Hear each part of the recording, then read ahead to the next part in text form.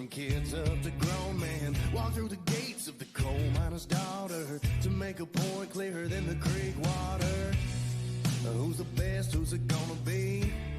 In Hurricane Mills, Tennessee. Can you feel the adrenaline? Dirt flies hypnotized by the wheel spin. Hear the crowd, everybody's whistling. Line on the field. If you can put it all together 3 times, this 1 week of racing could change your life. Everybody knows this is where it all begins. Do what you gotta do for 20 plus 2 out at the ranch.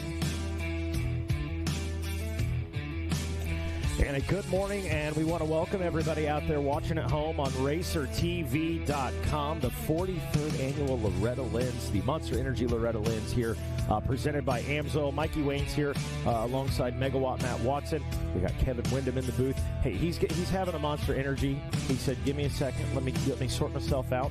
We got Zach Aaron down on the podium. Jackson Burrow with us, as well as, of course, Weege, Jason Wygant, Kevin Kelly, and the insane Wes Kane out here with us this weekend.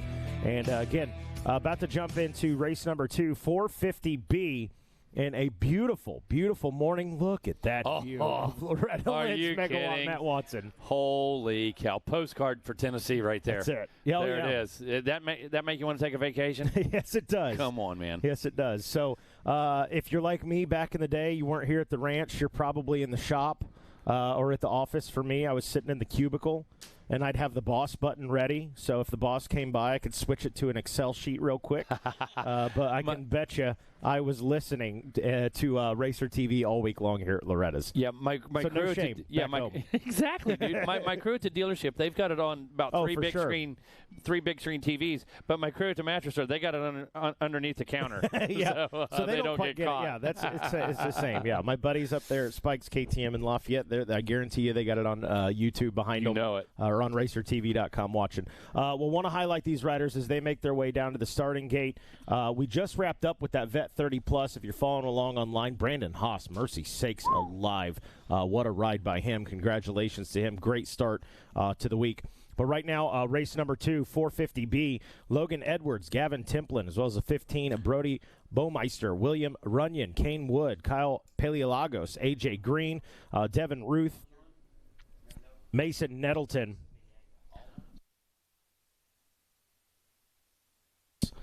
Talon Zollers, as well as Colin Burns, Miles Monty, Dane Morales, Reese Wheaton, J.J. Concannon, Wyatt McGrath, Felipe Costa, Kyle Looney, Carl Brown, as well as Vittorio Fazio, Robert Thomas, Jaden Riley, Cole Forbes, and the rest of the pack here, Ryder Thompson, Jack Carrick, the Diesel Thomas, the number 54. Saw some great lap times by him yesterday. Trevor Bernard, Logan Forward, Baylor McKellar, Caden Marple, Whispern Smith, Victor Villasener, Carter Malcolm, Bradley Williams, Seth Creedy, Jaden Wolf, Christopher Schroeder, Josh Bowman, Dakota Ulrich, Ryder Gwynn, Everett Clark, and Travis Byram. And that is your starting gate for the 450B. Just about to see that card go up, Mikey. See these guys making final preparations right now back there behind the gate. There go the mechanics. Everybody's working their way off right now. Moments away from that card going sideways in 450B. Talk about an intensity level.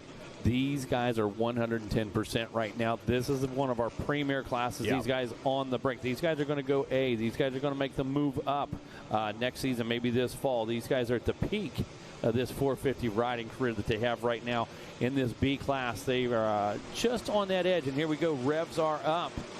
Gate is down. Who's it going to be as they work their way into turn number 1? Official spotter Kevin Kozad going to get us a number. Shout out to MXers for Jesus and Kevin Kozad. 52. I don't have a 52. Maybe 53. Jack Carrick. We'll know in a second. Get our eyes on him. Now it's the number 89 making a move. The number 57 was out front early. Oh, it was the 57. That was Logan Forward, rider out of New York on that J&R trucking backed ride. New leader, I believe it was the number 58.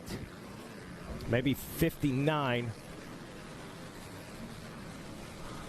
Take a look on the monitor up here, see if we can get a little better ID. These guys moved so quick as they went past us on that one. Back into the sand wash. Here we go. Going to turn things up just a bit. Look at this. Our early leader. Now he's under fire again. Back toward the waterworks. These guys are going to come back around there. Oh, there you go. 1, 2, 3. Got a caution flag. One rider down. He's back on 2 wheels right now, and they're starting to sort each other out as they work their way through the sand wash. So a great start for us here. We had that with the 30-plus class, and then we've got the 450B setting the tone. So Logan Ford, Dakota Aldridge was the 89. 89, there we Keller go. Was the 59. A.J. Greenwell in the mix, and Carter Malcolm back there as well. Wow, all the key players up front early in this one, Mikey. Working their way through the beach on lap number 1. We got a battle for the lead right now. Battle early and different line choices. Love to see it. One's on the inside, one's on the outside. We're setting the bar high. Duck stack back down into the inside line and coming through the finish line for the first lap completed. And looking forward to that second lap. We'll get an idea what these lap times are looking like for these guys. But boy, setting the bar high here this morning. And you got to understand, as you come through and you lead that first lap, that just boosts that confidence. That gets that adrenaline going through the roof. So Diesel Thomas credited for the lead after lap number 1. That is the 54 Husqvarna. Dakota Aldridge in the 2 spot on that Kawasaki. And then things getting all kinds of mixed up. Carter Malcolm checking in there in 3rd, and Baylor McKellar 4th, and Wyatt McGrath rounding out your top 5. Yeah, Wyatt McGrath was on the move. I think he picked up 1 or 2 spots during that opening lap. A.J. Greenwell as well. He sits in that number 6 spot. Logan Edwards in 7th. That's going to be Victor Valesano in that number 8 ride. J.J. Concannon in 9th, and Seth Creedy in the number 10 position. Kevin Wyndham up here getting nutty with us already. Yeah, you know, now that you're in a squirrel, that happens. Wild week. Hey, what a difference a year makes, Megawatt, as we welcome everybody on Racer TV. Got a rider down right there. That looked like the number 30, Colin Burns, back up on the machine, trying to get her fired up. But, boy, what a difference a year makes. Last year, obviously, it was like, let's get some racing in before it starts raining. For those that don't know, we got a great forecast this week, albeit hot. Oh, yes. We're mid-high 90s, plus the humidity. It is going to be an absolute hot week. Saturday, you know, with the last day of racing, we get a nice cool, like a fall day. It's like 89. Yeah. Oh, yeah. It drops another 6 degrees or so on Saturday. Yeah. But nonetheless, this is going to be, I think, a historic Loretta Lynn's. They all are. Every year we come out of here with some stories to carry for years to come. But great start this morning. Great battle out front.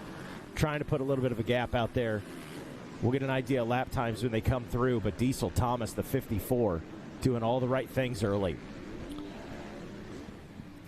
Yeah, Thomas was able to make a good move around the beach back here as he made his way down in the Bermuda Triangle. That's where he really picked up a bit of a gap. Got a good drive out of there. Got a couple bike links on the rest of the competition. Aldridge, of course.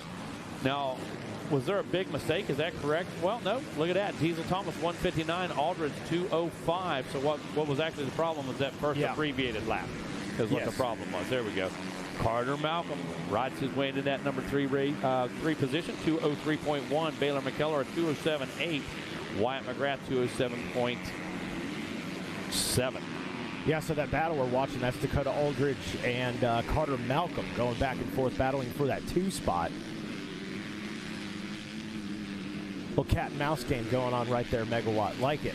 Yeah, oh, absolutely. Listen, you can't pass by following. That's right. You can't play follow the leader by any means. So these guys are going to use insides, outsides. They're going to look for that smooth line on the fringes, out on the edges maybe, where they can hold it on just a little longer, maybe stick it in that corner. But cat and mouse, listen, there's going to be all kinds of strategy through these motos all week long. Got a great shot, that turn right there of just the lines that have developed already early in this one. This is race number 2. Your 450B. Coming up next is going to be your 125C class.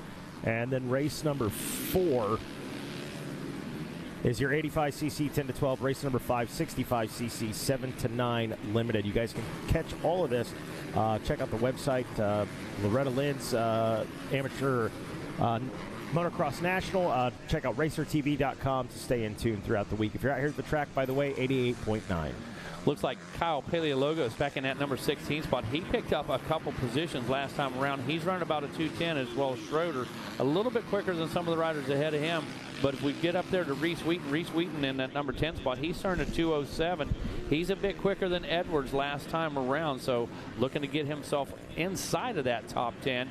And look at Cole Forbes. Cole Forbes back in that 7th position. Last time around, he turned at 2:03. The guys ahead of him turning 2:07s. So Forbes definitely found the quick way around last time. 4 seconds quicker than the next 3 guys up the trail. What I love, Cole Forbes, a guy, coming into last year, he was a GNCC guy, former youth overall champion. He said, Mikey, I'm making the switch. I'm full Moto. I'm done with Woods. I'm going to try out Moto. And I thought, man, listen, I didn't beat around the bush. I'm like, it's going to be very difficult. And when you come in as the youth champ at GNCC, we know how the Moto guys are going to look at you. Yeah, good luck, buddy. Well, hey, he's doing it right now. Oh, absolutely. In the top 10, making moves. So Cole Forbes putting the Moto experience to work now. Seems like it's working out for him.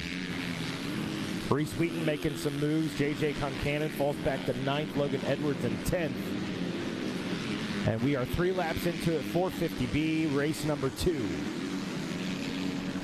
So it looked like Whispering Smith, Kyle Paleologos. Now, he was sitting back here in 16th. We said he had a good drive. Listen, that guy's up to 12th now. So he picked up a couple more spots, 3 or 4 more spots last time around. We knew that the number 19 wasn't going to sit back here and dilly-dally around. He was going to make hay while the sun shines. And that's exactly what he's doing now on that number 19 Yamaha.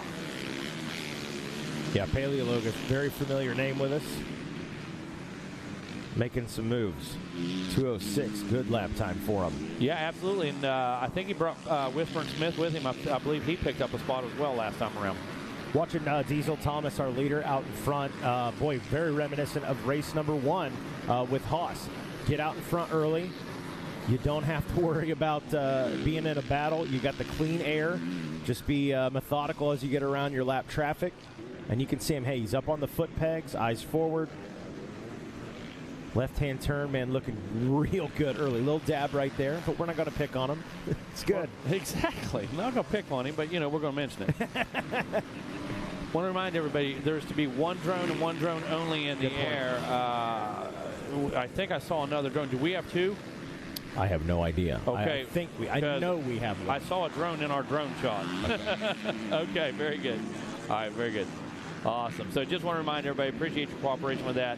We're going to only have 1 drone in the air. We've got the best drone operator in the business. And let's leave the job to him, please. Hey, shout out to Gabe. Gabe does a good job. Absolutely. Gabe's awesome. Great job. For sure. He's probably a sigh of relief this week. Normally does our drone operator for GNCCs. Well, there's trees here, but not nearly as many as what we have to face at a GNCC. Yeah, and the lap is not 13 miles. Yeah, that's also true. So, yeah. So Diesel Thomas out front and doing work. Very consistent. His best lap time of 1:59. Turning 2:02s right now. At this point in the race, lap number 4, they're getting spread out just a bit. So that variance of 2.5 seconds or so, that's pretty consistent here early in the week. So Carter Malcolm 2:02 last time. Dakota Aldridge 2:06. McKellar 2:06. There's Cole Forbes, we mentioned.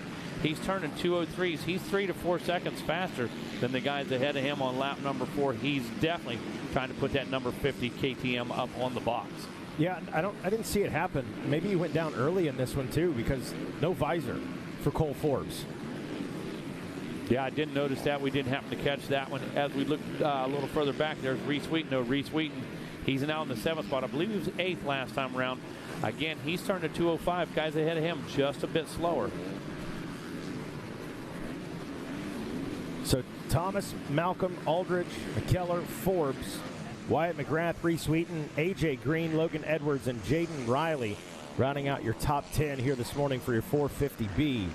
Yeah, right now you see Dakota Aldridge all over Carter Malcolm trying to close that gap. It was just a bit closer a second ago, and Malcolm just grabbed a handful, got a good drive out of the corner, tries to open that gap as they work their way back into the beach. If I'm not mistaken, I think Forbes has actually gotten around Baylor McKellar. I think that was the 59 I saw that he was just in front of. There is Forbes, the number 50. So Forbes, pretty good gap, though, out in front of Forbes. Okay. Got to ride real well. There we go. So Aldridge just checked in, 5 laps completed. Yep. So still Diesel Thomas out in front, staying right in that 203, 204 range. Carter Malcolm in the 2 spot. Yeah, Dakota Aldridge, Forbes, and it was Forbes making the pass. And again, he turns a 203. Aldridge ahead of him, a 206. Now your leader's 204, Malcolm 203. So Forbes on a mission right now. Forbes wants to put that number 50 machine up on the box. Forbes said, Mikey, you doubted me last year. You doubted me. Give me 1 year. I'm going to have not the best start. Obviously, the visor's missing, okay, but he just might be in the fight for a podium. Here late. Those Woods guys are used to that. They come up missing Yeah. parts and You're not going to wear them stuff. out. That's yeah, for bent sure. stuff Like, all the time. they're not going to get tired. Forbes, you know, he got into the point where he's running 3-hour races on Sunday, so certainly acclimated. He said hot, humid, doesn't matter. No place to rest at the ranch. That's absolutely correct. Okay, there's no long right away. There's no power line climb. There's no fire road. No fire No place road. to take a rest here, bro. Catch some breeze. That was one of the things I think maybe Kevin was talking about yesterday. Kevin, grab that mic. I'll let you talk to it. The way the Loretta Lynn's track is set up, like it's hard to get like a good flow, right? I mean, it's like taxing. Every section has got its own thing. Absolutely, this track has always been challenging. It's got the mulch and the native soil to the area.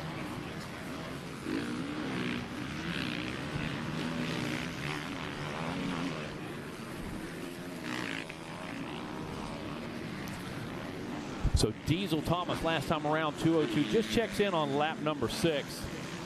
Check. Malcolm closing that gap just a bit on the number 67 KTM. Dakota Aldridge looking to check in right now. He's going to be in that 3rd position. He turned to 206 last time around. Was he able to pick up the pace just a bit? Cole Forbes was making the push, so Aldridge 208. Look at this. Cole Forbes drops down to a 202 last time around, so just about 6 seconds quicker than the rider in front of him. Aldridge must have had a little mistake there, maybe a little incident with a lapper, that type of thing, but 202 for Thomas, 202 for Malcolm, and 202 for Forbes sitting back in that number 4 spot. Forbes has been on the move, Jackson Burrell, this whole moto. And I got to tell you, that guy's determined. That guy wants on that box. And he maybe wants the top of the box by the time this one's over. Yeah, Cole Forbes has been charging hard, but Megawatt, I've had my eyes on that number 34 Kawasaki machine, Reese Wheaton as well. He has made his way from 10th place, now up to 5th.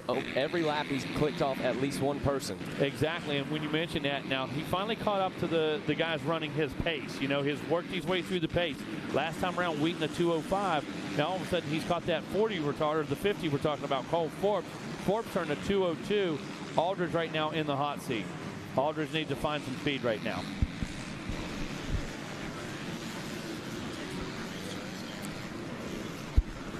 So how about Diesel Thomas up there, a 159.6, the only person to be able to drop it down below a 2-minute mark.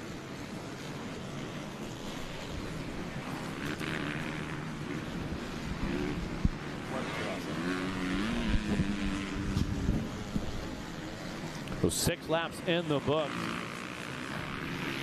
So who's gonna be on their way? Talk with Zach Aaron down on the podium.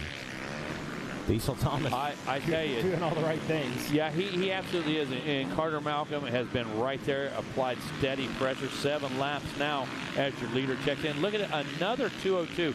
His best time 159. And I got to say, I've seen 5 202s out of these 7 laps. Yeah. You know, that guy's consistent right now. Now Carter Malcolm finally back there, just wore down just a bit. He's 2 seconds off the pace. He was matching Thomas for about 5 laps. Dakota Aldridge yet to check in. There he comes right through there. Forbes. There we go. Forbes is able to make the pass right here, basically in front of us. Reese Wheaton, as we said. Now Reese Wheaton picks up 2 last time around, puts him into the number 4 spot. Whole new ball game right now, fellas. Yeah, tough break for Dakota Aldridge. Falls back to the number 5 position. He's got to regroup, and you can see a little mistake there. Actually ran a 2:14. So tough lap for Dakota Aldridge. And the numbers will normally tell the story. Your leader, 202. Carter Malcolm in second, 204. Forbes a 205 in third. Reese Wheaton a 205. Then we see 214, 209, 211, 208. A big gap outside of those top 4 right there. Shows us what the necessary pace is. Yeah, absolutely correct. And you nailed it, Diesel Thomas. I think I saw 1:2:04 in there for Diesel. Yeah. That was the lap. He's like, okay, I got a good gap. Let me get a little breather, check up a bit. But, boy, he's just been on the throttle since. Looking real good on Racer TV right now. When we look at his best lap number 2, Kevin Ness, he put the sprint in. He put the sprint in right there, knew what he had to do. And you see that 1:59. His best lap was lap number 2. So able to put himself out early into that lead. Got a little bit of a gap. Able to maintain that. Carter Malcolm been relentless. Cole Forbes still turning the fast laps. Reese Wheaton matching with a 2:05 now.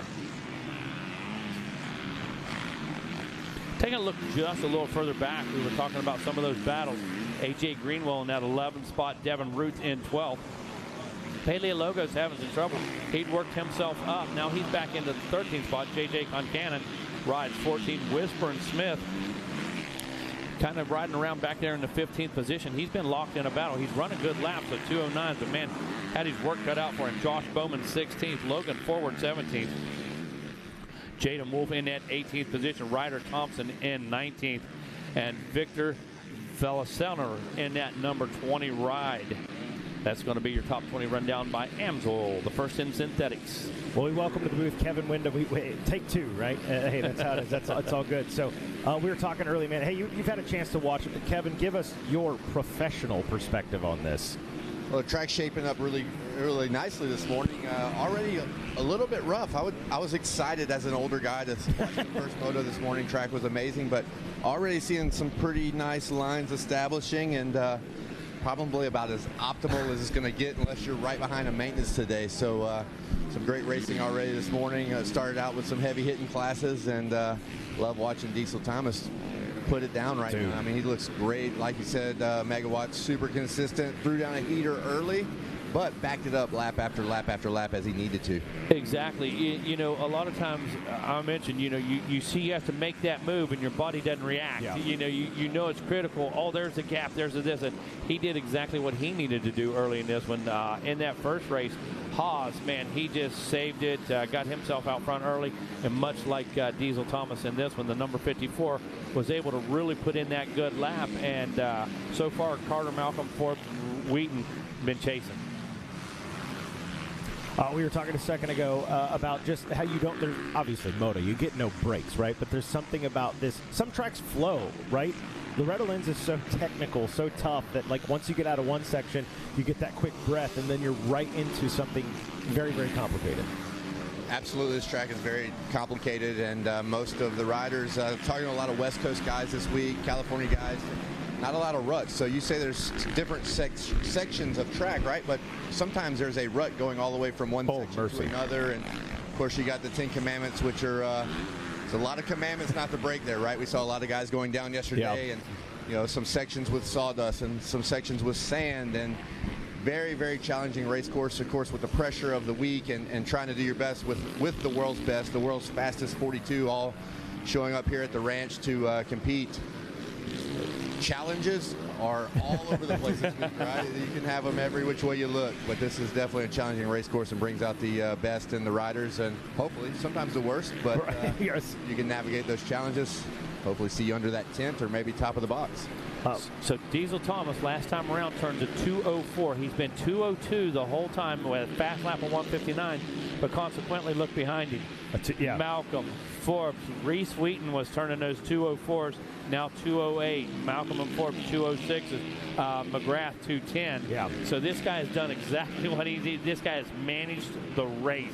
Out front has Diesel Thomas. Yeah, and you can see it in the body language of Diesel Thomas earlier. He was up on the foot peg, standing, looking right in front of him. Now he's kind of relaxed, just flowing with the track, sitting on the seat a little bit more. He's feeling it right now. He's got this thing. He's just got to ride smart. Jackson, you got to believe Aldridge, McGrath, Wheaton, Forbes, these guys are thinking, man, start. Yep. Woulda, coulda, shoulda. They're thinking, man, had we been up there, had we got that running very similar time, put in great rides, used a lot of energy to get where they are. used a lot of energy to get where they are. Things could have been just a bit different if they got a little bit better start. Well, one good thing about it, Megawatt, they can get that confidence up, and then going in to Moto number 2, they know that they're where they're supposed to be at, and you know they're going to try as hard as they can to get up there on that whole shot. Yeah, they're feeling the pace right now. They know what to expect, and late into this one, 9 laps in. And checker flag flies, so Diesel Thomas on the number 54 Husqvarna going to be able to get it done here in Moto number 1. I got to tell you, this one did not disappoint either. That Bet 30 Plus was awesome. Diesel Thomas come out. There was a quick lead change right here just before the 10 Commandments. And other than that, I mean, he just went to work. You saw Forbes work his way through the pack. Reese Wheaton worked his way through the pack. So right now, 1 and 2, Diesel Thomas, Carter Malcolm so far. Looks like, is Forbes right there still as he works through? Yep. What a ride by him, right? Not man, a great start. Obviously, maybe a get-off. Got to think a get-off. Missing a visor. Regroups, hangs on for a 3rd place. How about that? To talk with Zach Herron down on the podium. But Diesel Thomas, whew, Carter Malcolm, Cole Forbes, Reese Wheaton going to head back to the pits and say, what do we got to do to get up there and fight with this guy?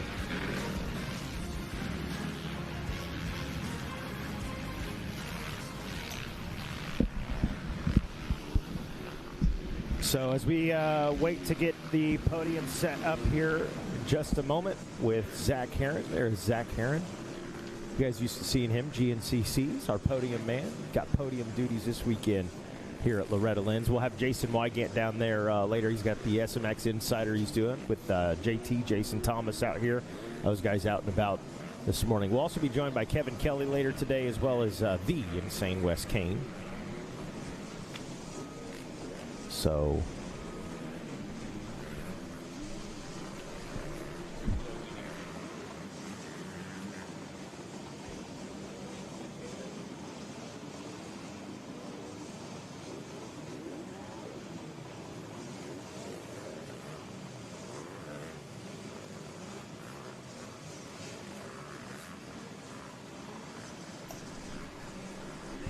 So while we wait on that podium to get set up here, race number 3. Well, we'll tell you what, we'll highlight some of the top riders here out of this 450B class first. Gives Diesel Thomas. And Zach, you take it away when you need to, bud. You just jump in there when you need. We got our eyes on you. Diesel Thomas taking 1st place. Carter Malcolm 2nd. Cole Forbes 3rd. Reese Wheaton will take 4th place with Wyatt McGrath in 5th. Outside of that, Dakota Allridge takes 6th place. Baylor McKellar, 7th. 8th place going to go to the number 12 Yamaha. Logan Edwards. Jaden Riley going to take 9th place. And rounding out your top 10, the number 36 KTM of J.J. Concannon. It sounds like Zach Herron's ready down on the podium. Perfect time in there, Mikey. It is time to do some celebrating. He's got a gold medal in hand and a first moto win. Please put your hands together for Diesel Thomas. Diesel, I was lucky enough to see an incredible performance out in your regional. You're clearly backing it up on the national stage as well. Take us through that first moto.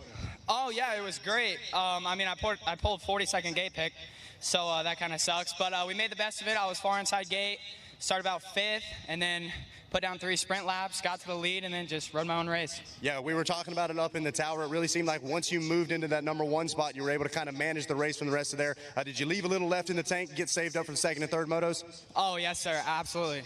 Hey, well, I know you got great people in your corner helping you out. Who do you need to thank for this first moto win? I'd like to thank the Lord Jesus Christ for keeping me safe. All the guys over at Munn, Big J, Big Dan, those guys work really hard. My trainer, Ben and Ryan, the whole Moto Sandbox crew, Race Tech, FMF, Tamer, Fox, OGO, Bell, Monster, and everybody else. Thank you. There it is. One more time, a round of applause. Your 450B Moto 1 winner, Diesel Thomas.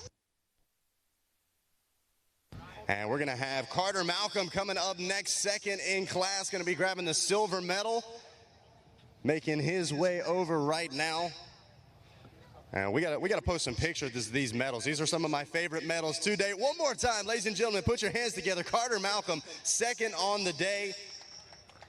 That's when you know you're doing stuff right. People start handing you hats, everything to put on. That means you're on the big stage out here at the ranch. Man, take us through that moto. It was a hard-fought battle, but you nonetheless got up on the box here in Moto 1. Yeah, no, it was good. I got off to a pretty decent start. Steve with Money Inc. got the bike ripping against the 450s, got to hit my marks. So, yeah, that was good. Then tried to get into a little bit of a flow. Didn't feel amazing, but yeah, still pulled it off. Hey, absolutely. All right, now I'm dragging you over here center stage because I don't know if you've got grandma, grandpa, somebody back home watching, but everybody at Racer TV just put on that performance, man. Tell them who's helping you out, who's in your corner. Yeah, huge thank you to all my friends and family watching. It means the world to me. My grandma Connie is watching right now. Shout out to you. Yeah, Steve with Money Inc., Willie Manning. Suspension feels pretty good. Elite KTM, Performance Cycle, Ride Engineering. Yeah, Elite KTM.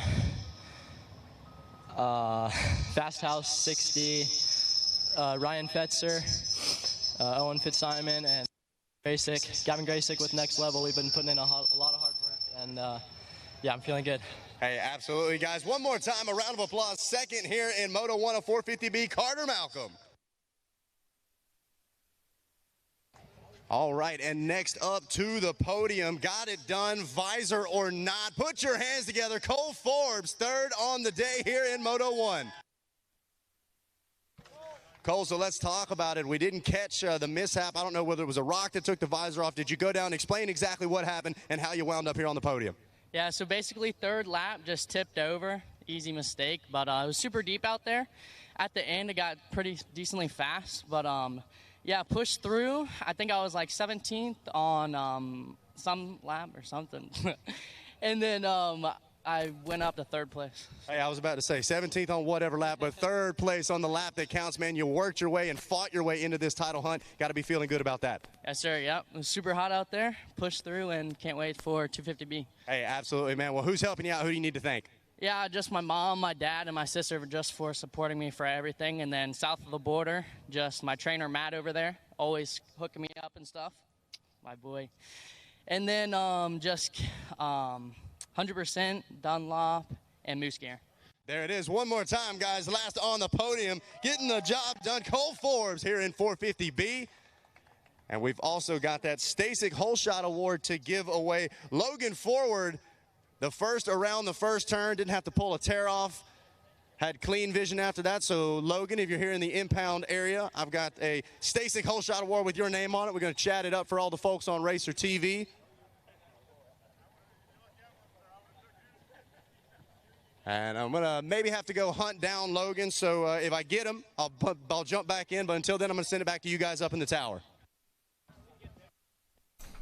Hey, thank you, Zach Heron. If you catch him, jump in there. If not, all good. Coming up next is going to be your 125C class. Let's highlight the riders out there. Miles Mulholland, Colton Legg, Noah Willis, Quade Edwards, Kenny Olson, the 17, a Caden Priestcorn, Gianna Love, Delvin Bradshaw, Carson Asay, Caden Mitchell, the 25, a Mason Hibner, the 26, Jeremiah Bell, 27, a Cole Martin, number 29, a Luke McNeil, the number 30, Kane Ewing, Reed Day, as well as Jake McDonald, the 37, a Luke St. John, number 38, Ryder Skalf, number 42, a Chase Brown with Wyatt Rodson, the number 52, a Dawson Cook, as well as the 54 of Jet Takun, Chase Flake, the number 57, the number 60, a Hunter Anderson, the number 64, a Finnegan Markland, the number 65, a Caden Watt, the number 67, a Jacob Coleman, the 68, a Dayton Stott, the number 72, of Cameron Green, number 74, a Slade Shields, the 76 of Alex McCoe, David Bolin, as well as Kane Dreyer, Caden Tverziak, Colby Gibbs, as well as Jasper Scoratino, Jaden DeBoit, Cameron Bradley, as well as the number 90 of Boris Flores, the number 92, Corbin Venny, and the number 96 of Keeson Hillman. And that is your starting gate for the 125C class. Just about ready to be off and rolling. And you can tell they're fanning them down there, and it's 8:30 here, Central Standard Time. It's hot. 8:32, bring the AC, please. Yes, bring the AC.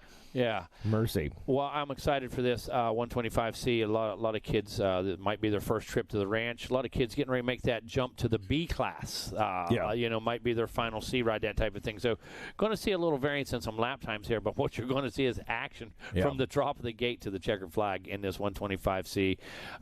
K-Dub, we're going to hear these things bouncing off the rev limiters out there. The sounds going to see of a couple of them run off the side of the track and back on. Dude, we're going to see action in this 125C, homie. We're going to see a lot, and we're going to hear a lot. I love the sound of these 125s, as we all do. We're everybody up here is pretty old. We've been through the two strokes, and man, love the smell, love the action in this class. And look, first time for all these guys. Right. Oh, yeah, for a lot of them. Yeah, absolutely. And Kevin, I still think it's the ultimate transition bike. When you're coming from 85 Super Mini, whatever, before that 250F, I just think that 125 is still such a critical piece. And then, of course, that's why we support it the way we do. Just now sight lap? Yeah. All right, so as you can see, 125C cutting loose on that sight lap right now. And again, I keep a couple 125s around. I know you still jump on one for fun every now and then. It's just something special. I think what it is, Kevin, it reminds us of when we got on big bikes. It was our first time to get on real motorcycles. We were on 80s, and the neighbors and the other guys you raced with and the uncles and stuff had 125s and 250s, and it's like, we made it, Mikey, when we got on the 125, bro. Grown man bike. We were on big boy bike then, bro. Definitely a rite of passage, right? Like, it is. Every time you get your new bike and you go from even 65s to 85s and all the steps that you go through, but something about going to that 125 size, it's I'm a big boy now. Absolutely. Yeah, when your wheels were the same size as that Mako 490, you were the guy. When your wheels were the same as that CR250, man, yeah, all of a sudden you're on the big bike.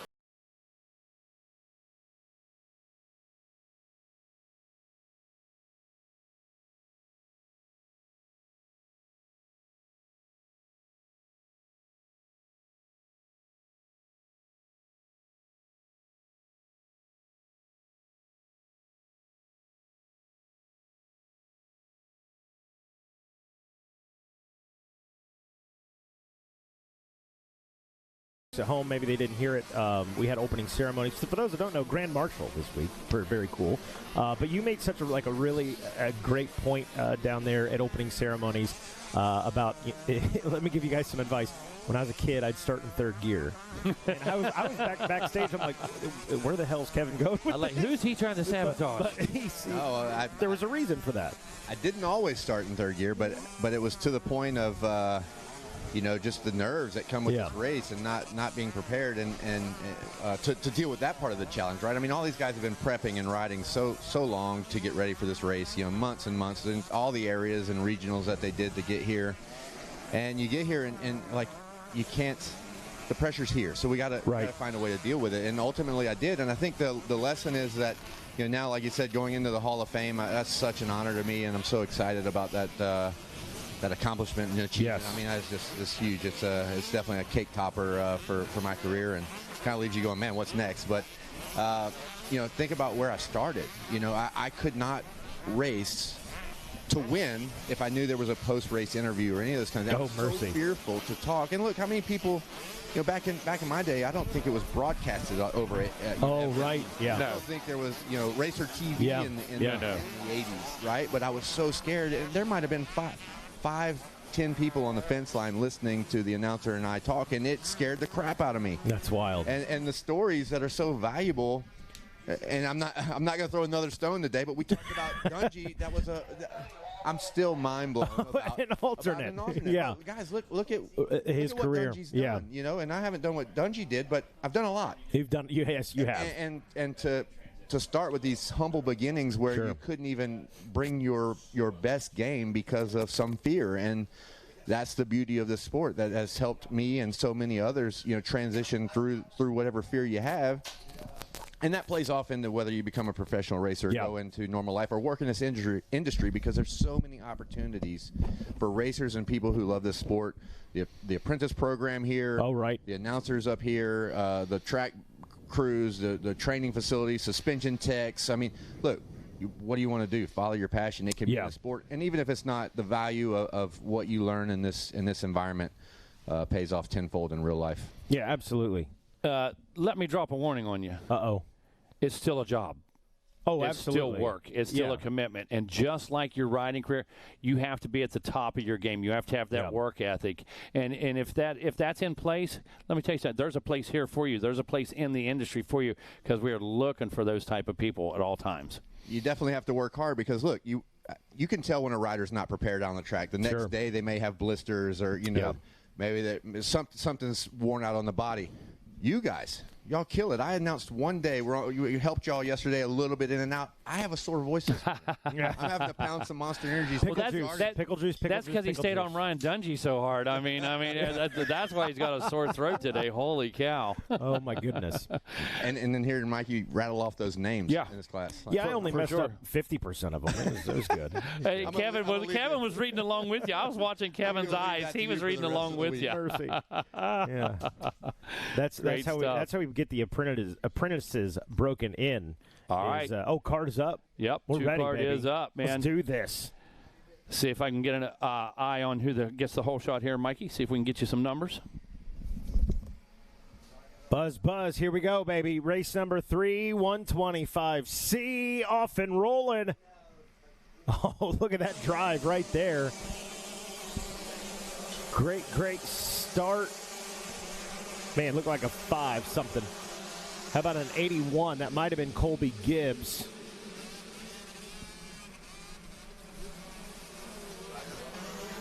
Grabbing it.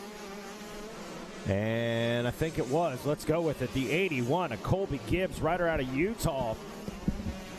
On that Utah motorback KTM, grabbing a whole shot and an early lead here for the 125C class. And drama in turns 2 and 3 right now. About 3 guys went down in turn 2. A couple guys just fell over in 3. But I got to say, Kevin, back to their feet quick. Bike still running, able to pull that clutch in, and back on the track they go. They were definitely up quickly, but, man, such a bummer to go down so early. You lose so many positions early in a race. Listen, that small mistake turns into a big mistake early like this because everybody's so gathered up. Everybody's so close. Oh, is that our... And that is our leader. I believe that was Colby Gibbs tucking that front wheel going down. So now Chase Flake and Cameron Bradley.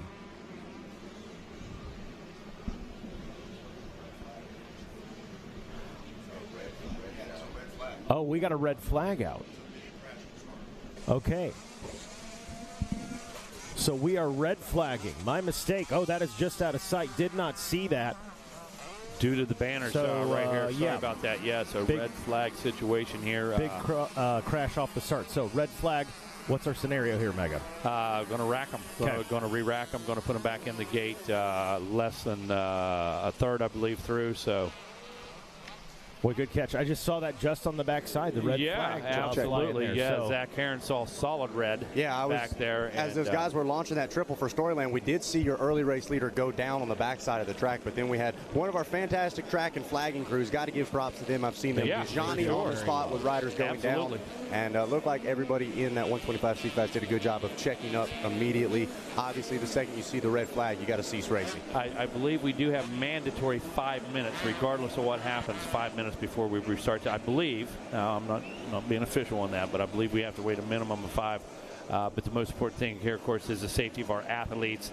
Make sure we get the proper care, if necessary, for transport, that we get everybody in proper position, stabilize, that type of thing. Well, it did look like, as we were watching that drone shot, it looked like they were walking a rider off of the track. He looked to be under his own power and kind of being assisted off the track. So hopefully everybody is going to be okay. It looked like there was 5 to 10 riders that really went down hard in that first turn. So they're going to re-rack them. And, Kevin, this is where we need the expert. Oh, he walked back on the deck. I want to know what's going through the head right now. Obviously. Oh, yeah. These guys are nervous. From a rider C-class, first time out here. Now you got to redo your first gate drop once again. I tell you who's probably not stoked about it is Colby Gibbs, Chance Flake, Cameron Bradley, any of those guys inside the top 5 off that first drop. Hey, if you're Colby Gibbs, you got to say, I had the awesome start. True. I went down. Okay, all right.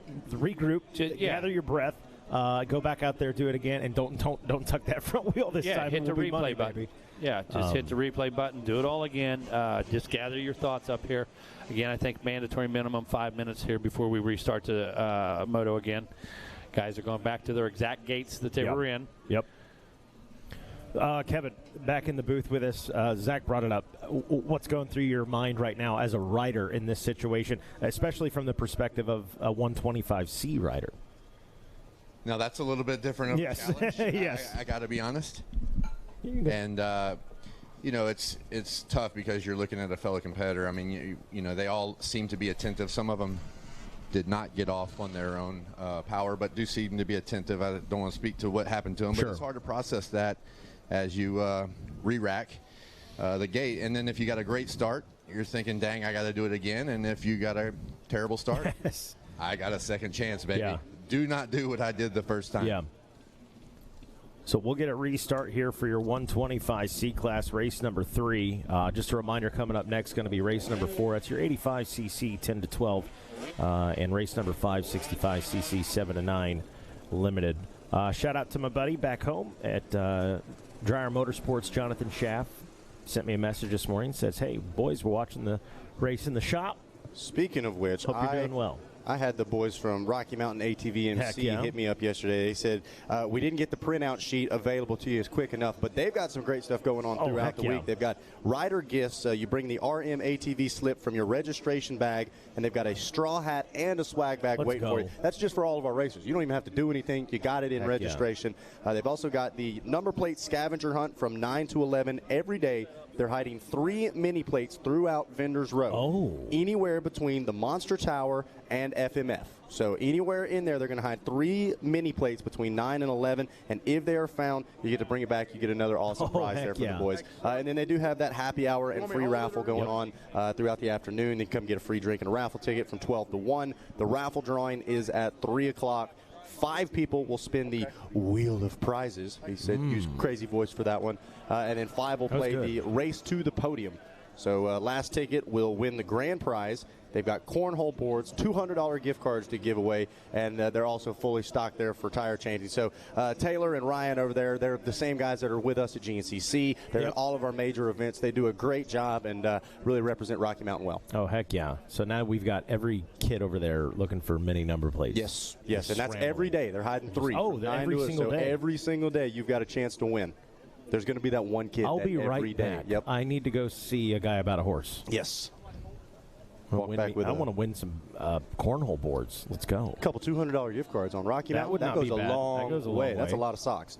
That's a lot of socks. We need to get that to West Kane. Yesterday, he had the shoes off here in the announcing tower Taj Mahal, and as is required by Megawatt Matt Watson. And we got to have house slippers like we're Mr. Rogers up here. But Wes had some holes in his socks. There he is. He says, "Are you going to call me out? I'm going to get in here and defend myself." But mercy.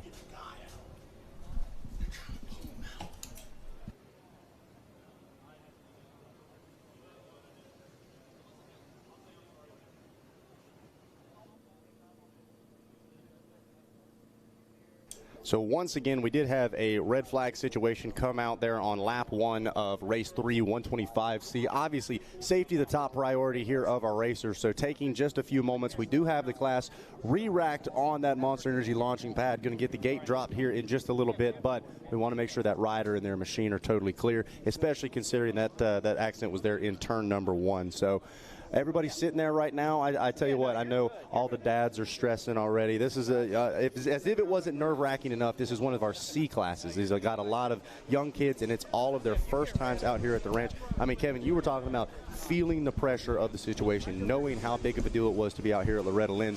These kids, it's all of their first times, and they're all within that 14 to 16 range. They're well aware of how big of a deal this is, and they just fired them back up. So those butterflies are going crazy. It's time to go, and look, 83 degrees right now, cranking back up. I'm sure it feels about 105 for these guys. It's hot. You see a lot of the moms and dads, mechanics fanning them off. So go time again. If you got a great start, let's repeat. And if not, it's your time to redeem yourself if you weren't looking so good on that first one. But, sitting there for those minutes, your head starts spinning, man. There's so many things going through your mind, and 5 minutes feels like eternity. And it's time to hopefully process and let's get this thing back going. Now, in your experience of red flag restarts, how often did you feel like you were able to actually redo that start, whether it was a good one or actually change it if it was a bad start? How easily is it to just re-execute what you just did? It's just something you have to do. It's not necessarily easy. If I didn't get a good start, I believe that I was going to get a good start, and if I did, I believed I could do it again. So it's all in your belief system. Oh, we got a rider through the gate. Wow, so one rider trying to take the timing method. Looked like they thought they were going to be able to time the gate drop, but a big hole shot. They're out front. We'll try to get a number on it. Absolutely launching off of that inside roller, but up front, and it looked like a relatively clean start. How about it? I think that was Colby Gibbs, the number 81. Oh, being challenged early, though. So new leader. Now is that Colton Legg. Colton Legg out in front now. rider out of Florida on that Performance Marine Factory Connection back Husqvarna, and Colby Gibbs grabbing the whole shot. That was a rider we mentioned earlier out of Utah on the KTM on that Utah motorback ride. Well, I tell you what, Colby Gibbs got that start, but Colton Legg wasn't far behind him, and man, he took both legs and put him in front of the guy in first place, because he is out front right now, and the number 12 is trying to check out. Absolutely. He came out of the short chutes just on fire, got the great drive. Next thing you know, the pass was made, had clear track going into the 10 Commandments. New game for Colton Legg. So right now, they make their way to the backside of the track here in Storyland. Already a lot of deep ruts. Kevin was even talking about how quickly this track has roughened up. Oh, take a look down the billboard already. Yeah. Take a look down beside the billboard after 2 motos. Right. What that thing looks like. Holy cow. Ronnie Renner was able to get that incident on film out there a moment ago. It was pretty gnarly, so glad to see everybody up, you know, being attended to properly. And listen, those 6 minutes out of our day meant nothing, you know, for our athletes, man, that's for sure. And pumped to see that. Hopefully get Ronnie in here in a little bit, get him on the mic. Of course, legendary freestyler, guy who runs amateur races all over the country. Spends a lot of time, I believe, I can't remember her fiance or girlfriend, Nicole. Nicole's running things for Thor over there. Yep. Oh, yeah, ran her X Games Gold. The guy was a pioneer when it came to the videos. Okay, when it come to freestyle videos and that type of thing, going out to Utah, the thumb, you know, all those things. So hopefully get Ronnie Renner in there. But out on the track, it's all about racing, Mike. Hey, Colton Legg, the leader out in front, turned to 156 right there. Gianna Love in the number 2 spot. Jake McDonald in 3rd place. 4th place going to be Jaden DeBott. Colby Gibbs back in the number 5 position. Mason Hibner in 6th place. Carson Asa in 7th. Reed Day in 8th. Luke St. John 9th. And Cameron Bradley going to round out your top 10 after 1 leg with a pretty good gap early, but outside of that, you can throw a blanket over them. Not just any blanket, a baby blanket. Well, I tell you what, Jackson and myself were just sitting here watching by the tower. One of those riders going down on the landing of one of those jumps. Believe that was the 67 at Jacob Coleman. He is back up and rolling, but he is now at the bottom of the field. So absolutely heartbreaking. You can see the emotions coming out, but like Kevin was talking about, these mistakes early in the race, man, do they cost you big. Got to regroup. Cole Forbes was able to do it. Hey, no visor. Went out there, still got himself salvaged a podium out of it. 42nd gate pick, too. Mercy. Yeah, both of our winners have had very bad gate picks, 36th and 42nd. I mean, that tells you right here. Loretta Lynn's, hey, anything can happen. We heard about Ryan Dungey being an alternate. You got a guy with a 42nd gate pick doing well, getting podiums. Anything's possible. You can't get down on yourself early in those kinds of situations. Taking a look at your leader right now, the number 12, Colton Legg, doing the leg work out front for this 125 Seafield as he is continuing to look good and stretch away as on screen you're watching your riders get ready to make their way through that monster sand wash. My goodness, great battles there. Gianna Love, Jake McDonald, Jaden DeBoat, Colby Gibbs all in the fights right now. Tail of the tape about to come out, Mikey. Here comes our leader right now. Legg going through the beach, headed for that Bermuda Triangle. We're going to get a full lap time here in just a second to see what that gap is here.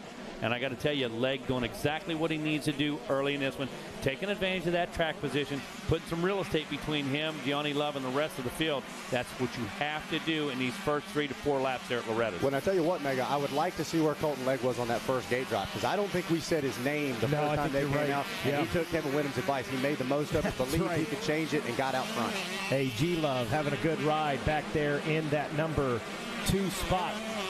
Bit of an island right now. Jaden DeBott was in that battle with Jake McDonald, actually checks in front of McDonald.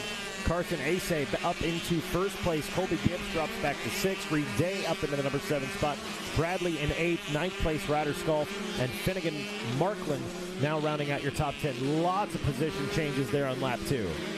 Yeah, big shakeups there.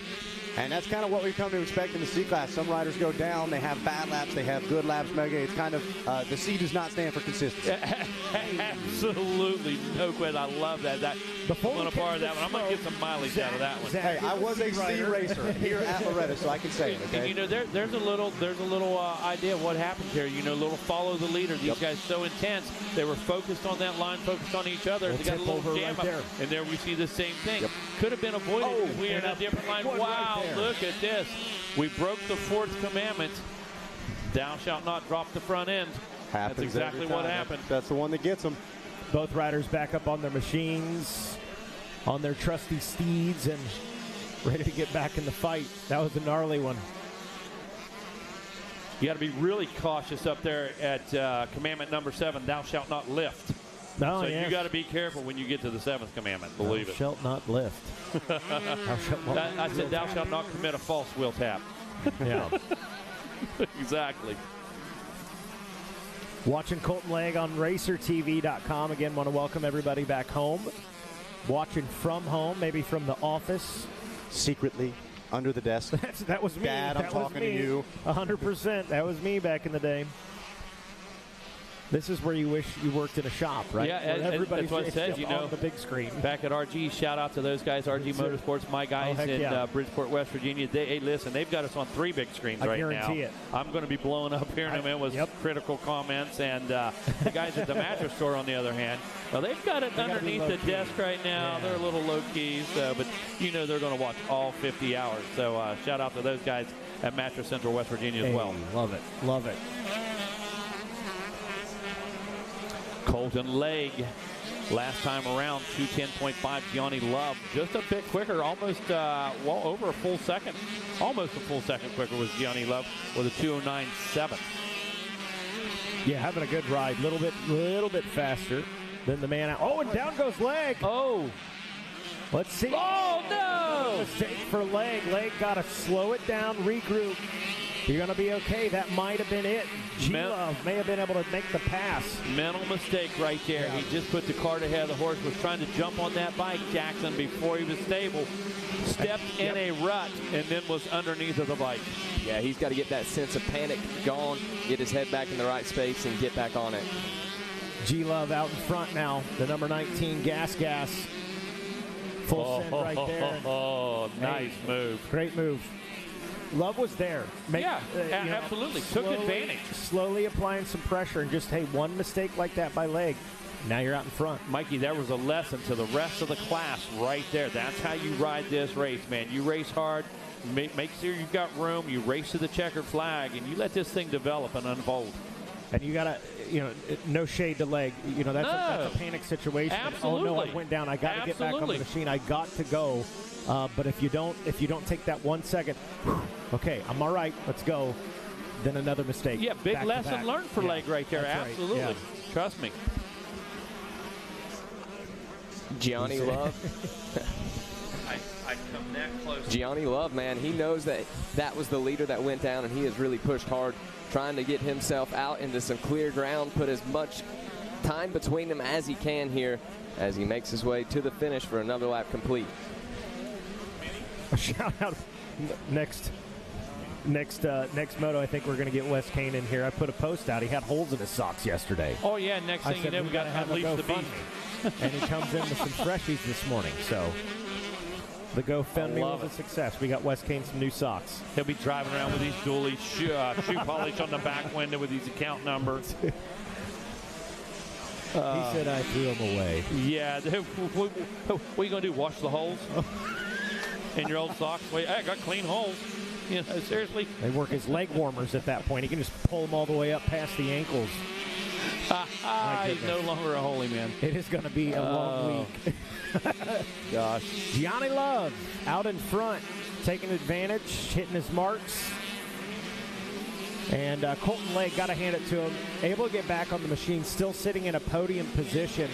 That 228 is going to hurt on the lap time. Jaden DeBott, credit where credit's due, up into that number 2 spot. Highlight some of these other riders here.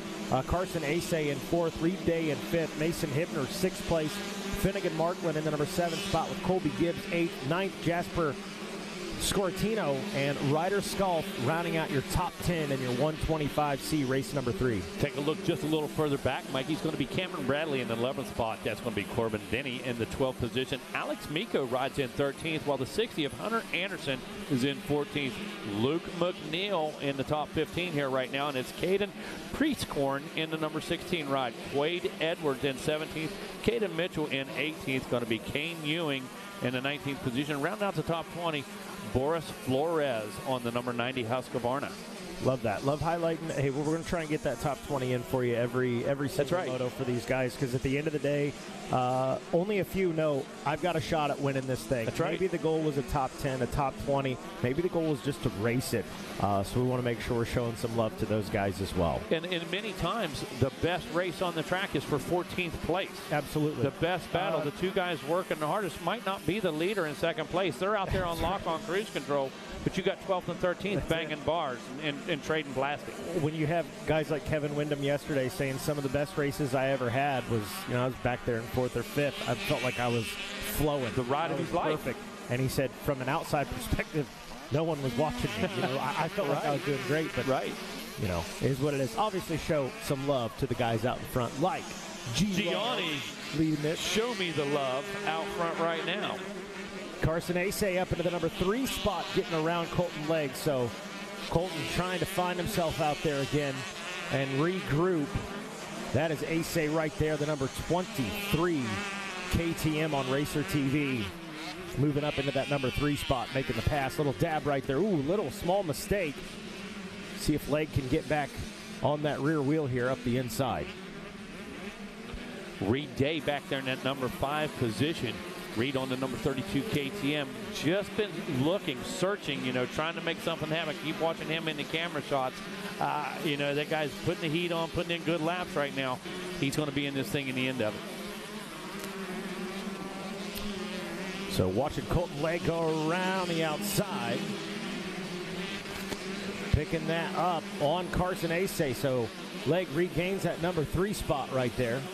Man, what a line to the outside. That was good. Carries some momentum and speed. Absolutely. Jackson picked right up on that outside line, man. Full momentum right there. Able to carry that speed. Now, it's the long way around, so it's a gamble, Yep. If you've got enough speed, though, it can just slingshot you right into that next position. He executed that perfectly. Got a good drive there on that 125cc machine. I mean, it sounded like turkey season in here a second ago. Duck Dynasty in here. Wow, I'm not sure what was going on there a second ago. We had Kelly and Kane, Wyndham over here leading them like a choir director. All right, freestyle legend, innovator himself, Ronnie Renner, making his way into the booth right now, and that's going to take it up another level right now, I can tell you. Yeah, absolutely. White flag is out. Most of Tim Cotter's gray hairs are from the cat wrangling that is his announcement. Oh, yeah, they're about to go from gray to silver today, so if I got anything to do with it. So, oh, my goodness. Bless his heart, he's tolerated my stuff for years. Mercy. How about it? Gianni Love out in front leading the way. White flag out. 1 to go, baby. G-Love trying to bring it home. Jaden DeBott in the number 2 spot. Colton Legg, after a gnarly little get-off and another mistake, has regrouped, got himself back into the number 3 position. Carson Asay 4th, Reed Day 5th. How about this? Finnegan Markland making some moves on lap number 6. Ooh, tough break here. Jasper Scoratino up into the number 7 spot. Colby Gibbs in 8th. Mason Hibner falls back to the number 9 spot. Got to get back in the saddle. Ryder Sculp running out the top 10. Man, you know me, Mr. Softy, man. I'm going to get choked up. My man, Roy, our boss, listening at home. Had some treatments today. And, this guy texted me, sounded great. The track looks like day 5, not day 1, and he's right. This thing roughed up right away. But listen, you talk about a guy who loves us and loves the game. This guy's sitting there getting a treatment today at the hospital with Racer TV on, bro. Cool. Okay, and also that way he can supervise as well, man. I love it. Hey. And I'll bet you, Roy's got the weather app pulled up. Oh, listen, he's got the weather app for Hurricane Mills pulled up. You can guarantee that, dude. And hey, we love you, buddy. We wish you were here, Roy. Yes, and you know what? Keep in touch with us all week, buddy. Will Roy be making it up to Unadilla? He will. Yeah, we'll see him at Unadilla, man. And let me tell you, he is a bad dude. He is intense, dude. I love him. Of course, Mr. Roy Danson. Mr. Roy Danson, yes, sir. Gianni, show me the love. Still out front, 210.8. Look at this. Jason DeBott in that number 2 ride. He turns at 210.6. Yeah. Very consistent there as well. Colton get a leg up on him on that 211 as the checkered flag flies. Gianni Love, Jaden DeBott, and Colton Legg.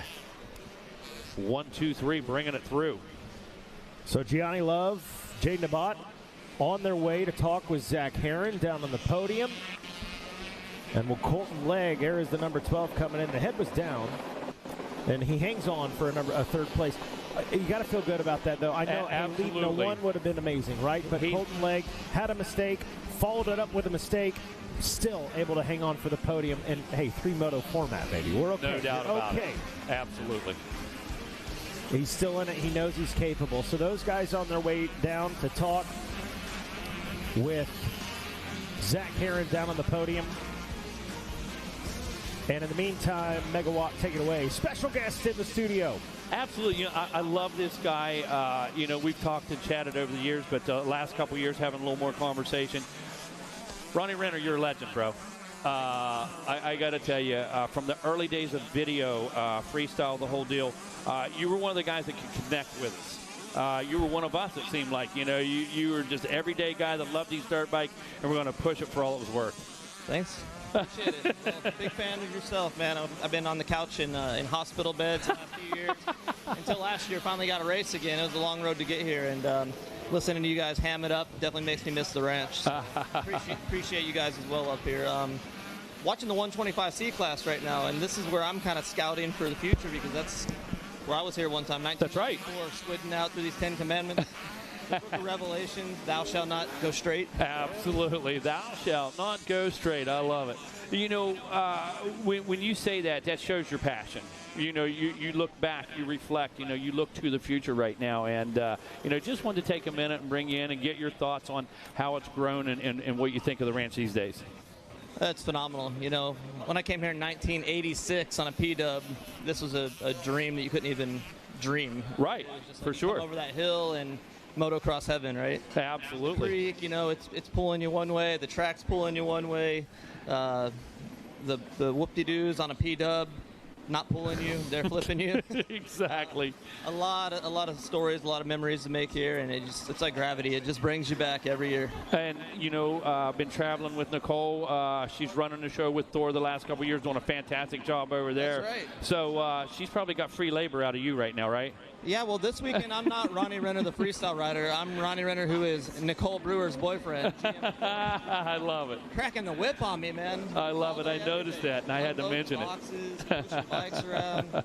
Just midnight, I think we were up till last night working. Oh, yeah, absolutely. Everybody thinks, have a great time, head to the beer tent, do this, go get a steak. No, man, listen, we got sweaty shirts at 11 o'clock. We're looking to eat a sandwich and get a shower. That's what we're doing. To see their work ethic there at Thor's. Yeah. Killer, and to be guilty by association and get my hands on it too is cool. I love it, dude. It's always great to see you around. Hope that you got time later, maybe come up, call some races with us, that kind of thing. We got a bunch of different personalities up here, and man, you fit the mix perfect. Right now, we're going to head out on our sight lap for 125C.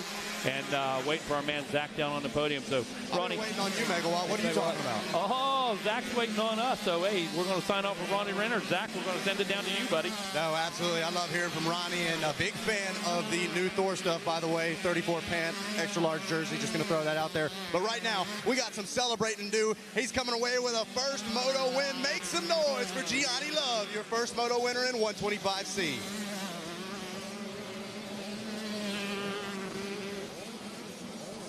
All right, he's got the gold medal in hand. Throw that thing on, man. You've been dreaming about this moment for a long time. Take us through how you got the job done. I got off to a way better start than the red flag. Then I came out 5th, and then I passed a couple people in the second corner before the 10 Commandments, and after that, I was out in the corner after made no mistakes. Yeah, absolutely. You responded to the pressure well. They were pretty hot on your heels. You didn't crack under pressure, man. Let's talk about that red flag. Obviously, you had to get re-racked back on the start. What was going through your mind on the line? I was kind of happy, but also not happy because the kids. I would feel better or get better. But I got a terrible start on the red flag, so it was just kind of a reset, and it was good. Hey, absolutely. You made the most of it. You reset, and were able to make the most of it, man. You grab a win. Who do you want to thank for getting you out here to the ranch? My mom, my dad, just my whole family. MTF, Colleen, Brian, Jacob for getting me in shape for this Loretta's. Dirt Lab, APAC Racing for getting my bike perfect, and Factor Connection for dialing in my suspension. There it is, guys. One more time, a round of applause for your first moto winner, Gianni Love, out of 125C.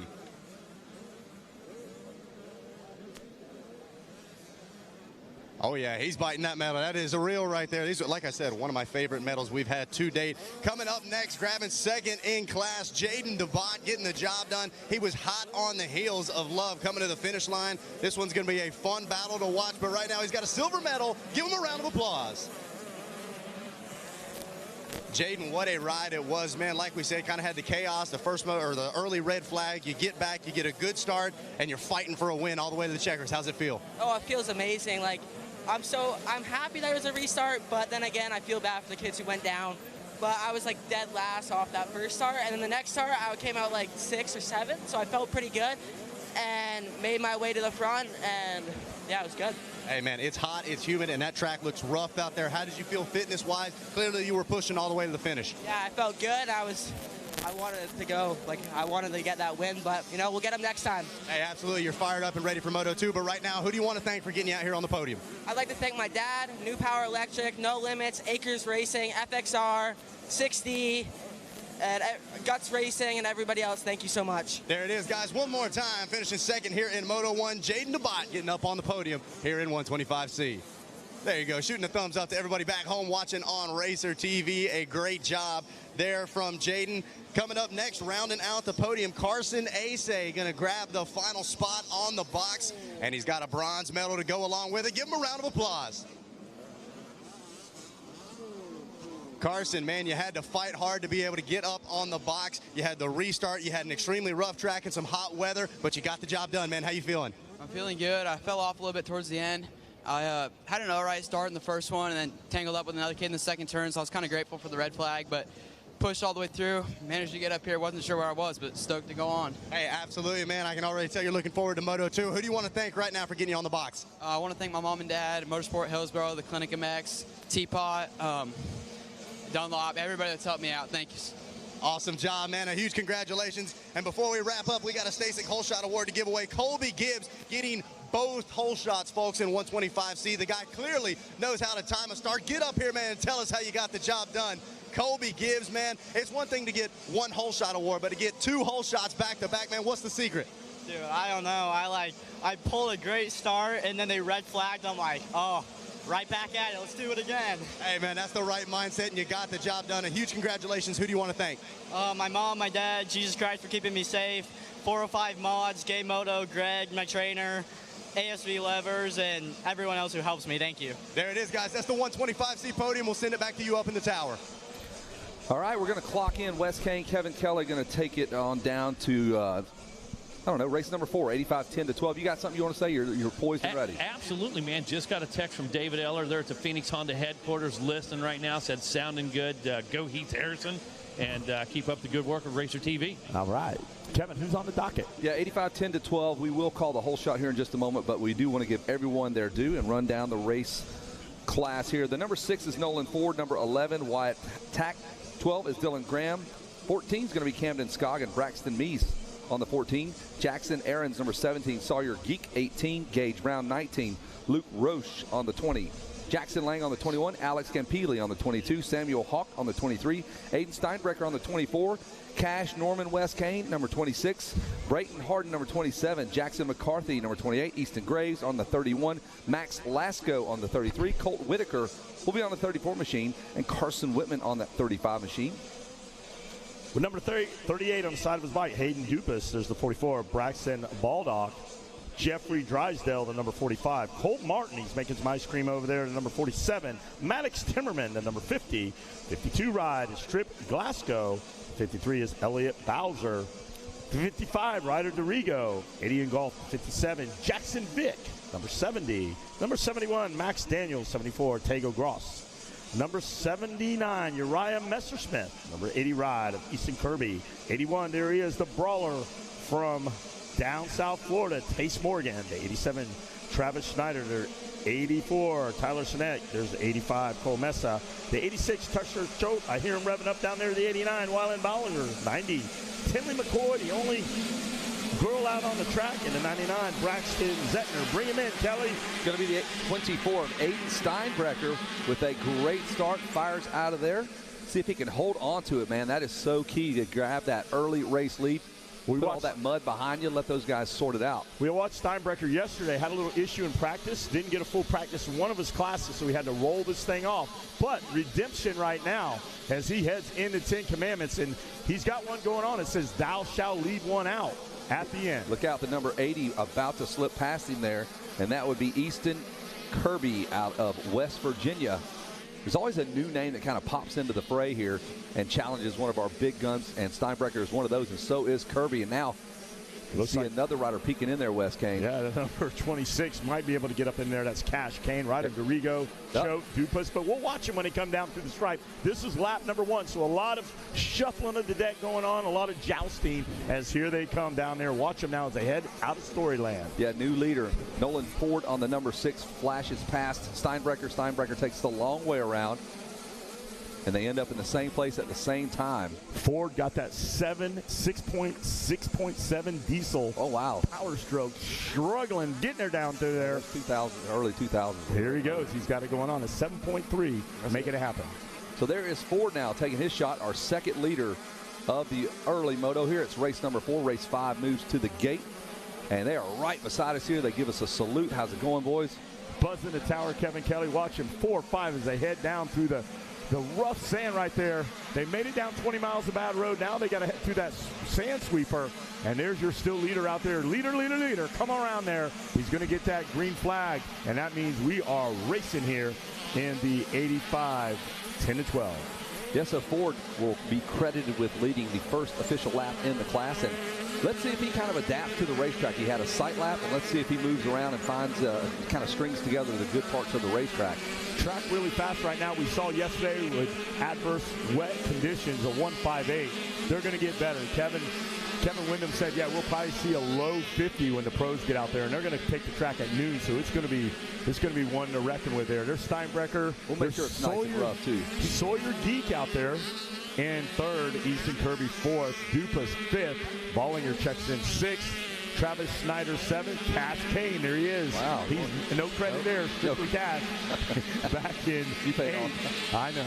I get it. Jackson Vick out there, and Wyatt Pratt in number 10. Just out in 11 was Colt Martin checking in. Tace Morgan on the NSA Yamaha ride. Donnie Luce watching that guy closely. They picked him up. They say he's a gunslinger here in this 85 class. We'll check him out right there. A lot of fast guys out. Easton Gray. Yeah, I was about to say, give a call out to him. That kid won titles, and he's back in 13th on the 31 machine. So we will track his progress here and look way down there. To 41st, downtown Gage Brown. He comes around, had a little problem out there. But you know what? Let's see how far he gets up the scale here, Kevin. Yeah, and remember the first set of motos. I know we kind of talk about this all the time. It's all random. Your gate pick. Motos 2 and 3 will put you on the gate how you finish. So you'll see the cream slowly rise through the crop. You'll see guys that you're like, why did he only get 10th or 9th in the first moto, then a 5th, and then a win? Because the gate pick got better as his finishes got better. Nolan Ford seems to be getting better, Wes. He's coming. Keep an eye on Alex Campili. Hey. Forget that G, man. Forget about it. Nah. Soft G. He's good. 80 in golf. There he is out there. Max Daniels. Choate. The rest of them out there, but they're going to be clicking through here. Here they come. So lap 2, they should kind of be able to put the racetrack together after a couple laps, I would think. And Nolan Ford kind of stretching things out with a 158. Everybody else in those 2s, Wes. Here they come. There's Steinbrecher looking pretty good out there as he's going to check in with our head flagger over there on the finish line. Watch him now. There goes Ford, Steinbrecher, Geek, and Kirby. 1, 2, 3, and 4. Hayden Dupas now starting to pick up the pace a little bit. Lap time changes just a little bit for Nolan Ford. So we'll see how that one goes. Yeah, that 158 is it's just because it was the start because they didn't do the start. It's like, wow, they all slowed down 12 seconds. No. That's just because they start. They don't do it in front of the billboard. They come around. Now they're on it right now. Steinbrecher, Sawyer Geek. There's your 212 coming in. Dupas, Kirby, Jackson Vick moves up. Colt Martin was 11th. He picks up a few spots, Kevin. Hey, he drops it down. Easton Graves moved up about 5 spots. He's already in the top 10. He's up to 9th now. So he can, if he gets in the top 5 position, that'll put him in a great spot for this championship. Here they come. Watch out. There's Colt Whitaker checking in with us. Roach, Dorigo. These guys, Kevin, you've seen them in Mammoth. We've seen them in Texas. They go to Baja Bravo. Your leader's down. Our leader. But he had enough. Wait a minute. He's still able to hold on, Wes. That's the whole group behind him. He's got multiple bogeys all over him. They're left, they're right. Go left. Take the shot. And they're trying to take the shot at Nolan Ford right now. Is he a little tip over? Take a breath. Take a deep breath there, Nolan Ford. Hey. Plenty of racing time to go. And he had such a nice lead that he was able to pick the bike up, keep it moving, and he kept it running, Wes. They are all over Nolan Ford. Oh, here like it a Harry comes. Krishner Oh. on a tourist in a crowded airport. There you Nolan go. Ford, you better get in that 6.7 diesel power stroke, and you better move it on, because here they come. Write these down, folks. That's the first one.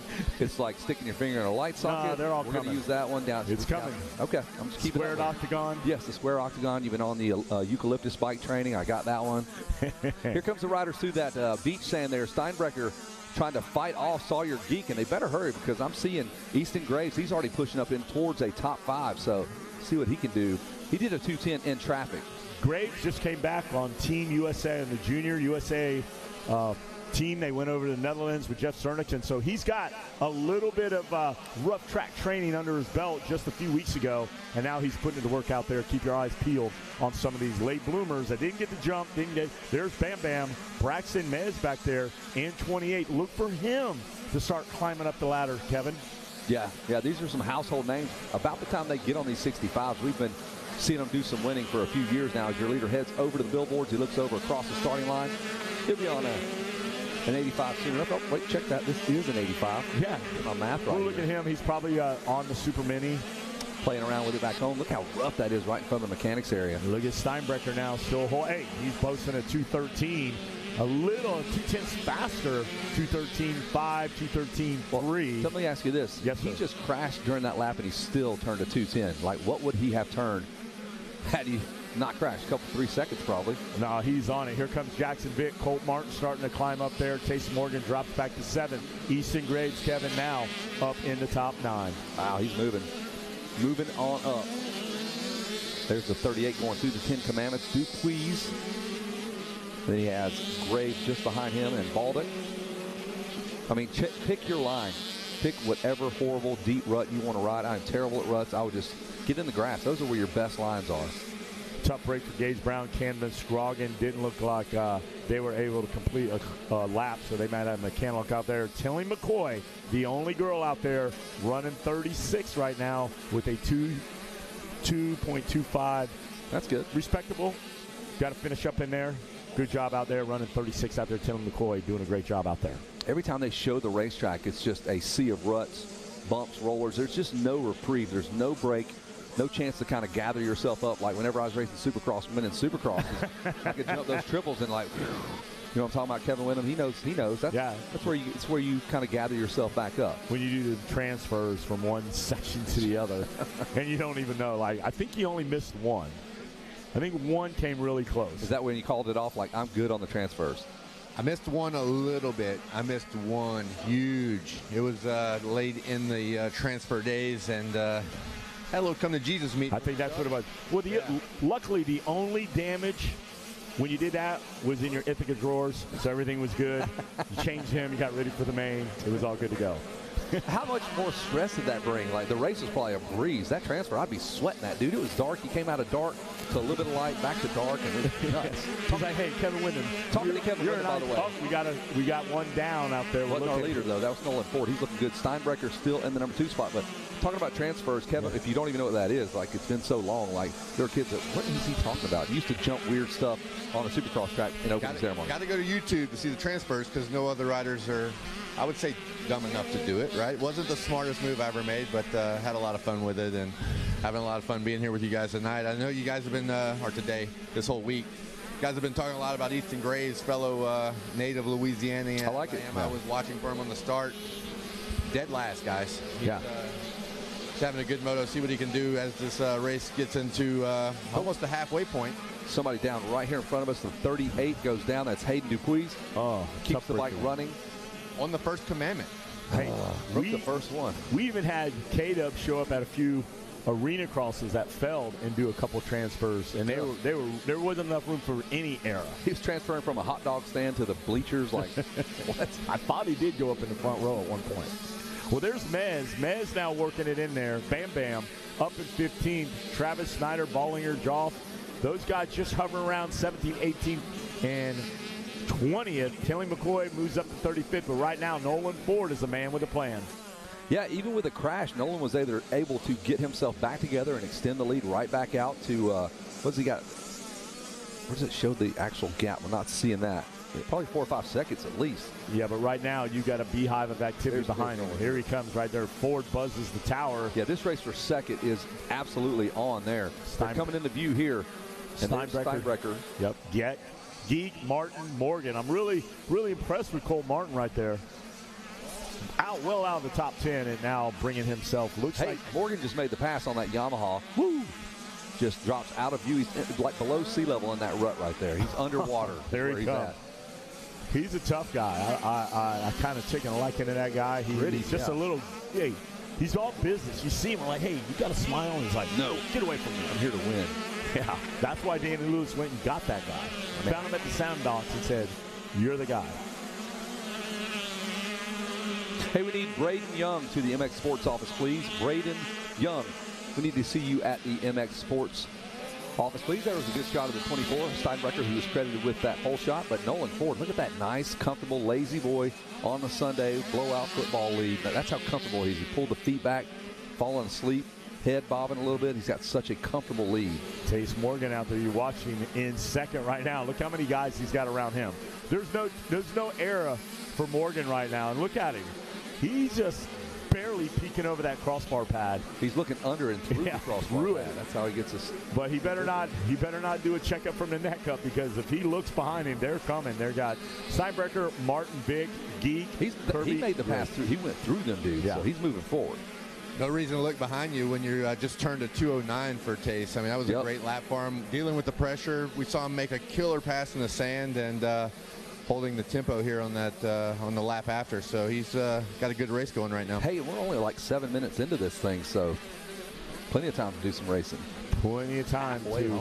I don't know what the gap is, but at 209, you're doing a few seconds faster than our leader. You might be able to make something happen. You know what happens? They say when those cross flags comes out, here it comes. A lot of things happen. Oh, wow. What do you see? That's a lot of insight, Wes. That's right. There's our leader right here coming into view, the number 6. And then I can see the Yamaha there of Tace Morgan, who's putting his head down, trying to reel him in. And he's going to see him now. He's going to start picking him up here and there. Steinbrecher trying to match up with him, but Morgan's going. Let's see what they check in here now. Does Ford start dropping? And let's see, here they come. There's Morgan now through that sweeper. Ford going to check in. Let's see that lap time now. Is it changed any? He dropped the 209. He matched it. 209. I was super impressed with the lap where Nolan went down. He still ran a 210. And then ran a 209, and went to a 211, and then answered again with a 9. But look at the 8 coming in. Morgan says, you want to drop it? I'll drop it too. Here we go. Well, Kevin, you run a training facility in Louisiana, and most people don't like riding ruts. They don't like practicing on it. But, dude, if you're going to come to Loretta's, how do you get these kids' mindset to change, man? You've got to embrace the suck is what they call it in football. It's going to, suck some of these deep ruts. We have a lot of ruts at the farm. It's super important. But, I mean, look, a lot of guys want certain things out of facilities, but the reality is none of them have 1,500 riders, right? This battleground here this week at Loretta Lynn's is going to be that's great. Something that no one gets a chance to see. I mean, you just don't ride with 1,500 bikes. Such a great turnout at events like this, and racing so strong right now. But dealing with ruts is a challenge. I've talked to a lot of guys from the West Coast. Not a lot of ruts out there, right? So, what about if you're a 65 rider dealing with a 450C guys? How he hit a turnout. He just laid the rut out for you, and it's so different every moto. Not only is it different every moto, it's different every lap. You know, I think as a rider and thinking about my races and when I'm training guys, I'm trying to let them know, like, you know, how's the track going to evolve? We say this dirt's, it's got memory. Where bumps were yesterday, they're probably going to be today, and they're probably where they're going to be tomorrow. But also ruts change, and man, I just don't see a line lasting for 20 minutes for a single moto, you know, so be on the hunt, guys. I mean. Who's that went down the 47? That's Colt Martin. Oh, our third-place rider. Hunt it like that. That's not how you want to hunt it. No, on your head. Not on your head. You can't. I mean, he's getting down low to try to take a shot. I get it. Oh, there he is out there, but there's your leader right there, Ford. Well, you might say Kevin Ford is riding a ride that dreams were made of, folks. Dreams were made of here down at the ranch. Write it down. We're like the odd couple. We've worked together for so long. I can finish your sentences, Norman. Hey. There is Steinbrecher trying to keep pace with these guys. He's up into fourth again, I believe, because he's going to pick up a spot where Colt Martin went down. Right. Steinbrecher, a perennial top 5 guy. Or Moto winner. Any time of the week. Absolutely, yeah. Any time of the week. Steinbrecher getting strong. That guy's pumped for Steinbrecher. Got the best teeth in the sport. Dad's a dentist. Really? I didn't know that. Oh, yeah. He'll pull those wisdom teeth tonight over at right here at Take a shot of that, and we'll pull them out, Kevin. I've got all 4 of mine, so I need a pull. Hey, we'll do it tonight right over there. We got the crown. Take a double shot, and here we go. He'll sit right on your chest. He'll put a crown after I drink some crown in my mouth. Nolan Ford still out front. I'm looking for the Yamaha. Taste Morgan. Morgan with a 2:13 that time. There's Ford into the 10 Commandments. Morgan's going to hang a right, and he'll be able to pick him up. But we're watching that battle back there for third as Steinbrecher and Timmerman, or fourth, excuse me, fight for that top 5 finish, man. If you can get... Oh, wait a minute. Somebody's down. Our leader is down. White helmet. Our leader is down. Here comes Taste Morgan. Leader goes down. Taste Morgan now like a shark in the water. He's circling. He didn't get him, though. He's got not yet, but he's close, Kevin.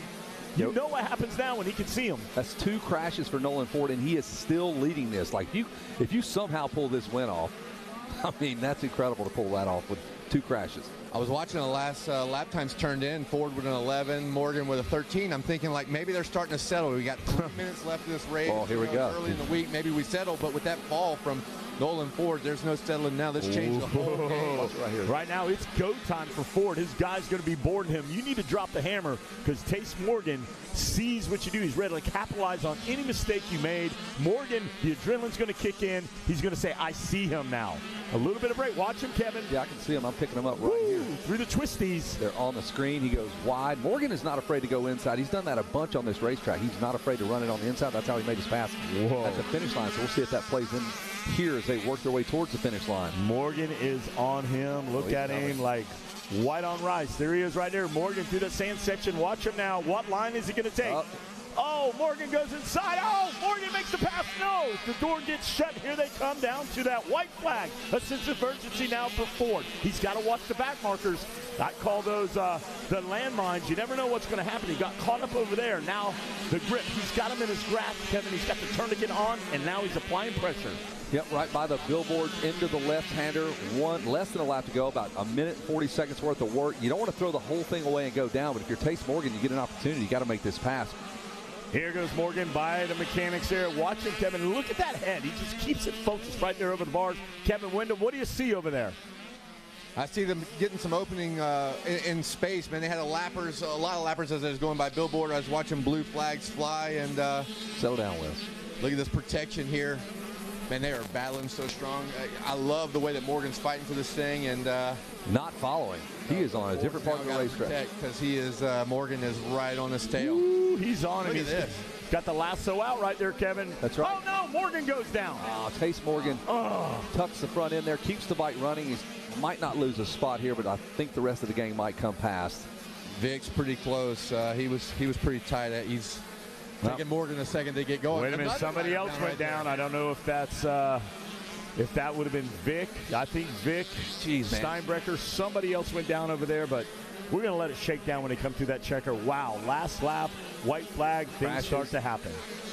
You know, we had our leader crash on lap 2 or 3. He goes down, doesn't get past, crashes again, does not get past. Like, holy cow, his dad goes, hey, man, if you just don't crash, we win this thing easy. By straight away. Right? But I feel like that may go into your confidence. You're like, man, I crashed twice, and I still was able to win this thing. So Nolan Ford, man, he's going to have some stories on that podium to talk about for sure as he has 2 crashes. He's on his way to the first Moto win here, blowing kisses, getting a lot of friend requests on Instagram, I'm sure. Well, same with Taste Morgan. He's got a story to tell. Fighting through the pack, Kevin, well down, very down, out of the top 8, and he fought his way up in there.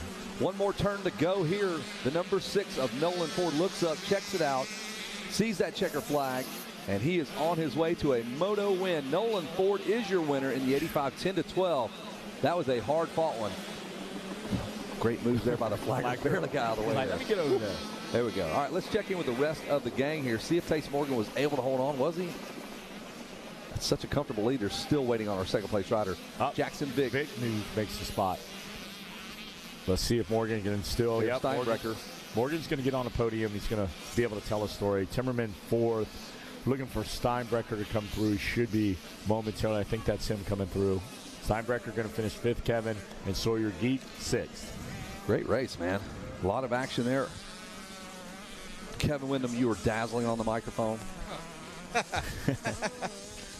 Man, what a roller coaster ride that moto was. If you're Nolan Ford's dad, you're like you got to rewrite that pit board about 90 times because he's chasing. Oh, shoot. He caught you. Oh, shoot. No. Hey, Tinley McCoy's still out there. I think she's going to finish up in the top 30. Good for her. Yeah. I mean, she's the only one out there getting in there. What about Cash Kane? How'd your son do, Wes? Top 15. I think we got a little more in the tank. You named him Cash. Strictly Cash. No credit on that. As we get ready to hand it off to the podium, we're going to talk to an elated, I'm sure, Nolan Ford, Jackson Vick, Tace Morgan. That's our top 3. I believe Aiden Steinbrecher grabbed that whole shot. So we got lots to talk about regarding the 85 10-12, and we will get ready to toss it down to Mr. Herron. Thanks, guys. Yeah, what a race that was. And I'm going to give him a minute. Nolan Ford's got a whole group of riders, friends, family member around him. They're definitely sitting there talking about a couple of crashes, but they're celebrating a first moto win. Going to see if I can pull them out here and see if I can get them on the podium.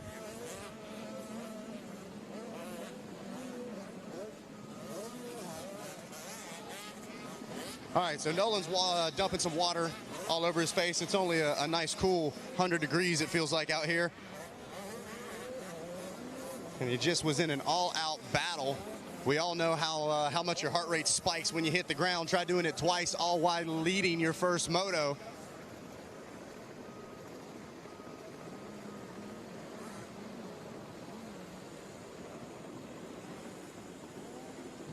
So once again, your podium, Nolan Ford, Jackson Vick making the pass for second there on that last lap, and Tace Morgan going to round it out. I believe it was Aiden Steinbrecher grabbing your Stasic Whole Shot Award, so we're going to catch up with all of them. But we got to start with the man on top of the box. He's high-fiving, shaking hands, kissing babies, signing autographs already. Ladies and gentlemen, please. He's so hot he had to take the boots off. That's how you know it's hot out here. I've been there. I understand. All right, guys, please help me. Put your hands together. Your first moto winner, Nolan Ford, getting the job done.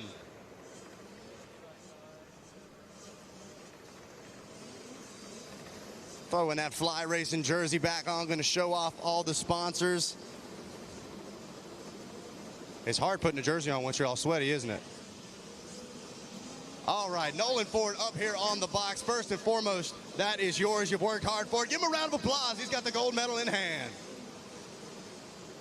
All right, man, now let's talk about what you had to do to hang on to that thing. You got a great start, but, man, we had a couple of tip overs out there. You were able to maintain, stay out front, maintain a great lap time even after tipping over. What'd you think about Moto 1? It was good. I actually did not have a good start. I was like maybe 10th, and then around the first 2 corners I made a lot of moves. And then by the end of the first lap, I was out front. From there, had a few tip overs, but just stayed smooth, consistent, and focused, and rode my race from there. Yeah, absolutely. We were talking about it in the tower. We thought that might be the start of the end when you tipped over the first time, but, man, you stayed strong not only physically but mentally as well. What were you telling yourself when you were picking it up the second time? Oh, I wasn't really thinking anything. I was just thinking that I needed to go. And you were able to do just that, man. You grabbed the win. You got gold in hand. Who do you want to thank for grabbing the first moto win? My mom, my dad, KTM Orange Brigade, Daniel, 100%, Fly, Hope Alyssa, Craig Corn Motorsports, 707 Suspension, my sisters, Ethica, Melon, and everybody else. My mechanic, TJ, for everything, and everybody else, thank you. There it is. One more time, your first moto winner, Nolan Ford, getting the job done. All right, coming up next to grab a silver medal, we're going to call Jackson Vick, making the pass on the last lap. Put your hands together for him. Jackson, man, what a ride it was. You had to fight hard for that silver medal. We're going to get the photos real quick, the Insta-bangers. Everybody wanting to catch up with their favorite riders back home. And now we got to do the interview for the fans here on Racer TV. Man, you were here. Get in the center stage, man. You worked hard for it. You fight all the way to second place by the end of the moto, man. How did you do it? Got out to like a 15th place start and just rode consistent the whole way. Just stayed on 2 wheels, and that's what I got. Yeah, it seemed like you were able to make passes. Was there one spot in particular you felt was the best spot to make passes, or was it just anywhere you could get it? Basically anywhere I could get it. Hey, well, it worked out for you, man. You fight tooth and nail to get up on the box and put yourself in that title fight. Who do you want to thank? My mom, my dad, Jesus Christ for keeping me safe, JK Cycles, Adventure Moto, GG Vic Consulting, Answer, 100%, Bell, Alpine Star, Tricky Cycles, Adventure Moto Enzo Racing for doing my suspension, Dunlop, MX Tire, and everyone else, thank you so much. There it is. One more time, round of applause. Jackson Vick grabbing second on the first moto. And rounding out the podium, Tace Morgan going to get the job done. Had to fight hard for it. It came all the way down to the last lap, but man, you put in the work and it pays off for you. You get up on the podium. How you feeling? It was good. First lap, I got a decent start. I was like top 10. And then Ryder crashed in front of me, so I got stopped. And I just had to make my way back up. Made it up to Nolan, and then I came to the off camera and I just washed my front end, hit the hay bale. I mean, like the dirt thing, and my front just washed. Well, man, it happens to the best of. I'm putting you center stage here. We want to make sure everybody home on Racer TV knows exactly who we're talking about, man, because you were on the roll. You were headed to the front and clearly ready to battle for that win. You already thinking about this second moto? Yeah. Hey, absolutely, man. Well, I'm sure we know what the plan is, but first you need to shout out all those sponsors. Who got you out here? My mom, dad, brother, my sister, NSA Yamaha, Rock River, Donnie, Ed, Danny. They helped me out so much this weekend. Moose, Bell, 100%, Alpine Star, Dunlop, Dog Pound, Win and Kim, and everyone else that helps me out. Thank you so much. There it is. One more time, rounding out the podium, Tace Morgan. And grabbing that Stasek Whole Shot Award, a high five as they pass each other. Aiden Steinbrecher getting the job done. First around the first turn. And man, I gotta ask, how good does it feel? You come around that first turn, you don't have to pull a tear off or nothing. That's the way you want to start a moto. Yeah, it feels great. Hey, absolutely. Now let's talk about the following 20 minutes after that. Take us through Moto 1 for you. I was leading a couple of laps, made a few mistakes. That's what cost me the race, but I still rode pretty good. Hey, absolutely. Got to keep your head held high. You clearly know how to start. You got a good finish as well. Who do you want to thank for getting on the podium, buddy? The Lord Jesus kept me, keep me safe. My mom, my dad, my brother, my sister, Fox, I'm Maddie, Daniel, everybody supports me, really. Like everybody at Gas, all my buddies, Pro Taper, FMF, Ethica, MX14, and everyone supports me. Thank you. There it is, guys. One more time, a round of applause. Aiden Steinbrecher, your Stasek Whole Shot Award winner. That's going to do it for the 85 10-12 podium. Back to you guys in the tower. All right, Zach, thank you. Coming up now, they just took their hot lap to 65 7-9 limited. Who do we got out there? Well, I'll tell you what, Russ Kane, as I put my readers on, I've transitioned to the readers here. Let's have a look. The number 8 is going to be Jax Baker. Mason Dixon on the number 11 machine. Dakota Lee will be on the 12. Gavin Welsin will be on the 13 ride. Braden Cox on the 14. Braxton Gauthier on the 17. Tyler Hinton on the number 18 machine. Brim Brockmuller on the 19. Clayton Stoner on the 20. Whoa. Heo Ferreira on the 21. I totally guessed on that one. Jace Owen on the 23. Ashver Hall on the 26 machine. Beckham Smith, 27. Jax Keller, 28. Gavin Audette, 29. Jack Deffendahl on the 30. Talon Rogers, 31. Parker Beckington, 32. Ford Addington on the 33. And Levi Geis on the 34 machine. Good luck, Wes, with your names. Lincoln Wagers out there on the number 35. Maverick Grissom Lewis is in there on the number 36. Liam Levering, the 38 ride. Yuma Burning, the 41. Caden Sedgwick riding the 43 machine. I got him out there, the number 45, Carter Holmes. Levi Letty, the 46. Talon Henson, all the way from California, the number 49. Cameron Buckman, the 53. Cannon Jabanek, the 55 ride. Hey, I got it right. Jabanek. Cannon Stone, the 57. Parker Reneker, the 61. Tate Bono, the 62. The 71 of Landon Corbin, the 72 of Jet Wild. The 75 of Zach Wilkes. 82, Ben Baker. I hear him revving up down there. The gate is down to 84 of Gusta Binston. The 88 of Wyatt McCutcheon. 94 of Kason Taylor. 96, Tucker Tix. And Enzo Pascal is the number 98, Kevin, as they round that first turn. You got it. And the number 11 of Mason Dixon, credited with the whole shot now. Can he hold on? Well, the line in the sand has been drawn. Just below the Mason-Dixon line. And there he is out there, Mason-Dixon out there. But he's got a couple of bogeys left, right. He's got the whole field behind him. 41 riders want that number 1 spot for Mason-Dixon. He's already given up the ghost there. And it looks like the 27 of Beckham Smith will take over the points. Second leader we've had in this early race. And Smith is setting sail. Got a cover, though, of Levi Geis in the number 4 spot. Look at that. Talon Henson up in the top 5. Casey Henson's son. Our usual suspects, though, from around the country are going to find their way. The cream will rise to the top. Every one of these riders are champions in their own right, but this is where it all gets settled right here. You got it. 65, 7-9 limited. Early top 10 brought to you by Dunlop Tires. It's Mason Dixon, Beckham Smith, Tucker Tix, Levi Geis, Talon Henson, Maverick Gresham Lewis, Cannon Zaboyniak in the number 7 spot. Braxton Gauthier, 8th. Talon Rogers and Yamina Burning rounds out your top 10. It's early. That's all going to flip-flop and change by the end of this moto. But right now, things are going really well for Mason, or excuse me, the 27 of Smith. I think it's the white helmet that's helping these dudes out. Nolan Ford went all white. A non-combatant. So's your leader. Well, here he is. A couple of notables out there. Parker Beckington out in 31st, number 32. There's the 13 of Gavin Welzine out of Florida. He's in 32nd. Buckman, Dufferdall, Hall, a couple of notables out there. Got to find their way up and try to break into that top 10. So they got a lot of work to do. A lot of speed demons out there right now. Yeah, man, this opening lap for Beckham Smith looks really good. Got it out to about probably 3 seconds as he works his way towards that left-hander, rolls to the finish line. And where do you go, man? You had that one sight lap to kind of sort out where you want to go. There's so many deep ruts. For the 65s, man, they'll just grab those pegs. Well, here he comes, Beckham Smith, all the way from Texas now. Gets the hand salute, and Smith out front. Let's see our number 2 guy. Does Dixon hang on to it? No, Levi Geis. Geis jumps in there. Yeah. Talon Henson, will he rise to the occasion? Yes, Talon Henson checks in 3rd. Oh, that's great. Tucker Tix goes in there. Here they go. And they are on it right there. Holmes, Sedgwick, Baker, Jax Baker.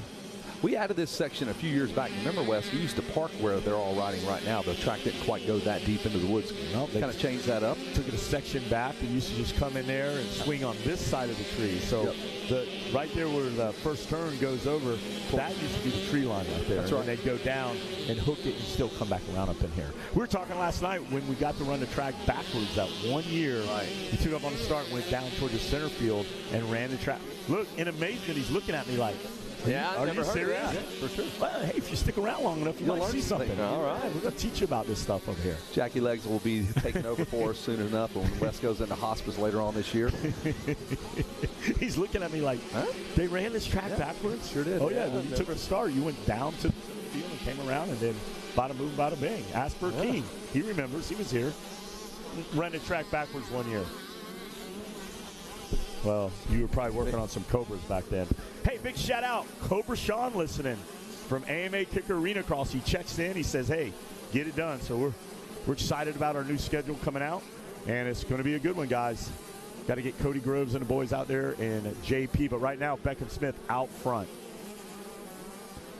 Smith. Oh, Sedgwick. What happened? So, yeah, something's going on here. I think it's, the white helmet is gone. So Beckham Smith slips by. And now we're following the number 8 of, no, that's Levi Letty, maybe? Levi Letty. Better watch out. Nope, that's Jax Baker. My apologies. Got the sheets right in front of me. Don't want to use that. All right, we're going to check back in, and it is still our leader. He's got the white helmet, so let's just settle down. There it is right there. Smith. We're too reliant on technology. Just take a look out the windows. We got this gorgeous tower with 400 windows. We could just watch the race if we had to. Lap number 2, and it's Beckham Smith still in control. In fact, he is slowly starting to stretch it out. He's got his legs out there. He's starting to get some real estate. God, that's a huge lead, dude. Yeah. Smith out front. And then you got Geis, Henson, Tix, Holmes, Sedgwick, Baker, Taylor, Jabanek, Raw, and right out of top 11. Those guys are hovering around in there trying to break into top 10. Beckington comes in there. Dixon, Stoner, and Bigutson. Gavin Welzine was way down at the bottom of the Richter scale, now starting to work his way up into 16. Let's pick up with our leader who's heading towards the straightaway that takes you to the 10 Commandments. The white helmet of Beckham Smith looking clean, way outside, looks over his shoulders like, where is everybody at? Levi Geis. He takes a wild line. He's out to the outside. Picks a. Wait. What do you see? Ryder going down on the inside there in the sand. Sand wall. Through the 10 Commandments, though, your leaders have cleared that section, and it's Smith, Geis, Henson. Jax Baker is 4th. Carter What's Up Holmes is 5th. Here on lap number 2 in our 65-729s. It's race number 5 on the program. We'll check in and see who's race number 6. senior plus 40 class riders on the gate. Then we have mini senior to 13 to 15, Wes. Interesting fact about that 40-plus, Kevin. It's like the super mini and schoolboy class like 15 years ago. Those guys, they're all in there. Probably more like 25 years ago. Yeah. But yes, 20 years ago. Yep, for sure. Yeah, it's going to be a good one out there. There he is. He just now dropped that bike, the number 13 Gas ride. He's in. Gavin Welzine does bring it in there with Parker Beckington in the 9th and 10th, and they were back in like just hovering around 30th as they make their way in. Over there in that big sand wash over there by the road, we're picking up our leader. I'm picking him up. Pick him up because he's on 20 miles of bad road right now. He's coming right towards us here in the announcer's tower, and he's got just a massive lead here on the 27 machine. He was 4 seconds quicker than Levi Geis that last time around. So he's got some room to play with now. So if you're pitboarding him, Wes, you're like, hey, man, use your head. We got a very comfortable lead. It's a long week ahead. You know, the family, very humble, very blessed. They're just the nicest people. Dad moves around. They do a lot of different things. You might see them here, there. They do all kinds of disciplines of the moto. So they're not only just out there hammering down outdoors. You'll see them indoors, outdoors, wherever they can do. These guys are racing. Just getting gate drops. Yeah, gate drops everywhere. And the little brother is going to be something to be reckoned with. It's usually the case. The little brother's usually the wild one, the really good one, but maybe not as much interest, though. He's on it. He's on it, too. So he's on it. The 27 is on it right by the mechanics area. No need to even board that guy. He knows what he's doing. Out to a 5-second quicker that time around. So what's happening here? Look. He is just skirting around on the outside, choosing all the right lines, heading into the straightaway that carries us down to the 10 Commandments. He keeps looking left, thinking somebody's coming. They're not. They've already, if he was a Pony Express, he's already got that mail already down to Waverly already. Yes, he's on I-40 headed to Dixon. He's getting off early today. He's double-doubling all the way through the 10 Commandments here. There's Welzine, goes from 10th to 5th, Kevin. He's on a mission, putting that machine up in there. Is he content? Does he have enough time to put it on the box? Perhaps. But I'll say this, a 2:21 lap time is 5 seconds quicker than the fastest man out there. I mean, the next fastest man, I should say. Nobody has matched Beckham Smith. He is way quick right now. Unmatched, unmeasured, unequaled. Hey, guys, head over to and see Andrea Lieb over at On Track School. She's over there on Vendors Row. Stop by, check her out. Got a skateboard we're raffling off.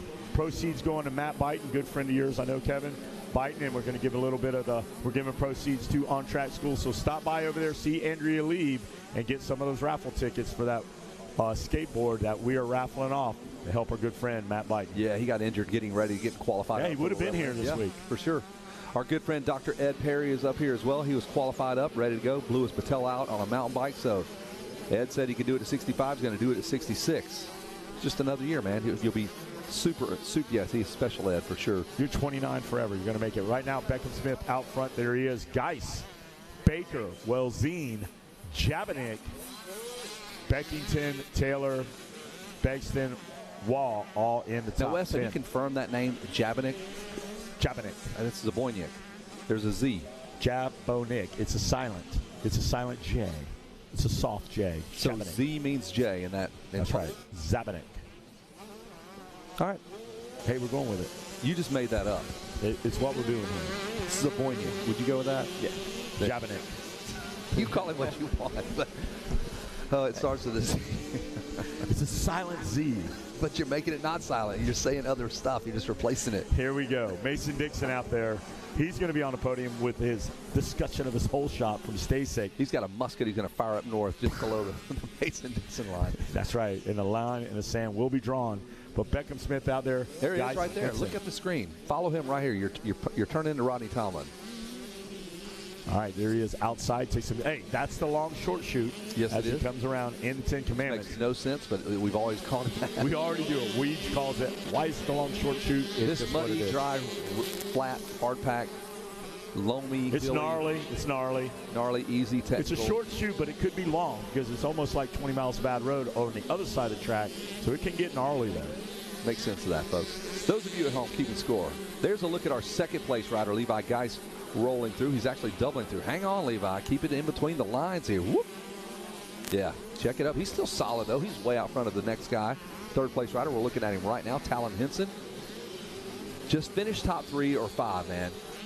put yourself in a good spot going into Motos 2 and 3. That goes a long way. There was the 55 of Cannon Zabojnik. I'll call it my way. You Zabojnik. Call him with a J. There's no J in the near vicinity of that name, but we'll go with it. Jet Wall out there in 8th. Kaysen Taylor comes up on the radar screen, a little radar bleep over there in 9th. And Gustav Bington. And just below him in the 11th place position is Carter Holmes. That's the rider we saw in the 5th place position early in this one, having a little get off, but he was able to get back up, getting 13th. Now he's advancing back up to 11th. I'm watching Levi Letty now. He's trying to put that bike in the top 10, but we're watching over here. There is the 34 of Geist now coming through that sand wash section now as he works his way through the twisties, Kevin. Yeah, there's out front, Lone Wolf McQuaig is Beckham Smith.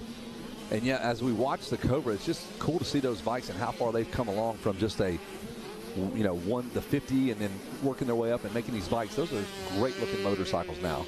Yeah, they had the big debut last night up there at the arena. We went up there and just checked it out a little bit. Really some artwork out there. They're taking it to the next step with our 65. That flagger flying across there, man. Great speed there.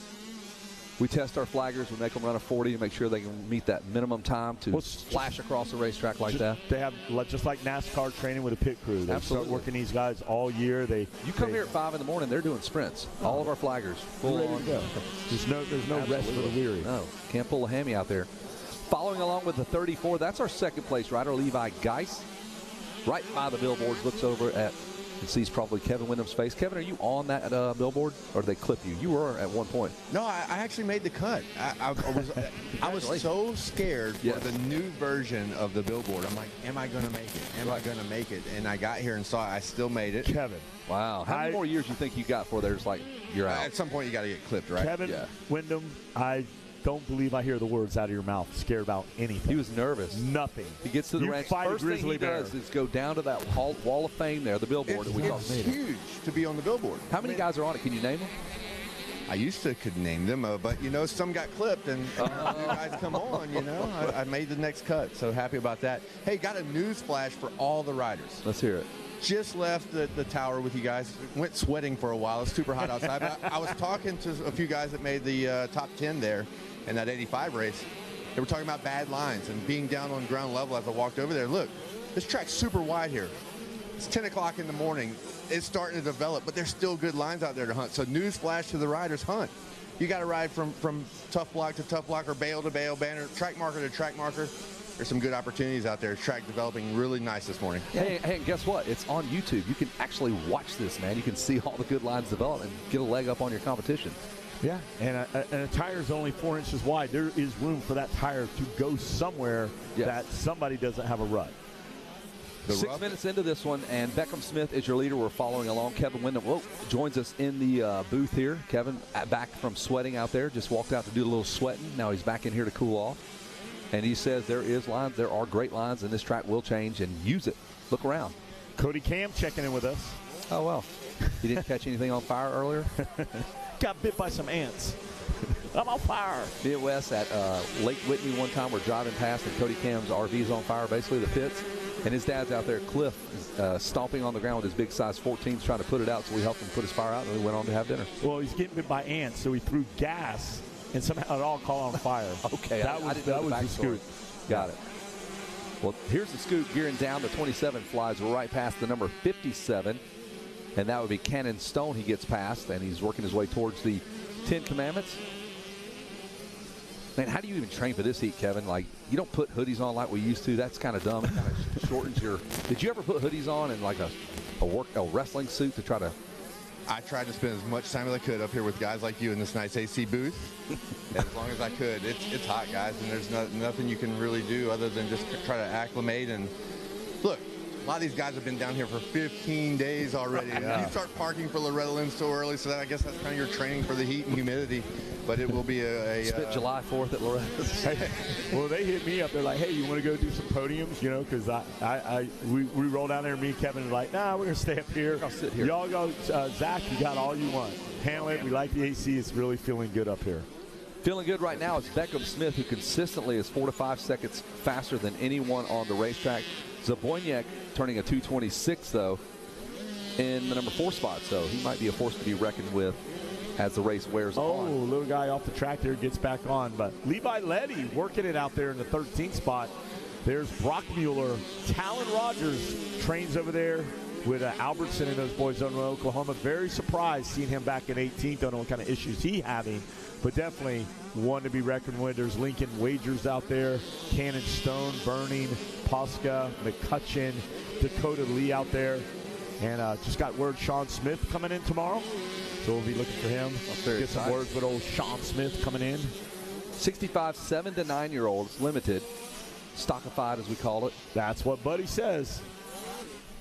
Stockified. About 3 minutes, 42 seconds or so left. Yellow flags are out for our leader. He's got to pick and choose where he's going. That was smart. You see him kind of pick up and check up where that rider was so he could change lines there. The 27 working his way towards the finish line. That's Smith. White flag is out. What a moto. Hey, Kevin, if you watch Smith, he doesn't even look like he's working that hard. No. He just got a good gap. He's out there silky smooth, and it doesn't look like he's in some kind of a little leg drag there, a little cross front. Yeah. You know? Well, it's reminiscent of that dude right there, Kevin Windham. If he would have just tried, he would have been way better, but he was trying. He was so smooth, though.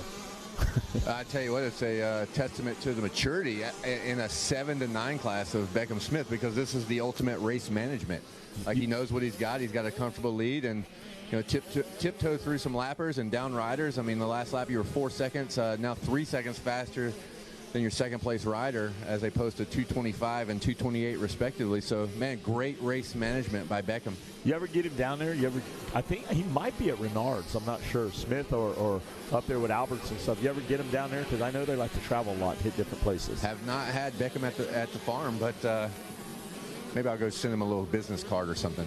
Hey, I saw your work. I like what you're doing out there. Hey, the card over there on the window. Hey, I'm collecting marbles. I want to put you in my marble bag. Come on over here. There's only one problem. I know, Kevin, that you used to make trophies. Can you print up some business cards real quick? Because I don't have any. Yeah, let's do it.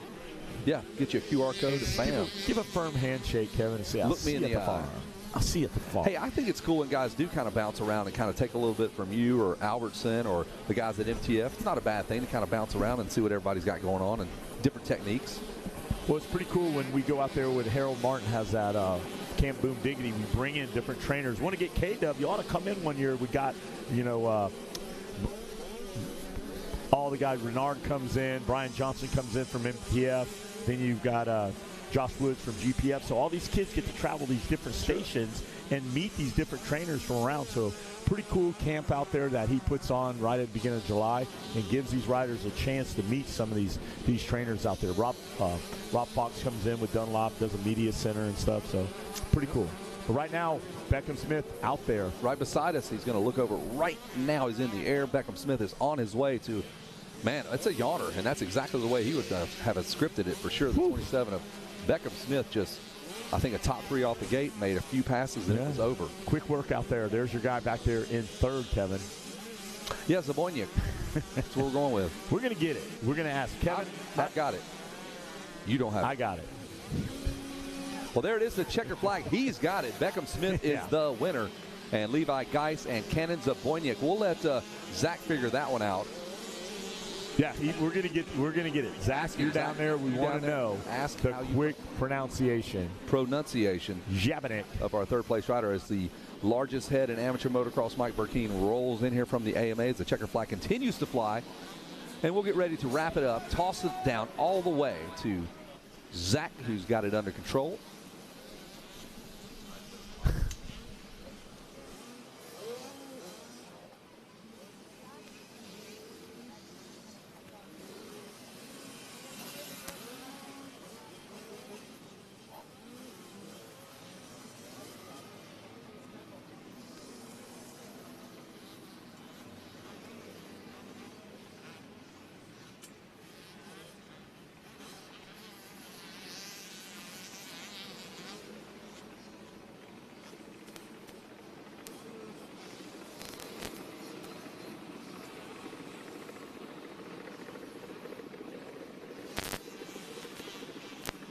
All right, guys, I'm down here on the podium. Beckham Smith said, give me a second, Zach. Right? I got to sip down some water. I've been working hard the last 20-plus two, so we're going to give him a second. He's giving hugs, the whole family celebrating out here at Loretta Lynn's. That's half the fun, is watching the family reactions. So we're going to give him just a second to catch his breath, and then we'll get him up here on the podium and start celebrating.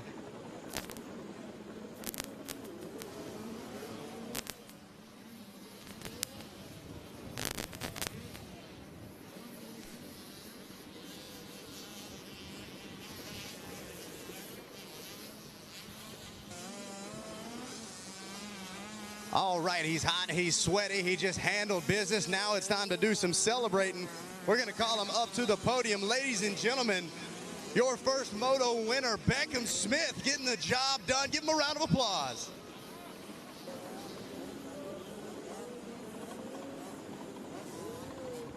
All right, Beckham, you got the gold medal in hand. The crowd's going crazy. Tell us what it took to get the job done and how you got that first moto win.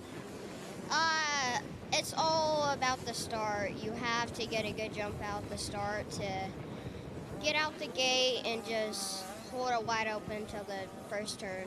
And I did that, and I didn't know I was going to get the whole shot. I was like, whoa, this is amazing.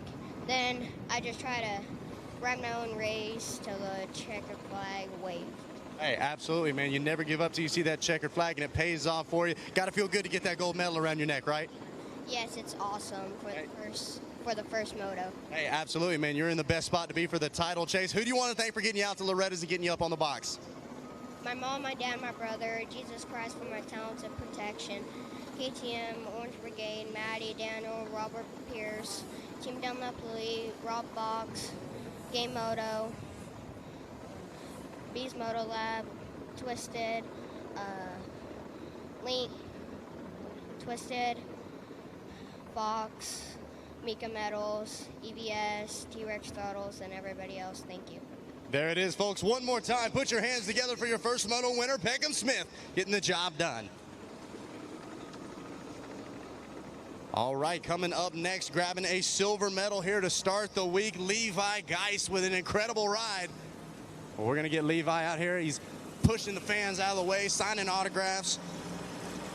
This is the future of the sport coming up. Levi, come on, I got the medal in hand. It's all yours. You worked hard for it. Give him a round of applause, folks. Levi Geist, second here in Moto 1.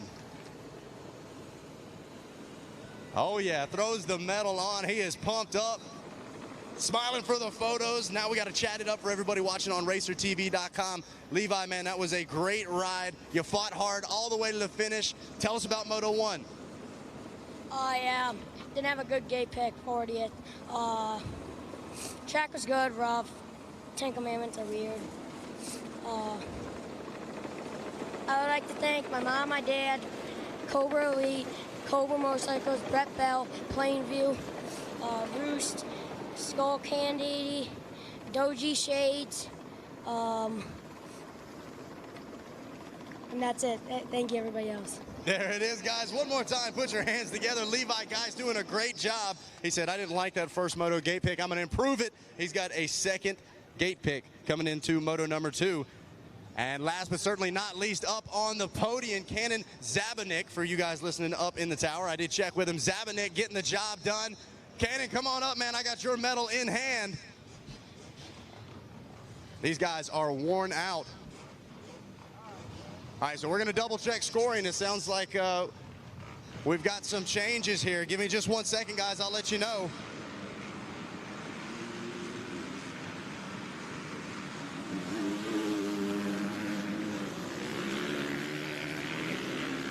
We got sight lap underway for our next moto. Yes, sir. Senior plus 40 class coming up right now, and we'll give you the rundown here as the sight lap begins. Hey, I'm going to jump back in real quick, guys. Talon Henson is actually your third place finisher. Talon making passes there on the last lap. Talon, man, you were keeping me on my toes. I'm sorry I didn't see you make that pass on the last lap. We got to get you front and center, make sure everybody here at Racer TV knows exactly who finished third. First of all, ladies and gentlemen, a round of applause. Talon Henson getting up on the box. Great ride, man. Clearly, you were fighting all the way to the checkered flag, man, making passes on that last lap and sneaking into that final podium spot. What did you think out there? Track's good right now. Just got good start and rode as hard as I could. Ended up tipping over in the back, but ended up getting Cannon on the last lap. Hey, absolutely, man. You were able to shake off that mistake and focus forward. You pushed hard and made that pass on the last lap. Where'd you make the pass at, man? Take us through how you got that podium spot. Cannon messed up on the 10 Commandments, and I was able to get through them, and I passed them right there. Hey, man, it's all about limiting those mistakes, and it pays off for you. Who do you want to thank for getting you up on the box here in Moto 1? KTM Orange Brigade, Dunlop, Scott, Fly, Roosted, Ethica, and everybody else. Thank you so much. There it is, guys. One more time, Henson rounding out your podium. And we also have a Stasic Hole Shot Award to give away to Mason Dixon, the first around the first turn. So, Mason, if you're hanging out in the impound area, we got to check with your name on it. We'll be chatting it up with you. But for now, we're going to turn it back up to the guys in the tower. All right, I need Trevor Bernard to the MX Sports office. Trevor Bernard, I need you to the MX Sports office. There's Tool Timmy up there checking those VINs. Nothing gets past him, folks. All right, let's have a look at race number 6. On that number 1, the returning champion, it's going to be Jeff Emig. On the number 2, it's going to be Chris Kiefer. The number 6 is Michael Mitchell. David Whitcraft will be aboard the number 12 machine. Jeremy Parsons Project will be on the 16. Eric Nelson on the 17. James McNeil on the number 20 machine. Michael A. Davis Jr. on that 23 ride. Barry Angelmeyer on the 24, Ben Graves 26, Jeff Gibson, welcome back to the ranch, on the number 27. Andrew Short, you as well, sir, on the number 29 machine.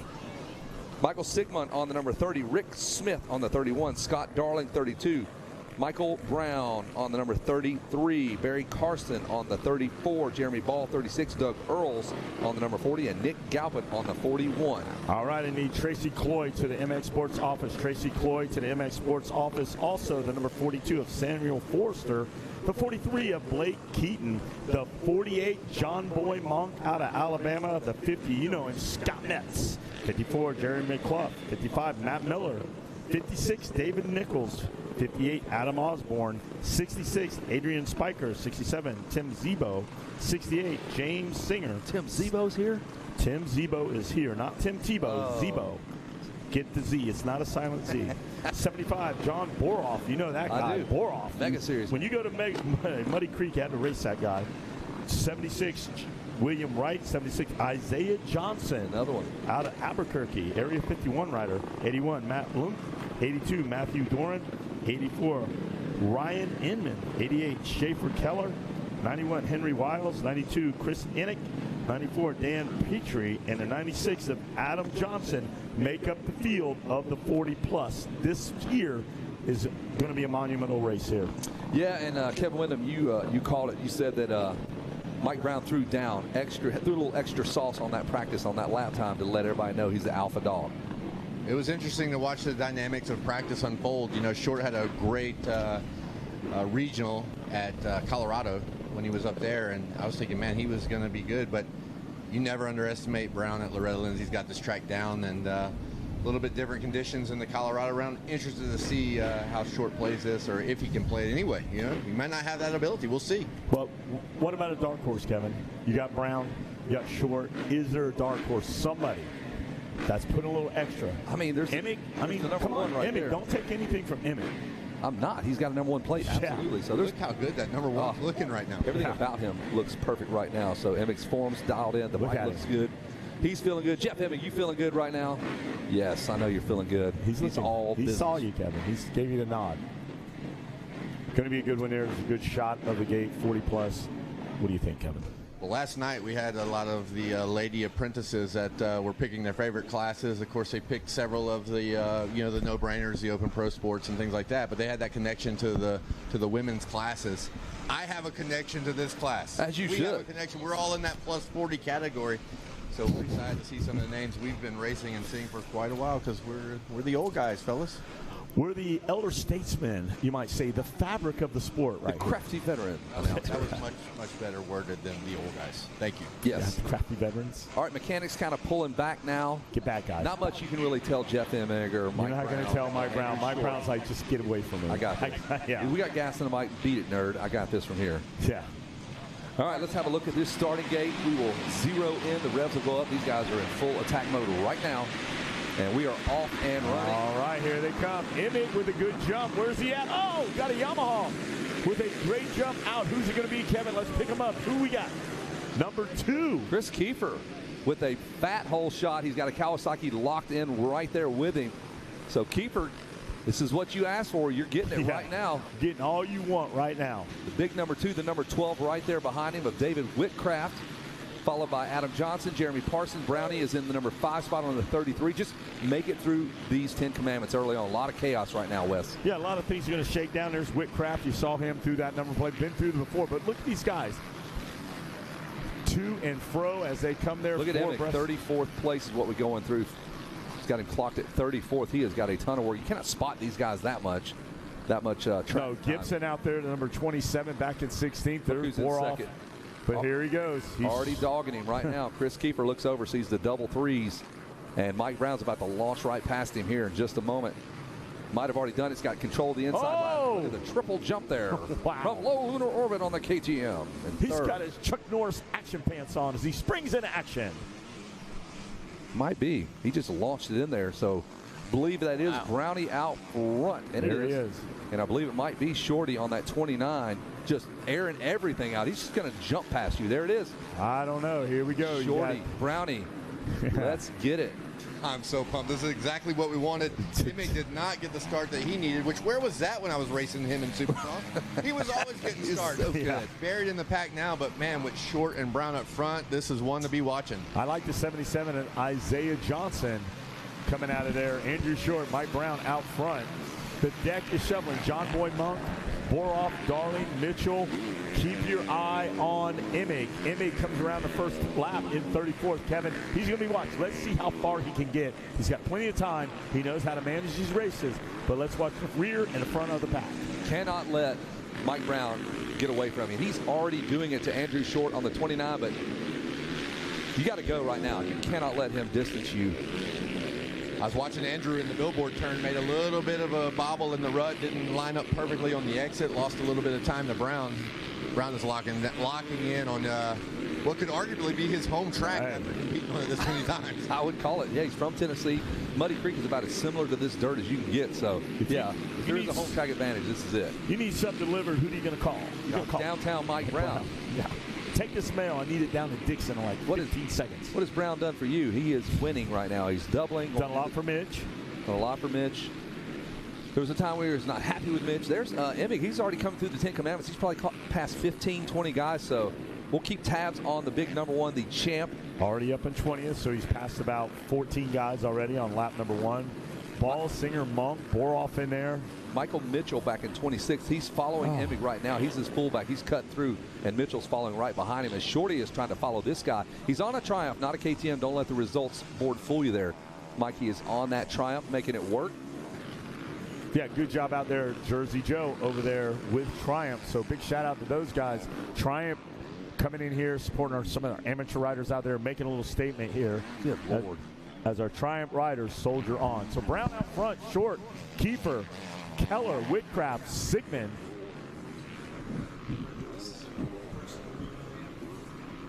Michael Sigmund out there doing an amazing job. There's Tim Zebo, Scott Metz, Doug Earls, Henry Wiles just hovering around out of the top 20. And Brownie trying to give Triumph their first championship ever here at the ranch. It's kind of a big deal, so you know they're watching anxiously to get him through to the finish line, and Shorty trying to just match the pace. A 157 for Brownie, Short with that 159. I mean, Brownie is a trainer down there. He's working with those guys down there, Savachi and uh-oh, yellow flags are out. Watch out. Who's he going to be? Yellows, look at it. Brown down. Oh, no. What happened? He's back up, and now Short will get past, and he's given up a ton of time. That's something you don't see, Kevin. No, a mistake by Mike Brown. Weather was the only mistake last year, and that was self-induced there for Brownie. So new life for Andrew Short as your leader. Mike Brown goes down. Brown goes down, but not to be taken out of the game. Brown up on his foot pegs. Very meticulous in line selection there. So Brown in second, Short, Kiefer, Kepler, Petrie, Sigmund, Mike Sigmund over there, Whitcraft, Johnson, Graves, McNeil, all in the top 10. He was in 34th. He's up to 12th now. I think he's going to roll up in there. He could put this thing on the box. Ooh, that's a long way to go. But guess what? He's got 15 good minutes to get it done. And that, I think top 5 would be a fantastic ride for Jeff Emig, who started off almost last as we zero in on Mike Brown, who's not panicking. A second place for him.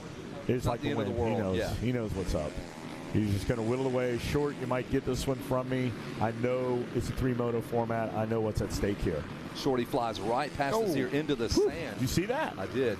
Kevin Windham. Ooh. See, he was limbered up with us. You got to get the oohs and the ahs and the ah. And he was good. You're good. One of the best warm-up programs I've seen.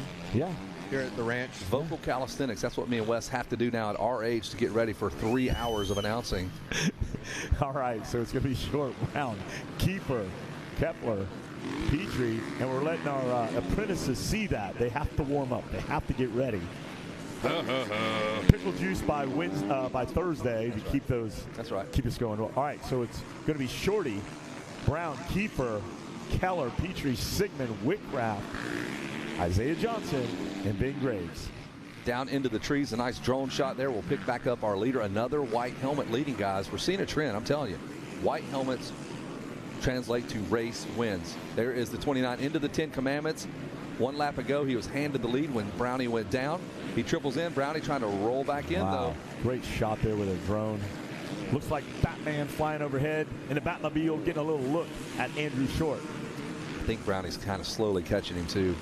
Hey, you know what I say about ketchup? That's for hamburgers and hot dogs and not for racing here at Loretta Lynn. Oh, wow. Nicely done, Wes. That's right. As we watch them go away from us in Storyland. They call that Storyland after the family, the Stories, that used to flag it for many, many years. That's right, Kevin. You knew that. Kevin Windham looks over here. All right, here we go. There he is, Andrew Short. Yeah, what was that? He posted on social media. He goes, I guess I'll start training for Loretta's. Like, he was way late. It was just kind of I'm going to see what I can do. Maybe we'll do it. Well, there you it's go. working pretty well. Jeff Emig has 3 riders just in front of him. He just went through the 10 Commandments. He'll be in 9th. He'll be in 6th by the end of this lap. I still call 3. I still say podium. You're calling top 5. He's about right there now.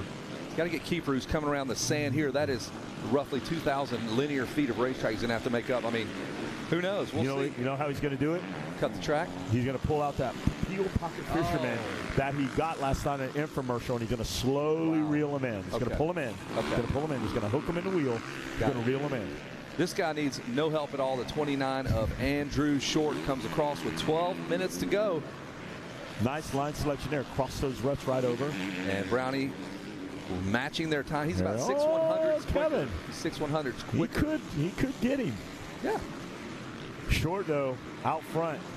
Well, I mean, he's sprinting right now. Fitness may come into play the last 5 minutes. That's when Brownie's going to really go to work. What do you think, Kev?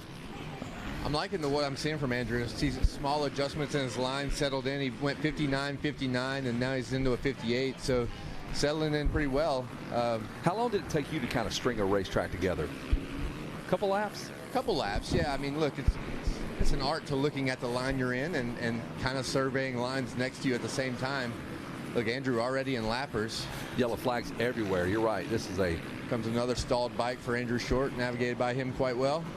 I mean, for training purposes, if you're back there, if you're Danny Lewis or you're back there with David Eller with Honda, you sit your guys down and watch how these guys work these ruts and how they cross over them. They look for, like you said, Kevin, every little area that they can find. They're not just following the one line in the deep rut, in the braking bumps, in the acceleration bumps. They're moving back and forth. Sometimes Short will come over. He'll just do like Stewie used to do, and Ricky, he'll just cut all the way across all the ruts and miss them.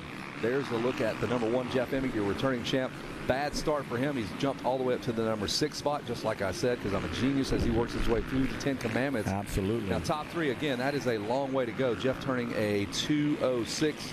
Yeah. Matches Kiefer, so it's the same pace as Kiefer on the place ride. It might be tough. 10 minutes to go for Jeff, but the closer he gets, the better he puts himself for that championship for sure. Well, not only that, he might need a little help. Kiefer has to have a clean race all the way out. If he bobbles like we saw earlier with some of our 65 riders, it could be able, like Nolan Ford was out there, and that let Tace Morgan close the gap. So we know Loretta's, the mystique, anything until that checker falls is possible. Late in the motos when the real action begins, and Jeff knows that. He's going to keep pounding away here, picking off guys. And Brownie might be looking for a little help here. They both turned 2 minute. Brownie was about a half second quicker again, but he's going to have to make up bigger chunks than that. All right, there he is down that sand wash, 20 miles of bad road. Emick comes through there like sitting on a lazy boy, smooth sailing ahead as Emick now in the twisties. Here's Kiefer. He's working through lappers as well. Our leaders are already over by the billboards. Here comes Emick now. He buzzes the tower, Kevin. That pattern was open for the Ghost Rider. Good for him. Good for him. Here's Brownie into the 10 Commandments. I'm watching him, and he can look just in front of him. They've already cleared it. Andrew Short has cleared it. There's Shorty. There was that line, that crossover rut. Silky smooth. Look how big those braking bumps are starting to get now into those. I mean, everything about it, every bump, every rut is bigger and deeper than anything you get to ride on. Kevin, how would you do through some of those ruts? How do you figure you would fare? I would just not ride them. I would just go in the grass. It's much smoother over there. There's drinks, there's beverages available all over this place. It's not a golf course. Oh, the cart girls are not here. No. All right, well, there he is, Shorty, looking good, the number 29. Looks like he's just having a walk in the park out there. Man, this is one of my favorite classes. It's gotten more and more popular as the pro riders have jumped in here. I know some people have problems with it, but it is so fun. Like, where else can you go and watch, I don't know, can you watch Ken Griffey play a baseball game? It doesn't happen, man. These are your heroes racing on this racetrack. Well, let them go. Let them go. You got the veteran out there, Barry Karsten. Let these guys have at it. That's what the 40-plus is. Any one of them, the competition's so good. Let them do their thing. Let us enjoy it as fans and announcers get to call these guys. It's great. We're following along the number 29, Andrew Short, who was handed the lead when Brownie went down just before the 10 Commandments. Just tipped it over, nothing big. And the Triumph rider will drop back to the number 2 spot. So Short, man, what do you think, Kevin Windham? 8 minutes to go. I love what I see. I love what I'm seeing, and you talk about how easy it looks, and that's when you know it's going well. I mean, Andrew looks just on his game right now, and Brown's right there matching him too. I was thinking about Imig a little bit when Wes Kane said he's going to get up to third. They all were matching 206s from Kiefer back. There was 206s, but the last lap Imig threw in a 205. So he dropped it. Man, maybe Wes is right. Once in his life. Hey, I'm for the home team. I'm just doing a little something out there. Sometimes I throw a little something out there to cause a little. Let's get some conversation up. But we're watching them. You're announcer clickbait. I see what you're doing. Hey, you're doing good. Top 5, I think that's possible. 3, it's a reach, but let's see what happens. All right, Brownie has closed in. Shorty was clear of the 10 Commandments when Brownie entered them, so he's made up some time here. We'll see. 201 for Short, 202 for Brown, Kiefer a 210. Yeah. Keller with a 206. Let's watch Jeff when he comes through there. Let's see if he's dropped a little bit. Is he going to hold that 05? Kevin, you got to help me make sense of this. Something must have happened that last lap to Short, because I agree with you. The gap looks like it has shrank between Brown and Shorty, but we have Andrew with a 201, Brown with a 202. It doesn't make sense by the math. How has he shortened it up? But maybe we just haven't checked back in with the transponders, because lap riders could be causing a problem, because there goes Shorty, just flashes in your screen there. Imig's going to hold true. There's blood in the water now for Mike Brown. He's starting to see. He's digging deep there. Short into the left-hander. Brownie now comes into the left-hander. And it is, look right here, you'll see him popping over. He can see Short right now when he jumps that jump. There he is. There he is. He's got a little 6.5 minutes left in this one. I'm telling you right now, Mike Brown will draw up to the rear wheel of Short. Now, will he make the pass? I don't know. But we got a ton of lap riders with Shorty going to have to deal with him first, which usually helps the guy leading. Right now, we're watching on Racer X TV. Racer TV, and you're going to see. There it is. It's coming. Shorty, yeah. You're going to start to see that fender. If you got a camera, use it. Because you're going to get the shot of both these riders in the same frame. Up and over the tunnel of love here. The 29 of Short. Going to look over to the billboards, and Mike Brown is coming lap traffic. There. Oh, boy. There it is. Look at the lap times now. That makes sense, Kevin. 4 seconds. And Imig still holding the 205. Kiefer at a 210. All right, you might be right, Jeff. I mean, Wes. I just want to see a good race. I want to see a good race, Meg. I want to set something up to give you a thought, give you an inclination. Working our way towards the 10 Commandments. They're Short, and it's happening. It is super close to going down right now in these 10 Commandments. Watch Mike Brown as he has reeled in the number 29 of Short. Yeah, you're going to see it going west. There's no question about that. You know the history of all these guys. You know exactly what they're going to do late. And I'll tell you, take a look at the numbers. They're not lying. Who's doing what right now? Yeah. That's what's important. Not what you did on lap number 1, not what your best lap was. Hey, what are you doing on the white flag lap? Okay, and you know what Emming's doing right now. You know exactly what he's doing. Mike Brown, hey, man, he's just playing with him. Okay, all right, he's playing with him right now. Kiefer's dropped to a 213, and Imig still holding on that 05. Oh, he mows the 5th. It's happening. They're Short up and over that big triple. Brownie touches down as well. We've got about 2 seconds separating first and second place. This is when Mike Brown does his best work. Got a couple of laps to go here. Shorty on the outside, Brownie on the inside. Oh, you better look out. There's that lapper coming in. The landmines, I call it. They're everywhere. Brown goes. They're making doubles where there aren't doubles. That is not a double. They're just making that. Watch Brown hit that inside red. He sees them. Oh, Mike Brown. Come on. This is a good one. They buzz the tower. Almost in the air simultaneously. You got Short, then you got Brown. Is Short going to come up short? I don't know yet. Too early to tell. I don't think second place is coming up short. That's a great ride. Brownie we got the lappers. These guys are going to get winded. Both of these guys, yeah, they're phenomenal shape, but they are going to get a bit winded. Who's going to be able to suffer? Who's going to be able to work their way through this traffic? And again, look, 203, 159. I mean, there it is. Oh, Short. 201, 201. Brown of 2 so listen, flat. for 4 laps, he's gained time. Yes, he has. And let's see where Kiefer goes when he comes through. Is he dropping? Yeah, 213. Well, he hasn't come through yet. They got blue flags out now for Short, trying to let these guys know there is a race coming into the 10 Commandments right behind you. And they're not in. And Brownie goes inside. Can he do it right here? They're going to draw up alongside each other, almost in stereo. Oh, not yet. Short still has the advantage, Kevin, as we're watching. Here. Oh, he's going to hold Brown. Brown gets caught behind him, Kevin. A mile away, he was going to drift over to that right-hand side. Oh, no. Oh, no. What are you doing? 3 times. Brown is probably yelling through that helmet right now. 3 times. Wow. Could you imagine what Mike Brown's saying right now? Please move. I'd really appreciate you if you just kind of get out of the way. Exactly. I'm trying to That's exactly what trying to put this thing on the map. Kiefer with a 208. All right, let's see. No white flag, no 2-lap board yet. Oh, it is. Okay, so white flag will come out this time around. That might have been it. His best shot at catching our leader, Andrew Short. Yeah, that's a shame right there. That was a crime. Yeah. I say he's going to give him one more run. He's going to go find him in his pits. Man, what was No, he's going to find him over in the impound area when he comes off the track. Get over there. No, he's not going to buy him a soda pop. There might be a pop, but it won't be a soda. It'll be the hand. Pow. All right, white flag will come out this time around for your leader. There he is. A great shot on board the drone for Andrew Short. Back to the ranch. Going to win the opening moto, perhaps, if he can fight off Mike Brown for one more lap. Here it comes.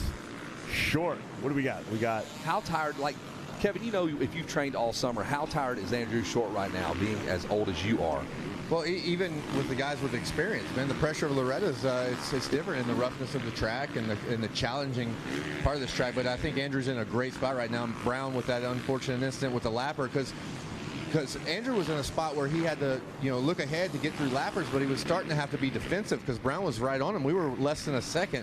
Now we're to 5 just with the one incident with the lapper. So, and Brownie may be saying, all right, I'm going to have to take this second. I don't want to go down again trying to chase this guy. That's who he is, Kevin. That 100%. That's what he's conceded to right now. We're going to take that second place. We're going to move forward, and we're going to play our hand. Hey, a 2-1-1.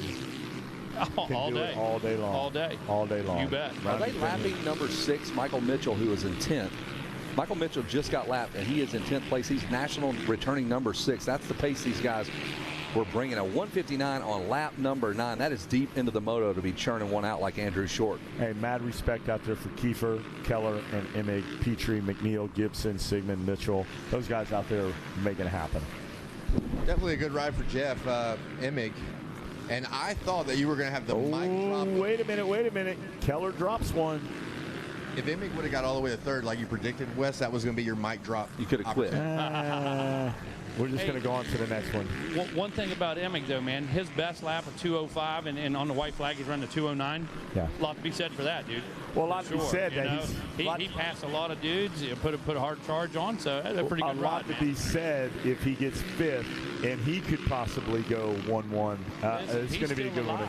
Yeah, he's still alive. He's still in the game. In this thing. Still in the game. Mike Burkeen over here looking at the board with astonishment. Kevin, bring him home. The white flag's out. That's it. 2 more turns to go. The number 29, welcome back to the ranch in a big way. Andrew Short grabs that lead. Brownie goes down, and Short will win that first moto. Yeah. Give that man some Gatorade. Ooh, he will not come short on this one.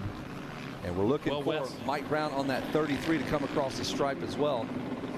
Mike Brown's fired up. There he is. Kevin, go down there and referee Mike Brown. Hold him back. Contain that man. So there is Brownie on the 33. Great ride for the Triumph rider. And then we'll pan back to the number 2 of Chris Kiefer. Great ride on the Yamaha. Great start for Chris. Oh, rider goes down. Who was that? At the very last, the yellow flags fly out. Was that the Yamaha? Could that be Kiefer? Where is Emick? Emick comes through in 5th. Is that a number 2? He is frantically hurrying up. Nope, that was not. That was the number 29. He 26. 26, your guy right there. He's 26 commando. That was Ben Graves. Look at these guys. You're all fired up. When you're 40 plus, you're in that groove. We're like, hey, fisticuffs maybe. Hey, 12 p.m. Race Tech is the world's largest aftermarket motorcycle suspension modification company and trusted source for CNC engine porting, tuning, and machining by many of industry's most celebrated builders. Even a handful of OEMs team, they all use Race Tech. 1, 2. All right. We're going to bring him on in there. It's going to be short with the win. Brown, Keller, Kiefer finishing 4th. Emig rolling up in there. Will finish 5th. Respectable, Kevin. You called that one. Top 5. He did it. Good job. Petrie, McNeil, Jeff Gibson. Hey, hats off to you, Jeff. Michael Sigmund, state trooper on his regular job. He's a state trooper coming in here. Get it done. Gibson, Sigmund, there's Mitchell, Sanger, Barry Carson, 12th, Ben Graves, there's Scotty Metz. You know Scott Metz. Been around the world on a turtle. Whitcraft. All right, here we go. Down at the podium. I got him. Zach Heron, take it away and talk to Andrew Short. Thanks, guys. Yeah, I am down here on the podium with an exhausted Andrew Short, man. You left it all out on the track. You got the breeze going in your face now, though, and you got a gold medal around your neck. Talk about, first of all, defeating Mike Brown at the ranch, man. Everybody was on the fence watching. It was a heck of a battle. Take us through Moto 1. Yeah, everyone says Mike Brown's fast here at Loretta's. I know he's fast in general. I've got smoked by him my whole life, but definitely fast here. I was just steady Eddie. I didn't feel super great, just laps, and I had some nerves, which sounds weird for a mini dad, but yeah, it was fun. Thanks to Fly Racing, WPS, those guys really helped me out a lot, and see how it goes the rest of the week. Hey, absolutely, man. A huge congratulations. Andrew Short taking the gold medal here to start off the week. And he is celebrating. We're going to get ready to chat it up with Mike Brown. Coming up next.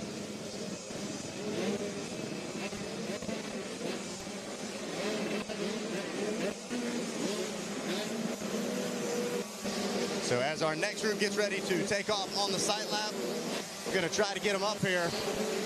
These guys are worn out. I'm telling you what, watching that cool-off area, they are dumping water everywhere, taking sips of Gatorade, water, everything they can to try to cool off.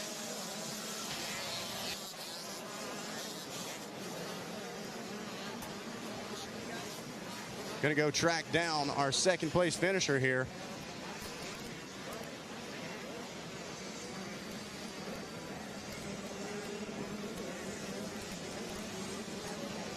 So Andrew Short, interviews done and dusted. He took the gold medal and rode off into the sunset. Now it's time to celebrate the guy that was trying to chase him down, making the debut for Triumph. Mike Brown back up on the podium. A silver medal today, though, man. You had the 4 laps in a row. You were tracking him down. A little mistake early in the race, another one a little later. Take us through Moto 1 for you. Yeah, it was good. I got a good start there and got around Kiefer and try to get a gap on Andrew because I know he's going to be fast. And like I said, I think I was pushing a little too hard in the technical section and turned over and couldn't get it started and got going and tried to make a charge back, caught up to him, and a couple lappers got me, but that's part of racing. And 2 is as good as a 1 right now. As long as I ain't 3rd, 4th, and 5th and DNF, and I'm happy. Hey, absolutely, and that's what we were saying in the tower. You know the big picture. You know how this works out here. Talk about the debut for Triumph, man. It looked great out there. Bike looked like it was handling well. What'd you think about how it treats the ranch? Oh, the bikes are good. You know, I've been testing them all year, and it's a great bike. You know, they're working hard for a first-year bike, and the team's doing a great job. Bobby and Scoob and all them guys, and proud to be a part of it. It's you know, it's a brand new team, and we can only go up from here, and you know, keep pushing and keep trying. And guys are working hard. That's all they can do, and congratulate them guys. Absolutely, man. Well, I know you got a great people in your corner. Who do you need to thank? Munn Racing, FXR, Dunlop. 60 helmets, Alpine Star, you know, all the guys for years I've had, you know, Pro Circuit getting me up there, and Hammer Nutrition, and no, it's been a good ride, good career, and it's awesome to have Andrew here. He's a fast rider. I know it'll be tough, and like I said, just 2 more to go in that class, and just be strong and mainly smart. Absolutely, man. Well, Mike Brown up to the challenge. 2nd place here in Moto 1. A huge crowd goes wild for Brownie. How could you not? It's Brownie. All right, we're going to track down 3rd place here.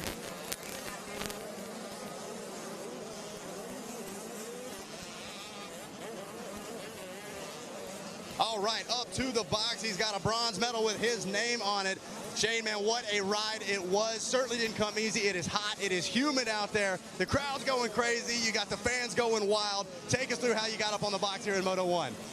You know, we were a little buried in the pack. Just stayed consistent, not many mistakes. I saw Kiefer in the sights. I knew when I had the strike, it had to be hot. So we had a little rubbing, bumping. He congratulated me, so it's all good. Hey, absolutely, man. Rubbin's racing, especially out here at the ranch. It's tough out there, though. It's hot. It's rough. What do you think about the conditions you were facing out there? Hottest conditions I ever experienced. It's hot. Track is rough and bumpy. You can only go so fast in certain sections. You just got to play it smart. Hope for the best. Hey, and you did just that. You let the race come to you, man. Who do you want to thank for helping you get up here on the podium? I got FXR Moto Gear. They're the best, man. Their gear is #1. Ray Z Motorcycles, Factory Flory for all the bike prep, Moto Rods for the engine building, Otco for the sick helmet painting, 139 Designs. The list goes on. DC3 suspension with my new suspension is working phenomenal. Go get them. All right, guys, once again, Shane Keller here rounding out your podium. He's got the bronze in hand. And we've got this Stasic Hole Shot Award to give away as well. Coming around the first turn first. Put your hands together. Chris Kiefer getting the job done and grabbing the hole shot. The crowd goes wild. Kiefer, man, what a moto it was. It's hot. It's steamy out here. What you think about kicking off the week? I'm tired. We got 2 more. 2 more. I hate to break it to you. Oh, shit. So, I hit a wall about 12 minutes in, ran some lappers, just got really overheated. Shane, man, he's like a freaking lumberjack in a diesel all built into one. He just keeps coming, and I saw him back there, and I was depleted. I just kind of be like, you know what, I'll settle for 4th, try to get through the week and try to get a podium. There's really good guys here. It's really cool to see all these guys. Andrew, Mike, Shane, even Gibby's here, and Jeff Edmond. It's just fun. Being out here in my family, it's just not the same without my kid. So I'm a little bummed that he's not racing, but I got my buddy Dave here. First time here. He's popping his Loretta cherry. So let's give it up for a 50-year-old virgin at Loretta. So, yeah, good time. Absolutely, man. And little Kiefer, we'll hope you're feeling better at home. Congratulations, Chris Kiefer. Now let's go racing. And we are off and running here. I'll give you the rundown here while we check in with our hole shot. The number 2 is going to be Kevin DeFino. The 12 is going to be Tucker McNeil. Logan Creasel will be on the 18. Mela Herrick on the 19. And your hole shot is, how about that, Mela Herrick out of Thornton, Colorado. Caden West will be on the 20. Tate Reed on the 22. Brody Moss, 23. Briar Stesick on the 24. Marcus Trujillo on the 25. Parker Shields, 28. Trent Valseshi, on the 30. Knox Lewin, 32. Dane Pappas, 35. Reese Siva, 36. Drew Marson on the 37. Emmett Baker, 39. Graham Bowers, 41. Amari Arnold, 42. Wyatt Duff, 44. Cooper Johnson, 45. On the 47, you got Christian Humphrey out there, the 48. Ethan Romero, the 51 from Denver. Gage Dunham, home of the Batman, 52. Matthias Thomason, the 52. 66, Connor Cowan. 67, Michael Gerda. 69, Jake Willis, the 72 of Chase Monahan. 73 of Caden Weinheiser. 75 of Travis Johnsmeyer. 77, Jacob Hawk. 79, Brady Olson, the 81 of Cash Hawkyard. 83, Brady Rondecker. 84, Sebastian Tamarin. 87, Ivan Avidko. The 97, Davey Collins. 93, Hudson Valg. 94, Tanner Dorman. 95, rider is Jevin Didler. And the 96, Chase Dashiell. And the 97 is Maverick Gish. Like it. But making some moves, Brody Moss is out front. And he's got Reese Siva right behind him on that 36 machine. And we are going racing. The whole gang comes past us here into the sand. And that top 20, or that top 10, we'll give it to you, is brought to you by Dunlop Tires. In the number 10 spot, it's Moynihan, followed by Cooper Johnson in 9th. Trujillo is 8th. Dorman is 7th. Olson is 6th, and your top 5 brought to you by Cobra. Brody Moss. Oh, it changes. Reciba, Garda, Humphrey, Herrick, and Moss still out front. A Rolling Stone gathers no Moss. Well, I say different because Brody Moss is gathering up a bigger lead here. Keep going. I'm going, Wes. You don't have to tell me. No, we're doing out it. front. It is Brody Moss. He got into the lead after Mela Herrick grabbed that whole shot. It's fun seeing even the Reeds are here. Tate Reed out there on that number 22. Check in with here. Where is little Tate Reed at? Tate Reed's making it up. He's up in the 28th spot. Right there in 20th, I've got Travis Johnsmeyer out there, 19th, Parker Shields, 18th, and Jacob Hawk. Cadian West in 17th on lap number 1. Brady Olson, 16th. Amari Arnold, the 15 rider. Wyatt Duff, the 44, just came back from the Netherlands on Team USA. Junior Donations out there doing a great job, but we'll pick them up as they come through. Want to go through the field and joust it up. We got 1 through 10, but we'll mix it up a little bit and get some of these guys back there fighting their way through. Well, look, he's fighting his way through, and that's Reciba. I thought he had the pass put together on that 23 gas of Moss, but no dice just yet. Opening stages here. We've got about 17 more minutes to go. Wes is just shutting my mic off here. Didn't like what I was saying, apparently. And into the big sand rollers there. Oh, big bounce there by the 23 of Moss. And he is trying to disappear. Reciba. Wes Kane shut my mic off here. Did not like what I had to say. That's fair. Forrest Gump, they did it to him too. And we're 2 laps into this bad boy, and Brody Moss is fighting off Reciba. Sorry, Kevin. It's all good. Megawatt was giving me a little intel about Mike Brown, and he did a great job out there. But here we go. Let's keep Tate Reed out there on the radar screen in 28th right there, so we'll keep it on him. There's Stefanik, Apico, Marson, Weinheiser, Bowers. Dude, Mela Herrick still in the number 3 spot on that 19. That is fantastic. What a fantastic ride from Mela. Brody Moss still on point as he checks in. Mini Senior 2, 13 to 15. Here we go. Brody Moss still out front. Seba Herrick, 1, 2, and 3. Seba trying to mount another attack. It took him a whole lap to catch up after that big mistake there. And that 1-2 punch is kind of disappearing. But there's something cooking back there with Dorman, Gorda, Pappas, Moynihan. Quite a few riders there all ganged up together. Just outside the top 20, Johnsmeyer in 20th. There's Willis, Jake Willis, 21st. Hawkyard, 22nd. Trujillo, you know that guy right there, the 20th. Trujillo. There's Didier. And, they are trying to make something happen and work their way into the top 20. Look right here, they're almost crashing into each other. Oh, boy. That was the number 2 of Kevin DeFino. He is moving, and he is putting the pressure on Dane Pappas. Pappas. Out of California, Pappas. Saw that kid. Give me 2. Give me 2. Give me 2 Pappas. Hold the cheese. There's the 23. He is giving you all he's got right now. Brody Moss on that gas into that left-hander. Man, he keeps putting the foot down. You see it drag behind him every time. Got to get that thing up. The AC with that high leg kick. Hey, Pappas' dad is trying to work on a pole. He's pulling fuses out of the pole. He's like, hey, come over and help me. I'm like, I am not touching a power pole. He's got the box open. He's like, we're trying to get our power. I'm like, he's literally working I am not messing with this. No. You need to call somebody. Get out of there. Call an electrician. During that lightning storm, he's working on that, huh? Yeah, he's got a power box up with about 8 big plugs plugged in it, and he's pulling breakers out. You need to call somebody. Get out of there. We don't advocate that. We are following along our leader. The drone has got you locked in, the 23. It is Brody Moss, and look at that rough racetrack he is having to navigate around. He's finally, looks like he's kind of fought off Reciba, but that battle back for third, you just saw it with DeFino and Pappas. There's 3 guys slugging it out, and they are coming. Juice is going to rise to the top. Here we go. Wyatt Duff now. Not the cream, but the juice. They will get up in there. There's the 44, Wyatt Duff in 10th. Moynihan Knox Lewin out there, Dorman, Gerda, but I'm watching some of these guys, Parker Shields, Hawk, Arnold, all hovering about 16, 17, 18. Here comes Trujillo, Johnson, Hawkyard. Kevin, what do you see? I'm still seeing that DeFino and Pappas battle here. There goes the number 2 trying to fight off Pappas. He might have gotten that pass done.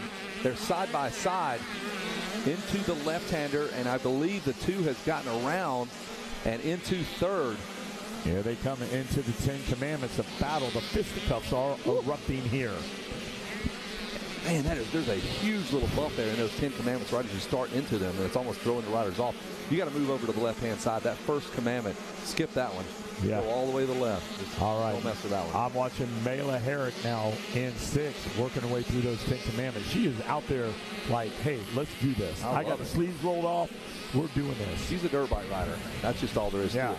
She's going in there. Wyatt Duff moves up another spot out there.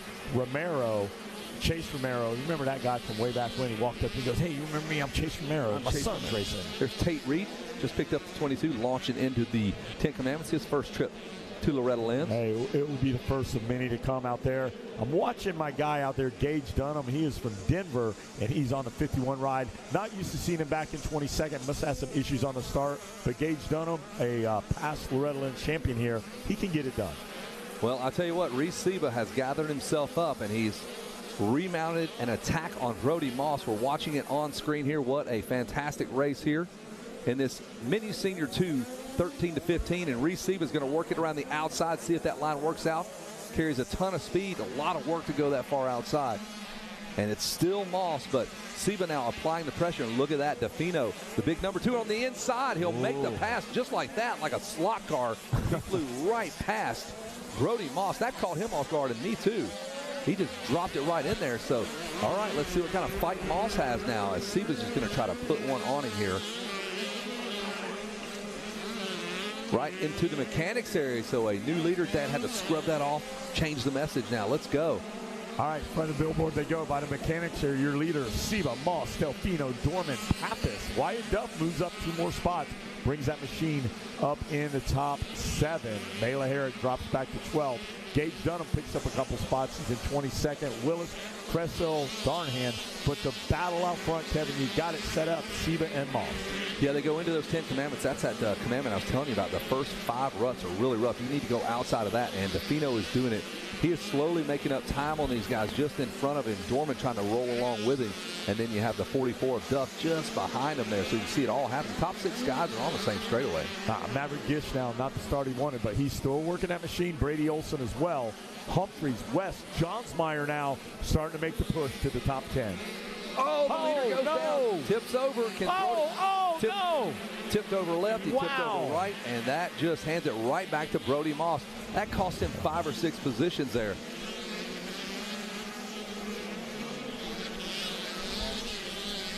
And we continue to watch our leader.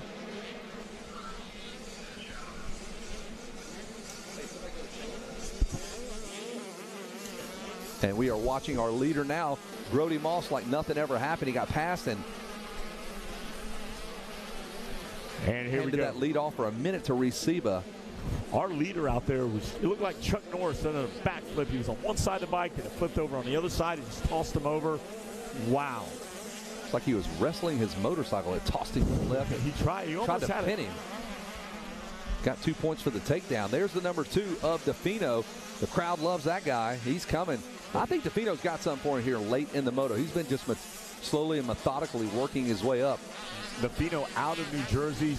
Dad sold everything. Sold his business, everything. He moved down to south of the border. Yeah, he's in the sanitation business. He lived down there. I think he does tile. So he's got his whole business transferred down there, living at south of the border, and said, hey, it's the best thing he ever did. There you go. If you need something to disappear, just check in with Mr. Defino. How you doing? Hey, they'll take care of you down at south of the border. A couple of guys in front of my guy here.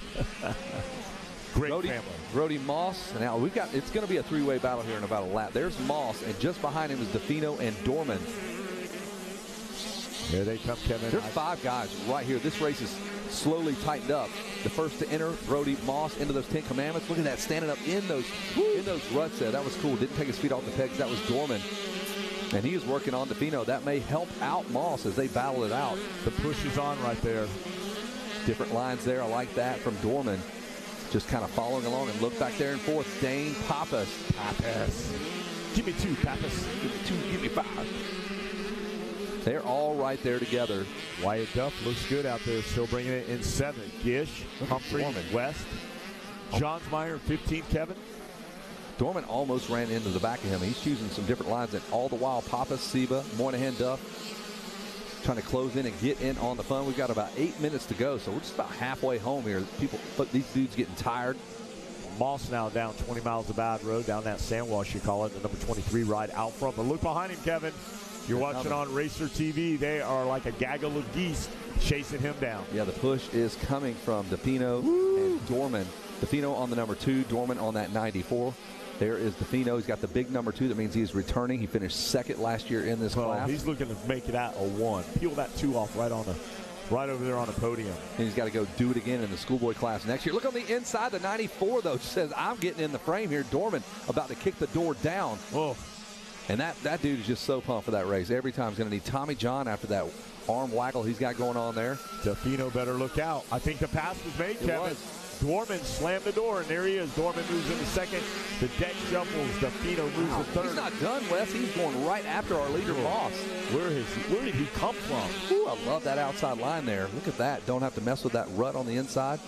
He's putting this track, dissecting every line, watching. We got the view going on with the drone. He goes inside. Let's see what Dorman can do. He's running a 205. Your leader, Brody Moss, a 7. Pap is still at a 205. Let's see how this unfolds here. But right now, it's Dorman is knocking at the door. Knock at the door. Who is it? It's Tanner Dorman. Get out of the way, Brody Moss. That is your top 5 in screen right here. Moss, Dorman, DeFino, Pappas, and Seba just outside on that 36. Seba got the opportunity to lead for about 22 seconds. Kevin, it can be anybody. That top 5 is right there. They're like in a crock pot right there, and the steamer's on, and the lid's about to blow off before this one's over here. You know, they talk about Jet Lawrence and how he jumps little breaking bumps. I just caught Reese Seba jumping into that little turn there. He's hopping around. He's riding light on the motorcycle, so we'll see if he can make this work. Reese Seba trying to conserve some energy here, hopping over some of the bumps. That is the top 5 altogether. All right, keep your eyes on Timmerman, Tressel, Chanel, Willis, Baker, Didier, all in about 25th through 30th. Those guys still slugging out there. Battles everywhere erupting here. Kevin Kelly in this mini Senior 2, 13 to 15. Yeah, if you're out here on the racetrack, you're the baddest dude from Rhode Island. You're the best guy from West Virginia. You're a bad dude in Wyoming. But when you come here, you meet all the top stars, man. All the boys are here, and we've got one cooking. Moss and Dorman. Here comes Dorman. Ooh, Dorman. Ooh, a ton of speed. Can he just fly right past him? Right beside us here, Wes Kane. The pressure is on Brody Moss. Dorman going to run it around the outside. Let's see if he goes inside like he did earlier, making that pass on DeFino. He is lightning quick on this inside turn. Moss senses the pressure, says, I'm going to grab that inside line, and Dorman goes outside. Crafty move by both of them. Well, Dorman all the way out of New York, under the watchful eye of Cody Rinsland. So they're a Moto family right there. And so look at Dorman's that. getting those speed secrets. And Rinsland's been down here once, twice, so they know what's up. Made the pass. Dorman gets around Moss. Moss fires back on the inside, and he passes him back. Does he have enough horsepower to fight him off? And he does. Moss doesn't like for anybody to lead more than 10 seconds. No, I'm going back at you, but what? Dorman cuts to the inside. Here they come down that long drag race, Kevin. Bar to bar, and it's still your leader right there. We're watching out the window. Oh, a big mistake by your leader, and now here comes Dorman side by side. They make a little contact into the 10 Commandments. Thou shalt not bobble down the short chute, and Dorman now out front, Kevin. He has made the pass, comes all the way over to shut that inside line down. Shut that door, if you will, does Dorman. He didn't shut the door on Dorman. Dorman out front now. Reset the field. It is Dorman, Moss, Papasiba, Moynihan, and he is gone. He is immediately saying, I don't want anything to do with Brody Moss. Hats off to Pappas, though. He's fighting out there, still slugging it out. Seba, Moynihan, Duff doing all he can, but running 6, and Kevin DeFino. Something happened, shuffled back to 7th, Kevin. Yeah, must have had a problem that time around. We got about 4 more minutes to go, roughly 2 laps. I'd have to say the 2-lap board might be out right about now. So Dorman, Kevin has hit the afterburners. Look at the gap he's got coming out the window right there. There's Dorman. You can see him there, and now it's starting to pull that gap. And Pappas now says, all right, blood in the water. Look at Pappas' bike dancing all over the place. He is going right at the 23 of Brody Moss. Late in the moto, he is feeling it. Hucks that big double there. Long jump there. Pappas, Kevin, you got to go meet those guys. Wild bunch. At Mammoth. Yeah, they're wild, right? Yeah, they like to have a good time. You know his dad. Why is he working on the power pole over here? I don't know. On the inside, he almost has contact. Pappas will not be denied. Look at him work his way through there like a works rider. Good Lord. Yeah. Just hammering down through that big roller section. How many ruts? 15 ruts. 52,000 ruts there. Yeah. And we're getting close to the end of the moto as we continue to watch this great battle. Now, does Pappas have something for Dorman? He was furiously went right past Moss. Pappas is fired up. Mike Shalkoff back in California. The leader of signing these guys to the Monster Army is like, yeah, Pappas. That's my guy. Go get him. There's Brody Moss out there. But Pappas put the pass on Moss, so now Dorman is in his sights. Take the shot. Pappas, take the shot. There he is right there.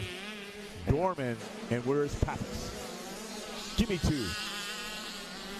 Brody Moss, Siva, Monahan, Duff, Defino, Lewin, Gish, West, all in the top 10. Back in 20th, he's trying to make hay while the sun shines. There's McNeil, Johnson, Johnsmeyer, Timmerman, Conan, Crusher, Baker, Didier, Willis, Weinheiser, and Thompson. 20th through 30th. Kevin, take us to the leaders. Yeah, here's your top 10. It's Humphrey, Gish, Lewin, Defino, Duff, Moynihan, Siva, Moss, Pappas, and Dorman all the way up front. Those are some who's who of this 85, 13 to 15. All these guys win when they go locally or even the regional big events. So it's got to be tough for some of these kids to get a third or a fourth. It's like, it's frustrating. Absolutely. You know, they're not used to that. They dominate the local area. They take care of business. And when they all meet up down here, that's the whole idea. We're going to put the best against the best, see how it plays out. And you got to do it 3 times. So I'm excited for the rest of this one. Listen, we got a lot of racing left. Is that the race for the #1 spot that we're following here? I'm thinking there's the 23. No, that's Brody Moss. And where the is 35 Pappas? of Dane Pappas. So Moss and Pappas are battling, and Dorman is just checked out is what we're watching here. Dorman has hit that express lane, 10 items or less. He's self-checkout. Boom, I got to go. Cash, no. Credit, boom, hitting it. Debit card. Yeah, all the way around. Email the receipt. All the way through the rollers there into the left-hander. Maybe the white flag. We'll check and see if it comes out. Yes, here comes Kevin. White flag in hand. There it is. You called it. So number 94 has one more lap to try to fight off all these riders and all the lappers and the track itself. And fatigue a factor as well. Don't want any big mistakes on this last lap. You've got a Moto medal. I mean, winning one Moto at Loretta Lynn is a huge accomplishment. Yeah, and then putting 3 together. I mean, like Dax Bennett, 1-1-1 last year, and some guys go 6. They just quick out 6 in a row, and I'm headed to the next one. Wyndham sits in here during a little weather situation yesterday. We had him and Dungy in here for a couple hours, and Wyndham's like, yeah, you know, you get that championship, and you put that behind you. That's the pass. No way, man. That's in the windshield. I ride that for 3 to 4 years. Okay? Yeah, I bring that up for the next decade. Yeah. Put it behind you. That's a pass. You know, it's like getting that big buck or that big hog head. Well, that's spoken like a real champion. We're dorks. We don't win anything. So if I win Kevin something, Kelly, you would milk that just like me for decades. I would never buy a beer ever again. Back all I can win is a hard time. I get first place in that all the time. You've done hard time, and that's why it took you 5 years to get back to the ranch, Wes. I've been on hard time. Like Dusty Rose says, you don't know hard time. Let me tell you what it is. We're following along our leaders here on this last lap in the Mini Senior 2, 13 to 15. It's race number 7 on the day, and they are still hucking that big double. Oh, they're not. Oh, and he goes somebody down. goes down. That might have been our second-place rider. Could have been Pappas, could have been Moss. Let's see how they shake down. Somebody checked in. It was too hot. If you can't take the heat like Mike Treadwell, get out of the kitchen. And here he comes now. We're going to check it out. But right now, it's still Dorman way out front, Kevin. Yep, Tanner Dorman's going to try to bring this thing on home. Interesting to see who that was, because it was a digger, Kevin. Yeah, he jumped that jump and just it wasn't a tip over, no. No, he buried that front end. It was not Pappas, though. We see him on screen, the 35, so the Pappas family are like, shut up, was that our kid? No, it was not your kid. No. He's just fine. There is the 35 of Pappas. Buzz in the tower. Negative Ghost Rider. There's that the pattern 94. is not closed for you, Dwayne Pappas. Pappas has got him right there in his sight, so Pappas actually was catching Dorman. There's Dorman into the left-hander, and Pappas will finish just behind him about 5 bike lengths, but Tanner Dorman will win Moto 1 Mini Senior 2, 13 to 15.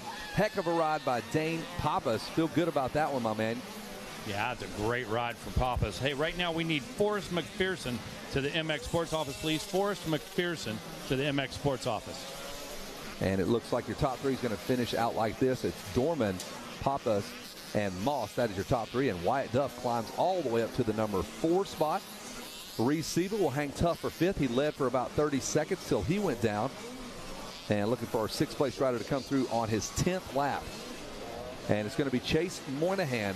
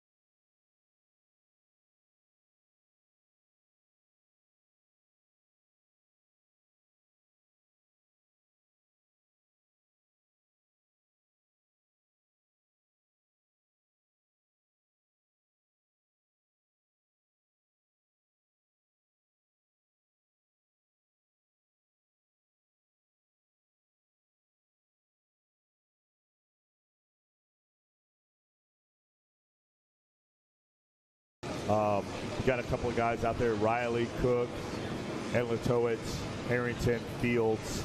Hey, big shout out to our guys out there at Atlas Speed Factory. They are coming in tomorrow all the way from Salt Lake City, Utah. They're coming in and go, we got to be at the ranch. I got to be there.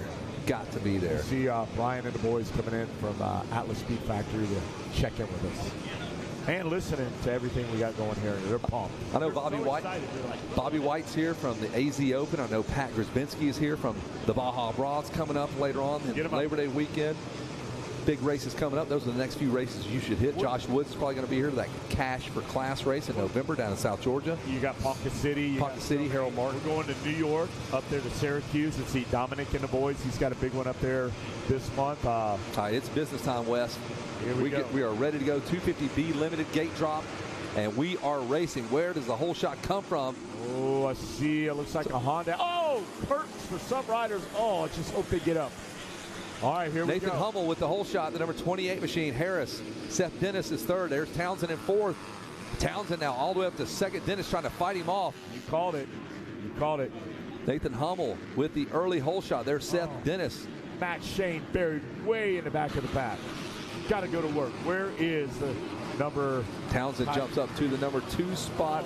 Maybe Dennis still able to fight him off. But a great start for Nathan Hummel on that 28 machine. Hummel run now. Here we go. There's a Yamaha rider down right in front of us. That was the number 57. And I expect him to literally win a moto here. That was Jessen Turner out of Texas. So that's a bummer for Jessen. He is dead last. Paniger can run stock still. Matt Shane's in there. Don't know where he's at in the field. Seth Dennis having a good jump. Let's see where they end up. Where is the 17 of Cade Johnson? Cade Johnson looking down the line. Cade Johnson is in 20th place, so Cade's got a lot of work to do. And that's good news for Nathan Hummel, Harris, and Seth Dennis. We are up and into about halfway into this first lap. Okay. Up and over the middle tabletop here, and we're following along Nathan Hummel and Seth Dennis. Here comes the big flying pass right past him, the 29 of Grayson Townsend. Those Fastco bars are working for him. I'm guessing he's wearing those, running those. On that Team Green Kawasaki, young kid too. Grayson Townsend, 14 years old, guys. So very young to be out there and in the hunt in that number 2 spot. A lot of upside to that kid right now if you think about his age. 14 years old, Grayson Townsend, Wes Kane. Oh, they're moving and shaking out there. Coming up after this, we got the fast guys, Kevin. They're coming at noon, our 250 Pro Sport. I can't wait to see who's going to rise to the occasion there. But right now, Hummel, Townsend, Gentry, Dennis out there. Timbo, all the way from California, number 43, had a really good Cal Classic out there. Cole Timbo, look who's all the way up to 9th. Cade Johnson was in 20th. He's already inside the top 10. Not even a lap has elapsed. Also, Max Shane didn't get the jump he needed. Let's see these guys go to work. They've been Loretta's before. They know what it takes. If you go down, you got to pick it up. You got to go. Dig deep. Don't panic. No, watch you there. What is that weird colored motorcycle in fourth? That's a Suzuki. It's Cole Timbo. Timbo. They are pumped to have that yellow bike up front in the mix here. Top 4 ride for him. Dad's a big-time firefighter out there. You probably good man. Trade some stories with him. Look at that tripling up in the storyland. These guys pulling the trigger. Hummel, Townsend, Denning. A couple of notables back there. Morberg not having the jump he needed. Bloomfield, Prangler. Wyatt Bass way back in 25th. Oh, hey, William Caniger could win on any given day, buried back in 41st. Well, I like what the 14-year-old rider Grayson Townsend is doing, slowly, methodically working up to Nathan Hummel. Hummel on that 28 machine. Let's see how old Nathan Hummel is. He's 16 years of age, so he's driving. He's thinking about girls. He's thinking about other things other than moto, but for the moment, he's concerned with this race win. No, this is where you want to be out here. You want to be 16. You want to be in that limited class. Next year, you'll ride the 250, 450 B class, and then you move up into A. So they're right on point, these guys. Edlatowicz out there. Out of the C class, jumps up into B, Kevin, and Edlatowicz. That's impressive. That rarely happens. Running for 11th right now. When you jump out of the C, you can get in top 10 or top 5 in the B. You're a bad dude. Yeah, you got big things headed. There's Thor Powell. Not having the run he wanted right now, but he is trying to do all he can for the Triangle Cycle Riders. And we continue to watch the pink gear, the orange bike. That is Nathan Hummel And the pressure now coming from the 29, starting to string together the lines on the racetrack, and it's Grayson Townsend.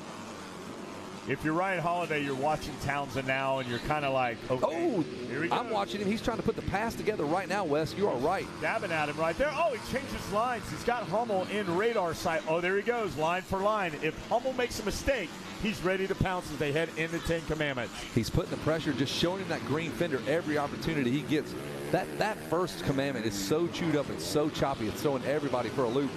I would watch Timbo back there in fourth. He is chomping at a bit. Timbo is pressuring our third-place rider, Seth Dennis.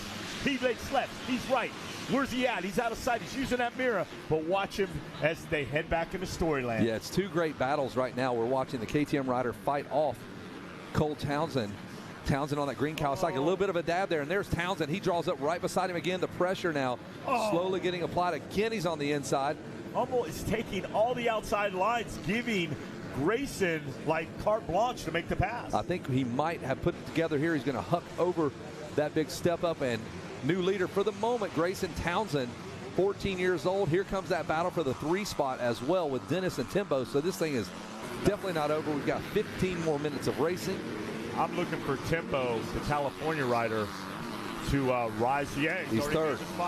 Good call. Good call. The 43 of Cole Timbo making it happen on that 250, much like Ken Roxon will do on the 250 coming up at the next national. A lot of people calling him out saying he's not going to do this, not going to do that.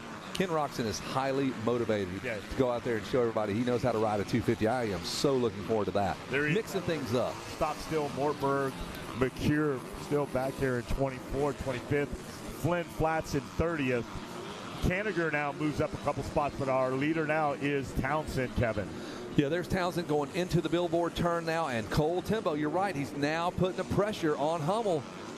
And back-to-back laps where Hummel has slipped back 1 spot, perhaps. There's Cole Timbo now. Timbo, Dad, like I said. Timber, he goes down. Hey, a fireman, paramedic, he told his son how to put that tourniquet on and apply pressure. And stop the bleeding. There he is, and he's doing it right now. Oh, could Timbo go ahead and challenge Hummel and? Good Lord, I think all 3 of them can now. Timbo!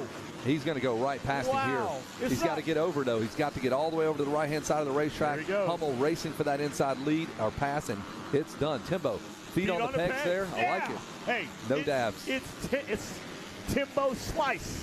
Whoa! Oh, there it is. The brawler, Timbo Slice, making the move. That nickname is done. You are now Timbo Slice. Timbo Slice. You got punching the competition, eyeballs just hanging out of the guy's face. Cole Townsend out front on the 29 Kawasaki. Now you're going to have to get bushwhacked by Timbo Slice here. You're going to have to get creative to hold off that 43. Here he goes. They're working it now as they come out of Storyland, and the story be told. It's still being written, Wes. Yeah, they're writing the story right now as they write it. As they write it, they write it. There you go. All right, here we go. Watch them now as they come through. Kevin, pick them up through the twisty. Middle part of the racetrack, hucking over that double that's not a double. They'll come back into view. They're coming right towards us here in the announcer's tower. I can look over and see the Kawasaki ride here. They're having to knock the dust off that Suzuki contingency checkbook because they might have to write some this time. No, those guys, I talked to Castone, and he said coming up, they might start paying triple contingencies. I love it, guys. Well, they're going to pay him more now because he's about to pay it forward. And Grayson Townsend is getting some pressure now. Knock on the door, Grayson Townsend. Who's behind it? Timbo Slice. Timbo Slice is all over him. Townsend up for the challenge, though. Wow. He's got the inside here. Slice it away. Timbo Slice. That's it, Kevin. It's done. I'm going with Timbo Slice. I'm going with Timbo Slice. His dad's probably laughing right now. I love it. That's my boy they're talking about. Absolutely. We're talking about Townsend, Hummel, Dennis, Kay Johnson from way back gets in the top 5. There's Max Shane. Wow. So Danny Lewis, Ed Torrance, they got to be happy back there as their athletes they have chosen has come out of the top 20, moving into the top 10. Moving over to the left-hand side of that racetrack is Cole Timbo Slice. And there's a great battle for third, with Seth Dennis Johnson. And now Max Shane jumping into the fray as well. Wes Kane pointing at the screen frantically, wants me to say something. No, he's excited. You can just see the 17 there you go. Coming in of Kay Johnson into the shot now. So pumped about these guys. Thor Powell starting to get a move on. Egglin Towens, Harrington, Morberg, Kanigher. big notable back at 42nd, moves his machine up in the 20s. He's got 20 guys he just made the pass on. Kevin, 11 minutes to go. Yeah, almost through the halfway point here. And Grayson Townsend, I don't know how long he can fight off this Suzuki ride of Timbo Slice here. A left and a right. A body blow here. And here comes Timbo Slice working on 29. It is Cole Timbo Slice. Excuse us. We're just messing around here. Do you think that Cole Timbo Slice has borrowed Chuck Norris's action pants? If he hasn't, he needs to, because those things are very athletic. They're comfortable. You could be fighting someone, or you could write a check at the bank in those pants, no doubt. Kevin Wyndham looked over and like, what are you Look it up, man. Chuck Norris sold pants. They were called Chuck Norris action pants. And the whole ad was him karate chopping 8 foot in the air in these pants. That was the black and white ad. You can get them at Sears and Roebuck right now. All right, well, here goes Timbo Slice now right in front of the tower. Let's see it. He's running 2 seconds faster than our leader. But the math is not mathing, because the leader's still out front. Grayson Townsend, still our leader. And Slice has been going out. Cole Timbo has been going outside every lap. You're killing me here. I'm going to call that kid Timbo Slice for the rest of my life. Oh, it's good. Cole Timbo has, he's put all kinds of pressure on Townsend, and Townsend just has responded every single time. And to be 14, it's impressive. All right, Townsend, Timbo, Dennis, Johnson, Hummel, Max Shane. There's Betts, Haynes, Ulrich, and Moon in your top 10. I'm still looking at Duza, Fields, Eads, Prangler, Canigor, Morberg, Harrington, all around the top 20. Here comes Christopher Harrison, 14th. Jaden Riley, Jesse Turner, 14, 15, 16. Kevin, you're peeping out there. What do you see out there? Yeah, I'm watching Hummel and Max Shane. I think Johnson has gotten around Hummel, and now Max Shane now really putting the pressure on Hummel. And every time I say this is going to be a battle, like Grayson Townsend kind of opens it back up. That's an impressive ride here for the Kawasaki Team Green Rider, his debut ride at the ranch on the big bike here. No, I think they skipped the year because I think he grew. I believe that. He's a big kid. There was 2 riders. I think it was Caden Dundee, too, where they had qualified last year for Super Mini, but then they couldn't ride it. And they're like, we're too big. Yep. So I think the Holiday had his guys already lined up, and he's like, and I may be mistaken, but I believe it was Dundee and maybe Townsend opted out and say we're going to go back and we're going to run it next year. 8 minutes to go here in this 250B limited class. 5 laps have been completed. Looks like we'll get about 5 more in as we watch these guys just send it right there. That's the big jump. You got to do it if you're in the B class. It's so much faster. And they work their way around that big sweeper, and now they head into the left-handed finish line turn. Everybody goes typically inside there, and Timbo way inside. And we are 6 laps in, about 4 more laps to go, as Grayson Townsend has responded every time. Pro Sport riders coming up next. Oh, boy. We've conditioned the racetrack perfectly for you guys, I think. We've left it as choppy and rough as we can make it. There's Cole Timbo Slice. Yeah, it looks like Townsend now able to hold off the fiendish attack. He was all over him like a rabid dog on a cat in a back alley. But well, he knows the importance of this lap right here. He just turned his best lap on lap number 6. A 159 almost flat. Timbo almost matched it with a 159.8. Yeah. So Timbo trying desperately to stay close to Townsend. This could be it. If Townsend can get a couple of laps like this under his belt, he might separate himself just enough to fight him off. But Timbo is managing his race. The stage is set. That's why it's 3 motos a charm. Timbo could come back firing out. Look at this aerial shot here. You're going to see Seth Dennis and Cade Johnson. Cade Johnson was in 20th place, and he's found himself all the way up to the number 4 spot. Dennis started in 3rd, and that's kind of where he's hung out. And he's going to have to deal with Cade Johnson. And Max Shane out there rolling up on Hummel. Those guys all running the 159s. There's no complaints when you get back to the truck that you were 3 seconds off. No, you're right there. I'm running the pace. I'm running a 159 in traffic while racing. That's Max Shane on the 79 in the number 6 spot. You're not taking nothing from none of these guys. I love this overhead shot. You get a great idea of how rough this racetrack is. And like Kevin Wyndham said, it's hard to replicate this. There's no track that has 1,500 riders continuously racing and destroying this racetrack. No, you'd have to have guys just riding it and let it set in for weeks. Weeks and months, and just say, okay, we're never grooming it. Never. There's Seth Dennis again on the KTM, riding away from us there. Cade Johnson trying to follow him around. A couple of heavy hitters. We've been saying those names for years, Wes Kane. Woo. And it really looks like Cade Johnson is starting to come into his own. He's got a different kind of style. He's down. He's got long legs. Very, very tall. So he looks like, oh, look out. There's Timbo. Keep an eye on it. Looks like Mike Too Tall Bell out there. He had that same style. Cade Too Tall Bell, you think so? Is that what we're going with? Cade Too Tall Johnson. Could be. Like Larry Big Bird. Why not?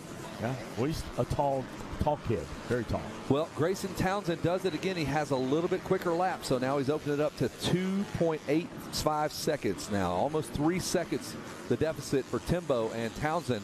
And we are about 7 laps into this, so we're getting close to that 2-lap board coming out, the white flag, and you don't want to get carried away here and think about the finish line, but if you're almost there, you're kind of getting there if you're Grayson Townsend.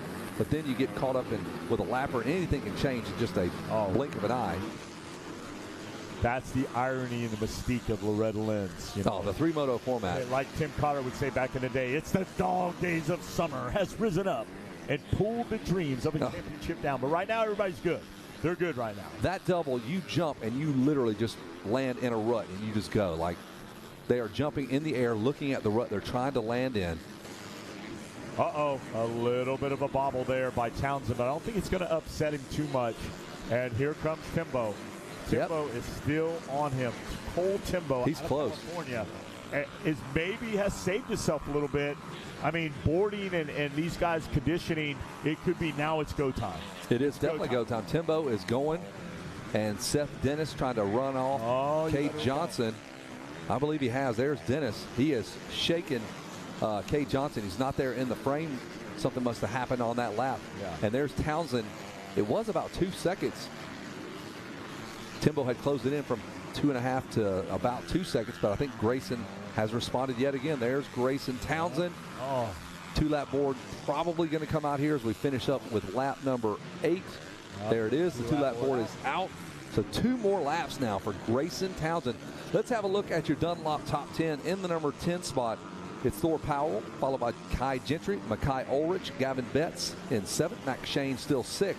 Here's your top 5, Nathan Hummel, Cade Johnson, Dennis, Timbo, and Townsend. Wes Kane. All right, top 20 look like this. And in 11th, it's going to be Chase Haynes, Justin Turner in 12th, Wyatt Bass 13th, Gavin Moon 14th, Christopher Harris 15th, Jaden Riley 16th, Vittorio Fazio 17th, Wyatt Harrington 18th, Clayton Stockstill 19th, 20th is going to be William Canniger, Valiant Ride in that top 10 through 20, brought to you by Racer TV. There you go.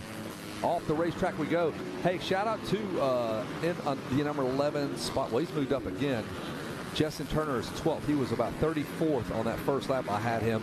So Justin Turner really went to work. This dude has led motos here at Loretta Lynn, so not where he wanted to be, but he's making the best of it. All right, Carter Roberts back there as well. William Merker, Adrian Collins, Brandon Eade, Emil Latcher out there, Deegan Bloomfield. Those guys out there still having a great ride back there, just out of the top 30, but they are slugging it away. Following along, the aerial shot of Grayson Townsend.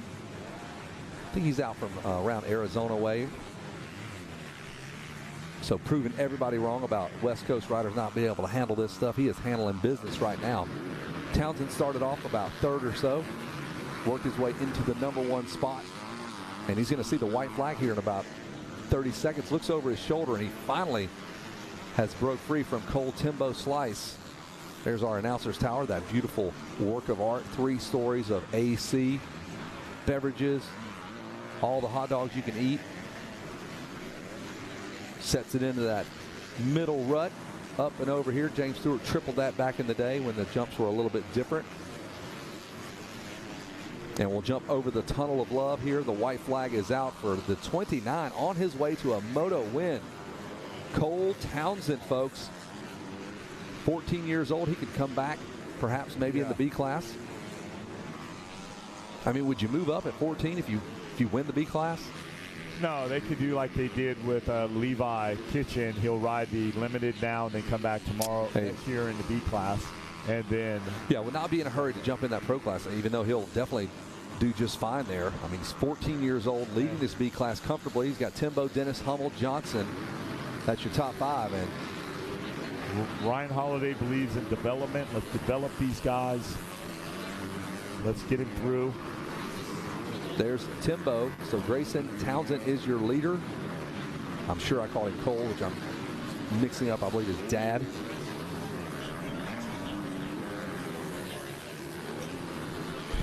We are all over the place here. A lot of people, you just got a report from the headquarters that 12,000 people have rotated and watched us throughout the day. 2,000 online right now. That's awesome. Keep an eye.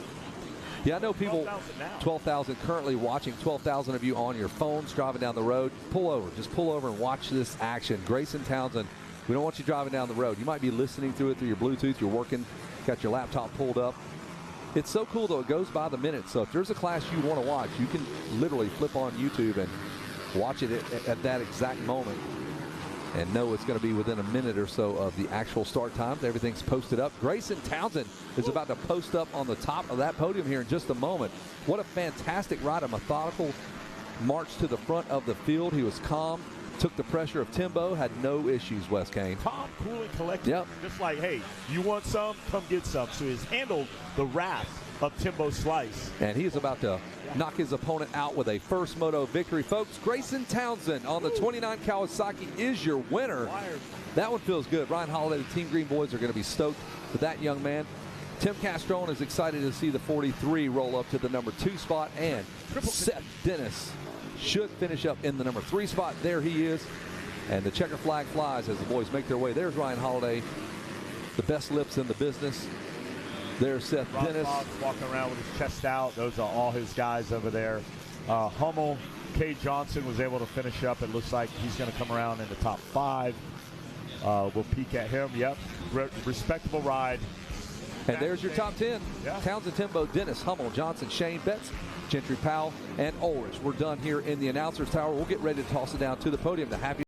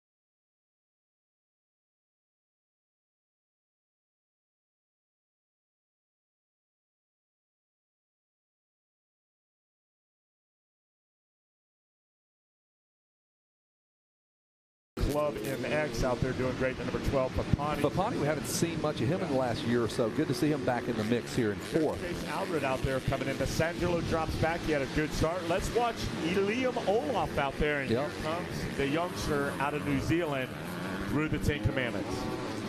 Man, you really wanted to see Drew Adams get off the gate. Let's check in with Drew. He is up to 34th. But, man, I really wanted to see those guys slug it out. But not to be the case here in this moto anyway. And, Jason, like we always say, gate picking kind of determines your first start. You know, it's kind of luck of the draw where you get on the gate. Tough break for Avery Long. Looks like he's shuffling back there. May have a little issue out there. Timmerman now hovering around 12th out there. Jason, Yaden, Mason out there. But there's your leader right there, the star Yamaha rider. We got Kevin Windham up in the tower. Kevin, you get to chat with us here a little bit? Jump in here, my friend. Yeah, man. Been here all week, Weege. Where you been? Yeah, I mean, you're better than me when it comes to the attendance. Hourly rate. We showed up early. I was so excited to drive over the hill. It never fails. Been doing it for 5 decades now, and glad to be with you guys. And literally, yeah. Man, looking forward to this race. I actually was talking to Drew before the race. He did not draw a great chip, so some of the woes of Moto 1 and the chip category for Drew Adams. Let's see what he can do as this Moto. Good. Wow, lap 100 under the. It was not good there. Yeah, 34th to the first lap, and that is tradition. So Kevin Windham, we're talking to here. Yeah, that's the same way you did it back when you were racing here, 94 and all that. Same random gate pick, right? Chips all the way through, man. It is it is what Loretta Lynn's is about. There's Cole Davies out there busting a 1.55 out there. Let's see what Casey Bernard can do. They've got to get up there. They cannot let him run away. Bernard's in 7th now. Something happened. I just saw him come through. He slipped way back, and that's just making things really easy. I mean, he's making it easy for everybody, for himself anyway. He's flying. That's Cole Davies. And there's nobody in the shot. Like, look how far you have to look back to even find anybody in frame. Trevor Nelson out there still hanging pretty tough. They called him yesterday. Looking pretty good out there. So there he is, Kevin, your guy, jumping up through the hop, skipping, jumping through those 10 Commandments with triple. No pressure on him at all right now. None. I mean, this is just a cakewalk right now for him. But then Nelson kind of inherited that as Bernard went down, and we're looking for some push to come through here. I look for Olaf. Olaf has to rise to the occasion. Maybe, there he is under 32. Maybe nobody's going to be able to reel in Cole Davies right now, but put yourself in position. 155. 155 so far for Cole Davies. He is sprinting right now. Looking for Drew Adams, who's passed about 97 people. He's up to 21st. And where's his teammate, Christian Yannick? He is back in 40th. So some of our really big heavy hitters having some tough opening laps here. I mean, there's a bunch of guys. I circled about 10 guys that I expected to be in the mix here. And it's all over the map. So what you're watching right now, 17 is Davies. The 12 that you just saw, that's Trevor Nelson on the Club MX Yamaha. And then Papani on the 75 was dealing with Alof, who's on the 32. Haven't heard a lot of Alof over the last year. I think he's had a lot of injuries. Had some injuries. Yep, but he did show potential here at Loretta's going back 2 years and 3 years ago. So we'll see what level he can get back to this week. And in that battle for 3rd right now with Papani. Yeah, he's got Papani in his sights now. Olaf is working on that number 75 machine around that big sweeper. Those guys are doing what we were talking about earlier. Even Kevin just sweeping high, going all the way across all the ruts. Like, heck with those ruts. We're not messing with them. A couple of guys hovering around 20th is Stice. Revan Gordon not getting a jump he needed. Sir Earls, Parker Ross, 17th. Driscoll, Uselman, Edwards, 13th through 17th. Salo back in 32nd. Israel in there trying to work it, but there's Wyatt Raymer out there. Manquist not doing good. Pat Murphy, another rider, tough break for him back at 42nd. Hey, if you're Bobby Reagan, you're thinking, man, this is just extra credit now. We knew the guy was good at Supercross, but holy cow, he is fantastic right now. Another 155. Trevor Nelson almost matching it. Avery Long with a 155. So guys kind of stringing the track together now, putting their lines together. But man, they've given him a big head start. He was able to put it together really quick. Yeah, there's the 12 of Nelson. He's broken away. There's the battle. So Alof, yeah, he's made the move on Papani. So he's up to 3rd now, the number 32. And he sees Papani can keep with him. I don't know, Avery Long. Is that Avery Long? Yeah, Avery's he had a great Winter Olympics. He did really well down in Florida, so showing some of that speed again. There's Drew Adams coming through the 10 Commandments, and he skipped a lot of commandments. I don't know how that's going to work out when it's decision time with the man above, but we'll see how that shakes down for Drew Adams. All the way up to 15th now. All right, here we go. Nelson, Papani, Olaf. Olaf He did have ankle surgery, and he barely got back on the bike enough to start making areas in regional. Good Lord. It's impressive. Avery Long working off the Pawnee on your screen here around the outside. He makes that pass. Avery Long had knee surgery right after Winter Olympics, so he's... Yeah, ACL, right? Yeah. So he actually went and tried to ride through it, put on some good rides, but they pulled him and said, hey, just get it fixed. Let's get ready for Loretta's, and that's what they've been focusing on right now. And hey, your guys are up there in the top 5. Got Kevin Windham up here working with riders at Farm 14. This track is so rutted these days. I don't know how much directly you remember what it looked like when you were racing it, but were the ruts nearly as big a factor in racing, or has that come around more recently? It's definitely come around. Look, these bikes are so strong these days. Yeah. And, you know, they really chew the track up, and the entry list, we've been talking a couple of times this week about the 1,500 plus riders that are here, 42-man gates, and they're all full. So this track is going to be treacherous, and just one more thing they have to navigate. But you know, we were talking about Avery Long turning in a 57 there. Man, he was in a great spot early in the moto. It looked like his second lap wasn't that strong, and last lap was a 55. I think he's one to watch. But, man, Davy's just killing it, man. A newcomer to the ranch. We talk a lot about the experience and how many times people have been here. And Davy's showing that maybe doesn't matter right now. His first time here, and I guess he wasn't telling a fib like we were told out there by, I'm trying to think. Oh, somebody playing mind games with you. He won. Remember, he told us, you asked him, hey, how many nationals are you going to win this year? And he goes, oh, Aaron Plessinger. No, it wasn't Aaron. It was his brother. They own Millville.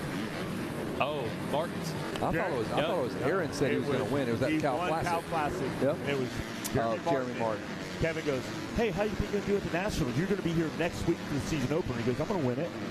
Hey, he won the whole title. He did. Yeah, you're right about that. Yeah. Well, maybe this kid will do it as well as we watch the 17. Davies told me yesterday, I'm here to win. I guess, hey, I thought about Drew Adams stopping him, but... Man, Yamaha 1, 2, 3, boys. Yeah, and Alof and Nelson and Long, they're riding well. Yeah, it was just that first, really, and second lap, as you mentioned, Kevin Windham, that really has made a difference. There's your leader going over the finish line. He looks to his left, you can see the second and third place riders. That is a very, very comfortable lead. Trevin Nelson, don't get too comfortable there. Liam Olaf is on the move. Where's Drew Adams now? We'll check in with Drew. Coming up towards the top 10, he's in 13th. Time to be a junk man. Time to be a junk man, Wes. One of your faves. You got to salvage something. You got to get in there. Let him get in. I mean, right now, if you're Drew Adams, you got another pro class coming up. But you can try to go out and win the Lynch, too. We're going to be happy with that. You know, let this one go if you can't get on the box. No, I don't know. He's got a pack in front of him. I wouldn't rule out. We've seen guys do this and maybe get to 7th. If you get to 7th, maybe you can somehow get near the top 5 and at least be in position, if you have a little luck, the rest of the week. And you can see that's Adams in that bright Fox gear right there. He's got a pack right in front of him. He's up to 12. He's definitely making hay while the sun shines here. Well, so is this guy right here, the number 17 of Cole Davies. His first trip to the ranch, he's like, what's the big fuss about it? You just get a whole shot. Right now, not that big a deal. Cole Davies is, we're going to say it, is riding a ride that dreams. Wow. I mean, finish your sentence. You have to say it. I remember Jet Lawrence doing the same thing here in 2019. Showed up one time, won his very first moto ever here. Actually got tougher as the week went on, but maybe it's a little beginner's luck working right now because Cole Davies has it dialed. Speaking of dialed, get dialed in with the folks at Race Tech, world's largest aftermarket motorcycle suspension modification company and probably underrated trusted source for CNC engine porting, tuning, and machining by many of the industry's most celebrated builders. They actually work with a lot of other engine builders using their engine services, even a handful of OEM factory teams. And of course, the Race Tech legendary Gold Valves gives your suspension a plush feel with drastically improved bottoming resistance and increased traction. And when it comes to engines, the Race Tech Power Plan is a combination of performance parts and precision services to maximize horsepower without sacrificing reliability. When it comes to science and winning, look no further. The 100% guaranteed American-made performance of Race Tech suspension and engines. And a real quick shout out, first year ever, we are part now of the St. Jude auction process. Started in Supercross, it's rolled into Pro Motocross. Now it is based at the St. Jude Hospital in Tennessee. So we have the Loretta Lynn Lapathon. Anyone can contribute. Sign up, and we're going to try to have friends and family. Oh, they don't have it. Basically dollars per lap. And all that money will go to St. Jude. Yeah, Wyatt down at the beginning of the 10 Commandments. Yep, yellow flags are out. That's the number 29 that is down. And they just had it on Drew Adams and Parker Ross. And they are battling out for the number 11 spot right here. And I believe Adams might have just gotten great work with the cameras there. Those are some heavy hitters there. So see if Ross can follow Drew Adams, the surging Drew Adams, your starting center for the Team Green Kawasaki Monster Energy basketball team. Adams was in Canada, and it was a challenge getting him here just before practice, so he did win on, I believe it was Sunday. He won, and it was a big challenge getting here, making sure he's here in time for practice. So he's put it down right there. And he still has a pack of riders in front of him. You can see the, let's see, 3 riders, I think, in front of him right now. He's in 11th. Yeah, we're only 12. We got 12 minutes to go. I saw Jace Allred, 7th place, not too far in front of him. Right. That's Sangelo out there. But, you know, Dan Truman said, hey, the secret with Drew Adams is we're going to race. We're going to go find races. Yeah. We're going to keep him racing. We're not saving him at a facility. Here, there, you're going to see him all the time. We're looking at him right now. He's going after his teammate Enzo Timmerman directly in front of him. So that would be good enough for 9th if he can make that pass. There's his teammate, 21, the 33, Fox Cowie Riders. Timmerman out there. Yannick got to be somewhere. I saw him coming through, going through the 10. Oh, good Lord, that bike was all over the place. Whew, I believe it was a lapper. That's a good save. He's a big burly guy. That might have been look at his dad, his mom, his grandpa. The number 80. They're solid. They're stout. And you can see it right there in Drew. He's just manhandling that machine. And you're a redhead. You get 3 more positions every race just simply because of the color of your hair. He is a feisty little redhead. There's that pair of Yamaha riders, Nelson and Olaf. It's a trio now. Holy cow, it's Avery Long as well. Avery Long says, hey, I want to dance with you guys. Wow. Avery Long could be the spoiler and put that machine up in the top 2. Man, they're going to be cutting checks to 4 riders here, this top 4. Donnie Luce is going, there's my guys. He's stressing out. 4 guys out front. Just give them your wallet. As soon as the race is over, Donnie just hands over the wallet. Y'all figure it out. Top 4. That's awesome. Side by side through the 10 Commandments, Olaf and Nelson.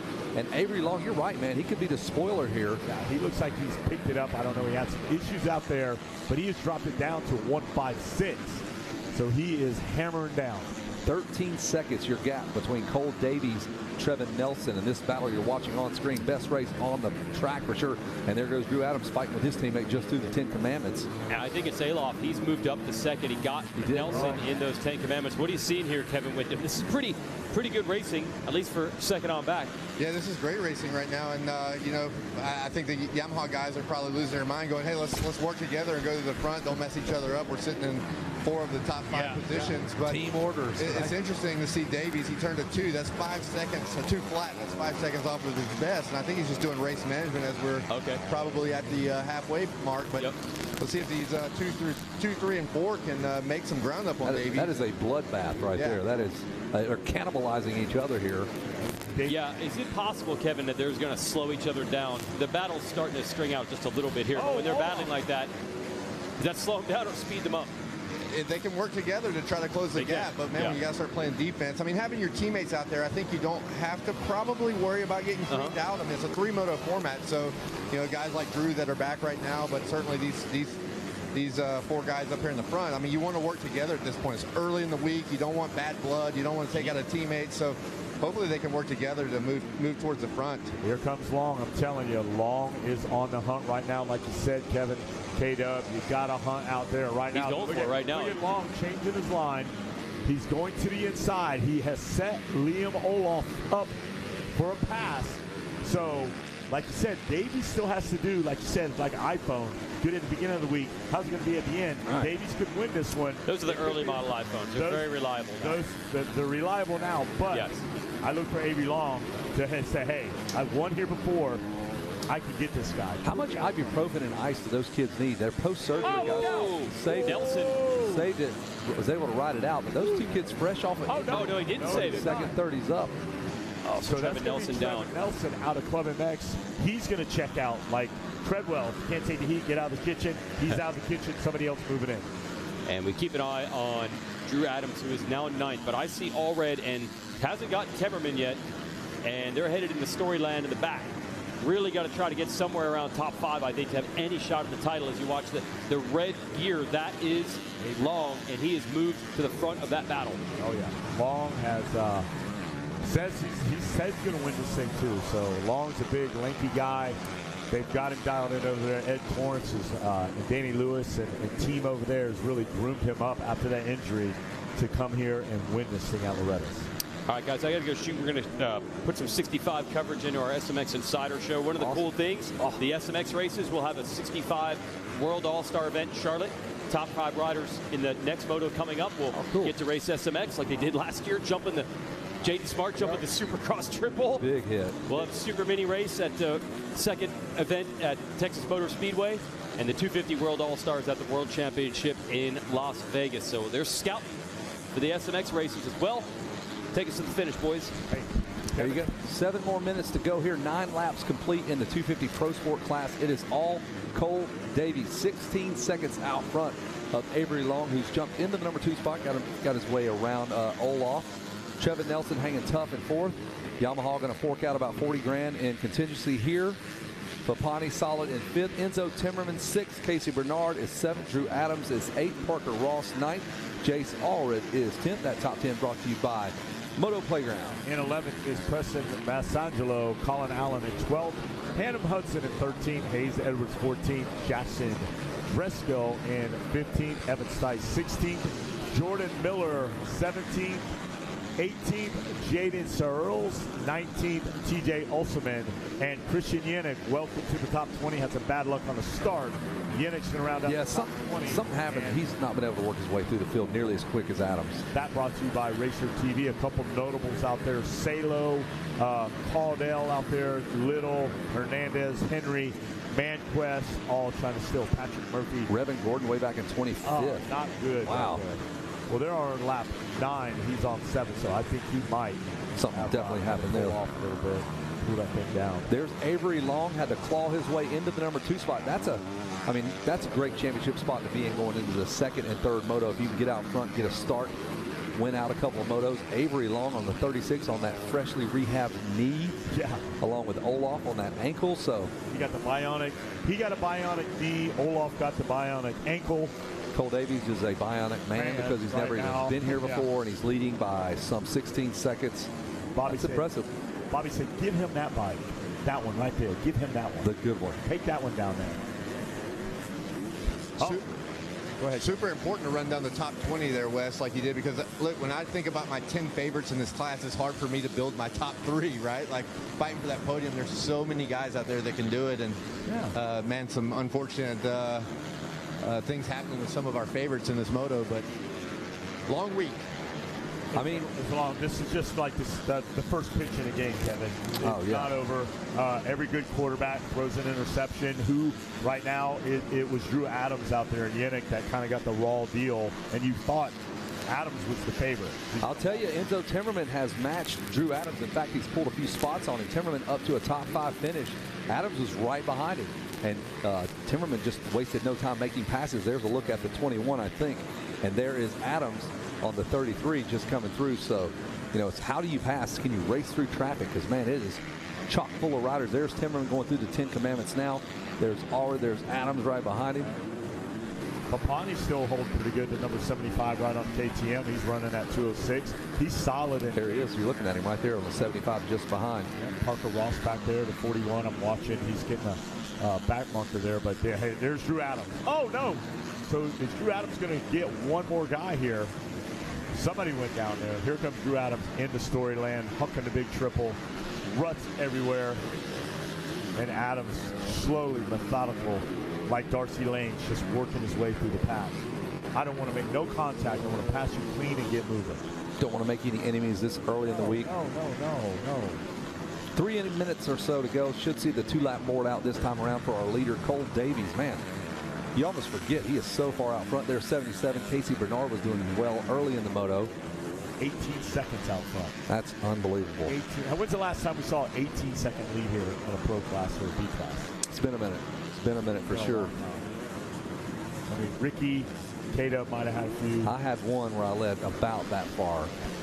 Unbelievable. K-Dub, what do you see out here as he's winding down here? We got like 3 minutes left. Well, I pay attention to the 18-second lead. That's now to 14, which is not a big deal. That's race management by Davies, but couldn't hear him. Check. Hand him that one. There you go. You're back. Hey, he came in for a pipe change. Hey, I'm back, guys. Now we were talking about the lead of Cole Davies, and you know, that's super important, but guys like Avery Long and Olaf and others, I mean, look at their best times. So, you know, Davies has rode the perfect moto here and done what he had to do, but lap after lap, you know, it's kind of shocking just to look at best times and their last lap times, because, I mean, they're big disparity. While this moto is so dominant that you're like, oh, this thing is done, Davies has got it, but this is Loretta Lynn, right? Everyone has showed that their best time is good enough. They can run the pace. They can run the pace. If it's even draw, the pace has been ran. But can you do it for 10 straight laps, which is what Cole Davies is able to do. So looks like Parker Ross has gotten around Drew Adams, so those guys kind of slugging it out for 7th and 8th. Ross did not like getting passed by Drew Adams. There's the 17 of Cole Davies. Bobby Regan's got to be at home just ecstatic right now. He should be. He's got another one in the pipeline. Your farm system looks great, Bobby. Yeah. Throws 98 miles an hour. Pounds the strike zone here, the number 17. White flag will come out this time around for Cole Davies. His first trip to Loretta's. He's jumping over jumps, little bumps late in the moto. He's feeling good. Well, bike looks really good under him, too. Everything looks pretty good. He's got a swag to him right now. Yeah. Something. He just looks very present. Yeah. Up and over that tunnel jump now. He can kind of soak it all in. He's got that first moto jitters. That's gone. He's going to grab a moto win and then some. 14 seconds. He can meld this one in. Yeah, his jitters look pretty good, right, boys? Yeah. If that's nervous, whew, when he gets comfortable, we're all in trouble. Past the mechanics area he goes. That one looks to be done, barring any unforeseen problems here. He's got a few lap riders that he'll have to contend with, but he's got time. This rider is picking the bike up right in front of us. That's the number 43. Davies will pass through without any incident here in just a minute. There's Cole Davies. All right, here he comes. We're watching him out. Oh, and that rider crashed again. He is just, I give up. And it's 10 commandments. Son of a gun. He was so tired. That he was was like, me. I just dragged me off on my heels. Let me just lay here for a minute. Yeah, my dad would walk out there with a He's pistol. in between 1 and 2, so he broke commandment 1. Oh, look. Got a bad issue going on there with that radiator. That thing is done. Tough break for him. Rider number 43. That's Jackson Driscoll. Bummer. Take that thing back. Do not blow that motor. Yeah, push it back. Yeah. That's $5 grand. Save it. Don't do it. No. So Adams has gotten Parker Ross just coming through the 10 commandments. Looks like Yannick buzzing the tower here. Yannick working his way up to number 27, up in the top 15. Hannum Hudson not doing too bad out there in the 13th. Devin Salo out of Travelers Rest, South Carolina, working over there with J.P. Patterson out there in the 25th spot. Up and over that double that's not a double, the 17, Cole Davies is just hopping around this racetrack. Looks really light on the bike. I know we talk about that with the pro riders on the Saturdays, and he's doing it right now. He's just making doubles, having a good time. Yeah, no big deal. Loretta's is kind of hyped up. I'm handling business here. Yeah. But you can't clear your trophy shelf yet. No, not yet. We've got 2 more motos here. Folks, let's hear it for the number 17, Cole Davies. Will not grab. Yeah, he did not pull off, though, so I hope he... Guys, not on screen here, but what's happened with the Cowboy boys? Look at Drew here. Going in the... All right, there he is. Drew Adams all the way up to 7th. That's Timmerman just in front of him. So we got he may have got Timmerman. You got Avery Long coming in, Olaf, Timmerman. Let's see where Adams is. All right, Avery Long going to clock in, punch that time card at... I think you might be right, Kevin. Let's see what we got here. There he is. Oh, Adams goes in. From 7th to 4th. Woo. You know what? That might be the if he wins this championship, he won it right there on that lap. That was it, because if everybody gets kaboggled up the next one, it's going to be wild. So you got Davies, Long, Olaf, Adams, hard fought from dead last to 4th. Timmerman, Nelson, Ross, Bernard, Fafani, Aldred in your top 10. Wow. And we'll get ready to toss it down to our podium. And we've got some exhausted riders, I'm sure. That's it from the top step.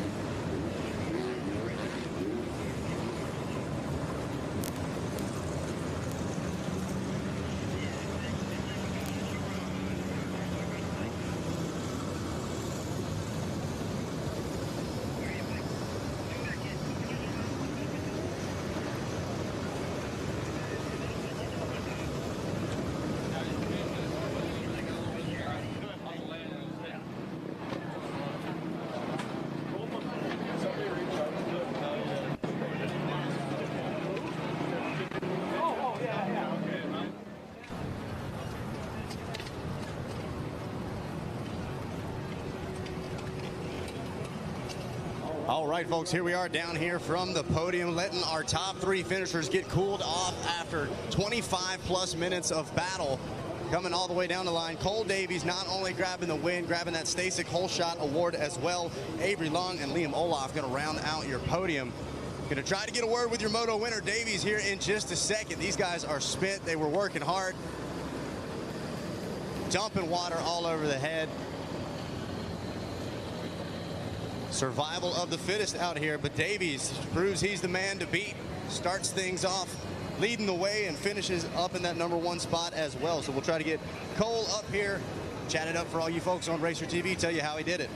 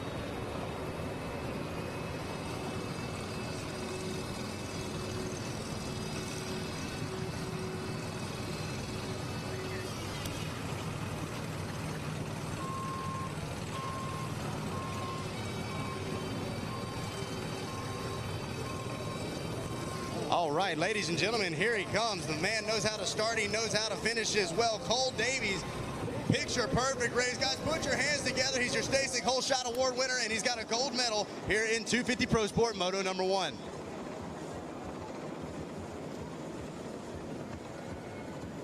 Got to get him pumped up here. You've been doing battle for 25 minutes. We'll get the shots, the insta-bangers. Everybody got to see just how successful Moto 1 is. And then we got to chat it up. Tell everybody back at home on Racer TV exactly how you got the job done, man. First of all, what a race, what a start. Tell us how good it feels to be first around that first turn. Yeah, it felt good. I know I could do it, and I just got off to a good start. I had to focus on that one and put out to some good early laps and made a bit of a gap, and then by then I was cooked. I was just trying to cruise around the track. I was so done. But yeah, stoked to get the first Moto win. Hey, absolutely, man. A lot of firsts. First around the first turn, first in the Moto, first Moto at Loretta Lynn's, man. What were those nerves like sitting on the gate? I'm sure you've heard the rumors, the myth of Loretta Lynn's. How good does it feel to come out on top? Yeah, it's definitely a big event. All the campers here, they're everywhere.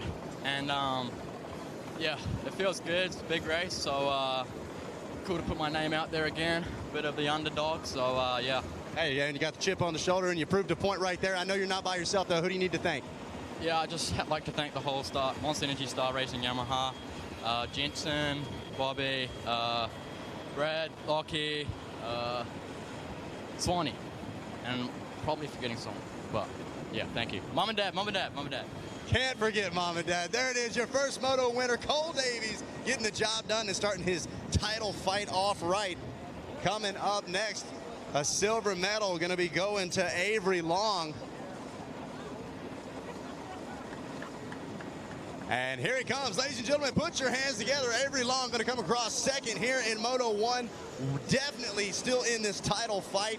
Man, first of all, how good does it feel? He puts the medal on. You've been thinking about that all year long, man. You've been working hard for it. How good does it feel? Oh, yeah, it feels great. Had a little bit of a scare first lap going down, coming out of Storyland, and I don't know what I went back to, but yeah, I just charged and got up to second and then got a little gap and then settled in. Cole was riding really good, so I knew he wasn't going to be catchable, so I just kind of settled in and yeah, rode my own race after that. But yeah, happy with my my ride coming through the pack, and yeah, ready to carry the momentum going into the next motos. Absolutely, man. Made some great passes, kept cool, calm, and collected after that mistake, and it pays off for you. Who do you want to thank for getting on the podium?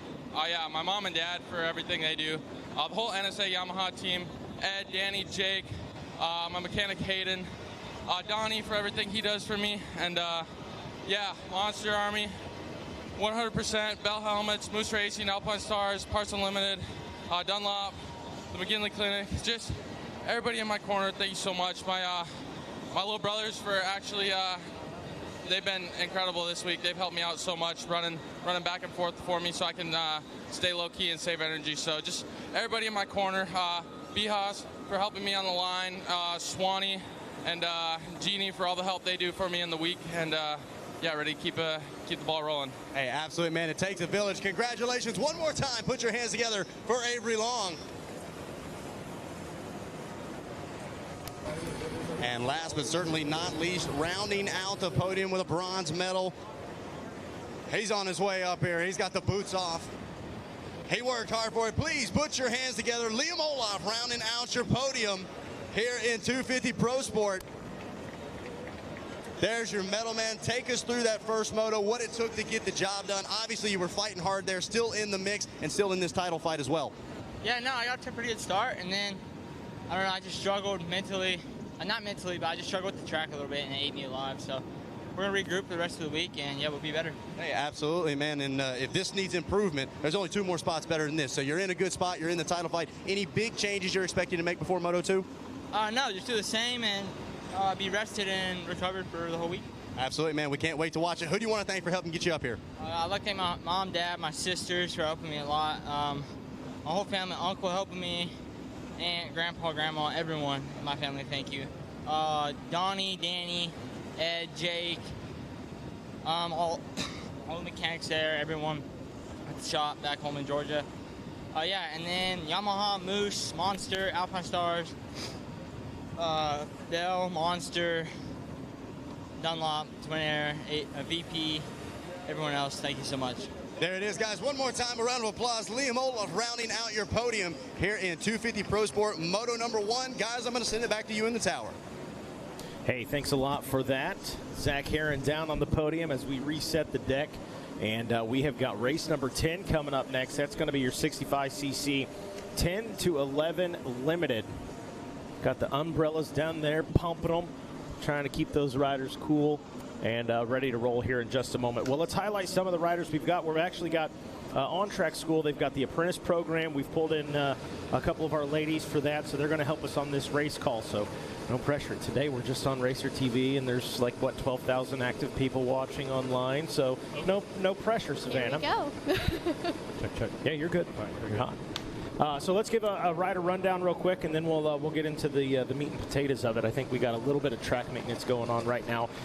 Highlight some of the riders we've got out there. Want to give everybody a little love here. The number 4 of Chase Brennan, the number 6 of Carter Gray, the number 11 of Chance Olberg, the number 12 of Grace Matson, the number 13 of Craven Earl, Cade Nightingale, big name, Mega, we've been hearing that one for a few years. Luke Shelton, as well as the number 16 of Gavin McCoy, the number 18 of Seth Chemnitz, the number 19, Bruno Rossani, the number 21 of Connor Vargas, and the number 22 of Benjamin Bonnick. Take it away, Savannah. On 23, we have Austin Keller, 25, Nolan Cobb, 26, Chandler Powell, 27, Chase Brown.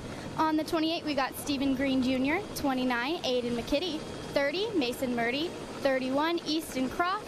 On the 34, David Laponis, 35, Joseph Vicari, 36, Talon Leach, and on the 40, James Ellis. Awesome. Great job, Savannah. Coming in on that number 42 machine, that's going to be Jaden Smart. Riding the 49 mount is Jet Overstreet. Carter Pilgrim's going to be on the 51 machine, while Maximus Thompson rides the 53. 54 is Grayson Dempsey. Dax Wiles at number 55. Running the 59 is Enrique Rodriguez, and the 60, that belongs to Jace Sonnenberg. Thor Thrasher on the 61 machine. Eli Herrick on the 66. 67 is Landon Lee. Weston Otto on the number 71 ride. Carson T. Sebastian on the 72 machine. Anderson Waddell rides the 74. Skagit Williams on the 77. The 83, that's Bryant Rollins. Raiden Vandergriff on the 88. And Adrian Hopkins on the number 90. So still getting a little bit of that track maintenance wrapped up. While we're doing that, we'll take this opportunity. Savannah, we talked a little bit yesterday about the on-track school and the apprentice program. This is your first year with that. While we've got some time here, Savannah, give us your background. Where are you from? How did you learn about On Track, and what got you involved here at Loretta's? Yeah, so I'm from Topeka, Kansas, about an hour away from Kansas City, if you guys aren't familiar with that. But I am from Topeka. I have a little bit of background in motocross just because my dad and my brother raced. You might know him, Tucker Reeves, Cinema 524. There we go. Awesome guy. Getting the plug in there, I like that. Shameless. That's shameless. I love it. You sound like Wes Kane up exactly. here. Yeah, I learned about On Track School, though. I was watching Supercross, and my dad called me. He's like, "Did you see that?" And I was like, "I did see that." And he's like, "You've got to apply. That's what you want to do." And here I am, and I'm happy to be here. Now, are they watching at home? Are they watching here? I'm honestly not quite sure. No, they are back at home. I'm here with my sister. You didn't want to text them and say, "Hey, I'm about to go on." I should have done that. That's Good idea. okay. I mean, That's okay. You know what? It's going to be on Racer TV. They're home. They're listening. They're glued to it. They've been waiting 7 hours today to hear her voice. Okay. That's it. Mom's like, "Thank God I can take the muffins out now. You know, I can start dinner in a little bit." You know, we heard Savannah. That's actually what my dad said. He's like, "I'm going to be watching it all." He didn't say watching it, but he was like, "I would have to watch it all day. Those races are all day." And I'm like, "And?" And there you go. That's the spirit. Yeah, all day, all week. All week. Well, Savannah, you're also in college. The degree you're looking for, correct me if I'm wrong, I think sports broadcasting. Yes, correct. Yes. Yep. And where are you going to school? I'm going to school at the University of Kansas. Jayhawks. Yes, Jayhawks. Jayhawks. Who's your favorite sports broadcaster? Kristen Beat. Oh, there you go. Right on lock. That was no hesitation. Yeah, Kristen's awesome too. No doubt about that. Thought she'd say Mikey Waynes, but that's okay. That's, you know. Yeah, I watched the look on your face. I saw Savannah, the it's been disappointment. great. Hit the bricks. Kidding. I gotta support the girls. What do you Absolutely. mean? Yeah. No. That's very good. Well, man, yeah, dialed. Having all the answers here. That was good. Savannah rolls with it. I like this. You can hang. Jackson, you may be in trouble again. Where's he at? Where's Jackson? You may be on the bubble, Jackson. He's like, oh, Lordy. Yeah, Jackson Burrell actually came out of the On Track program. He's a couple of years ago, and got him involved with GNCC and back here with us again at Loretta's. But and you know what? Jackson is the poster boy. Like we said, lucky for him, though. Gage Dunham. The Gage Dunham was 11 at the time where we'd hired him.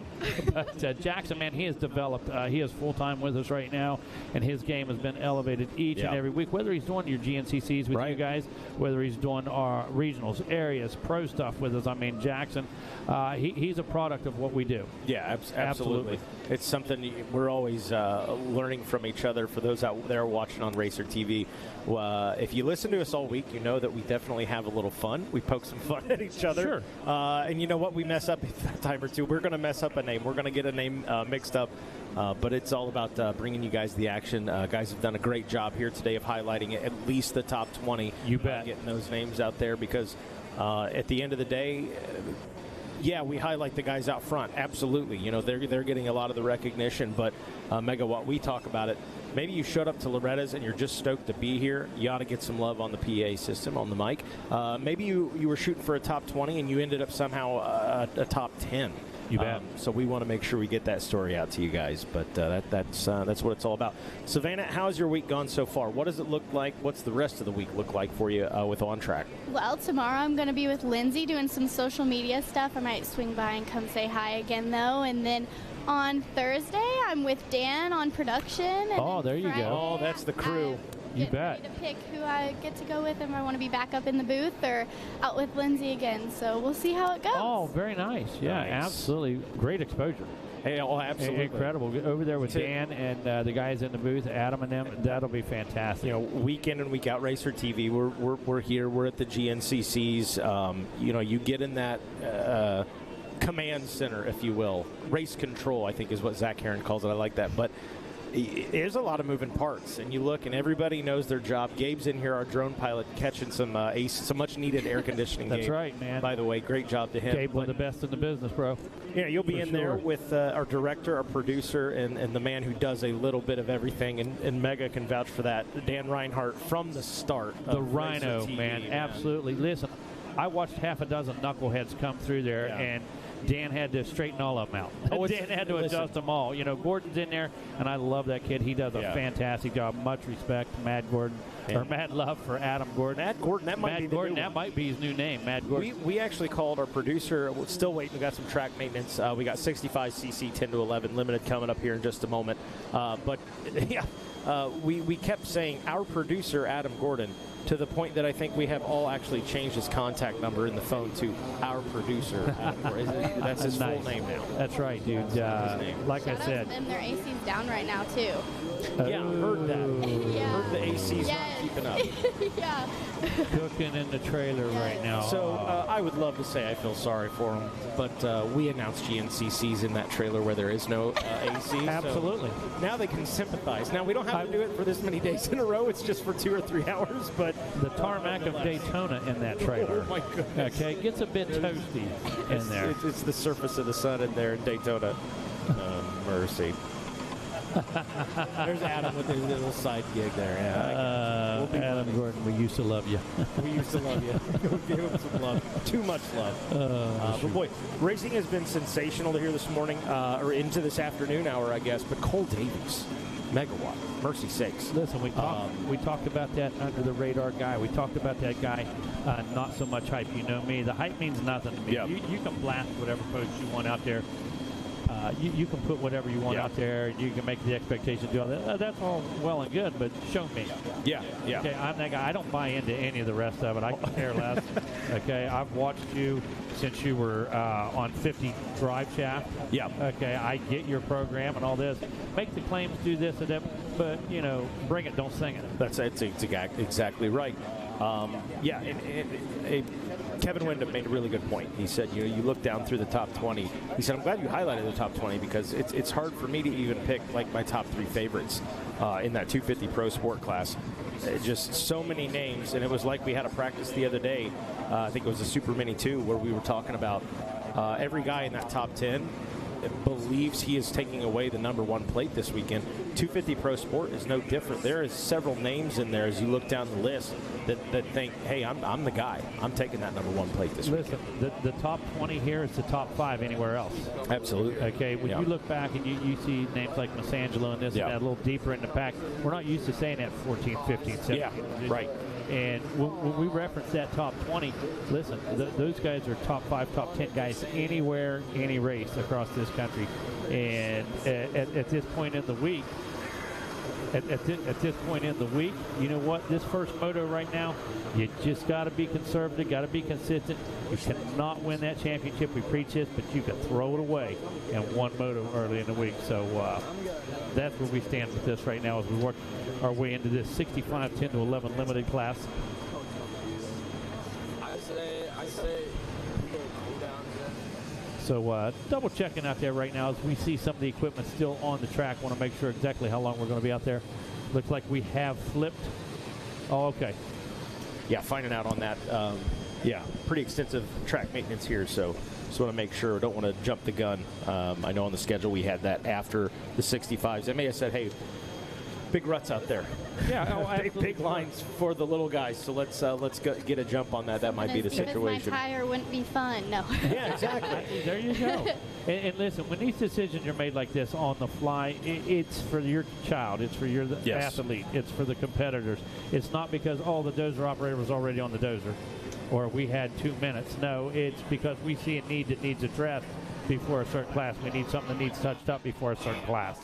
Yeah, it's just like you were saying the other day about like the fairness. This is the top track for that. This is where your kids are getting an all level. Everybody's here that has qualified, chip picks at the gate. So it's just all the way around probably the fairest race we're going to see. Listen, and again, 3 motos. Okay, you can get lucky once, you can get lucky twice, as a matter of fact, but you don't get lucky 3 times here at the ranch. It just doesn't happen. And again, fairness, giving everybody an opportunity. Listen, the 4 top-seeded riders could go down in the first turn of 1 moto. You know, well, there you go. There's the top 4 seeded riders. That's racing, but let's do 3 instead of 2, just to make sure. Yeah, definitely. Well, right now, just about, I think we're looking at upper 80s right now, just about 87, 88 degrees. Going to warm up Thursday, Friday, Saturday. Going to see mid-90s. And then for Saturday, going to drop back to just about 89 degrees. So looks like we have just a few more minutes of maintenance here.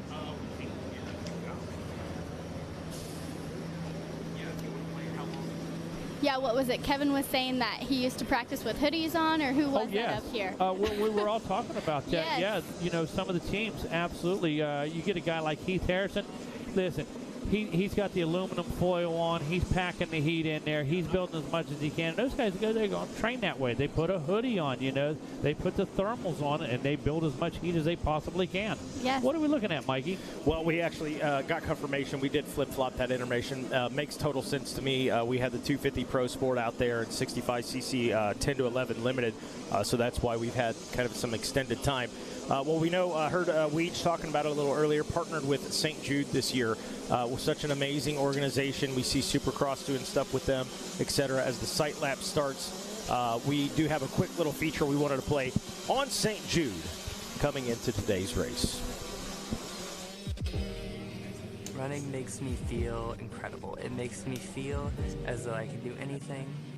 When you're running, you're thinking about how can I improve, and it just kind of helped to take away some of the pain, helped to clear my mind, and helped me overall get much more healthy.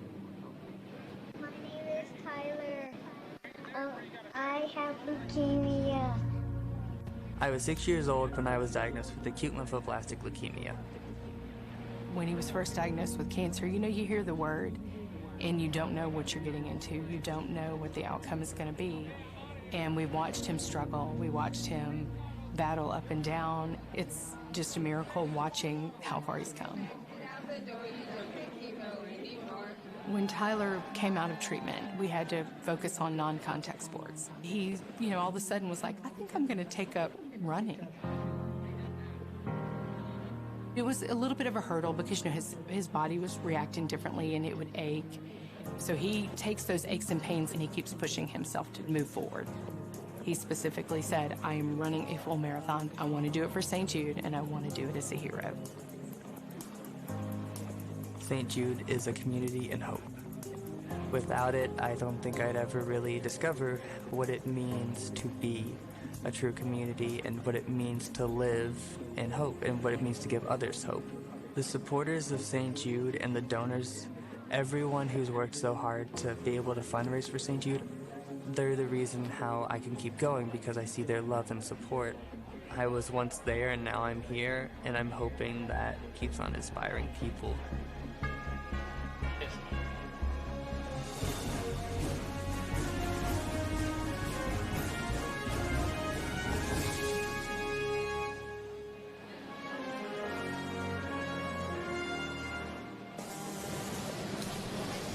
That's touching right there. Love that. Love the partnership that we've got here with St. Jude's. Absolutely, no question. Second to none, no doubt. We heard the Duns yesterday, and when I commented on that, there was no question his devotion. Yeah, oh yeah. To that cause.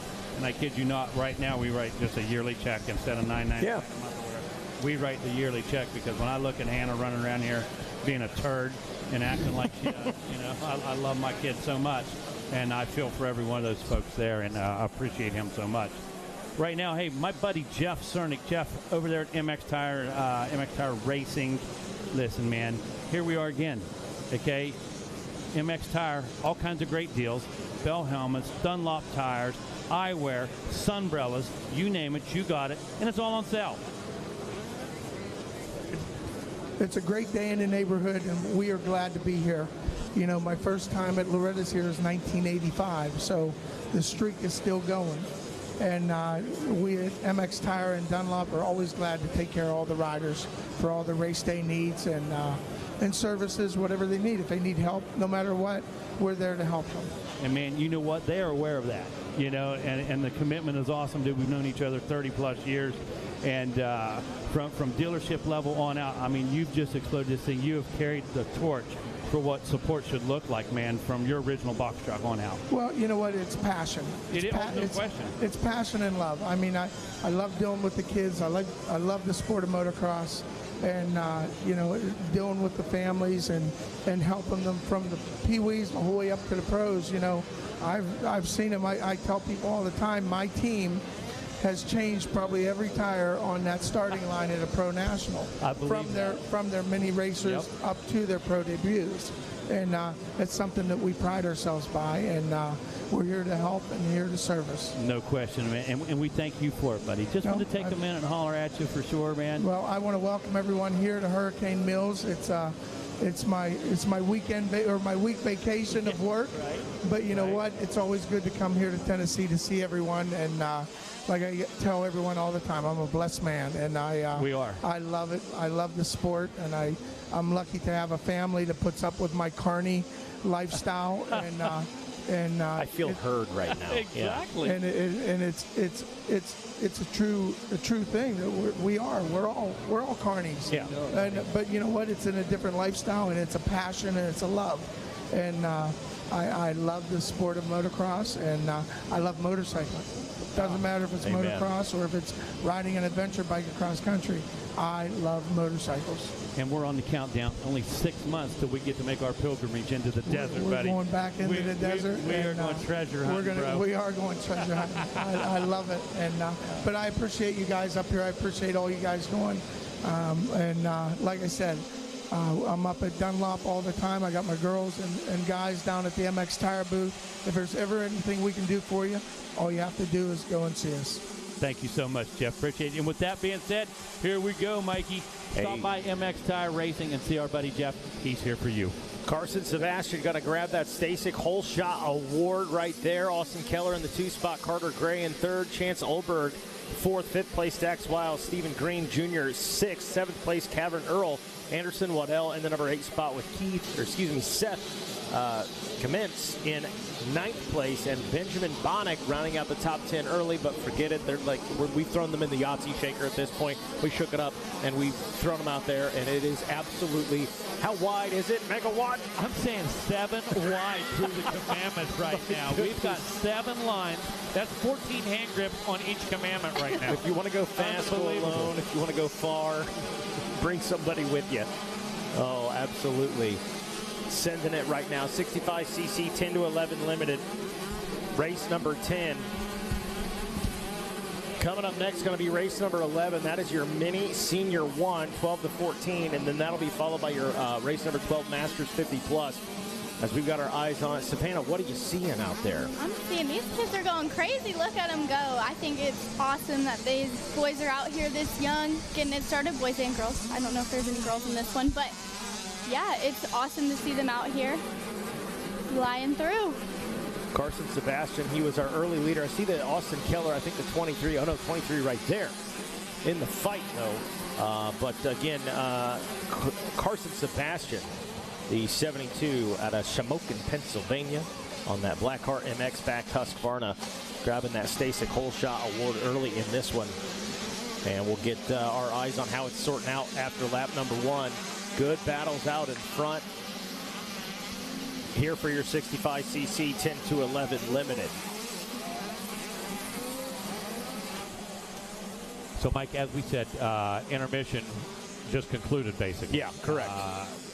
Saw some need on the track before we put the 65s out there. And again, always the athletes, the riders, the main concern with the program. And just got a little confused there ourselves. So, want to let everybody know mini senior 1, 12 to 14 going to be coming up. Yeah, correct. Not intermission. Yeah. Mini senior 1 coming up next. Now, after 1, it is your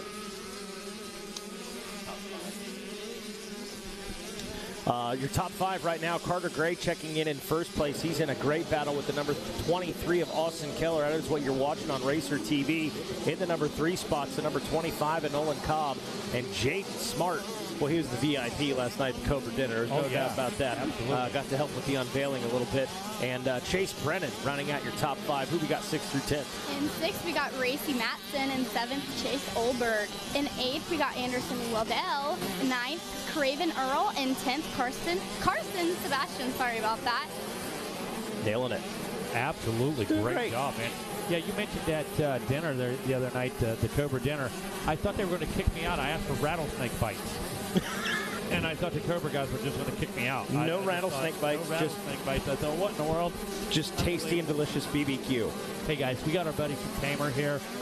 You guys have absolutely almost dominated the whole shot device market. You guys are innovators. You guys have got different levels, different styles. Give us a quick rundown on what we got going on, and we can find you where. We're right next to the starting line, vendor row on the right-hand side of the starting line. We're here with all the product support. We got product. We're installing. We're taking care of any issues anybody might have. You know, Tamer, we're the inventor of it, so we got the patent holder on it. Everybody else chases us, and we dominate the amateur world. We got the most product support out there. We got the most riders out there, so we pride ourselves on that because it's been 25 years of doing that, and it's a lot of work. As you guys know, like Jeff said, it's a traveling circus, and we travel around and do all this stuff, and it's a lot of work. So but we enjoy doing it. So yeah, right. And I see the passion. I see you guys out there. I see the logo everywhere. You know, see the product, and you know that doesn't happen by accident. No, okay, no, by no means. It takes a lot of work, and there's a lot of people behind the scenes. You know, as Jeff said, also his wife, and everybody puts up with this crazy lifestyle. But it is. This sport is so cool. It is so cool. So it's just neat. And, of course, you got all kinds of stuff going on at the booth, got specials, and got support for people running your product. Yeah, anybody running our product, if you have any issues, questions, Nick is up on the starting line with a Tamer shirt on. If you have any questions up there, he's up there to help you guys and ask you what to run, what not to run, and all that. So we do appreciate you guys letting us come up here and do some talking, and I appreciate what you guys are doing also. So we're right on, bro. Thank you, guys. Good stuff, man. There you have it. You guys need Tamer where they should be by the starting. I was just about to say that was not coincidence. That makes perfect sense. Let's put the whole shot device company right on the starting line. Very methodical. Like it. 2 laps completed. Carter Gray, your leader, out in front. Austin Keller still in that number 2 spot. The number 23 trying to just, throw everything out but the kitchen sink at this point. Jaden Smart up into the number 3 position in a podium spot. Chase Brennan in 4th. Grace Matson running out your top 5. Where did Jake come around the first turn? Did you happen to see? He, I want to say inside that top 10, but maybe 7th or 8th if I recall. Just a bit, yeah. 8th, 9th position, so. Young man, maybe not the best gate pick, but we've seen it this morning. It's mattered and it's not mattered. We're still early in this race. We got 14 minutes left, so I'm not counting anybody out just yet. Oh, yeah. Jaden Smart, we've seen him do it so many times. I think I made a comment yesterday. We were, yesterday, just all practice. But Jaden Smart, one of those kids that, megawatt, like 10 to 11? Is it just me, or you feel like this kid should be like in the Super Mini 2 at this point? Yeah, we've called his name so many years and so many classes and so many titles. Yeah, I thought he was driving. Now, to be honest, I thought he had a license. He does. He's got a need, and that need is for look speed. at this. Here he comes on the move right now. Yeah, Keller applying the pressure now. He was very patient early, but now really looking like he wants to take that shot, that outside line right there, trying to carry some speed. You got to hand it to Carter Gray, though. Not succumbing to the pressure. You know, that was a great defensive move. Mistake by Keller. Keller just dove in a little too deep, stuck the front end, gives up about 5 bike links right there that quick. Shout out to Chase Olber picking up a position, I believe, over Race Madison. That is, Madison finally checks in the 6th spot. We'll highlight the rest of those guys that come in. 3 laps completed now, about 13 minutes left in this one. Yeah, Joey Bakari checks in 7th. Look at that, Gavin McCoy 8th. Waddell in the number 9 spot. Look at Nightingale now up into the 10th position. And these guys running very similar lap times, 2:21, all the way up to McCoy. He's a 2:22. Then you start dipping down into the teens for our leaders. And that is Jaden Smart just behind Austin Keller. Keller with a couple of small mistakes. Keller, tough for a 10 to 11-year-old to be able to kind of, all right, not slow down, but slow down mentally and, hey, we're going to be okay. Sure. Keep the pace. Yeah. Minimize those mistakes. But, boy, he had the pressure on Keller. Goes Gray, and now he's got pressure from behind by Jaden Smart. Yeah, Smart turned to 2:14 last time around. He's got, he did have the fast lap. Look at Keller. He just turned to 2:13.6 last time to the 2:13.8 of Smart. So fastest lap right there put in by Keller on lap number 3. So Smart on the attack right now, no question about that. So 65cc 10 to 11 limited. It's our on-track race, if you will. It is. Why not? Sponsored by On-Track Schools. We'll throw that out there. Miss Tosh, we got some trivia we're going to try to fit in. That should have been during intermission. So I'm not sure how we're going to. We're going to work it out. We're going to get. We'll get it dialed. We'll make it happen. We always do. Well, the trivia czar wizard is up here of Megawatt Matt Watson. No, they got the wrong subject with me. Oh, really? Absolutely, yeah. I go back a little deeper. Is it about video games? Pro Moto, this and that. You know. We'll get Jackson Burrell in here. Video too. games, He'll know. yeah. Is it about Fortnite? Yeah. The kids would be. I don't know. The kids play it. Well, adults play it too. I don't know. I don't have time for that. My goodness. Yeah. Too busy. Yeah. I'm too busy. There you go. Yeah. So Carter Gray still doing his thing out front. Hey, Austin Keller throwing everything at him. Jaden Smart is the man on the move. His last time around, 4 laps completed a 2:17. Chase Brennan picking it up as well, a 2:15.3, and that was after his fastest lap in lap number 3 of a 2:15.1. So some real good consistency out of the number 4 KTM machine. Waddell on the move up into the 8th spot. Kate Nightingale gets around Gavin McCoy as well. So Gavin McCoy back into 10th. Nightingale and Waddell battling just a bit there. I believe Nightingale kind of threw a little rope there to get it out. You know, he's going through the pack with Waddell right now. Absolutely. Let's show some love here to the riders outside of that top 10. We'll highlight 11th through 20th. Eli Herrick in the number 11 spot. Mason Murdy in 12th. 13th place is the 55 of Dax Wiles. 14th is the 67 KTM of Landon Lee. And in the number 15 spot, the number 36 of Talon Leach. On 16th, we got Carson Sebastian. 17th, Seth Kimmett. 18th, Enrique Rodriguez. 19th, Skagit Williams. And in 20th, Craven Earl. Hey, nailing it. Savannah, thank you so much. We're going to flip-flop. We're going to bring in Caitlin now. We'll get you back in here. Awesome. I have no doubt. Thank you, Solid job. That was Savannah from On-Track Schools apprentice program. And now we welcome into the booth Caitlin from the On-Track School program. Real quick, got a great race going on, but I want to give you a quick second opportunity there. Caitlin, where are you from? How'd you hear about On-Track, and how'd you get involved in the program? Hi. Okay, so I'm originally from Washington State. Okay. And I just moved to Tyler, Texas about a year and a half ago. Texas, all right. Yes. Okay, I saw an ad on Instagram. It was the last day to enroll in it or to apply. And so, so I applied and I got in. And this has been awesome. This is my first time to Loretta's, too. Nice. So my two biggest takeaways, targeted advertising works. Hit up Mikey Waynes for all of your recruitment advertising targeted needs. Because that's how you got here, was a targeted ad. I like that. And On-Track School works. You're here for this. So what made I guess, broadcast or announcing kind of stick out to you? Okay, so I'm in college. I go to Washington State University. I'm studying advertising. So my parents bought a motocross track in Tyler, Texas called Swan MX. And I was following my little brother around. And then my mom's like, you should pick up a mic. And I picked up a mic and I started interviewing people. And I kind of grown. I love it. I love talking to people. And it's been fun getting to know everyone. And I was like, I'm going to try and get into it. So I started a podcast, Get It Straight with Kate. And then I've been on the Moto X pod show twice already. Let's go. She's been politicking all morning. She has introduced herself. Who are you?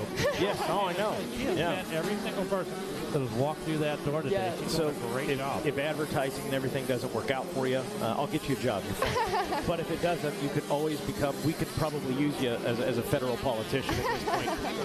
For the love of God, something. Truth in advertising. Something. Well, great race on track. Caitlin, we're going to throw you right to the wolves. Give us that top 10. Okay, for first place, we got Carter Gray. Second place, Austin Keller. Third place, Chase Brennan. Fourth, Jaden Smart. Fifth, Chance Olberg. Sixth, Joseph Yarkey. Seventh, Anderson Widehoop. Sorry about that. Eighth, Cade Nightingale. Ninth, Mason Murdy. 10th, Eli Herrick. There you go. That's the hardest part for us. It absolutely is. A little further back, though, in that 11th spot, Landon Lee. Dax Wiles on the number 55 machine sits in 12th. 13th, that's going to be Gavin McCoy. Talon Leach in the 14th position. Enrique Rodriguez on the number 59 Gas. He rides at 15th. Seth Kemnitz in the 16th spot. Raven Earl in 17th. Carter Pilgrim in the 18th. Skagit Williams rides in 19th. And rounding out our top 20, thanks to our friends at Husqvarna, it is Carter Pilgrim. Oh, the 20th is Carson Sebastian. Close. Hey, that was good. Yep, Good. You did good, Megawatt. I'm proud of you. No. Thank you. Boy, great battle out in front. Carter Gray still leading. That's the number 6. The rider just behind him is the 23 of Austin Keller. He has been right up on that rear wheel. He's checked up a bit right here, and there is lurking in the background. He had a little mistake, Jaden Smart. He actually went back to 4th as Chase Brennan got around him, but Smart regrouped quick up into that number 3 spot and on the hunt for the 23 of Austin Keller as they buzz past on Racer TV. You know, I met Jaden Smart last weekend, and he told me that he was in a Dodge commercial. Yes. Have you not seen it? I just saw it. It was super cool. Are you kidding? And, Absolutely. You guys are a rock star, man. Yeah, I mean, that kid, he's really good on a bike. Oh, there's no question he's really good on a bike, but you know what? He's a good kid off the bike, as most of our athletes are. Yes. But when we talk about that guy's special. I met his whole family. Super awesome. Yeah, sure. Yeah, great family. Yes. Yeah, they're in the trenches out here. Jaden Smart, he's one of those guys, like we mentioned earlier, we've had our eyes on him for a number of years, and it's one of those things, it's like, from an outside perspective at this point, like, I want all these kids, they be healthy, stay healthy. Listen, what we do is dangerous, right? There's no way around it. We can make it safer, but it's not safe what we do. No. And Jaden Smart, hey, he has been healthy, and not to say the young man, everybody gets banged up doing this. Nobody's not banged up, but nonetheless, boy, great kid. Love the trajectory of his career. Carter Gray out in front, Keller. Jaden Smart going back and forth. Smart making moves around Keller right there, trying to make it stick as we welcome into the booth Kira Savino. How the heck are you? I'm good. A little sweaty, but I'm good. It happens. It happens. So let's talk a little bit more as we watch that battle. I'll keep my eyes on it boy, I don't know. This is going back and forth. We're going to watch this. Kira, what are you seeing out there? They are coming through the sand section, and they are in line with each other as we go around this corner up to the finish line. Keller getting him set up. Trying to get him right where he wants him. About 4 minutes left for Keller to make a move. Looks like this might come down to the last lap. I love it. So Gray, Keller, and Smart. Kira Savino, this is your second year with us, and tell us a little bit about on-track schools. Basically, it's not like a, hey, congratulations, thanks for coming out and hanging out with us for a year. Good luck out there, kid. They brought you back, so you're that expert level. Tell us a little bit about that. Yeah, so they brought in this year, they have an expert level and then a master level. So experts, if this is your second year with the program, and you get to help out, obviously, the newer kids like Savannah and Caitlin that are up here with me, and show them kind of the lay of the land and the ropes, which obviously announcing and being up in this booth with you guys can be a little intimidating at first, so I think it's really helpful. That felt like a shot. You guys are not intimidating. Oh my goodness, she has to be talking about Megawatt and Wes Kane and It's all Wes. Weege and Kevin Kelly. Certainly not me. No. Well, no, I think that's wonderful. As we continue to watch that battle unfold here, we'll highlight some more of those riders in a moment. But Kira, for you, like you said, maybe a little intimidating. You guys are all new when you came up here last year, so this has kind of helped. I can see it too. We can see the progress from the announcer side of like both Savannah and Caitlin very prepared. They kind of had more adapted to what to expect. Definitely. I was actually down on the starting line and you brought Savannah on the mic, and I was like, oh my gosh, she sounds really good. Oh, Way yeah. better than I did last year, first time on the mic. So it's definitely helpful, I think. Very good. Well, continuing to watch this battle unfold, getting down to the nitty-gritty here. About 2 minutes left. Carter Gray, Austin Keller, Jaden Smart. That's been the battle. Let's show some love to the rest of these guys, though. Chase Brennan in the 4th spot. Chance Olberg in 5th. Outside of that, Joseph Vicari in 6th place. 7th place, Anderson Waddell. Cade Nightingale in the number 8 spot with Mason Murdy in 9th, and Eli Herrick rounding out the top 10. Hey, give us 11th through 20th. Kira Savino. Sitting in 11th is Landon Lee. 12th is Enrique Rodriguez. 13 on the number 55 is Dax Wiles. 14th is Talon Leach. 15th is Seth Kamenetz. 16th on the number 21 is Connor Bargras. 17th is Keegan Williams. 18th is Craven Earl. 19th is Nolan Cobb. And 20th on the number 98 is Forrest McPherson. Might have butchered that.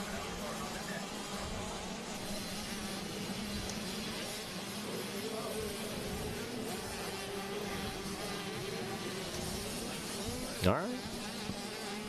So Carter Gray, man, this has been a fun one to watch between Carter Gray and Austin Keller. Jaden Smart's throwing his name in the hat a little bit. Caitlin, what are you seeing out there? Oh my gosh, let me get a lot of action. Like he's trying to, Austin Keller's trying to get up there. He's so close, but that's close but no cigar. So far. Hey, he's still in it though. Yeah, he is. Push until you make it. That's it. White flag is out. So let's see if he can hang on. Carter Gray, sensational ride for him on that Cobra Moto machine. He was at the family dinner last night. He had some barbecue. He said, I don't need the mac and cheese. I don't need the cookie. I got to go get me a win tomorrow. I'll save the cookie for the podium. Wants to punch his ticket to go talk with Zach Heron. Much like your plate last night. Hey, I kept it clean, no baby. Mac and cheese, man. Mikey sticking with the diet. No BBQ. I will kill that tonight. Your diet. Yeah, no. I can't. Your program means nothing. I can't go 24/7. My wife's killing me on the planks back home, too. I'm getting roasted every morning. She's up, and she's like, where you at? She's working harder than you are. Mercy. A lot of money. She's putting in more effort, Mikey. Well, she's also getting more sleep than we are here. Look at this paddle. Oh, a little dab right there.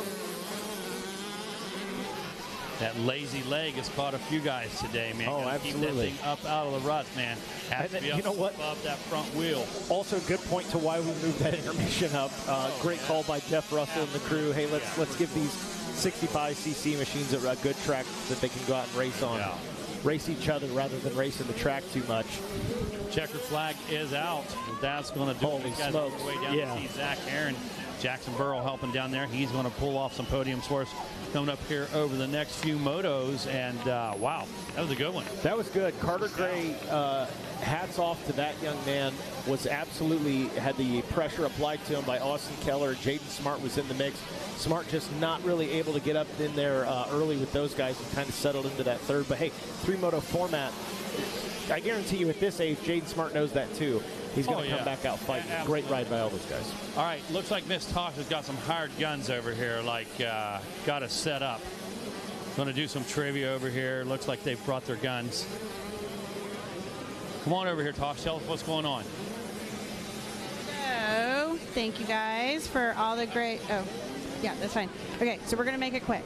So we've got Colt Martin, Jonathan Getz, sorry. Jonathan Getz. Yeah. And we've got Easton Graves. So they've got some trivia questions for you guys real quick. We'll make it quick. Here we go. I'm ready. That's right. So go ahead and tell us what class are you racing? 10 to 12, 85 mod and stock. All right. In what year were the amateur and youth nationals combined and relocated to Loretta Lynn's ranch? Oh my goodness, Megawatt, get it on air. What year was it? 1982. Okay. No hesitation. I know. Okay. All right. Come on, Mikey. You got to get in the... Oh, listen. All right, here we go. I'm looking to Megawatt for all of them. What are you racing? Then give us yours. I'm racing 250B mod and Schoolboy 2. He does. He gets it. Yeah. He gets it. All right, let's have a question. How many entries were there in the inaugural LL race? Oh, mercy. How many entries? Mega, that's a tough one. That's it. 986. 986. What? You know what? When they come up here next year for this, I'm going to have a reverse Uno card. That first year, and look how this event has grown. You know, look exactly what we've done. We've brought classes for everybody. We've made it more fair from that original event than it was even then. And from 1,000 riders to where we're at right now, that's absolutely incredible. Oh, yeah, and we're That's in very field cool. 5 or 6 now, right? Yeah. Okay, all right. So we've got Easton Graves. What class? 85, 10 to 12 stock and mod. In its inaugural year, what was the first ever class off the gate at Loretta Lynn's? Oh, that's a good one. Megawatts thinking. Ding, ding, ding, ding, ding, ding, ding. Yeah, you guys got the Jeopardy clock on me right Ding, now. ding, ding, ding. The first ever. First ever. It was a B class. The 250B maybe? We're going 250B. Class. Open B, just a bit outside. Megawatt 2 for 3. Mercy sakes. Ambassadors win. I think on track wins. So. Man. Yep, 1-0. We'll be back again tomorrow. Son of a gun. I'll be up. Weege and I will be ready. Yeah, we'll get Wygant up Look here. at my backup today. I know. Look at my backup today. I'm like, Gosh, get the game, Wayne. I'm like the backup quarterback for like Tom Brady. Okay, right. I'm just back here to look Are we pretty. ready down there on the That's podium? it. Oh, yeah, we're ready. Ready on the podium. Take it away, Zach Heron. Thanks, guys. Yeah, we've got our next group going off for their sight labs, so give me just a second. I want it nice and quiet as we get ready to welcome your first Moto winner, Carter Gray. He's got the gold medal in hand. Guys, he had tears in his eyes. He was dry heaving, begging for water as he came off the track. You want to talk about leaving it all out on the track? The guy was desperate for something to drink. He's still out of breath, man. Carter, what a ride, dude. That was a battle royale. I could see just how tired you were after the moto, but you held on for the win. How good does it feel? Good. I've never been first. I only got a third one. Hey, well, you skipped second altogether, right? Forget that. You're going straight to the top, man, and you did it at the biggest stage in amateur racing. You ought to be very proud of yourself, man. What did you think about your ride out there? I did a pretty good start. I was like third off the start. I'm just so tired. I bet, man. Catch your breath. It's all right. You can breathe between sponsors, man. You've earned it, okay? I want to thank my mom, my dad, God to keep me safe, PR2, X-Brand, Canvas, Bo, Cobra Elite, T-Rex, Rentha, Bruce, EVS, and everyone else. Thank you. There it is, guys. Carter, step forward in front of your bike, man. Hold that medal up high. Ladies and gentlemen, this is your first Moto winner here in 65, 10 to 11, Carter Gray, getting the job done. A great ride. I'm telling you what, he was desperate. Somebody get me a water as he came off the stage. The entire top three, they left it all out there on the track. We're going to have second place coming up next. Austin Keller going to be grabbing a silver medal. Ladies and gentlemen, let's make a little noise for him. Austin Keller putting it up on the box. Smiles for the shot, throws the thumbs up. Austin, man, like I said, that was a dogfight between you guys coming all the way to the checkered flag. What did you think about Moto 1? It went good. Carter was ripping. Got around him, broke all my spokes, and just tried to stay on two wheels and finish out the moto. Yeah, it's a huge prop to you, man. When I just saw the machine, the back wheel kind of shaking all over the place. You handled the adversity. You played it smart. You're still in this title fight, man. You got a good shot. You feeling good? Yeah. Absolutely do. Well, I know you're not doing it by yourself. Who do you need to thank? Mom, Dad, FMF, MX Tire, Fly Racing, Oakley, Factory Connection. Everybody else, thanks so much. There it is, folks. Your silver medalist, Austin Keller, here in 65, 10 to 11. And last but certainly not least, rounding out the podium, put your hands together, Mr. Jaden Smart.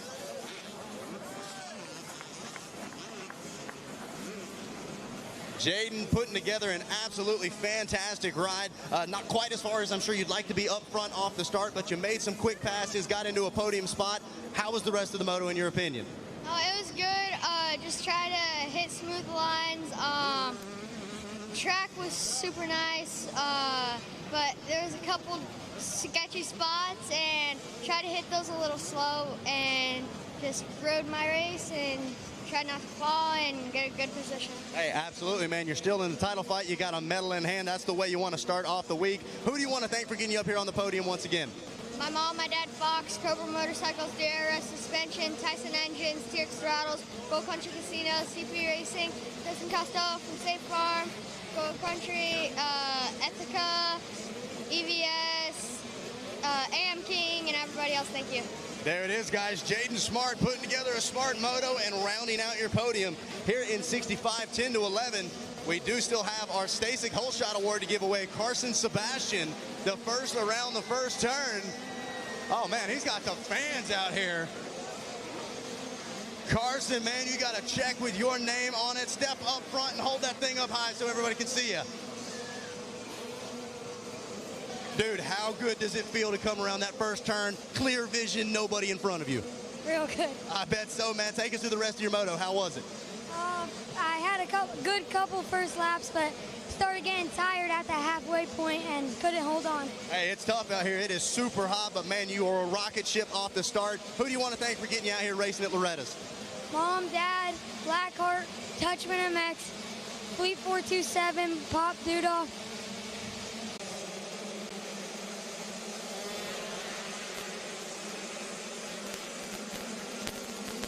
Coverage on Racer TV of the Monster Energy Amateur National Motocross Championship at Loretta Lynn's is brought to you by Monster Energy. Unleash the Beast. AMSOIL, the first in synthetics. Rocky Mountain ATV-MC. Get ready.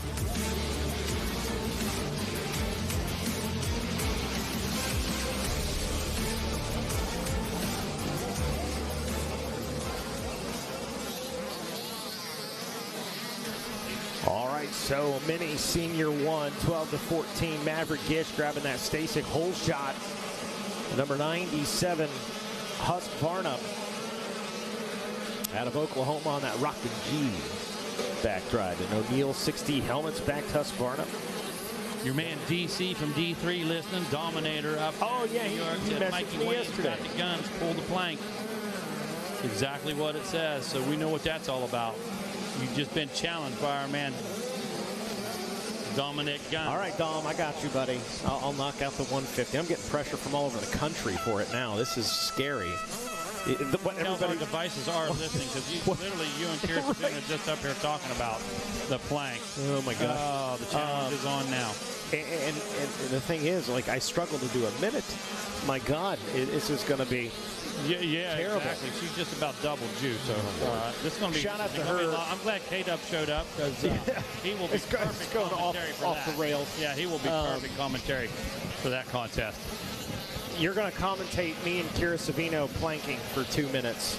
Yeah, during the next minute break. 50 is what Mikey's wife is doing easily right now. In the mornings, and she keeps sending me Instagram stories and putting me on blast. He's good for about 48 seconds. Reciba out in front. Tanner Dorman in the number 2 spot. Maverick Ish back in 3rd. Dane Pappas in 4th place with Kevin DePino rounding out your top 5. Hudson Vagel in 6th place. Jack Nunn in 7th. Chase Dashel 8th place. 9th place Parker Shields, and Knox Lewin rounding out your top 10 for your Mini Senior 1, 12-14. You know, I love this class. Mini Senior 1, 12-14, not quite super mini. You know, these guys, really big kids, really strong kids, coming into that maturity muscle, we'll call it. And then by the time we get to that super mini, they're at the peak of their career. Oh, 10 foot tall and bulletproof. Oh yeah, absolutely. You're holding the microphone up over your head to talk to super That's mini. true. They're the size of Kevin Windham on the podium. Holy cow. I had a good race. Coming out of Farm 14 down there, he feeds them corn and stuff. And next thing you know, they're 6'2", 160. It's all the dang GMOs are putting in the kids' food now. My goodness. On the GMOs. Reciba out in front doing his thing. I'll highlight the rest of the riders between 11th and 20th here as we take a look at it. Chase Monahan in the number 11 spot. Brady Olson in 12th. 13th place, our buddy Gage Dunham doing his thing out there. Carson Bull in 14th. 15th is Caden West. 16th, Cooper Johnson. In the number 17 spot is Brady Rodecker. 18th is Wyatt Duff. 19th is Brody Moss. And rounding out your top 20 is Drew Marson. Talking about the top 20 again. Talk about the top 20 again. You know, these guys are top 5, top 10 on any other weekend. And it's a matter of that start, where you set yourself up early in these things, how you want to take advantage of it. This is a virtual who's who. Every one of our classes, 42 the best in the country. And the bottom line is, right now, Reciba took full advantage of his situation, finds himself out front, got a gap of almost 1 full second after 1 lap, setting out on 2.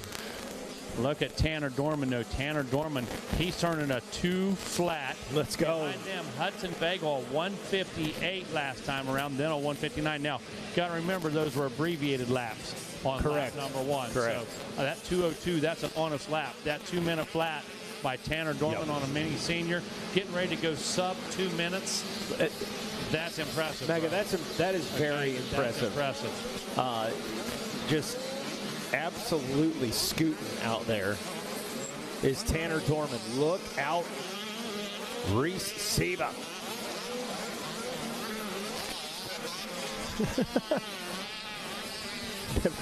never short on chaos out here.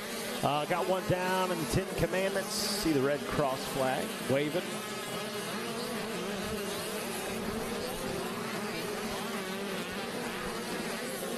Meanwhile, I believe that was commandment number 5. Oh. Thou shalt not commit wheel spin. Thou shalt not commit wheel spin. I thought that's what it was. Absolutely. Mercy sakes. So with Seba, last time around, just about 1 second, was able to put himself in good position early on lap 1.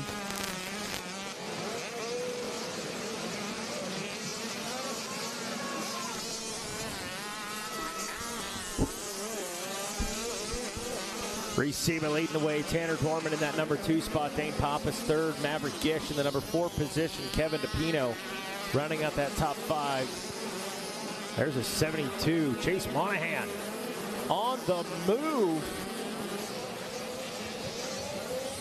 Passing in traffic. Love to see it.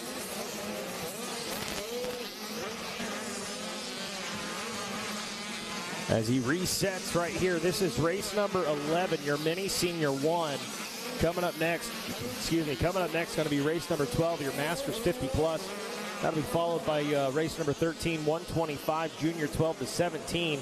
And then we'll get our first look here at the 250 B class coming up here at 3 o'clock. Man, already into the afternoon hours. That happened quick, but we'll take it. Enjoying it right now. Seba out in front. 3 into it. About 13 and a half minutes left. There's Maverick Gish right there. As Kevin DePino going to work on Gish. DePino on that inside line right there. Going through the 10 Commandments. That is Maverick Gish, the 97, out in front on that Husqvarna. And the number 2 of Kevin DePino on the KTM just behind a Megawatt. Man, those DePino kids are tough. You know, yes. we heard them talk about, I've done the South Carolina State Championships and stuff, and man, I've seen them down there, and I didn't think they were from South Carolina. And then you heard Wes say, hey, man, old man packed everything up down to SOB they went. Oh, yeah. He's doing his business down there in South Carolina while the guys live at the compound. And, you know, there's no doubt that these guys are committed 100%. Yeah, DePino, MX Tire Monster Army rider on that KTM. Is it Hammer or Hammer, South Carolina? Hammer? I don't know how they said it. I don't know how the locals said it, you know. You get to Louisville down in Kentucky and you call it Louisville. I mean, they want to come to fisticuffs. Listen, you know, Louisville, you know, it is what it is. We appreciate you, but it's Louisville. Just didn't know. So, or they called Greenville down in Kentucky, Greenville. Yep, or we got Ryan Dudley who called it a crick yesterday. Hey, yeah, you catch that a crick. Yeah, went down the crick. C-R-I-C-K. Yeah, I get a crick in the neck. Kevin Kelly's got one in the shoulder. I don't know what the heck happened. He said he picked somebody up and it's all messed up. Poor guy. Dragging somebody out of a burning building. Probably, yeah. Car crash, had to kick in the windshield, drag him out. Superman. Jaws of life. Kevin Kelly. Here for it. It's what they used to call Wes Kane was Jaws of life. The Jaws of life. Absolutely. Seba, Dorman, Gish. Monahan that's the rider, I think, on the move. He ran a 2:02. Now, look at that. We were talking about the 2-minute flat by I believe it was Seba. Tanner Dorman, a 2-flat 2.00142. We are flirting with that sub-2-minute lap time here at Mini Senior 1. It's incredible. I love it. You know, we're going to see that 159.5 here in a second. You might be right. It's going to happen. And what's funny, the best lap of this race is going to come on lap 5, 6, 7. One of these guys is really going to be up to speed. Well, hey, that's the good thing, right, about the Mini Senior 1, 12 to 14. These guys don't get tired. Like, they're not going to get tired. And right now, Dorman going to work. So if you're watching Racer TV, the 36 is out in front. That's Reese Seba. He's got to keep that leg out front. Yep. He needs to get that leg up out of the ruts, man. Dragging that thing behind, hanging back behind the foot peg. Almost caused disaster there a second ago in the ruts. Past the Monster Energy sand wash right there, the number 94 KTM, Tanner Dorman. Resets. Trying to track him down. We've got to hand it to Siva. Man, Mikey, take a look back at 17th, 18th. This is why we talk about this. There's Christian Humphrey and Travis Johnsmeyer. These guys running 205s back here in 17th, 18th. These guys have got their own battle going on. And they're running 3 to 4 seconds faster than the next 6 or 7 guys ahead of them. You know, that's why we talk about these guys inside the top 20. Some of the best racing could be for 13th position. Oh, absolutely. You point that out. Wyatt Duff in that same situation.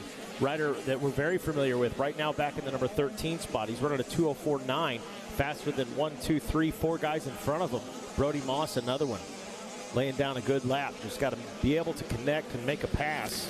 Hey, look how the leaders are really dominating the pace too. Really dictating the pace. 201, 201, 203. Now Gage Dunham, there's our guy, 202, former apprentice up here in the booth. Now he's picking up the pace just a bit. He's latched onto it. Yeah, Dunham a little faster than Chase Monahan in front of him, and he was about half a second off the pace when he checked in at the finish line. Just about 9 minutes left in this, and we are 5 laps into it. This is race number 11, your mini senior 1, Masters 50 plus coming up next. And Tanner Dorman on lap 4, setting the fastest lap of the race, 2:00.1. So that 159 is next, Mikey. It's coming. Yeah, yes. Sub 2 minutes on these 85s. I want to see it. I'm rooting for it. Let's see it. I'm rooting for him, dude. I want this track to get faster as well. And wherever it comes from, if it's Siva, if it's Dorman, if it's Dunham, Chase Monahan, Moynihan. Going to be looking at Masters 50 plus coming up next, Mike. So going to kind of change directions with our classes there just a bit.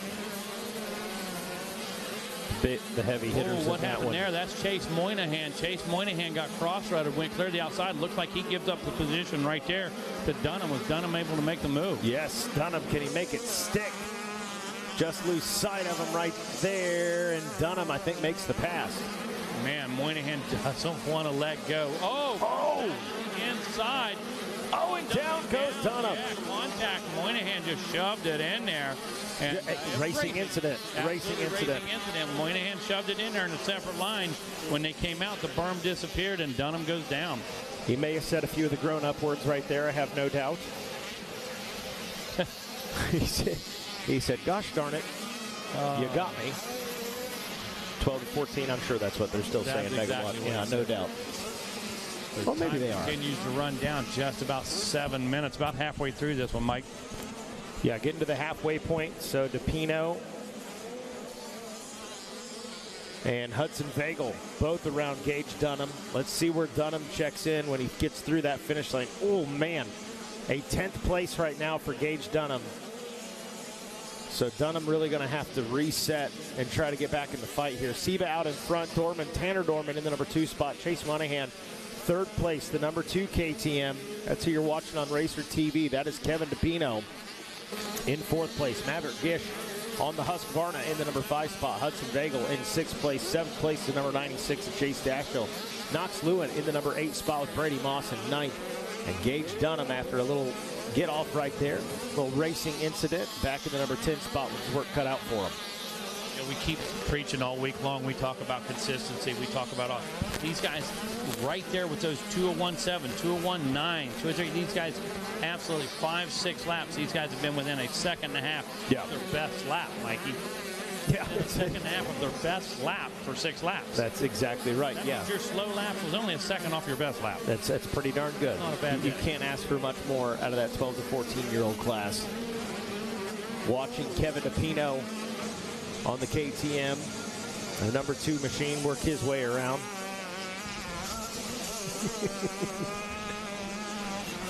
Megawatt up here fiddling with his scrap papers.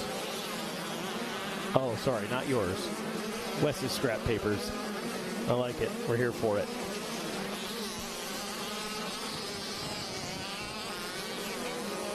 So that is the 96 Chase Dashiell now. Watching him, Hudson Vagel.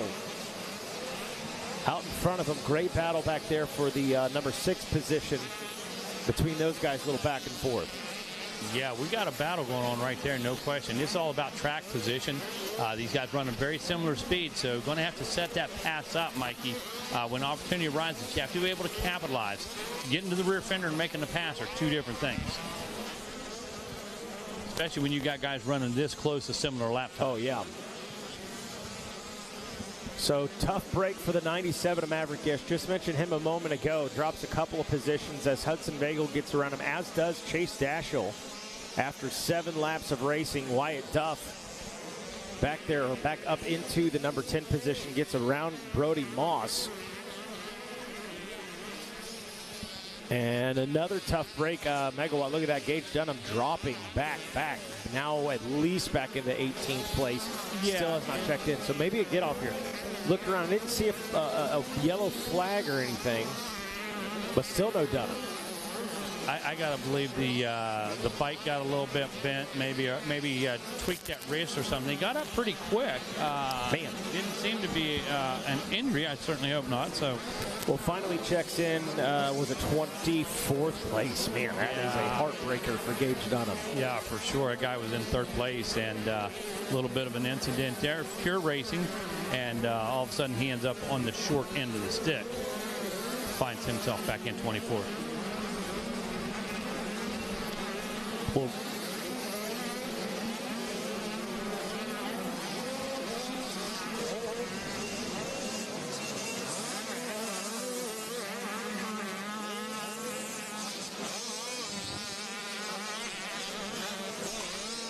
so Siva out in front, leading the way, checks in now. 8 laps completed. Tanner Dorman in the 2 spot. Chase Monahan in 3rd. All right, guys, we're going to go silent for about a minute and a half up here in the booth. You guys are wondering what's going on. We're shooting a piece up here, so we're going to quit announcing for about 1 minute so they can shoot this.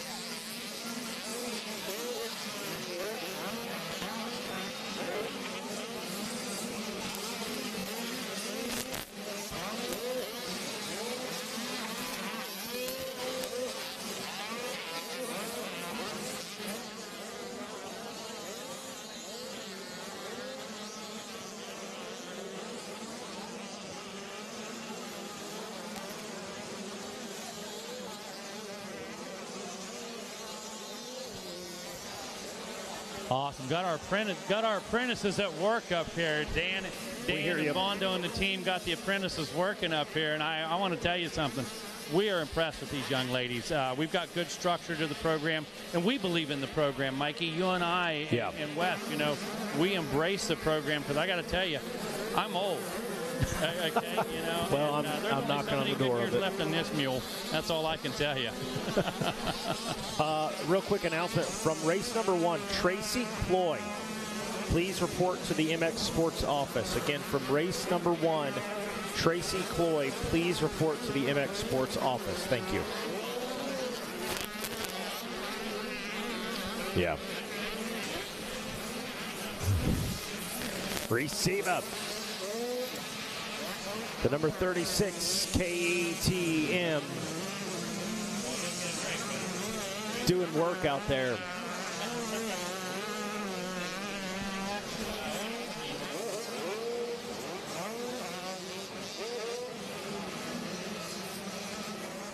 All good, all good. Siva checks in now. 9 laps completed for him. The white flag is out. 1 more to go for the number 36. Had a little dab right there, but that's okay. Rolling. An 11-second lead for Siva now. Has done everything right to this point.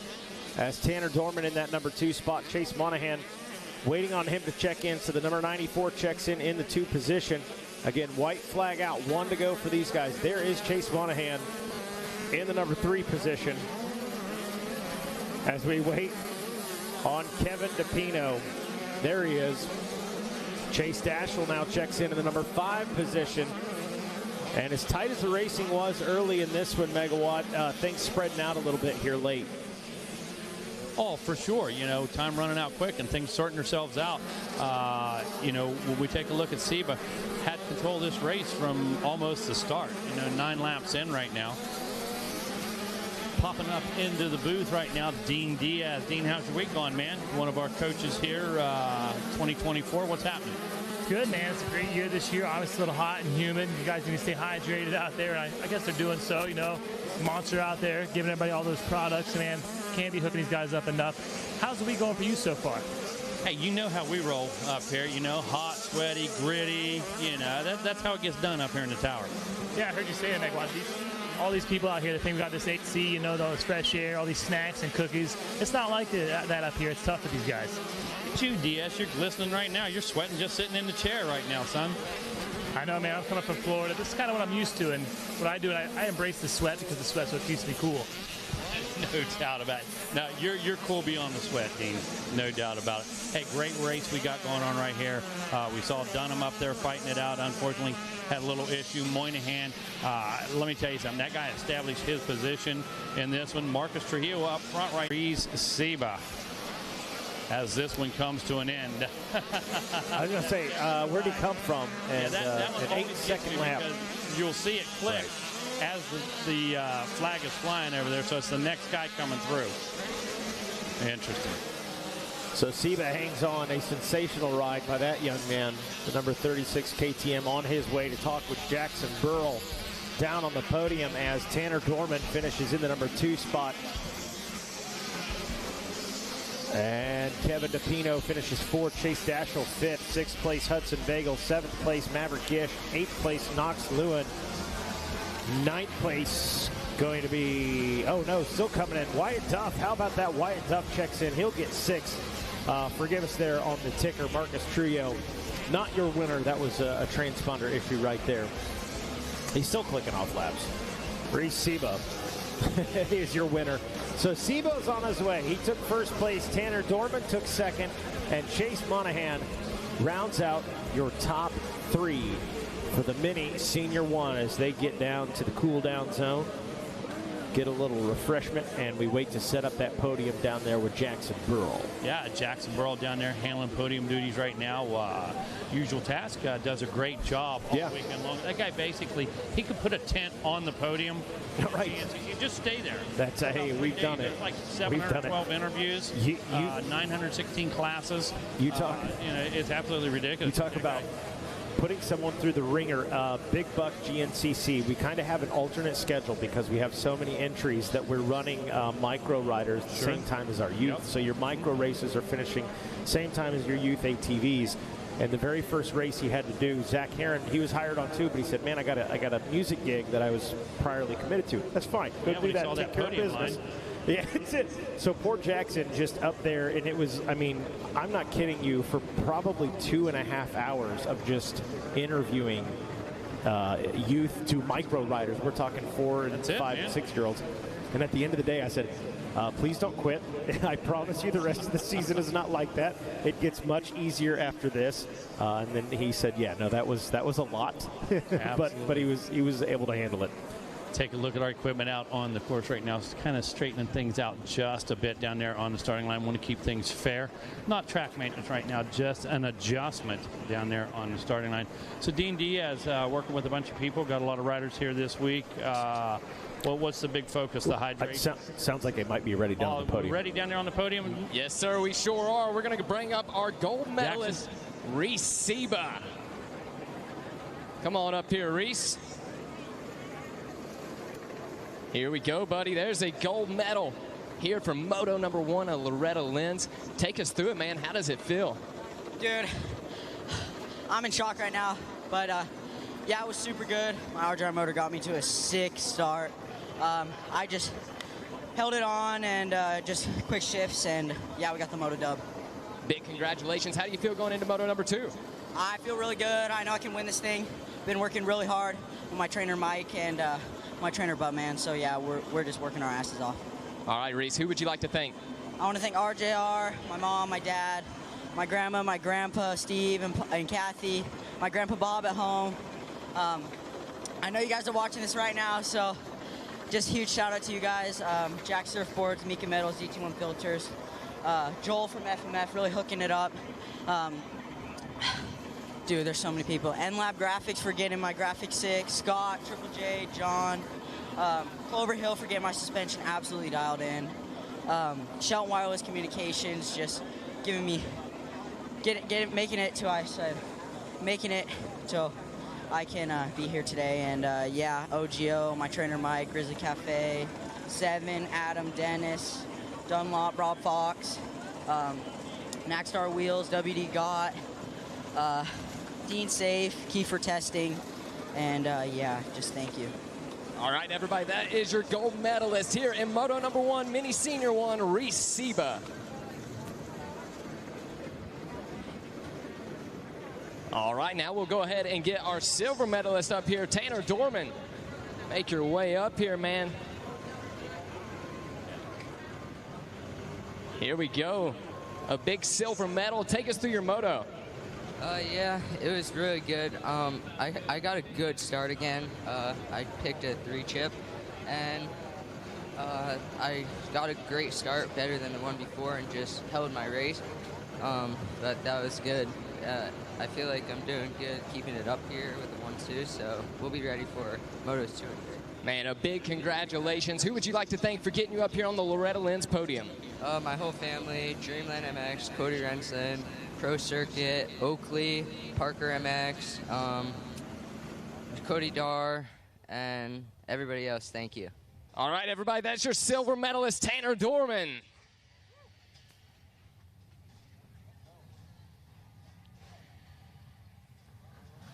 And up next, going to be our bronze medalist, your 3rd place here in Moto number 1, Chase Moynihan. There you go, Chase. 3rd place here in Moto number 1. Take us through it. Good moto. Track was really rough, and I just tried to stay on 2 wheels. Man, congratulations. How does it feel to be up here on the Loretta Lynn's podium? Really good.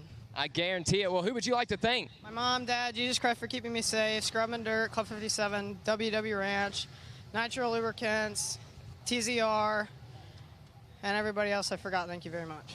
All right, everybody, give it up for your 3rd place, Chase Moynihan. And then one more thing left to do up here on the podium. We got a Stasic hole shot here for Maverick Gish. Maverick.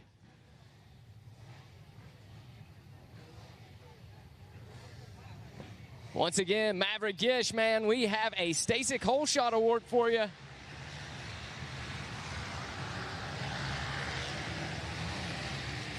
All right, here you go, Maverick. Let those bikes take off real quick. Tell us about your hole shot. Yeah, it was pretty good. My blood sugar went low, so the race didn't go how I wanted it to, though. Take us through a little bit of it. Yeah, I running, I think, top 3 for like 3 laps, and then my blood sugar just, it's like I hit a wall, and when I did, it was going back from there. Well, congratulations on the hole shot. Who would you like to thank for getting you into that first turn first? My mom, my dad, Woods Bros, Greg Albertson, Game Moto, Rock and G, 6D, 100%, O'Neill, my mechanic Kyle, 405 Mods, and everyone else I forgot. Thank you.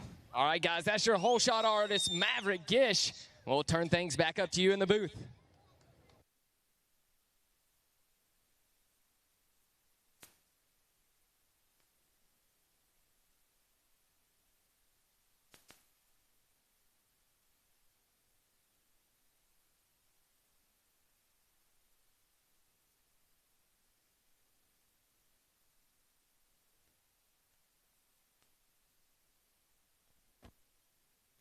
Yeah, something different.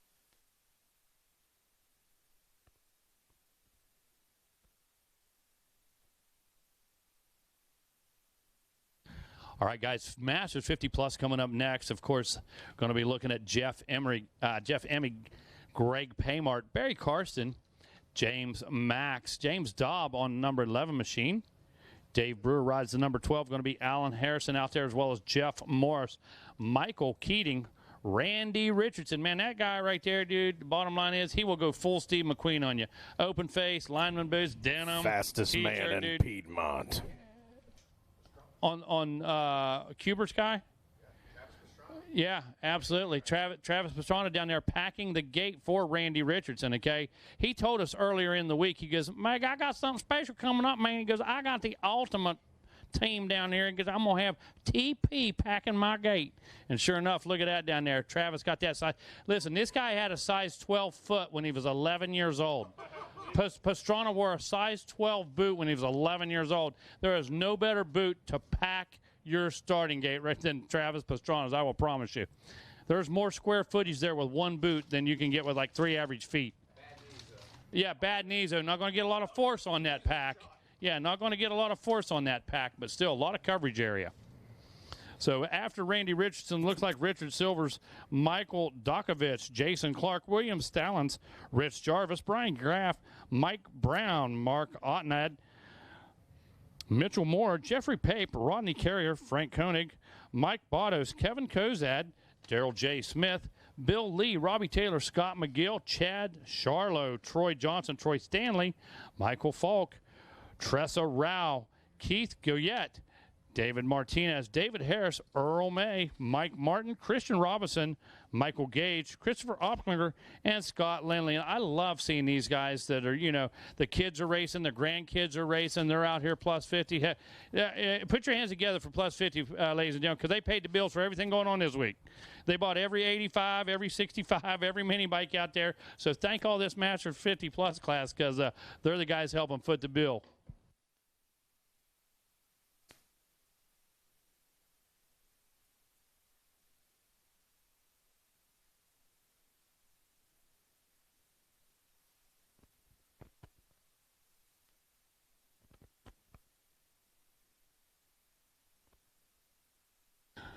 So with that being said, take a look down there. Our plus 50 making their way back into the gate. And, of course, we mentioned TP, Travis Pastrana down there hanging out with Randy Richardson, giving him some backup and some support.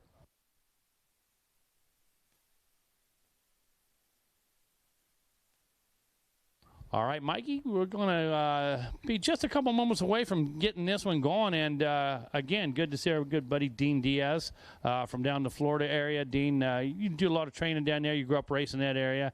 And much like most of us, you come to the realization nobody's going to pay us to race motorcycles. And you've dedicated your time and stuff to, you know, really passing on some of that experience and knowledge.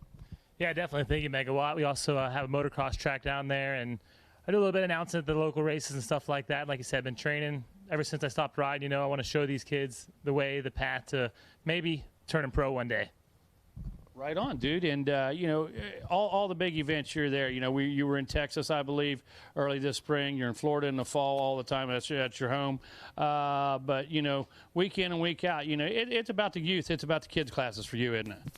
Yeah, absolutely, 100%, you know, because we've grown up. You know, we've been the youth riders. You know, I've been in these races like, man, wish I had somebody to hang out with, wish I had somebody there, and I just want to be that person that's there for these kids as they're going through these races. Right on, dude. You know, it takes a lot of support. You know, they say a lot of times it takes a village, and, man, at an event like this, there couldn't be truer words. But here we go. Step on in, K-Dub. Masters 50 plus off and running right now. Who's it going to be? Who are they going to give it to?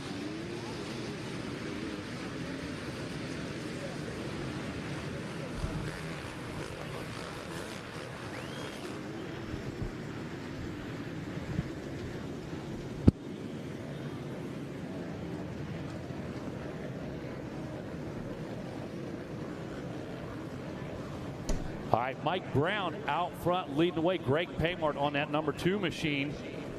In that number 2 position, Earl May, the legend, Earl the Pearl, down here at Loretta Lynn's. Finds himself in the 3rd spot. Jeffrey Pape rides in. 4th is going to be Chris Opplinger in the number 5 spot. Mark Ottenad, he finds himself in 6th as they work their way back into Storyland.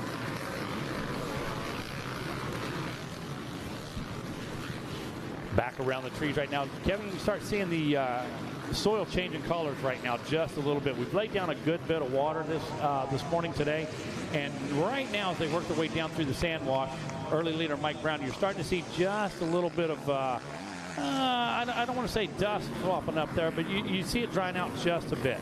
Well, with the rain that came in yesterday and you know, track changing so many times already in the first couple of days of this event, but they'll be on it. They do such a good job at keeping this track ready, and all the guys down there are putting their heart and soul into it, trying to get us the best racetrack possible. As look at Emmett going for a pass right now. I went down and talked to him on the starting line. I was really bummed, not on how he started against me in Supercross. It's like, bro, you were the king of starts. Why don't you pull yourself a whole shot here? Looking a lot better in this moto as he's fighting for second and third. But, man, Brown, that guy is unbelievable. Okay, and it's my understanding Brown is on a KTM. It looks like a Triumph. It's showing Triumph, but we got word that he is riding KTM looking like a Triumph. That's what we heard just a little bit ago. I cannot confirm or deny that. I don't know. I'm wanting somebody to confirm that for me. Yeah, we definitely need to get word on that. And like you're saying, this track really started to dry out. So this is where you see tire choices kind of change. A lot of guys run the scoop, like the paddle. But as it starts to dry out, you kind of rethink that. Yeah, oh, absolutely, yeah, all day long. And this thing, as you know, Dean, it's going to take on more personalities than the family reunion. Yeah. Okay, the bottom line is this thing's going to change more times during the day than Christmas dinner, I'll promise you. 100%, Megan. We got a little battle going on right here between the number 2 of Gregory Paymar and the number 1 of Jeff Emick. Emick's going to go around the outside right here, and that outside should dive into the inside here in just a second. Let's see what happens. They make their way into Storyland. Looks like Paymar able to hold on to, a little mishap there in the corner, and he's going to stand up to number 1 of Jeff Emick. Oh, man, Frenchie, I got to tell you what, riding defensive right there. Paymar put the leg down. Of course, Greg with MKS Moto Kicks, got specialized footwear out there for you for all of us guys that ride bikes. Got a couple different styles, so check them out online, mks.com. And Paymar, Frenchie getting loose right now, trying to hold off the defending champ, Jeff Emick. Emick going the long way around, though, out to the left, out to the outside. Makes the tunnel jump past the waterworks. Here we go down into the sandwalk. Frenchie goes to the outside, tries to respond. Not having it is the number 1 machine of Jeff Emick. Yeah, absolutely. It looks like we're starting to see right here the number 1 get away from the number 2 of Gregory Paymar. So let's see now if the number 1 of Jeff Emick can start to reel in Mike Brown. Kevin, things getting just a bit overcast out there, which is a blessing. Keeps the direct sunlight from beating down on the riders and, of course, the course. Yeah, like we say, in 7 days in Tennessee at Hurricane Mills here at Loretta Lynn's ranch, you're going to see every sort of weather pattern you could imagine. Man, I was loving that battle that Paymar was given to Emick, trying to defend. Absolutely. As I remember Emick and competing against him, he was the ultimate defender. So really cool to see him get a little taste of his own medicine there, but stretching it out now like we're seeing on the screen. Yeah, he put himself in good position, took your advice, said, hey, you're a master starter, bro. We need to get up there and get in contention early, and that's exactly what he's done. Just a few seconds off the pace right now behind Mike Brown, but Jeff Emick has worked himself in the number 2 spot. Paymar now in 3rd, and look at this, CEO of Suzuki right now, Barry Karsten, in that number 3 position right now. Winningest contingency rider of all time. He owns like 7.2% of Suzuki or something like that right now. Yeah, speaking of a pace, Mike Brown on lap 2 threw down just a leisurely little 156. Just on a leisure Sunday or Monday cruise, right? He said, I heard K-Dub saying something about breaking 2 minutes, so let's slow down 156.1. 56 for the old man. How about it? Exactly, dude. Unbelievable. Hey, I told you he was toying with him in Moto 1. He had that unfortunate incident with that lapper. He was playing with him when that white flag come out, okay? Yeah, I'll tell you what, Mike, it's Mike Brown. This is only lap 2. Let's see what happens now as he really starts to see this track out, and he might be able to chip down to the 155s. Dig it. For real. No doubt about that. Take a look a little further back. Frank Koenig in the number 6 position. Michael Gage in 7th. Keith Boyette in the number 8 spot. James Max rides in 9th. That's Mark Ottenad in 10th. Earl the Pearl, Earl May in 11th. Richard Silver's in 12th. Michael Keating in that number 13 position right now. And a grand entrance is made by the man himself, TP. I turn around, what is the commotion? And my best memories of this guy, Pleasure Valley and stuff, when he's 11 years old, he's got a size 12 boot. So if Randy Richards is going to pick somebody to pack his gate, why not use a size 14? You're going to get more square footage than anybody else. You're going to get more compression. And Travis, I know you're going to talk to Travis here for a bit, but I'm super confused because I heard you were wrenching and pitboarding for our guy Randy, and now you're up here. Who's down there?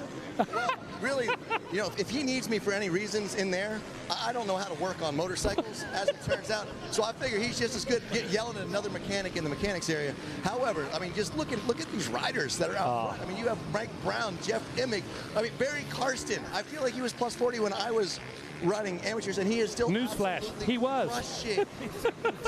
Oh, the Randy Richardson 17th. He's coming up. He did draw number 40. Barry Karsten drew 42, which was dead last, which is impressive.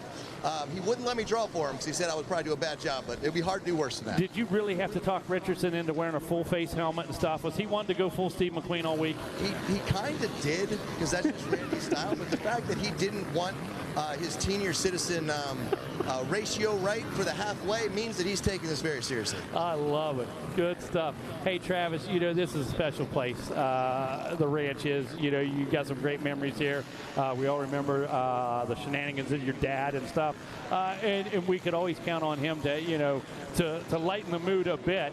But, man, outside of the races, I mean, you have lifelong memories down here, dude. Share one with us. Oh, absolutely. Well, everyone thought, it's cut down now, but everyone thought Pastrana Tree was named after me. But from the time I was, you know, 6 years old coming down here to Loretta Lynn's ranch, my dad was always the crazy one that was drawing the attention, jumping and flipping from all the high places.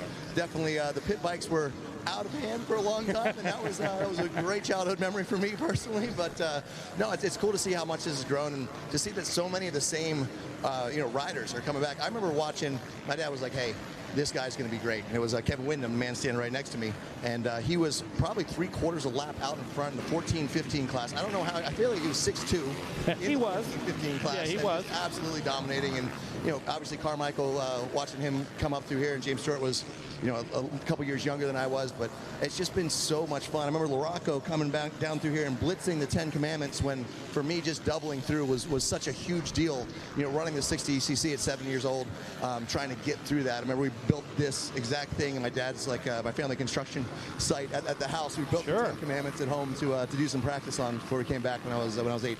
But in typical Pastrana style, there were 12 of them, and they were 4 foot tall. So instead of the 10 Commandments, we had the 12, no doubt. Hey, Travis, we got great conditions this year. It's overcast, traction all over this place right now, all over the race course. And when we take a look at the difference in the consistency, a little difference in the layout, this track is really raceable today. This thing's nice and rough, but it's still got a bit of flow if you can connect the sections. It's amazing seeing some of the riders taking the outside, especially for the 10 Commandments. It's so much longer to go that route, and yet they're making it work from all areas. Adding the sand to this long sweeper, I mean, it's been 23 years since I've been here. I mean, I've always wanted to come. It's always the same time as another race for a round or whatever else we're doing, but honored to be back. Wouldn't be here without Randy Richardson, who right now, I mean, look, he is moving up the pack. He is in 14th place, ladies and gentlemen. 13th, moving up again. Man, this could be a top 10 performance from the senior citizen out there. I love it. You're just giving Stu Baylor all kinds of fodder right now. Is exactly what you're doing. You're giving Baylor what he needs against Randy. Hey, when we look at some of the youth classes, can you believe the lap times we're seeing? We saw mini bikes sub-2. Mini senior 1 sub-2, like 1:59. So Randy was bragging. He goes, "Hey, I had a 2:22 lap time." And I was looking at the 65cc 10 to 11. I was like, "You would have been 6th place, sir, in the 65 10 to 11. You got I know age matters for something, but yeah." So there's Randy. Look, Randy's on TV, everybody. Jumping through the 10 Commandments. I was hoping for a triple, but I guess those 2:22 all the way through just makes sense. Hey, he's stuck on the deuce. There's no doubt about that. He likes the deuce for sure. Up front, though, man, Mike Brown, you've watched this guy since childhood as well. You know, Mike Brown's one of those guys that everybody looked up to. Even when they were racing him, you looked up to Mike Brown. So Mike Brown was someone that you always knew was going to race hard. A lot of people didn't like racing Mike Brown. Right, for sure. We hit each other. Him and Talon Boland, we swapped so hard. Like, I broke his foot on one time when he took my caliper off the motorcycle, and at the end, he was great. And then Mike, so first round, I had the #1 plate. We go into the 2001 championship, and Mike Brown takes me out on the first lap. I mean, I got hit so hard, I went over top of the berm, I went over top of the fence. A fan threw me back onto my bike, and I talked to him after. He said, "Well, just want to let you know that I feel like you're one of my biggest competitors, and just expect that all year." So you always knew where you sat with Mike, and he was always straight up about it. Oh, Mike Brown. No. I thought Randy was making a move. I thought Randy was the aggressor. No, Randy was the victim. I mean, Randy working his way close to the top 10. He's in 13th, and Mike Brown already a lap ahead of him in 5 laps. 5 laps he in. has gone a lap ahead of probably like 11th or 12th place. That is that's truly amazing. And Mike, it was funny. We were down at Down Racing Bike Week, and I was like, Mike, you're gonna race at GNCC? He's like, oh, I've been off the bike for a long time. I haven't ridden in a week and a half. Yeah, exactly. Wow. Yeah, been a break, huh, Travis? Oh, unbelievable. We laugh about these guys, but you know, we talk about Barry Karsten, guys like this. Listen, those guys were journeymen their entire life. They were working class guys their whole life, man. They do this because they love it. They go work on RVs. They go build houses. They go pour concrete all week long. They may work for a tire manufacturer like Randy. They may have all these different positions, but the bottom line is, at our age, at plus 50, these guys still out here making it happen. Well, I think, you know, number one there, you got Jeff Immig, and I think he came back here to have fun. And Mike Brown is turning 158. I mean, this is not even realistic here. With a best of 155. 155. I mean, but through traffic, turning 158. I mean, this is, you know, like I said, there's some 85 senior riders that are doing some amazing times out here too. But this is still extraordinary. And Mike Brown just loves motorcycles. Jeff Immig loves motorcycles. Barry Karsten. I mean, you know, I'm looking down that list. I know almost every rider there was a top professional rider, or if they weren't, there's someone that was so passionate that working through your 9-to-5 job, they're still finding a way to take time to come to Loretta's with their families. You see so much just awesome. You know, me now with 2 girls, they went a different direction than motorcycles, but just to be around and to have that, you know, that's what I had with my parents. That camaraderie is really cool. You bet. And again, this Master 50-plus class, they're to be applauded because they bought all the mini bikes out here. They paid for all the 65s and 85s. They carried the tradition on. You know, they made sure that everybody had the support they needed, and they shared their passion with the kids, the grandkids, and that's why we have the crowds we do today, Travis. I believe that. 2-lap board is out. Now Randy's thankful for that. Oh, now the white flag, so you can bet the double deuce, man. That is a welcome sight. I got to go. That's all I got to say. Hey, here you go, Kevin. Take over. DC said we got to roll, man. We are out of here. We're going to go meet Randy. We've got oxygen on standby. We've got a 55-gallon drum of water. And Travis, I have to say, when we say the man was a ball of sweat, we're not lying. The man was a ball of sweat. There's about 3 gallons of it left on the floor here in the tower, dude. What a ball of energy, Mikey. How cool. He is never short on words. No, and he's never been short either. He's like born at like 5'3", something like that. So. I remember Travis. Every time you look at the man, he's got his big old thumbs up in the air. You know, he's always so happy-go-lucky. I love to see him here at the ranch. Absolutely, dude. We saw some lead up to it, and Richardson's a great guy. He's got a great sense of humor. He's a big part of the RC Supercross, the vintage program that goes on down there. Again, he shows up full Steve McQueen, open face helmet, jeans, you know, Red Wing boots on, dude, going wide open on a Husky. So Randy, really cool. Awesome, the relationship he's got with Travis. Travis come down here and give us an opportunity to have that kind of fun. The only time I have seen Travis Pastrana not like all smiles, thumbs up in the air was Palaca, Florida, GNCC. He ran that, and he said, holy smokes. He showed us his hands, and just like absolutely, which is common down there, be blistered up and ripped to shreds. I believe he led for a while. These people are crazy. Yeah, I believe he led for a while, if I remember correctly. Yes. Yep. That's what happens to Moto guys that go to GNCCs. They're wide open. You know, they push it. They get out front. They're like, whoa, wait a second. I need to slow down a little bit. And then they go, oh, this is 3 hours. 3 hours? No, thank you. Yeah, something about that resting heart rate at 180 for 3 hours doesn't sit well with most folks. No doubt. So checker flag is out. Those are coming in. Jackson Burrow going to line him up down there. We're going to hear from him in just a minute. Coming up next, going to be 125 Junior 12 to 17 BC. Mikey? Also, how the hell do I follow Travis Pastrana?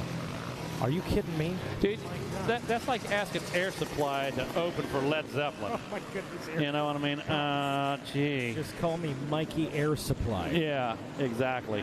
They're Holy cow. Masters 50-plus coming to an end right there. Mike Brown checking in. Jeff Immig should hang on for the 2 spot. And Barry Karsten, the Bear. Darn. only one problem, megawatts. The only people who know air supply are currently on the track. Yeah, I just turned around and looked at our apprentice. I said, do you have any idea who air supply is? And she put her head down and shook nose. What about Led Zeppelin? Okay, I'm just going to retire now. All right. That's okay. That's okay. Led Zeppelin is just one of the most influential bands of all time, but that's fine. That's totally fine. Absolutely. Old guys' hearts breaking up here, and all the kids out there going, who cares? Who is Led Zeppelin? Robert Who Plant? I've never heard of it. But you know, the people listening at home right now on Racer TV, they're at work at real jobs, and they're 50-some years old. So we don't have a lot of 10-year-olds listening at home on Racer TV. So that's fair. Oh, shoot. Race 13. Well, let's highlight these top 10 real quick. We'll show them some love. Mike Brown taking the P1 out there. Jeff Emig, second. Barry Carson, third. Frenchie Gregory Haymart taking fourth place. James Max, fifth. Frank Koenig, sixth place. Keith Goyer in seventh. David Harris, eighth place. Mark Otenod in ninth. And Michael Keating out of Spring, Texas on the Yamaha. Rounding out your top 10. Those guys heading down to talk with Jackson Burrell down on the podium. Coming up next will be our 125 junior. There is Jeff Emig right there. He looks like he could go another 10 minutes. I mean, let's be real. Emig's fine. He's all smiles, having some fun. There he is, the 4'7", Jeff Emig. Pro doing it in style, always. 125 junior, 12 to 17 BC, going to be coming up next. That is race number 14, or excuse me, race number 13, 125 junior. And waiting on those podiums here, and then we'll highlight some of our riders out of that 125 junior class. Moving right along here this afternoon. Coming up after that one is going to be your 250B. And sounds like they're ready down on the podium. Take it away, Jackson Burrell. We sure are. We have a gold medal along with a whole shot award here for Mr. Mike Brown. And Mike, man, take us through that start. Take us through your race there.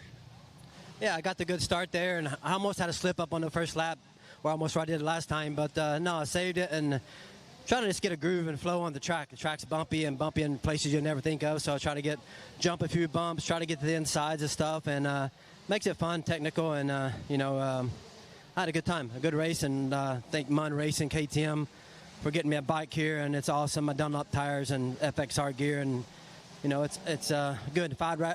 Factory ride goggles, and everybody has supported me over the years.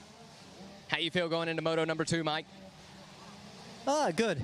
Shorty's in the Moto 2 on the 40+, and he's going to be a handful, and, learn what I did that last one and take it in there and try to change it a little bit and hopefully give him a run for his money. We don't know. He's a good rider, and take nothing away from that guy. He's been good his whole career, and I expect him to still be fast like he was. All right, Mike, anybody else you need to thank? Big Dan from Munn Racing taking care of my back, Big J, all the guys, the guys from Triumph helping me a little bit during the weeks riding my KTMs down there. So it's been a good program. I love it, and I still love racing. And I don't know about this temperature. It's hot for everyone, so stay hydrated and stay in the shade as much as possible. All right, everybody, give it up for Mike Brown, your gold medalist here in Moto number 1.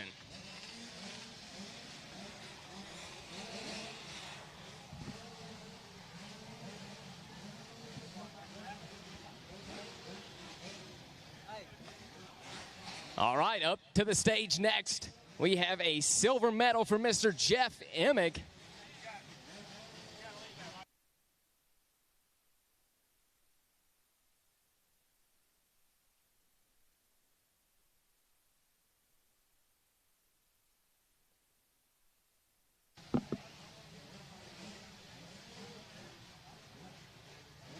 And here we go, a silver medal here in Moto number 1 for Mr. Jeff Emig. Here you go, Jeff. Man, a solid moto there. Take us through it. Well, didn't get a great start, but worked my way through. Got behind, I think it was Paymart there for a lap, and really was just trying to use this moto to, finally find a better flow than what I had in the 40 earlier today. So it's pretty hot out there, I will say. I'm somebody that likes the heat, and it's hot. No doubt about it. How do you feel going into Moto number 2? Well, it's all good. Just trying to calm down a little bit and find my flow on the track. I will say, though, that I'm going to give a shout-out to one of our fallen riders. Matt Byton got hurt at our regional really bad. Matt, we're with you. I know I haven't talked to you since, but I've been thinking about you a bunch, and I wish you were here with us. So, all right, everybody. Jeff, who would you like to thank for getting you up here on the podium? Well, Rhino Power, of course. I couldn't make it through these days without it. Valor Brand Goggles, We Big Moto gear, Slacker Tool, ODI grips. Who am I forgetting here? MX Locker. I feel like I'm missing one. Anyway, BJ Burns comes to all these races with me, helps me through this, and it's a ton of work. Mun Racing. Good thing Big One was right there. Now I see it. Mun Racing for supplying the Husky 350s for me. So all really good people, and I'm really stoked to have them on board supporting this effort. All right, everybody, give it up for Jeff Emig, your silver medalist here in Moto number 1. And making his way up now is going to be Mr. Barry Carson for a bronze medal, a 3rd place here in Moto number 1. Give it up for him. All right, Barry, take us through your moto. We go up to the gate, we draw 42. A couple guys took outside, so I was about 4th gate in. Had a real good start, going into the first turn, but just you get shut down. I rode hard. Frenchie was up ahead. Those guys were gone. Just pushing, and hopefully he made a mistake because I was pushing him, and then I ended up getting a 3rd. Well, congratulations on the medal. Who would you like to thank? RM Army, Suzuki. They have a killer contingency. They have it here. They have it at local races, and we got kickstarts. But remember the old days? If you couldn't kickstart it, you can't ride it. So I guess they could ride anything now because they could push a button and go. But RM Army, Suzuki, KPS suspension. My bike was working really good. Arai helmet, Scott goggles, FMF, Twin Air, Sunstar. Thanks to Coombs MX Sports for putting this on because it's a big race and everybody enjoys coming here. And Dunlap tires, I can't forget them, and decal works. So. All right, everybody, that's your 3rd place here in Moto number 1, Barry Carson. And I don't even know if you know those guys, do you? Oh, yeah. Good job, Barry. The race is off and rolling. We'll throw it back up to you guys.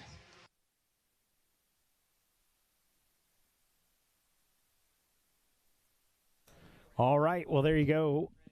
Podium wrapping up here as we've got our sight lap out for our 125 junior 12 to 17, race number 13 of the day. And we'll highlight those riders here just a moment. Again, race number 13, 125 junior 12 to 17. Owen Koval as well as Austin Schaefer, the number 11, Akobe Lasar. Chase Anderson, the number 13, rider out of Alaska on the Yamaha. The number 14, Mitch Pierce on the Gas. Oh, let's see. How about Arkansas? And then there's Alabama. I think I said Alaska. Mercy. It's been a long week already. Quade Edwards, the number 15. Joseph Shipley, the number 16. Number 18 of Davis Daniels. The number 19 of Nico Surdin. Number 20 of Franklin Boucher. 21 of Trinity Batchelor. I almost said it the end of the way. What a great family out of Mountain Home, Idaho. Talked to Dad the other day. We got to start saying his name correctly because now when I see it, I want to say it incorrectly. Trinity Batchelor, we got you, buddy. The number 22, Giuliano Salinas. The number 23, of Connor Rosick. Number 24, Riley Buss. Number 27, Osvaldo Nito. McCaden Fitch, as well as Milo Moss. Gregory Jordan, Mason Pappas, as well as Cannon Hargrove, as well as Nicholas Stefancic. Benjamin Moya, the number 39, out of Georgia. Michael Pillar on the Yamaha, out of Washougal. Jesse Furtado, as well as Heath Fisher, the number 47, rider out of Australia. Number 49, of Brendan Harris, the number 50, of Chase Lawton, out of Rhode Island on the Yamaha. The number 54, of Colin Steele, out of New Mexico on the KTM. Dustin Davis, the number 58, out of Oak Hills, California on the Gas. The number 60, of Noah Voss, out of Georgia on the Gas. Jake Nora, as well as Nolan Murphy, number 65, out of Arizona on the Husqvarna. Ryder Bednar, number 66, of Miguel Angel Rojas on the KTM. The number 67, of Ryder Reigert. The number 71, of Jace Coy. The number 77, of Sebastian Gonzalez. They call him Seabass. I don't know if they do or not, but we're going with it. Max Bowling, the number 81, Alessandro Carmonti, Oliver Camp, as well as Braden Carpenter, and the number 99 of Aiden Bailey out of Jamestown, Rhode Island. And that is your starting gate for the 125 junior. 12-17 BC.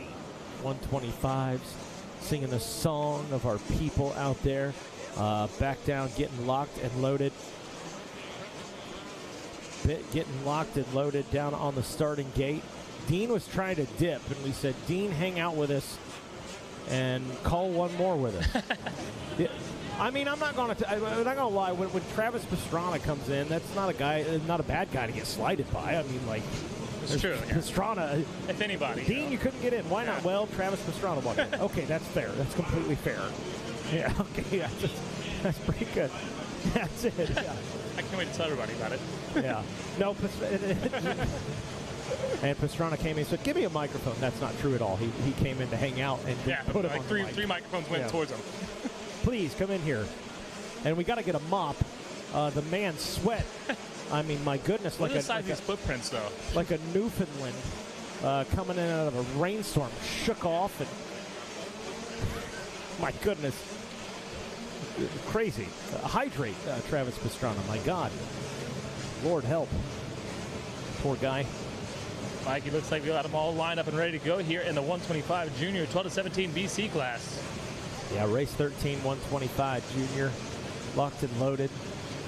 Some pit boards swinging down there, trying to keep these guys cooled off. And here we go. Elbows up, eyes fixed and focused. And I'll tell you, you got to be patient there on the starting line because they hold this card sideways for quite a while here. You got to be prepared. And here they go now off the starting gate. Heath Harrison making them keep their head on a swivel this year here. There you go. Off and rolling. Boy, great start. Heath Fisher. Must be in the name Heath. Cannon Hargrove, number 37, in that number 2 spot. Austin Schaefer in 3rd place early. And is it still the 37, Cannon Hargrove on the outside line, side by side out in front. Yeah, he's got a good line right here in the Commandments. Let's see what happens. Both riders going with the same single, double all through this section here, the 10 Commandments. Here they go, side by side. Huge triple out there. Advantage Heath Fisher. So Heath Fisher now back out in front of Cannon Hargrove. He's the number 47 Husqvarna rider. And it is tight beyond that. Through the riders and the Yahtzee shaker shook it up. Here we go.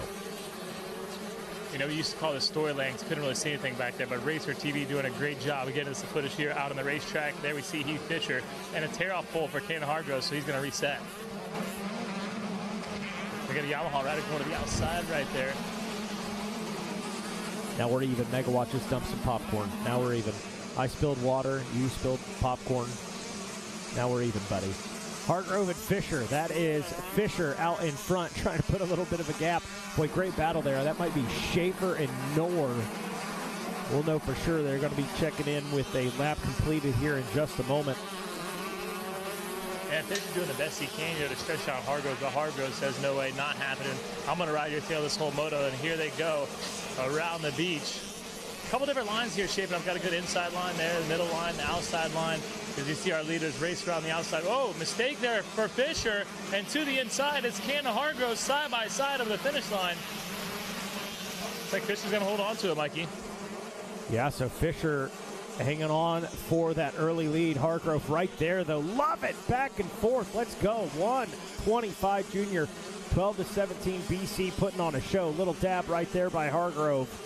Or, excuse me, by Fisher. McCaden Fitch in the number 3 spot. Colby Lassar making a pass. Up into 4th. Austin Schaefer now back in the number 5 position after a decent start early. And we wait on scoring to catch up. There it is. Outside of that, Mitch Pearson 6th. 7th place is going to be Chase Lawton. Michael Pillar 8th. 9th place is going to be Alessandro Carminati. And Jace Joy going to round out that top 10 as the number 37 of Cannon Hargrove out in front. They better watch out for Colby Lesser. Young Colby Lesser making some moves out there on the racetrack.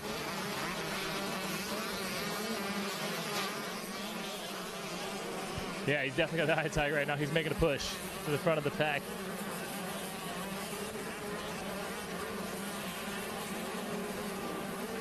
We're watching now. Hargrove's has made the move, so Hargrove. Oh, I say that, and look what happened. He made a mistake there on the inside. Going to pass it back. Go back and forth early in this one. 1 lap completed. Oh, that was actually the battle with Lesser and Fisher. That's for second and third, as Hargroves is starting to pull away. Hargrove trying to put a little gap out there. Through the sand wash, so it looks like Lesser going to have a move right there on his Yamaha. And got the inside set up on Fisher. What can Fisher do to counteract? Rough and rowdy through that section right there. There is Hargrove. Oh, little dab. Small mistake right there by Hargrove. Regroups quick.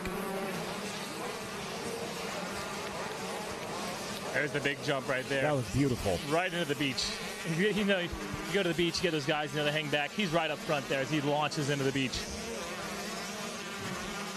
Pick up now as they make their way through the finish line. This whole battle's getting tight right here. There's about 5 guys deep.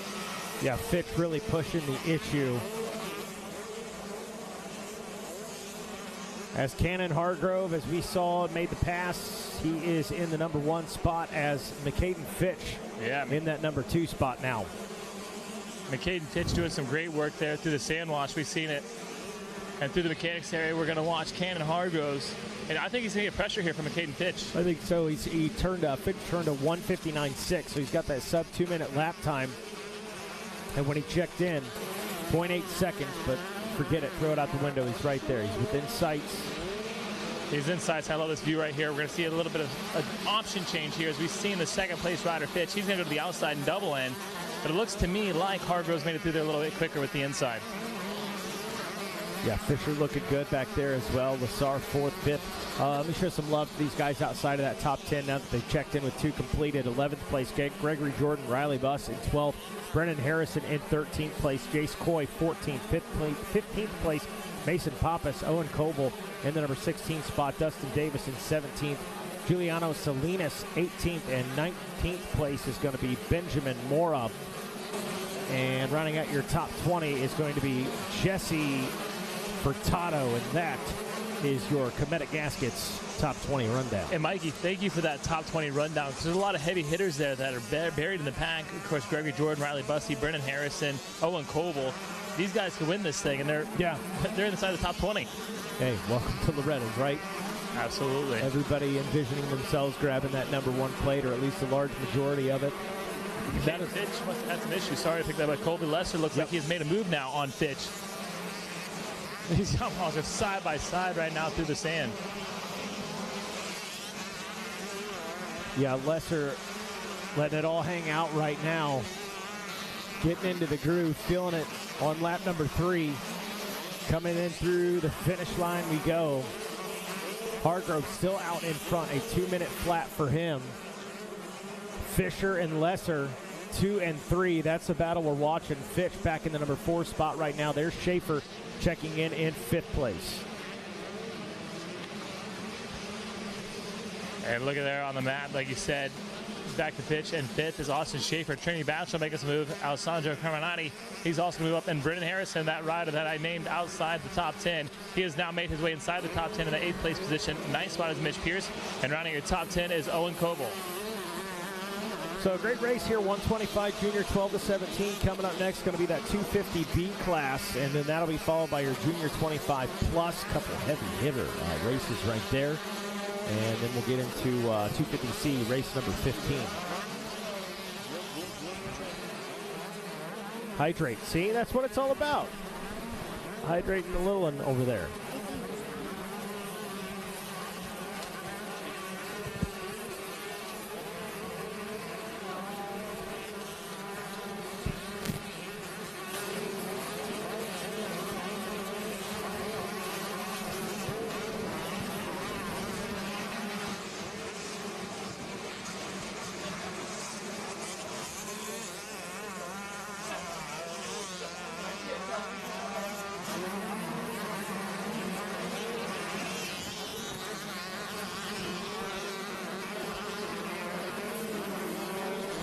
So got Lindsay Sheltima up here. You got the young whippersnapper with you, hydrating. How are things going for you here today? Really good.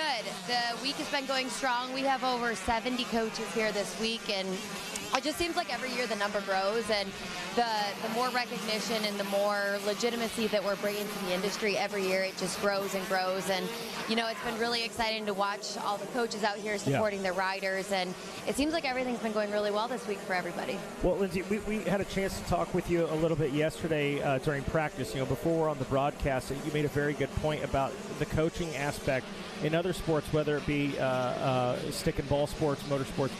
They have that kind of arrangement. We were kind of lacking that. This is where you guys come in.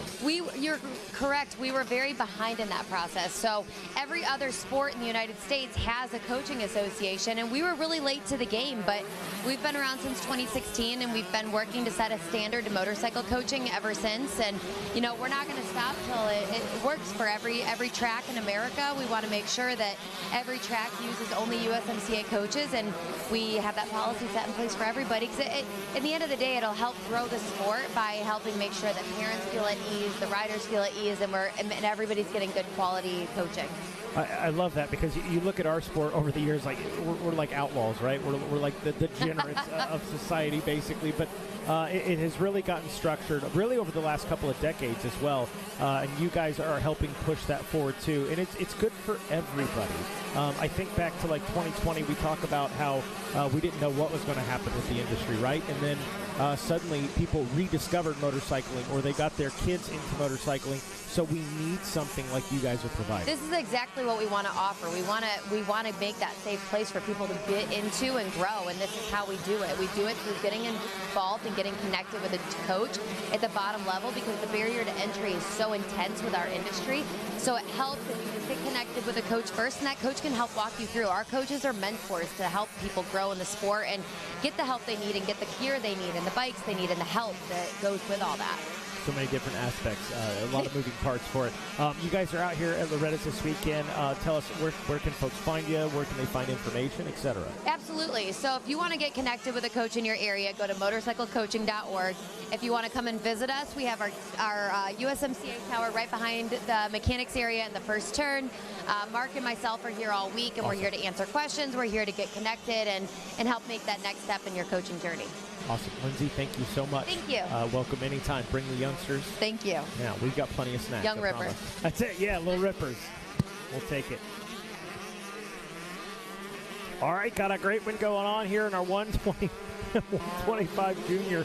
12-17 BC. Cannon Hargrove leading the way in the number 2 spot. Colby Lassar, Keith Fisher in 3rd place. Austin Schaefer 4th, and Brennan Harrison rounding out your top 5. Outside of that, Trinity Batchelor in the number 6 position with Owen Koval in 7th place. 8th place is Alessandro Carminati. 9th place going to be Chase Anderson. Jesse Furtado going to round out your top 10 here in the 125, 12-17 BC, as we are getting down to the nitty-gritty now. Here about just under 9 minutes left in this one. As we welcome back into the booth, he's fresh off of his union break, Zach Heron. Check. How are you? Ooh, I tell you what, I'm a lot better than I was about an hour ago or so, sweating bullets down there on the podium.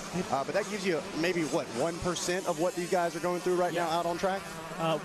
Them and Travis Pastrana that was just up here that left a pool of sweat. Oh, Pastrana's here. Oh, my goodness. Of course. When I'm not here. Great. Yeah, never fails. It looked like he'd been swimming in a pool and jumped out. Yeah, he was helping out Randy Richardson. Yeah, you know. It was good. It was very solid. Gotta love it. TP, the absolute man. My hero right there. So who knows? I mean, he's going to be upside down at some point this week if he's staying here. I'll put it like that. There's a lot of lifts out there to flip off of. Absolutely. So, Zach, as we welcome you back here, man, 125 junior, 12-17 BC. Cannon Hargrove been in pretty good control of this one. He's had some great battles with Lesser and Heath Fisher. Right now, 6 laps in as Heath Fisher checks in that number 3 spot.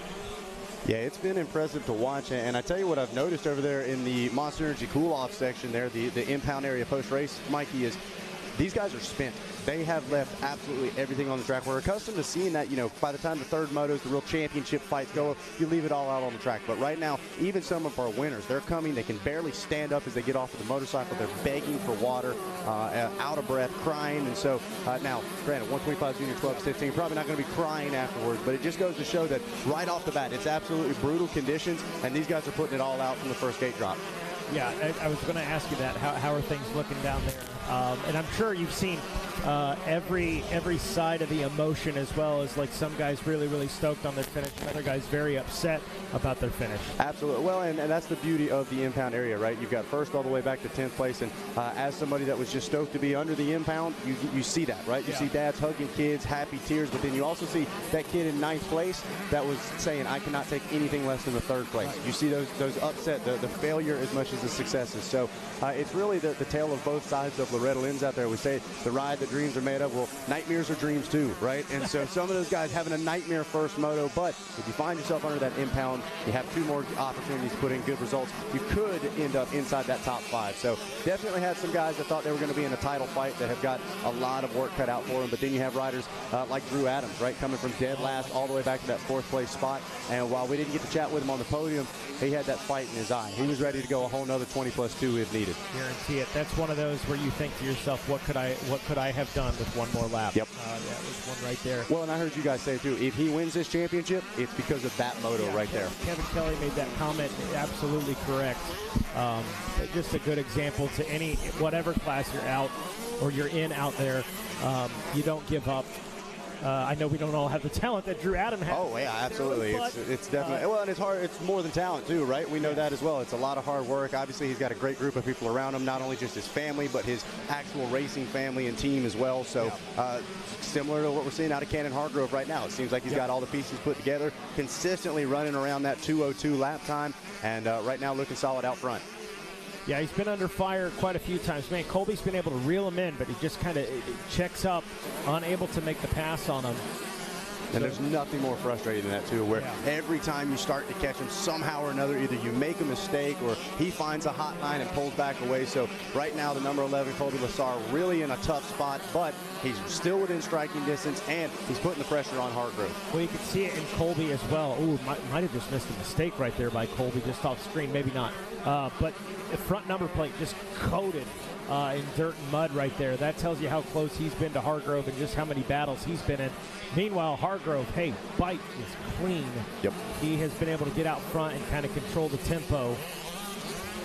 And I tell you what, Mike, just looking out of this tower right now, you're starting to see the sun is beating down. It's a nice, cool 104, it feels like, outside. So the track is drying out as well. So obviously you've got that moisture, that loamy type soil on top. Obviously the Monster Energy sand wash, super sandy conditions. But they're now starting to get down to a little bit of a harder base as well. So you're seeing some riders making simple mistakes. And these ruts are really giving riders some fits too, especially in those 10 Commandments.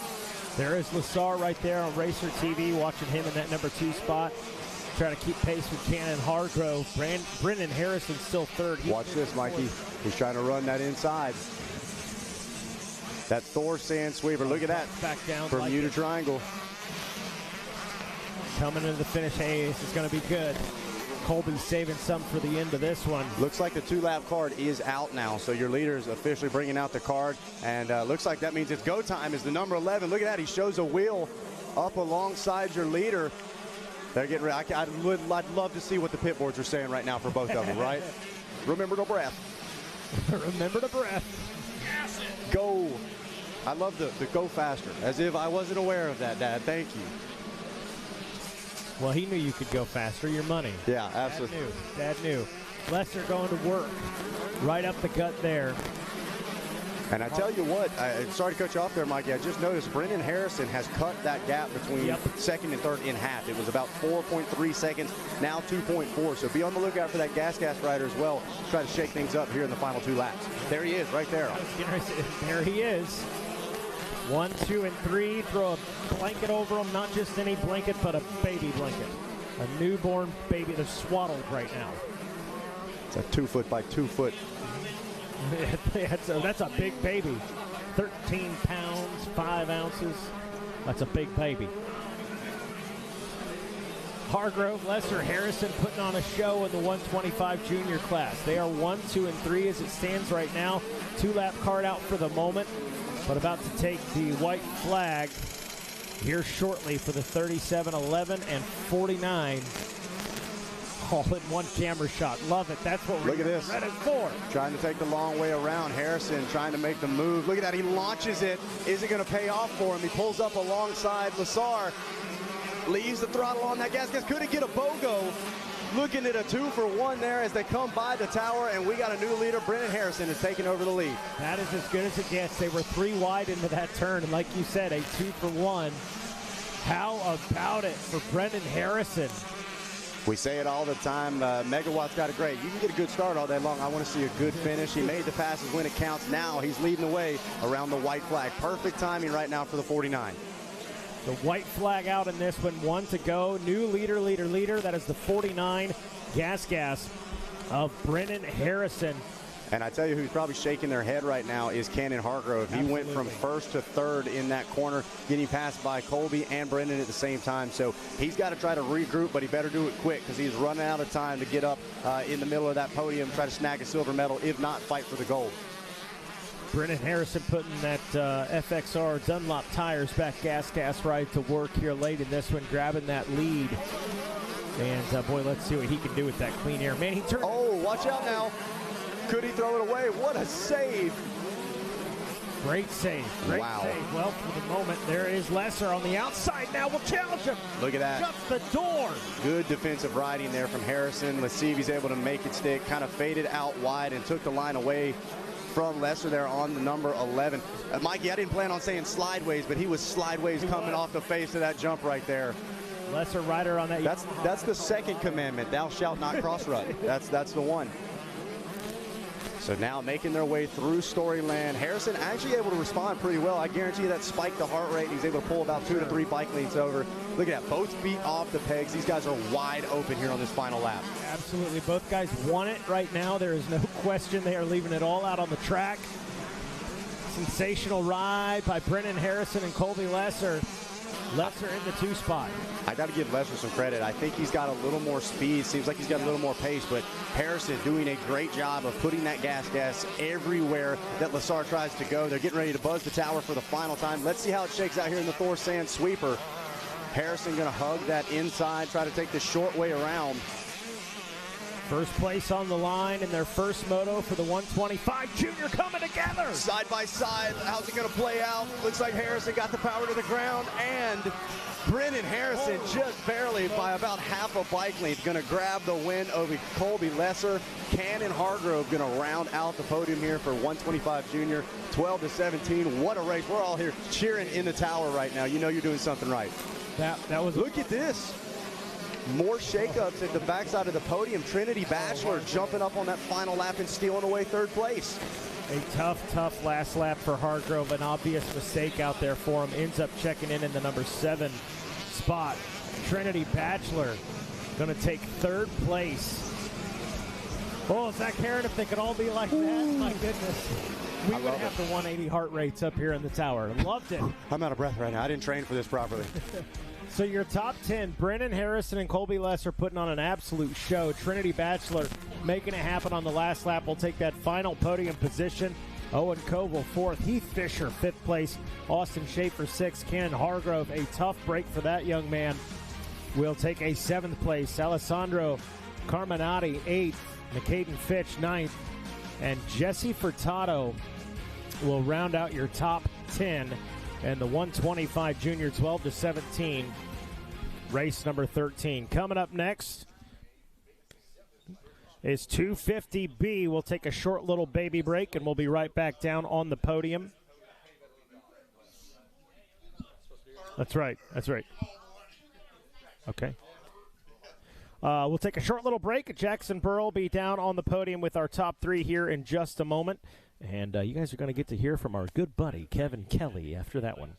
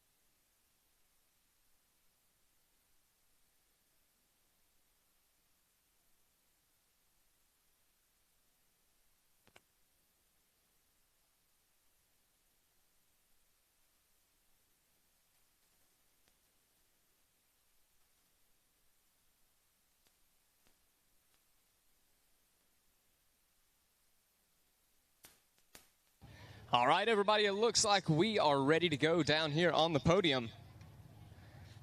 Gonna start things off with our gold medalist here in Moto number 1, the 125cc Junior BC class, Brennan Harrison, man. Congratulations.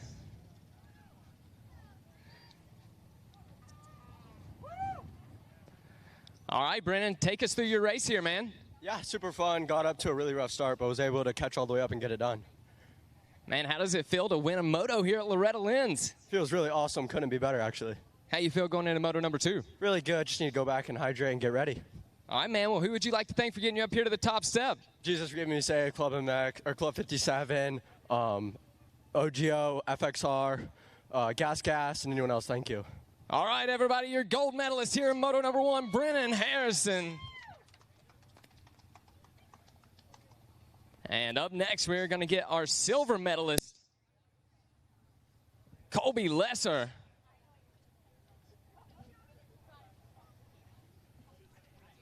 And here we go, making his way up.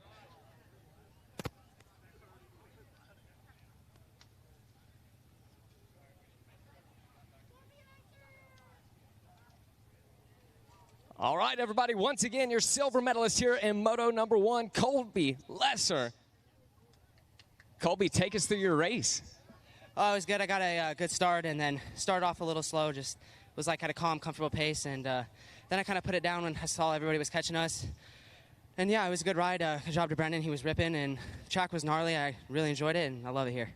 Feeling confident going into your second motos after a second place? Yeah, I'm just going to recover and get cooled down and then yeah, I'm excited for the last 5. All right, congratulations. Who would you like to thank? Oh, I want to thank Altus Motorsports, Jordan, Ed, the whole team. They're so awesome. Monster Army, Thor, Evan, everybody over there. The gear is looking so good this year. Yamaha, Blue Crew, Altus, 100%, EVS, Rims Plus, Guts, HB, and everybody else. Thank you so much. All right, everybody, put your hands together for Colby Lesser, your silver medalist here in Moto number 1.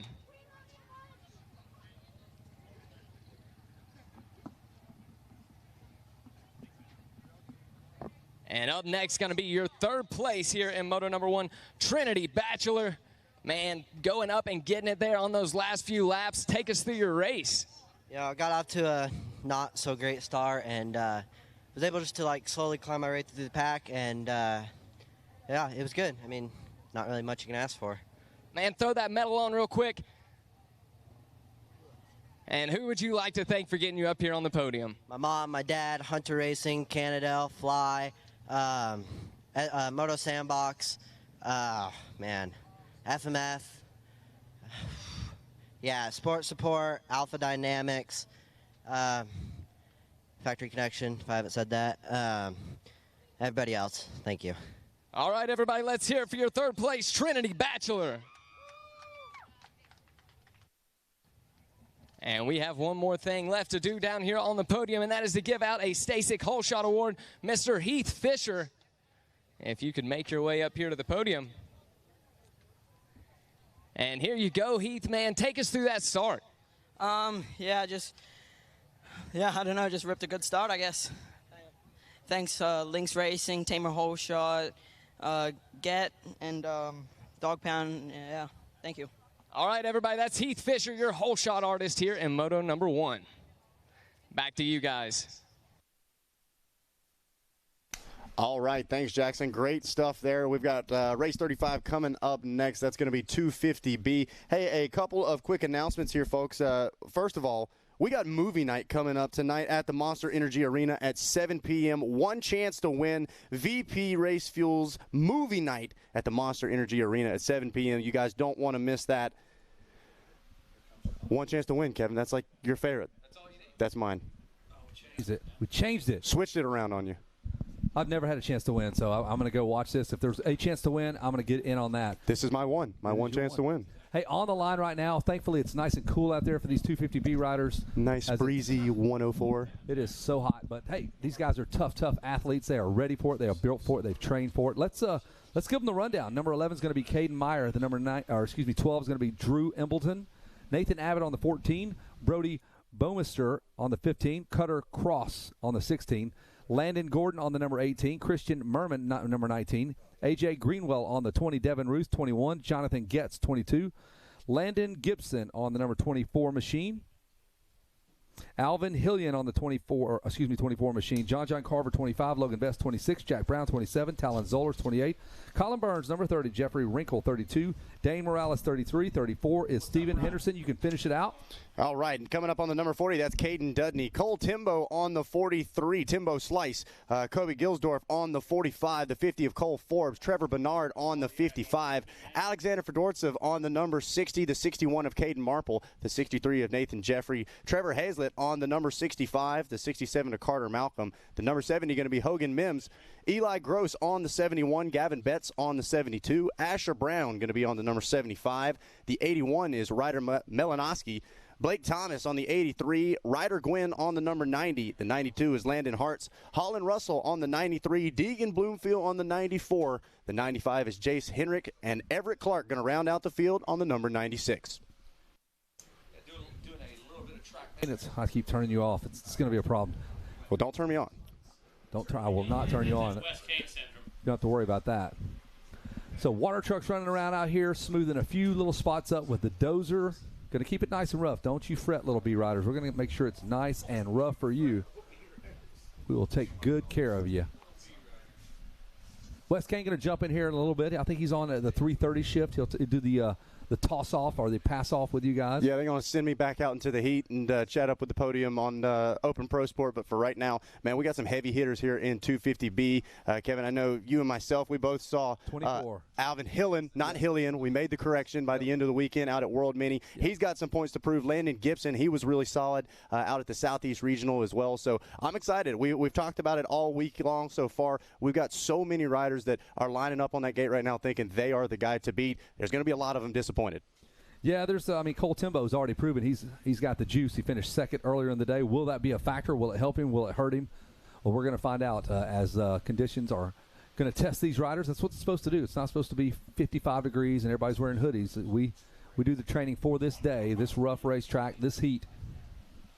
And speaking of heat, Travis Pastrana came up here and we had to get a squeegee and a mop to clean up after this man. And you can probably speak to that, Kevin Windham. He was just like a wet dog when he gets out of that bath. He's just slinging DNA everywhere. We knew he worked hard on the gate for Randy Richardson. We did not know he worked that hard on the gate. Jeez. He was pouring sweat. The carpet up here is still wet, so some of the electrical equipment took a hit from that. Yeah, if you hear us fall, it's because we slipped. Slipped and fell. No wet floor sign. Do I need to do a mic check? Is my mic working? Coming through. Right now it is. Loud and clear. No shorts from the water, right? So, again, still doing a little bit of track maintenance right now. The big Monster Energy water truck doing it up, dozing up a couple of those ruts. And, hey, we've been talking about all the fantastic sponsors and vendors that we have on site. Got to give a huge shout-out to Gypsy Soul Boutique and Hat Bar. Custom-made hats. You can go over there. You can pick out what you want. Hat Bar. Gypsy Soul Boutique and Hat Bar. Yes, Hat Bar. That's the new craze, man. Love it. We got to go over and custom make them. They are located right between Triumph and Yamaha. You can design your own hat with patches, numbers, hat chains, accessories. You know how everybody likes to show who they're here with. They got the custom-made hats with the numbers on the back and everything. One for Wes that says, I'm with stupid. Ooh, there you go. Obviously. There you go. However you want to mix it up, man. Absolutely. Bar. Yep. And that is located, once again, between Triumph and Yamaha. Gypsy Soul. Glad to have him out with us here this year. Hey, speaking of Triumph, Mike Brown was on a KTM, so want to fix that. We all thought it was a Triumph. We were told it was a Triumph. Mike Brown just playing mind games out there. It was a KTM, so wanted to rectify that. So Brown gets his contingency, basically. I just want to make sure he gets all the money coming his way. Kevin Windham, you're normally on a piece of that equipment out there. Did you get passed over, or did you kind of just opt out, or what's going on? I drew the short straw, and here I am. No, real cool, dude. Yeah, well, it's we'll see what goes on here at the end of the week. When you guys kick me out of here, I'll go get on a piece of equipment, or just find any job you guys need me to do. I'm in my own little apprentice program right now. You're doing We're going to get him in a yellow shirt. We'll give you a nice 15 minutes on the mic and then send you back out. Some of the folks starting to make their way out here. There's Jersey Joe and Ryan Holiday, the juiciest lips in the game. Looking over his crew of riders. And you can see all the riders sitting there right now watching track prep go down. mechanics, dad, whoever you got there behind you trying to keep you cool. Nobody jumping on the trend and getting those little cordless fans like the guys have at the Nationals. I'd have a blower. Andrew Short had one. He had one, brought it up on the podium with him. He was like, shoot. Hey, there's a cold plunge place. These people are finally. Yeah. You can cold plunge after your race. There's a place you can literally go. It's not just some random guy's pool. It's a professional setup. Well, it's recover. It's a random guy, but his name's Bo. He's with the Steel City Medical Center. Those guys are great. I'm actually a big fan of their stuff. They're helping me out recovering from a knee injury, and big sponsors and big supporters of the GNCC series. I was stoked to see Bo out here earlier. He was helping one of our riders, and that Steel City Medical Center really on the cutting edge. They've got some stuff to help out with arm pump. Really worth checking out. And like you said, got that cold plunge. You ever done a cold plunge before, Kevin? Yeah, it's awful. Yeah, it is. It is awful. 13 minutes was my record so far, and it was 13 of some of the worst minutes of the month. Yep. And no matter how many times you do it, it doesn't get any easier. You just got to be a man about it. So. Yeah, we were talking about that down in the cool-off area. Everybody was like, oh, you need a cold plunge down here. I'm like, I don't think it's as much fun as you think it is right now. It is a mental game here. Yeah, you and I got a good taste of what Alvin Hillen is all about at World Mini. And I knew Alvin was fast. He's kind of flirted with. He's had spurts of whatever. He was on a different bike, different gear. Everything wasn't really put together. Whatever he's done in the last year leading up to the World Mini was super impressive. Oh, yeah. He and Grayson Townsend, I think. Yep. It was Alvin Hillen, Grayson Townsend, and Lil Kiefer. Yep. So, Aiden, we hate that you got hurt, man. We hope you're watching online right now. Yeah. We wish you were out here. But that, to me, gets me excited because Townsend, he grabbed the Moto win earlier. He looked really solid, and Hillen and Townsend went back and forth a couple of times. So, going to be excited to see what he's able to do out here for this 250B Moto. Yeah, we've already set the table for you. You know who's in here. You know all the players. And we'll just kind of let this thing unfold as they take their sight lap, kind of look at the racetrack, see how it's all sorted out. And we go racing 250B. I mean, it is the dead part of the day here. It is as hot as it's probably going to get. It's really the humidity that's the problem. Coupled with a very, very tough, challenging racetrack. I mean, it's not supposed to be easy. You are earning it. If you get a moto win here, if you go 20 minutes in the sun on this rough racetrack, you've absolutely earned it.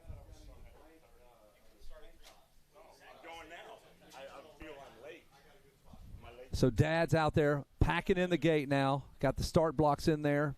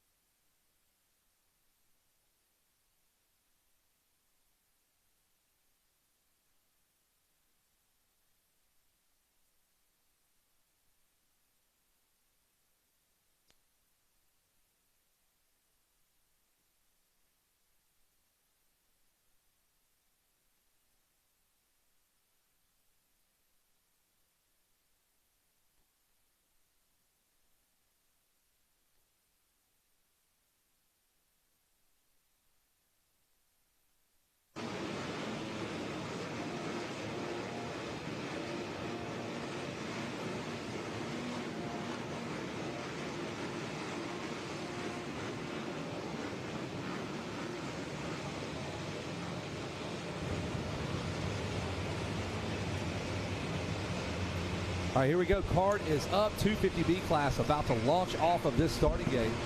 We'll see if our prediction holds true. We're racing now. Kawasaki rider grabs that hole shot from the inside. And let's see who that is. So number 18, I believe, of Landon Gordon. Obviously another player. There's 43, Cole Timbo. And it's Landon Gordon out front, followed by the number 20. And Wes Kane is chewing on that gum. It's so loud. The professional grade gum chewer, Wes Kane. All right, well, right there, you saw Landon Gordon fire out of there right through them. But he's got company right there, and you called it, Kevin Kelly. He has got company coming after him. Yeah, the number 20 of A.J. Greenwell out of Texas in that number 2 spot, trying to track down. Oh, one rider down. I saw that. Let's see if he made it out of there. Oh, boy, here they come. Watch him now. He goes to the inside. The Yamaha rider looking for a way around. Get that camera angle. Get the shot. You're in their switchboard, switching back these guys over there. But here they come. Wow. Going for the big, there's that yellow flag. It's out for that one rider that went down, the 18 of Gordon. Out front. He took a stretch out there coming out of Storyland. He needs every ounce of real estate. He's got that Yamaha rider hot on his heels. Yes, is that the number 81 now? And that would be Ryder Malinowski. Malinowski, yes. Switch from the Suzuki now on the Yamaha. So Malinowski, he's a tough customer. He's been around here for a minute, and he is cutting his teeth here in that 1217 beats. I mean, in the 250B class. There you go. So the 18 of Gordon with a great start. Leaves all that chaos behind him. I think we lost the number 20. I believe that's who I saw go down early on. That was A.J. Greenwell out of Texas. We'll check in here officially. Once this thing resets, there's Gordon. The green flag is out. Boy, it's going to be a...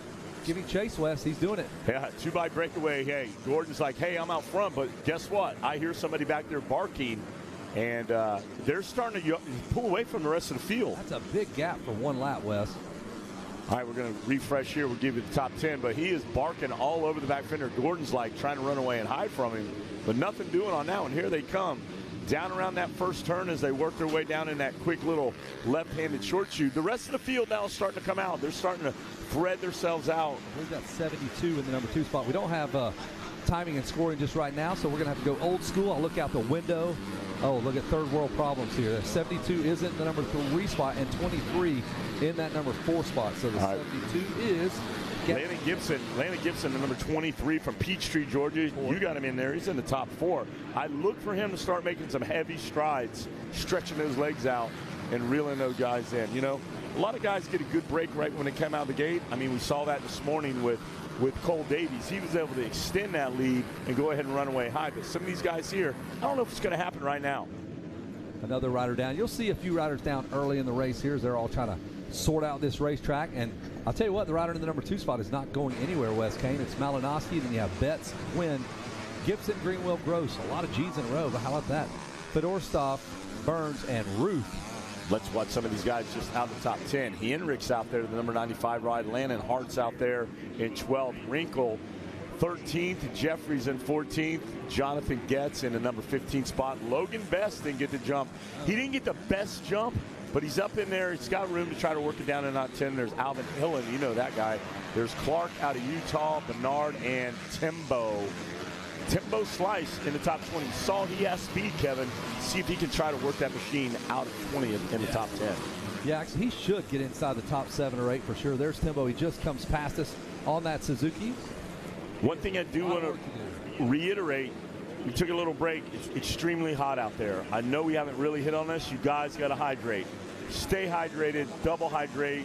We saw one rider. Second place rider goes down, Wes. Sorry to interrupt. Oh, go ahead. Right there. So it's Malinowski. And now Landon Gordon's just going to have. he's out there like Cole Davies here for a second. Just like that. Bada boom, bada bing. He's out there, Lone Wolf McQuaig. There he is down that long, short shoot. Will make that quick little right-hander and off to the 10 commandments. And the first commandment he does command and obey. It says, I shall take the lead and get a breakaway. Here comes the rest of the guys. I see Gibson now. Landon Gibson now starting to make a move. One rider bobbles now coming there. There are three or four wide coming through that little twisty right there, Kevin. Yeah, just called Timbo coming through the beginning of the 10 Commandments on that 43 machine.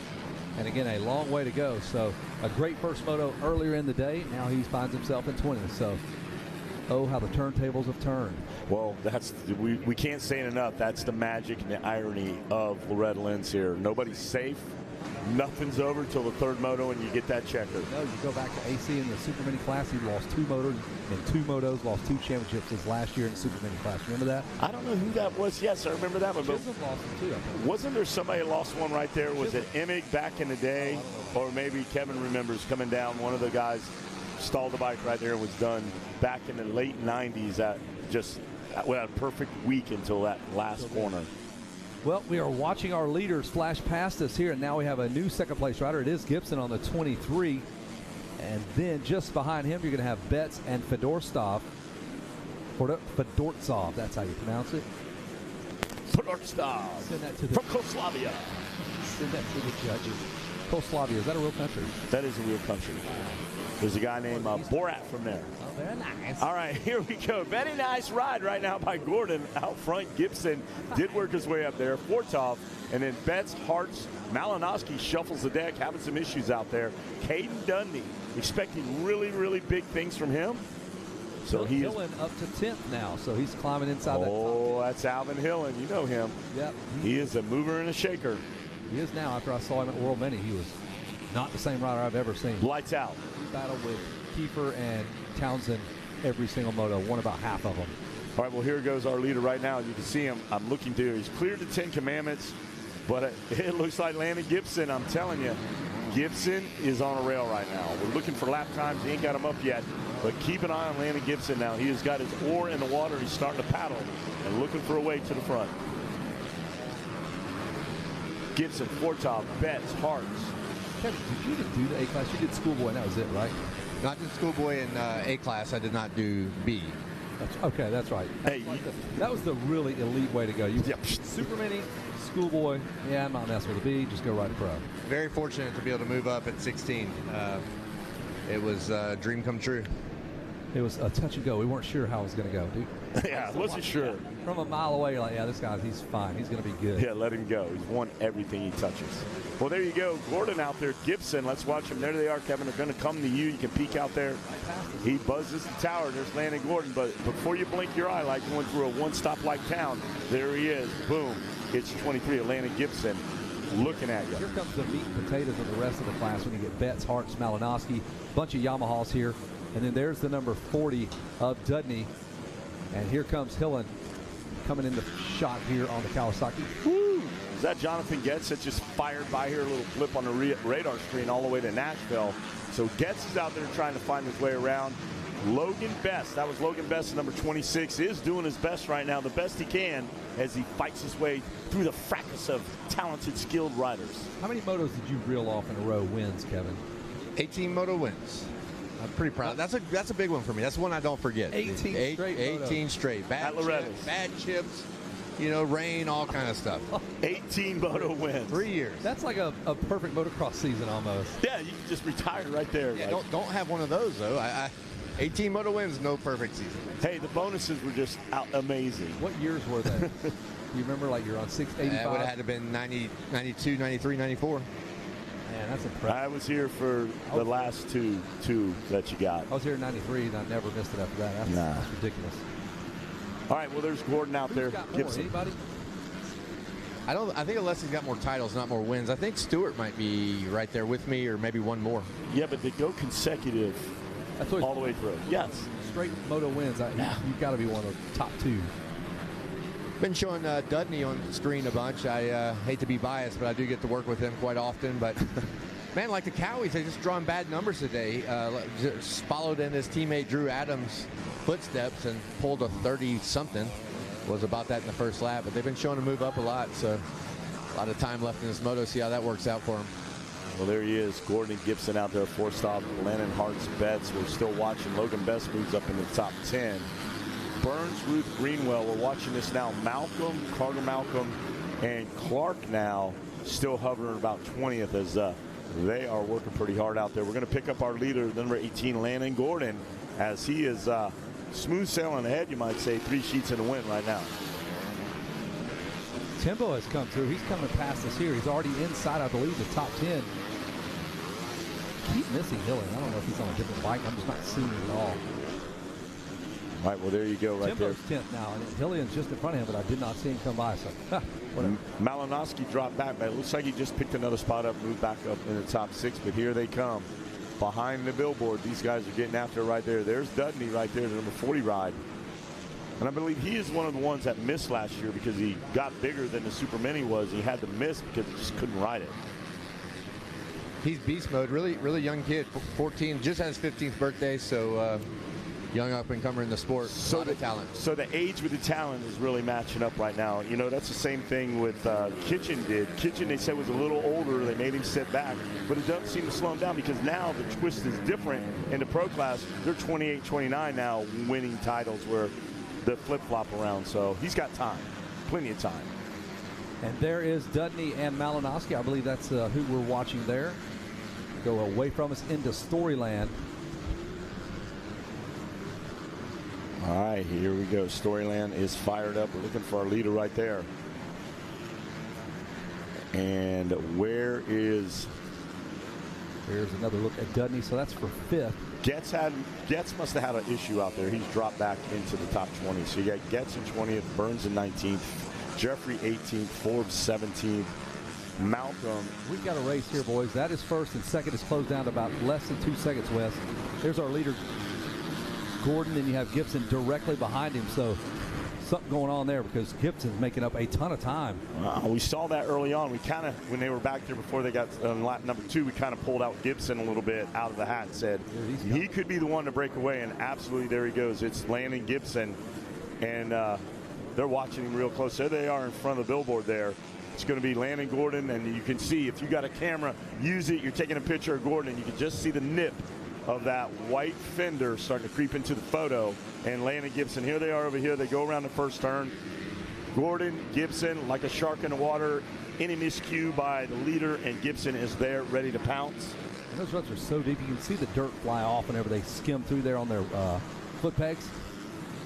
Well, here, you look out the window right now, and you're going to watch our leaders, Kevin. Here they come through the 10 Commandments. There he is. Boy, Gibson is really closing the gap here. A pair of Landons running 1 and 2 just out of the 10 Commandments. And we're about, what are we, 6 laps in? So we're about halfway, a little over halfway home for these boys. Yep. Lots of racing to go. Heading out off the Storyland. There is your leader. Gibson right behind him. I don't know if it's going to go 2 more laps. I want to see both these guys finish up well.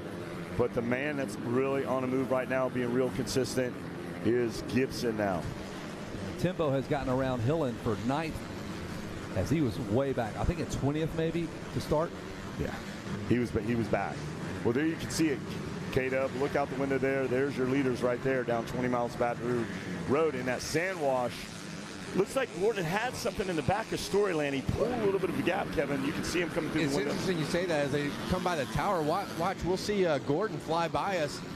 Gibson's choosing to choke it down. He's not jumping into the sand, or at least he hasn't been. No. They're doing a lot of things different in this moto, and it's kind of working for Gibson. He's making a little bit of ground up on Gordon in some areas. Being in second place, you get to see what works and what doesn't, and closing it up. Kevin Kelly looked out the window and he saw the same thing I saw. Gibson was just on the back of that thing like I don't even know what it was. Yeah, you're right. That's a great pickup, Kevin, because they're totally different lines, and it might be a little quicker not to throw yourself into orbit over that big double here. A little bit of bobble there. Gordon dabbed his foot, kind of got caught in a rut, and here comes Landon Gibson. Gibson now, watch him, K-Dub, you called it inside, outside, picking those lines on the hunt. Well, Gibson sure knows that he's not going to pass Gordon riding on his tail, so I think he's setting himself up and just maybe finding some things a little bit different for later in the moto. But here look, it he's comes. Everywhere he can, he's going somewhere different. Here they go, right to 10 Commandments. One lands, one takes off. One little section of track. 3 bikes separate your leader now. Landon Gordon, Landon Gibson, Kevin Kelly, here they go in the Storyland. I think he's got something cooking. If he gets close enough, he'll make that pass on the inside right here beside the announcer's tower where that big double is. Yeah, I think that's the reason he's choking down on that big jump Kevin was talking about. It doesn't seem like Gordon is able to take that inside every time he's skied it out. So Gibson choking up just a little bit and looking a little more long-sided.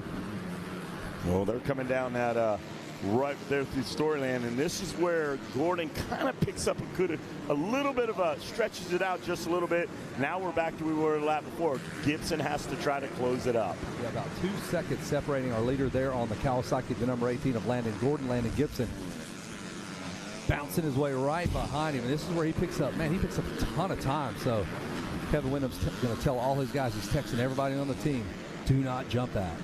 Or at least looks like the way to go. Now Gordon, nope, not quite able to get over to it.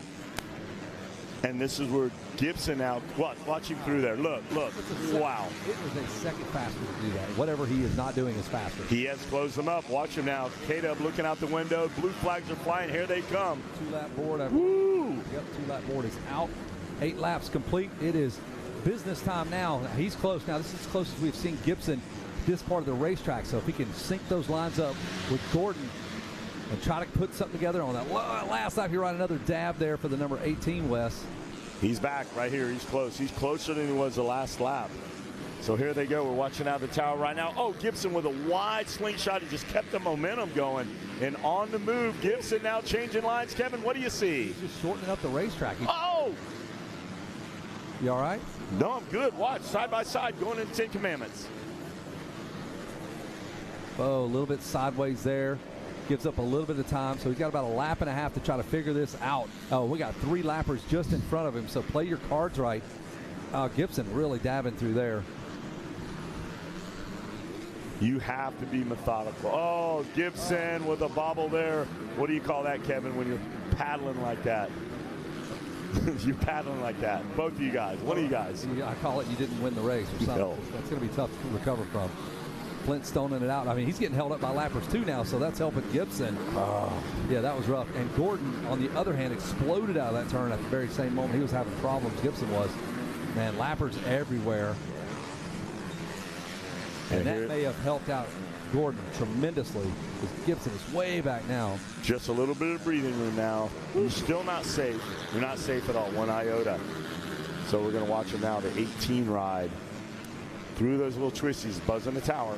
Oh, he does a little checkup from the neck up. Was he looking in there at you, Kevin? He did. He gave me the peace sign. That was cool. Thanks for thinking about me.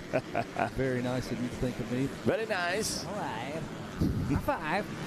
And there's Landon Gordon now. Ryan Holiday in here, out here. He's checking everything. I don't know if he has live timing, what's going on there, but we got it up on the screen. So if you're watching it on your prompter, on your computer, white flag out, 1 more to go. Is that surrender for Gibson? I mean, I think it's carry this battle on to the next moto. He is definitely in the fight next to go around. He's put up a great challenge. Had he been close, I think he would have went all in. Oh, the pounce was coming. He realizes that it might be out of reach here. I mean, one little mistake, as we've seen on the last lap, anything can happen. Well, here you go. He set himself up to go into the 3rd moto with the tie. If he can go 1 and they flip-flop. Yep. And then it really gets sticky on that 3rd one. Blue flag is out. You're right. Let's hope it doesn't come to that. Wait a minute. Wait a minute. Oh, nope. That's not. There's Gordon still clear. He's leaving the 10 Commandments. Gibson might just say, hey, the board might have came out and said, save it, save it. Sure. Save it. How far did Timbo get up to? We're looking, let's see, Timbo up to 8th. Hillen did great, but Logan Best, got up in there top 7. That's a good ride for Logan Best. Really good ride for Best. Best has really picked it up here. Been working hard out there. So just about 30 seconds worth of work for the number 18. Landon Gordon kind of kept himself out of trouble. Didn't have to fight off anyone. Was able to pull away pretty quickly. And he's into that sand wash. That is exhausting riding that motorcycle, fighting that motorcycle around for 20 minutes. 10 laps, and 1 moto victory is about to come his way. Ooh, one more time right past us here in the announcer's tower. Round that big sweeper. And Landon Gordon is about to take this thing home and get a moto victory, a gold medal, and talk to Jackie Legs down there on the podium. Jackie Legs. And that'll do it. Your winner, moto number 1. 250B goes to Landon Gordon. And what a valiant. I'm going to give a honorable mention to Landon Gibson. Great job out there. What a way to fight. There's nothing to snarl about that ride right there. You pat that kid on the back. Hey, look at that. Finishing up third, Cade Dudney. So Kawasaki bookends first and third. Hartz, Landon Hartz out there did good. Forced off. Malinowski 6th. Logan Best did his best. He got 7th. Timbo Slice, Cole Timbo out of California. There they go. Well, there's Rob Fox over there helping his guy out. There you go. There's 1 ounce of water. Enjoy that. Have a little drink right there. Sip. We don't want to get you too wet here. All right. Well, we're going to kick it down. There's Albertson out there looking on at his guys. The Alpine Star crew down there whisking the bike up on the podium. That Rob Fox kept one of the waters, said, I'm going to have this one. Yeah, he's drinking that for his little Henry. Great job out there. What a race. That was awesome. Loretta's never disappoints, Kevin. No, never. It's always great battles. Someone emerges as a new talent, a new star, and we'll see that. I mean, Cole Davies has already arrived. He looked fantastic earlier in the day in that Pro Sport class. Yep. Not Harrison, but Gordon will take that Moto win as we get ready to toss it down to Jackie Legs down there on the podium. We are done here in the tower.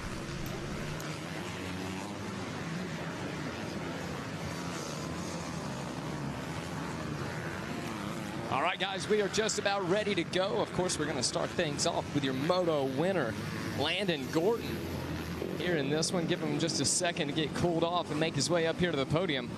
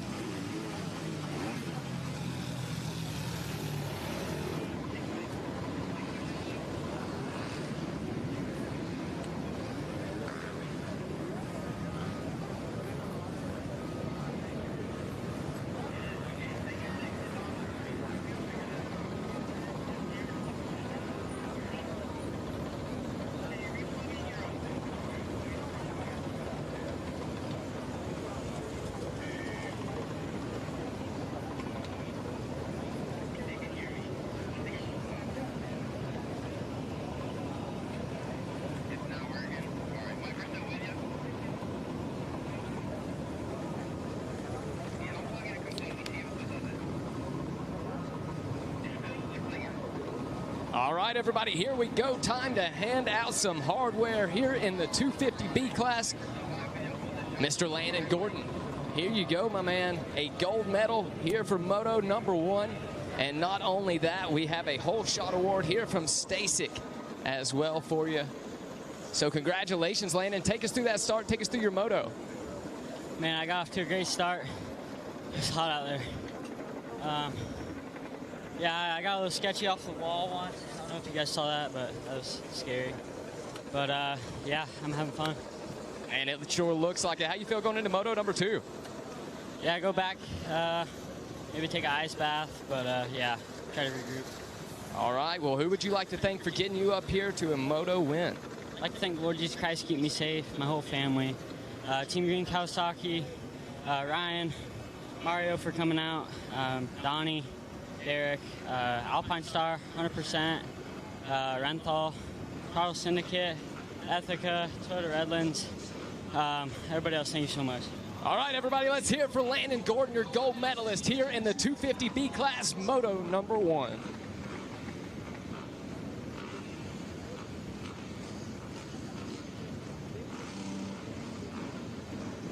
All right, up next, we are going to get our silver medalist,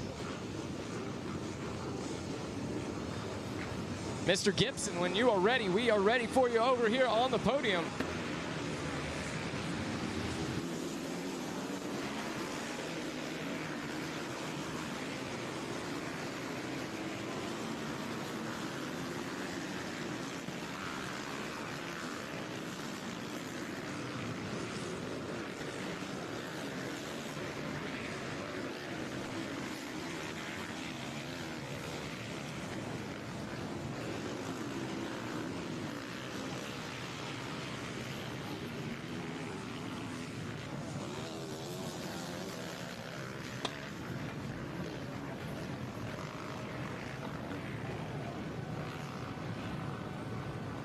And here we go, making his way up to the podium, our silver medalist, Landon Gibson. Man, how was it out there? Take us through getting this silver medal here in Moto number 1. Yeah, man, it was good. I got off to an okay start. I pulled 41 gate pick, so I just worked with what I had, and I just tried to find a flow, made some quick passes, and try to make a charge on the leader. And when I got to him, man, I was exhausted. I got super blurry, but we rode it to the finish line, and we'll be back for the next one. Man, a big congratulations. Who would you like to thank? I'd like to thank Jesus Christ for keeping me safe, my mom, my dad, everyone over Rockstar Energy, Husqvarna, Garnet 100%, and really everyone else. Just thank you so much. All right, everybody, give it up for your silver medalist, Landon Gibson.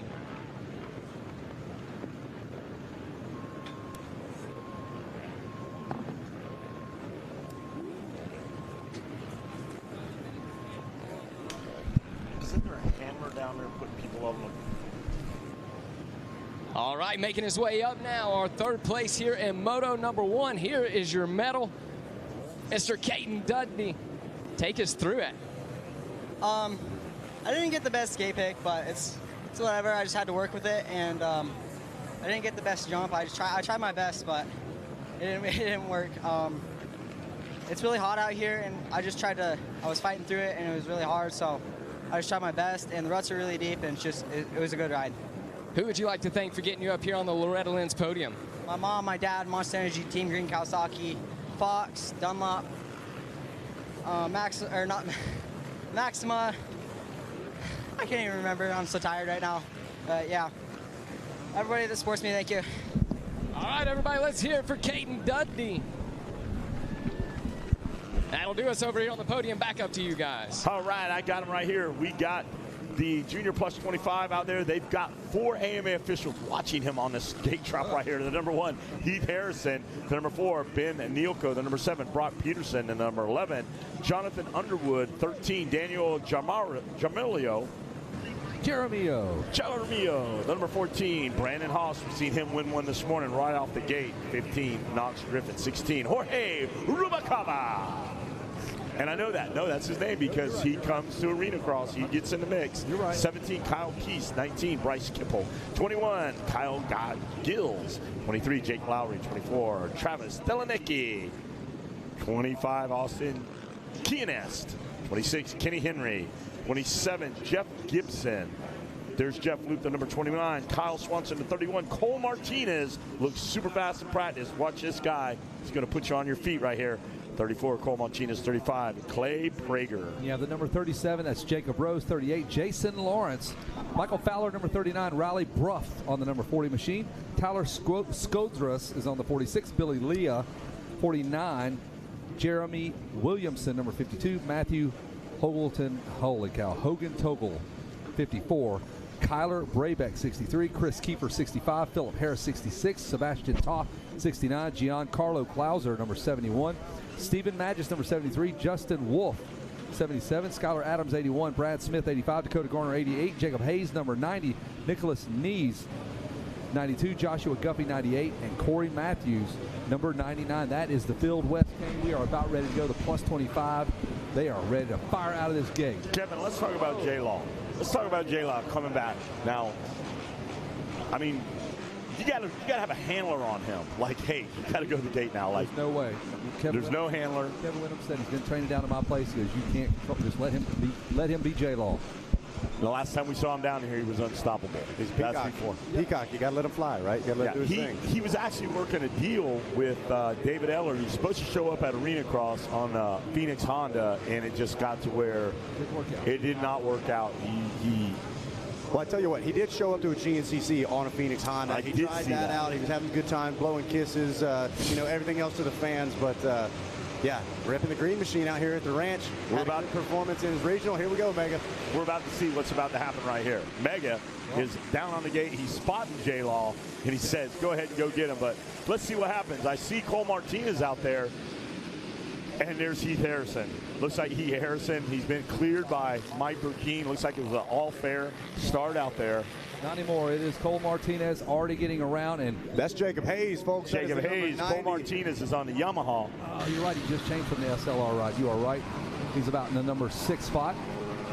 I look for Martinez to start rolling up in there. Cole really looked really great. He won a Pro Sport title here within the last year or two, so he is he is on fire here. I look. Oh, we got two riders down, getting their bikes refired up in the 10 Commandments.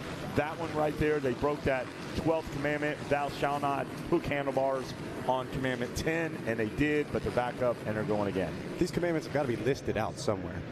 We just make them up as we go, as we feel how it looks when they come through there, either high side or. So it's just pure blasphemy. It's just get it done. All right, so we are watching Jacob Hayes lead this thing. Brandon Haas, I believe, is in there as well. Well, here he comes. Heath Harrison is barking at the back fender. You're not going to get a more dedicated, and he's got the #1 plate for a reason, Kevin Kelly. Yep, absolutely. He's right there on top of Jacob Hayes, and just behind him, Haas from Club MX, and then the number 34 making his debut on the Yamaha. Looks comfortable already, Cole Martinez. I got word from the camp he's only been on that bike for about 4 days. I believe it. He was at Mammoth on a Honda, so that was just a few weeks ago. Hey, who knows what he was last weekend, but we know right now he's on a Yamaha. On that Husaberg. Could have been on a Kajiva or something. Who knows? A Cannondale. Hey, whatever. Cole Martinez getting it done. But I am watching from the billboard now. The two Hondas out there trying to make it happen. There we are just above them now. Hayes trying to fight off Heath Harrison. And your results on the left-hand side of the screen. Haas, Martinez, Stephen Magis, Riley Bruff is 6th. Jeff Luke, Jeff Gibson, Griffin, and Wolf. And Harrison out on the outside, Wes. Here he comes. He's locked and loaded. Takes that wild woolly line as they rock it down. Hayes closes the door. Hayes, an arena cross champion. Out front, bringing it outdoors. You also got guys that he's raced in there. Stephen Mage is in there. He's been here. Jeff Gibson, a champ. So we got a lot of mixed talent. There's J-Law back in 15. Got a little work to do. Got a word from our race control. We did start this race exactly at 3:38, so maybe there's some J-Law fuel there. Wow. J-Law. I mean, hey, let the guy do his thing. Oh, Haas almost goes down. Cross ruts, and that'll allow, I think, the number 34 to get past. Here's Rupacava back in the number 14. Viva Mexico for Rupacava. Not Chupacabra. No, it's Rupacabra. He's a super cool guy. Williamson, Kiefer in there as well. Kipple, Wolf, Griffin, Gibson. Lap number 2, that's what we are working on here in this plus 25 class. 1 lap is complete in the books. Heath Harrison with that big number 1. Heavy as the crown as he sits in the number 2 spot, trying to work his way around Jacob Hayes on the Honda. There's Hayes out there watching, pounding through there. I haven't seen anybody go fast through that as fast as me and you saw Landon Gibson skim through there. I think Hayes picked up on that. He's going inside. I don't know that he even jumped this, so there might be the rumors and word has spread throughout the pits that it might not be that fast to jump it. Yeah, K-Dub went over there. K-Dub's over here spotting. He's actually giving tips out there to some of these guys. Let me help you out, buddy. Let me help. Hey, well, that's what you're supposed to do if you're a team manager or trainer. You're supposed to spot. You're supposed to share information. Hey, what do you think I should do, Kevin Windham, with my life? Tell me. Oh, where do we start? Well, here we go. I'm watching right now. Down, it looks like Hayes might be handling some business, Kevin. He's keeping the aggressive number 1 ride, the Phoenix Honda ride of Heath Harrison at bay. Harrison will risk it for the biscuit, though, if it gets close. Cole Martinez now has broke free of Haas and see if he can set sail and go after those 2 Honda riders. Cole Martinez in 3rd now. Is he going to be able to roll him up? I would say yes, but we'll see. That's why we do all the motos as we continue to check these boys out. To a checkup from the neck up. Back in 20th is Peterson, Williamson 19th, Jamarillo in 18th, Rubicava 17th, Guffey 16th, Smith, Brad Smith, that's the chef down there at MTF. Brad Smith is in 15th. There's J-Law, moves up 1 spot, 14th. There's Griffin, 13th. Neilco, 12th. Wolf, 11th. Henry, Kenny Henry, 10th. Kipple, 9th. Gibson, 8th. Luke, Jeff Luke, 7th. Mages. Is that John Burrow? Yes, John Burrow. No, Bruff. Bruff. He's a Bruff out there right now. There's Haas, Martinez, Harrison, and Hayes, and these guys are making hay while the sun shines out here. That is Riley Bruff. They own the World Mini races at their racetrack. They run some RMC races out west. RMX. There you go. Thanks for catching me there. Heckling from the crowd. You've been in here 5 minutes. You're like, no, you're an idiot. And you are right, ma'am. He is an idiot. Who, me? Oh. Hey, what do I know? I am. No, not at all. Here we go. I like that.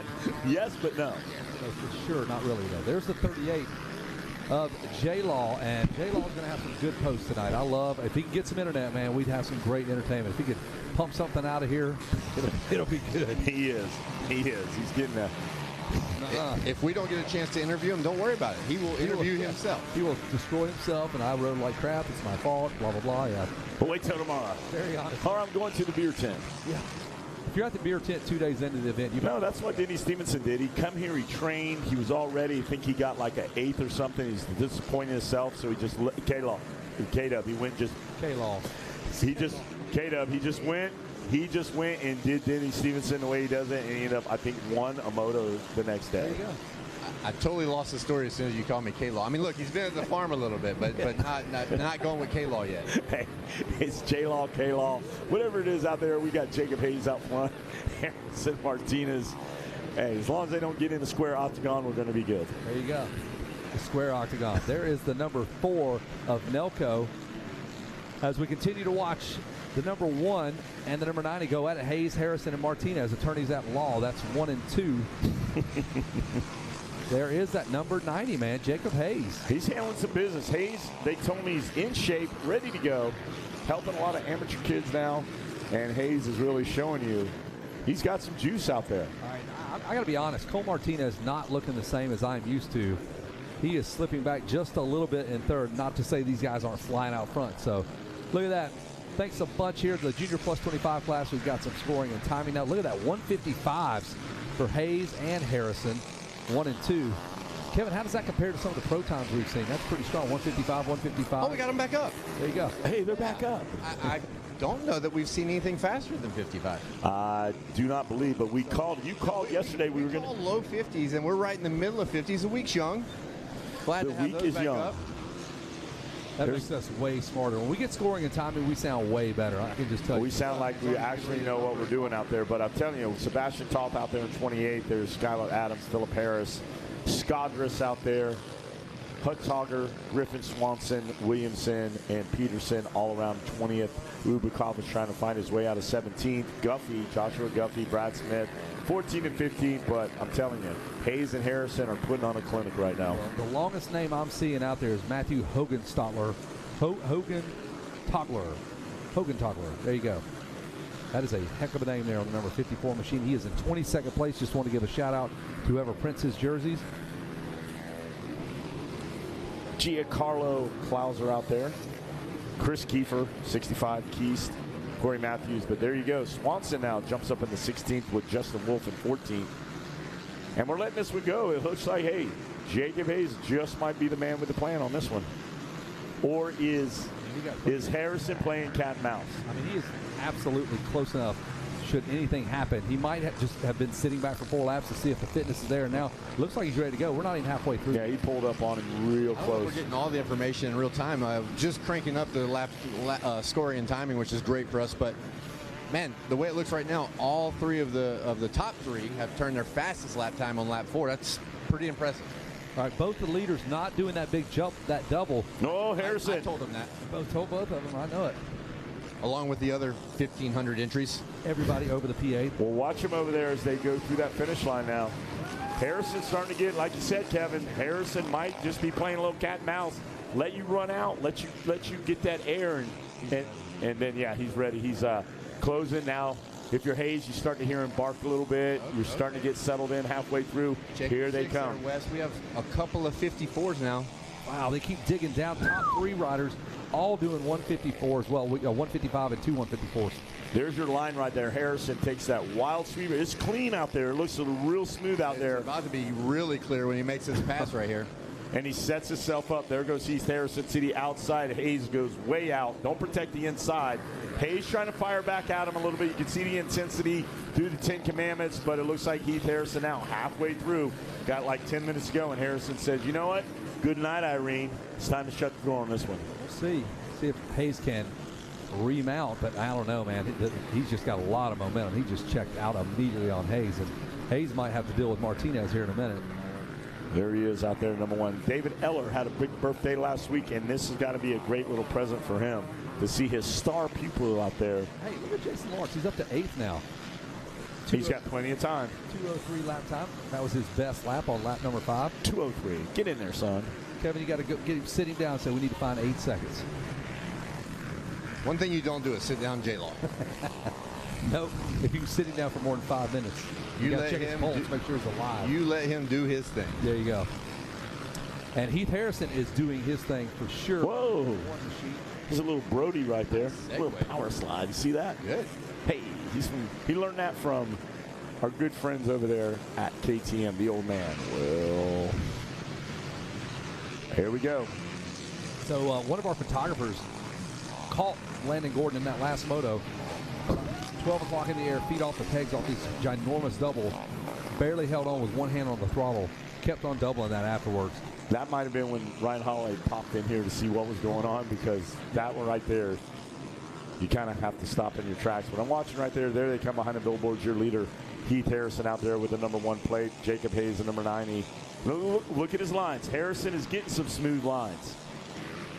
Really smooth lines. Might be taking a little bit wider, but it's still working for him. Like you said, you guys, how he threads the needle and starts stringing his track. Down. What's that? That was not the smooth line you were talking about. Well, no, but that was Hayes. So Hayes was not getting the good lines. He was not. And now you've got your man out there, the number 1. He's out front. He's already through the 10 Commandments and headed to Storyland. So that hands off the number 2 spot to the Yamaha ride of Cole Martinez. And Cole's got a lot of work. Wes, you talk about a little bit further. I don't really know that it matters when you throw down a 54. No. Can you match it? That 154 is something else. That's quick. That's a solid line. Well, he positioned himself with 154 Martinez to be able to capitalize on that mistake by Jacob Hayes. And there he is in second, which, if you're Cole Martinez, you've been here before, you know what the drill is. He's going in tied. Yeah, Let's do this. A couple of past champions, Martinez and Harrison. They both won titles here. There is Harrison now really having to deal with some lap traffic. That's the name of the game here. You got to watch the back markers. Hey, they've earned the right to be out here. You have to just be a little methodical out there and don't get in it. Blue flags are flying. Our track, everybody's doing the right everything, making sure everybody knows what's happening out there on the track. We've got some of the best in the business out here, and it's up to Harrison to pick and choose his lines. Yeah, Harrison's doing the smaller part of that jump, then doubles out of that thing into the big sand turn there. It's just cool watching these guys put little doubles and little jumps together. So I'm watching Harrison out front. Hayes will move back to 3rd. Martinez 2nd. Brandon Haas still having a great ride. Had a moto win first out of the gate this morning. So Brandon Haas on the Club MX Yamaha ride back and forth. There's Bruh in 5th. Jeff Loop 6th. J-Law making some moves. Yeah, Jeff Loop might be height to speed ratio the fastest man in motocross right now, coming in about 6'8", running top 5 or 6 or so. That's a big man out there, Jeff Loop. He's a burly soldier of fortune. A mountain of a man. Burly. Now, if you want a mountain of a man, go over and hang out with Barry Higgins. Not Barry Higgins. Go out there and hang out with Diesel Thomas's dad. Jason Wygant. That's a mountain of a burly little man. I don't know what he is. He's a great guy, though. We love him. We were watching the Olympics last night, and then watching handball, and then I look over there, and he's just snoring like a little baby. His little buddy fell asleep just like that. If you were going to put Weege on an Olympic team, I saw the team that he would go on. It was Team Refugee. I don't know where they're from. I don't know what state they are, but they are an official team. He would not make that team. No way. He wouldn't be a refugee because you have to know how to make fire and cook food, and he cannot do any of those things. He can't even make a sandwich. No. How do you do it? All right. Rupa Kava back in 20th. So the dog days of summer are starting to now take the toll on some of these riders out there. If you're not in shape, we're going to find out by the end of the moto. 7 laps complete, so we've got just a couple more laps. There is the number 1. That is Harrison. He's working his way through all of the traffic. No problem. Big jump there for Cole Martinez. Almost hits a guy. Guys, this thing's tightening up. I've been watching the last 2 laps with Harrison and Martinez. It's been about a second difference with Martinez being the better. He's right there. He better go. These next 2 laps, if he can get close to make contact with our leader, he is still sending it, that's for sure.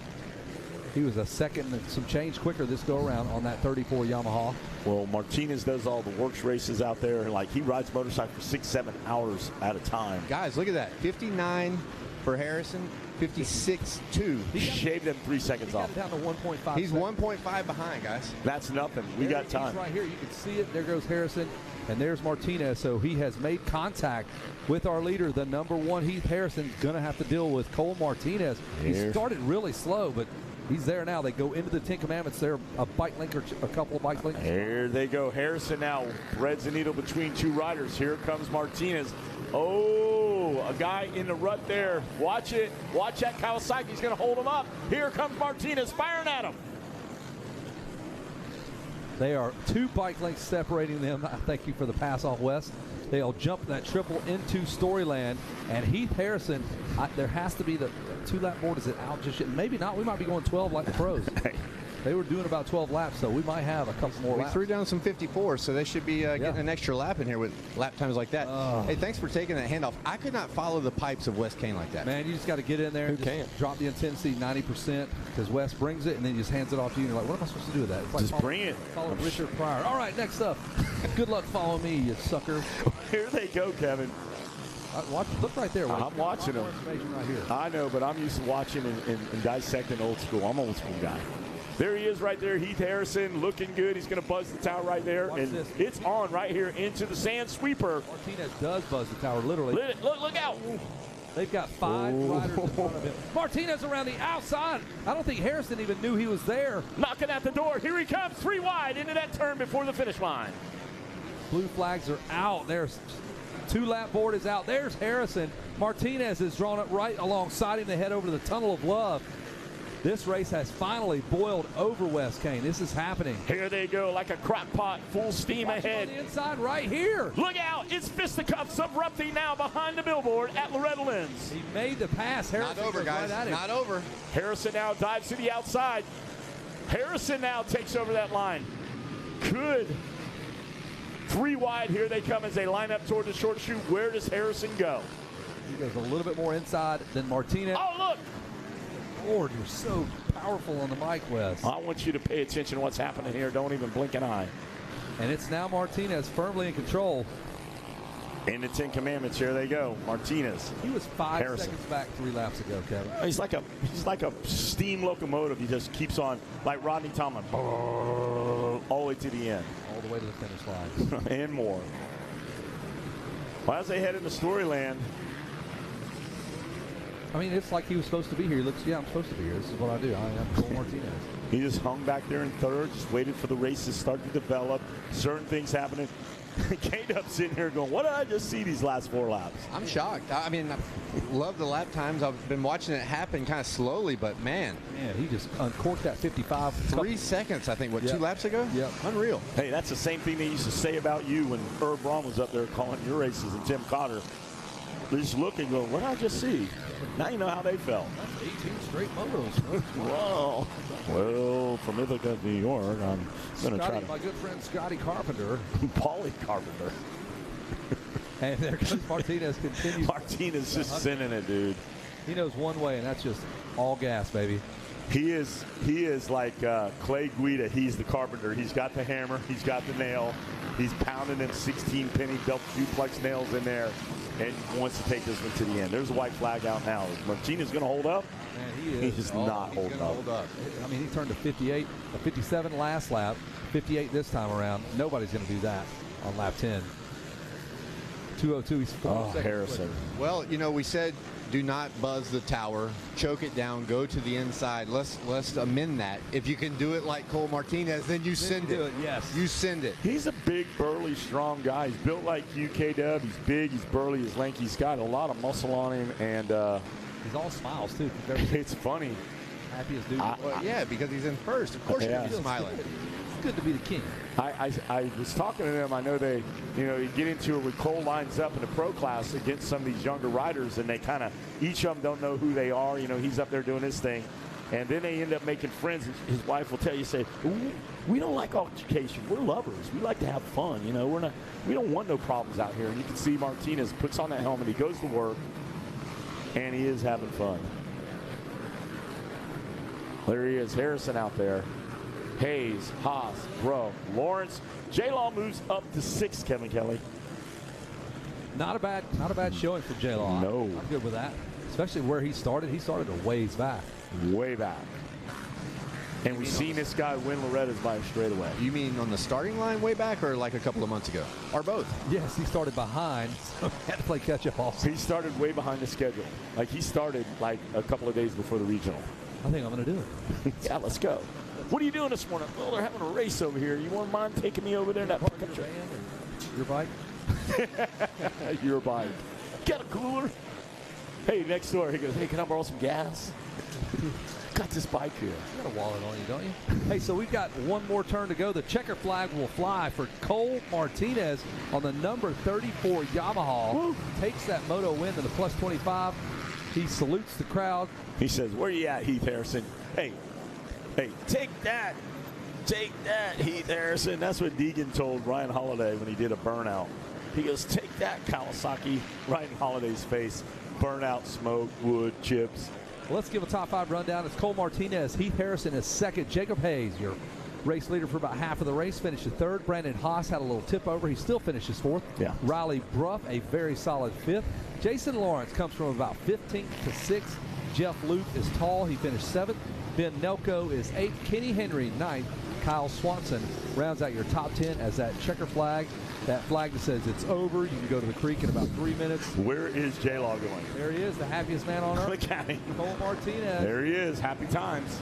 Aaron Nixon over there. Donnie Luce getting in the shot. Yeah, I told you, man. That's the best smile. Look at him smiling. I told you.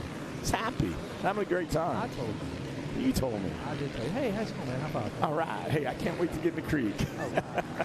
Give me some water, Aaron Nixon, with that flowery shirt. Look at that. Most guys are like, no, I need out it. Oh, there you go. Pop that monster. Greg Albertson over there from a Game Moto in there trying to get in the mix. Getting a shot. With some guerrilla marketing out there by Albertson. Man, I wonder if he was nervous. Like, I'd like to know what's going through Cole Martinez's head when he was not making any headway. He was behind Brandon Haas in 4th, and then Haas goes down, creeps up there. Hayes gets a little tired, has a little tip over. He goes past him, and then it's blood in the water. He just digs down, drops the lap times, and goes to work. If you're Harrison probably did the most work out there chasing Hayes and then getting out front and then trying to hold off. So if you're Harrison, you use energy from the get-go.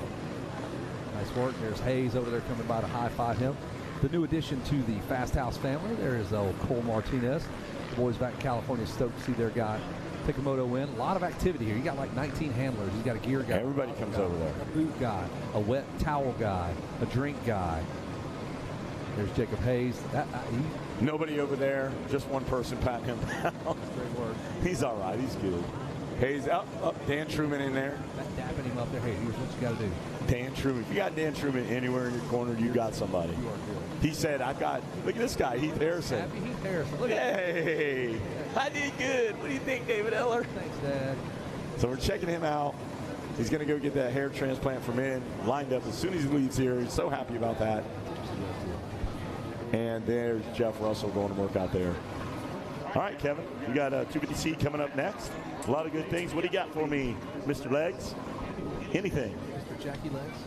Been having a good time down on the podium. Wow. As they kick it down. All right, thanks, guys. We're sitting there chatting it up. You can see just how exhausted your top 3 is. But now he's got the hat on. He's put on the shades, worked his way up to that #1 spot. And he's got a gold medal with his name on it. Ladies and gentlemen, put your hands together. Your first moto winner, Cole Martinez, getting the job done. Gonna grab the shots for the gram. Make sure everybody back at home on RacerTV.com can see it. And then we're gonna get a word with him, find out exactly how he got the job done. Cole certainly did make it easy on yourself. You were towards the backside of the top 10 at one point. You made some quick passes, found yourself in the lead, and pretty much rode off into the sunset. Take us through it. I wouldn't say it was that easy. But a good true 33rd gate pick, just ripped that start. Can't give it up to everyone who been part of this, man. Mark, Jamie, Yamaha, Monster, my wife, Game Moto, everyone, man. Oakley, Fast House. Oh, man, I'm just grateful to even be here. Hey, absolutely, man. It was an exciting race to call. Congratulations. Leading the title fight there in that plus 25 one more time. Cole Martinez getting the job done. Going to wait for our next group to get off the line for their sight lap, and then we will call up second place.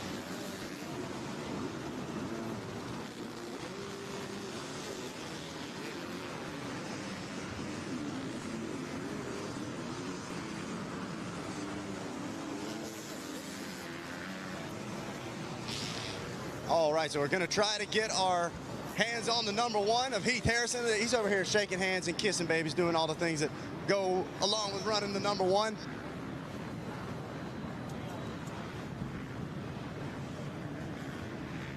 You want to talk about how to start a race. He's pretty good at finishing them, too. He's got a silver medal. Ladies and gentlemen, please help me welcome the number 1, second place in Moto 1, Heath Harrison.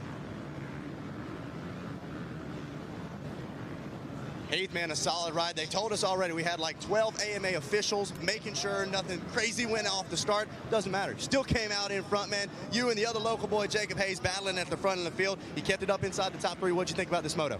Yeah, it was fun. Yeah, Mike, Kyle, AMA refs, the gate failed that time, boys. So, no, it's cool. Got off to a good start behind Jacob, and yeah, we just paced each other for a bit, and I made a good pass on him, and then tried to gap it there and just started taking bad lines, and yeah, Cole reeled us in, passed me, and the rest was history. But yeah, I feel strong, feel fit, and ready for Moto 2 and 3. Hey, absolutely, man. You wear a lot of hats there for that Phoenix Honda team. Right now, you're the main racer. You're performing well. I'm sure David Eller back home is proving it. Who do you want to thank for helping you get up here? Yeah, my whole family, they stick behind me no matter what life throws at you. So, yeah, my whole family, Phoenix Racing, Honda, Dunlop Tires, ODI, Henson Clutches, FMF Exhaust, Moose, Parts Unlimited. Just everybody that makes this possible for myself and Phoenix Racing, thank you. There it is. Great ride, man. One more time, put your hands together. The number 1, Heath Harrison, grabbing a silver medal here in Moto number 1.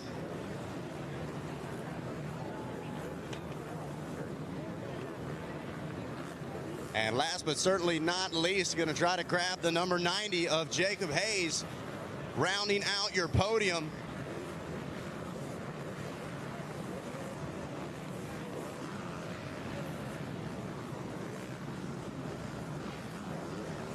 About second or third off of the start, made some quick passes and was leading this thing for a while. He comes across third. Put your hands together. The number 90, Jacob Hayes, with some hardware here in Moto 1.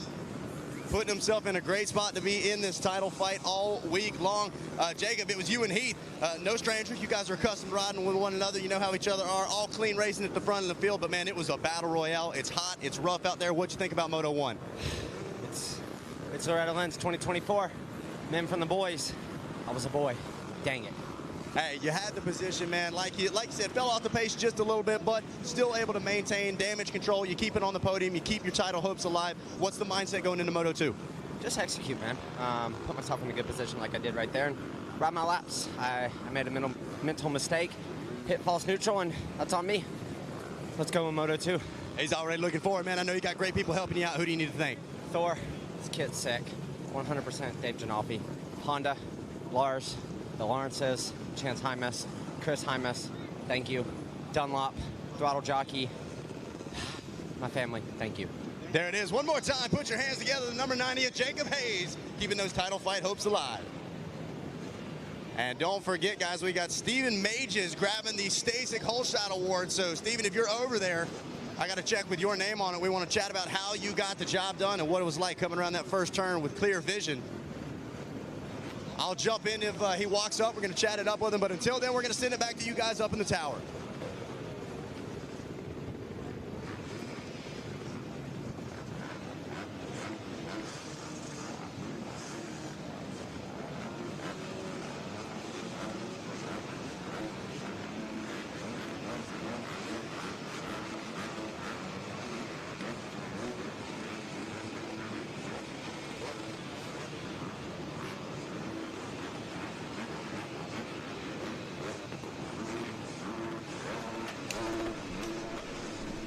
And here we go with our 250C class. We'll give you the rundown here. The number 14 is going to be Brayton Cash. Sawyer Rosenberg is going to be on the number 17 machine. Nicholas Lemeyer will be on the number 18. Nathan Blackford will be on the 20 machine. Jeremiah Garrison on the 23. Travis Martin on the 24. Lex Luzon on the 27. Gavin Fortner 28. Luke McNeil number 29. Reed Day 32. Isaac Henderson on the 34. Riley Stott 35. Wyatt Royce the 44. Anthony Morelli 46. John Paul Kish 47. James Stratton 48. As we get underway, the gate is down. Try to give you a whole shot here in just a moment. And we'll pick back up. And it's going to be Anthony Morelli on that 46. We just said his name.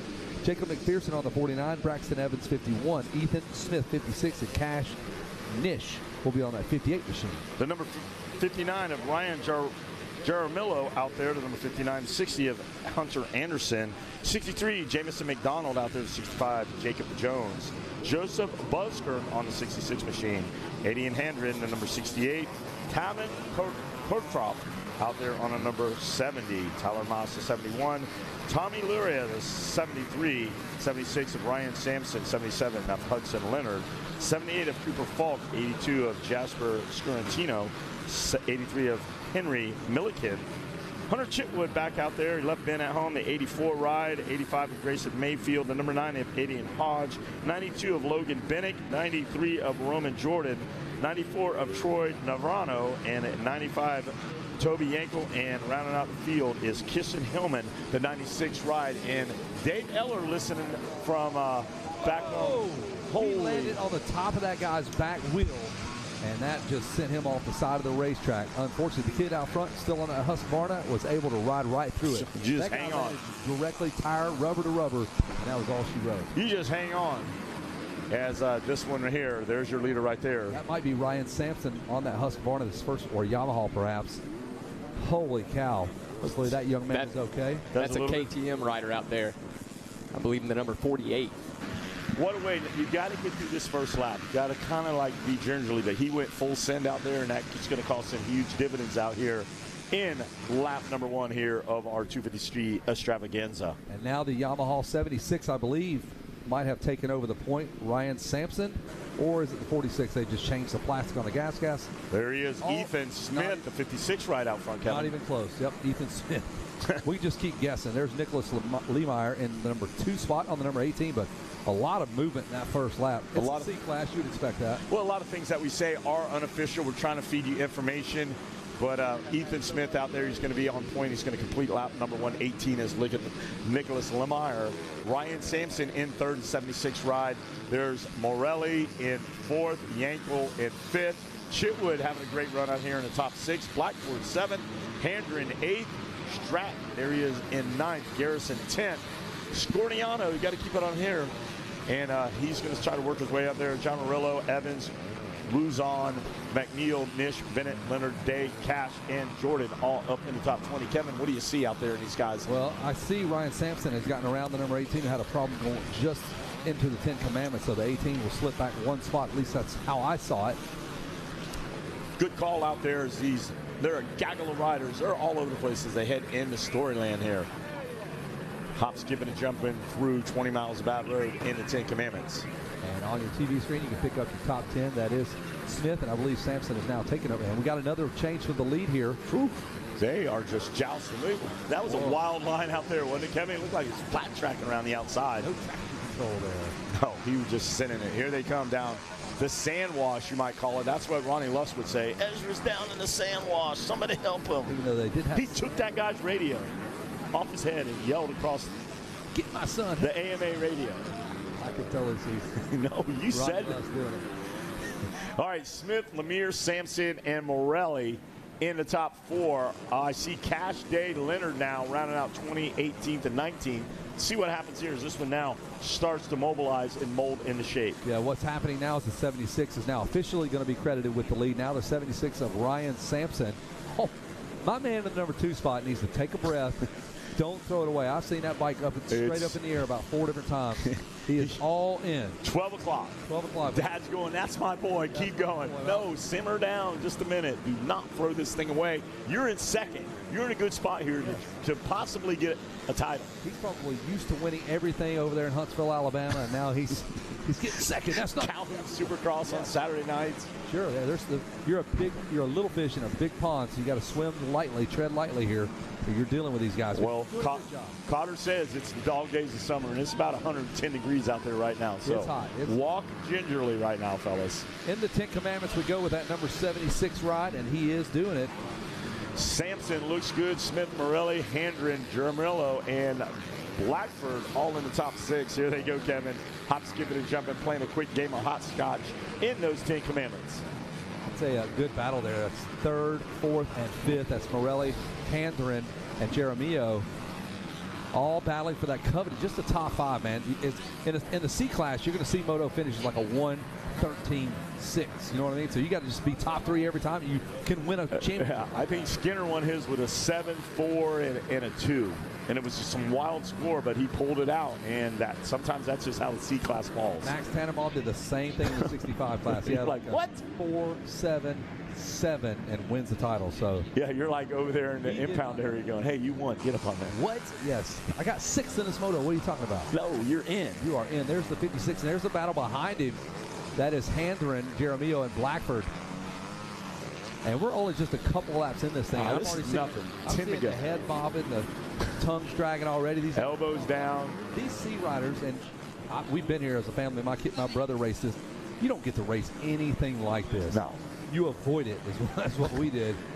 If Dad's got a track in the backyard, he's like, hey, Dad, I need you to go out there and smooth that thing down. I need to practice today. No, Dad, leave it rough. Don't do it, or you're going to just fade like a pair of old blue jeans, man. This dude ain't fading right now. Sampson is handling business. Fade like a pair of my socks with holes in the toes.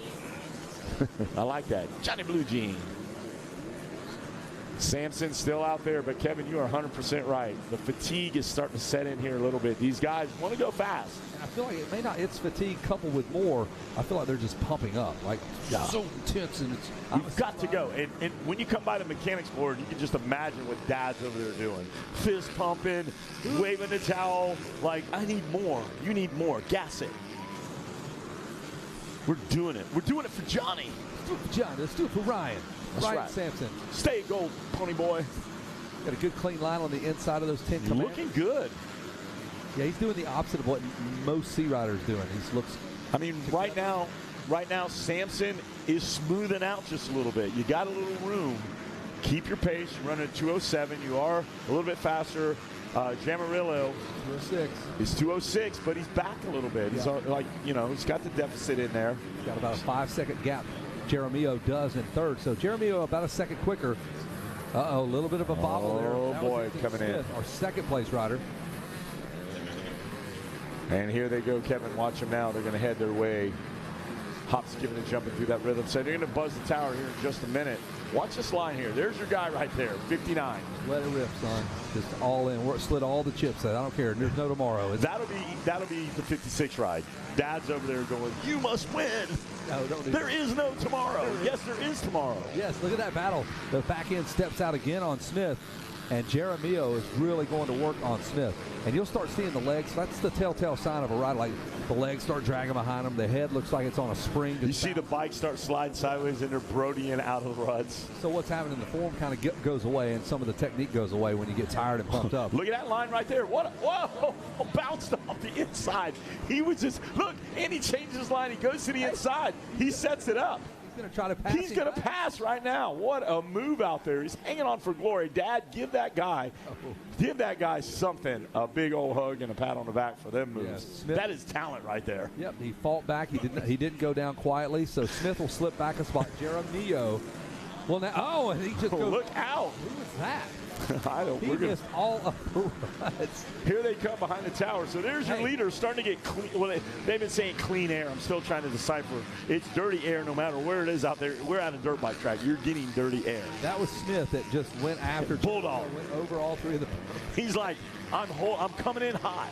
You saw me, Dad. I was right there. I tried. I nicknamed this the bonsai class because, you know, the throttle's open, brakes, who knows where. But these guys, they've qualified. They're excellent riders. They are a true craftsmen in their legitimate class. First time at Loretta, so sometimes that shows. And there's your leader, Jeremio, with a problem. Smith still got blood in the water. Dude, these guys, what an amazing race. These guys doing a great job. Those top three really putting on the clinic. But let's talk about 20th. McPherson, Leonard, Yankel, Anderson, Stott, Milliken, Evan, Luzon, Garrison, Jordan, Scoratino. He moves in the top 10. There he is at 9, Girano, McNeil.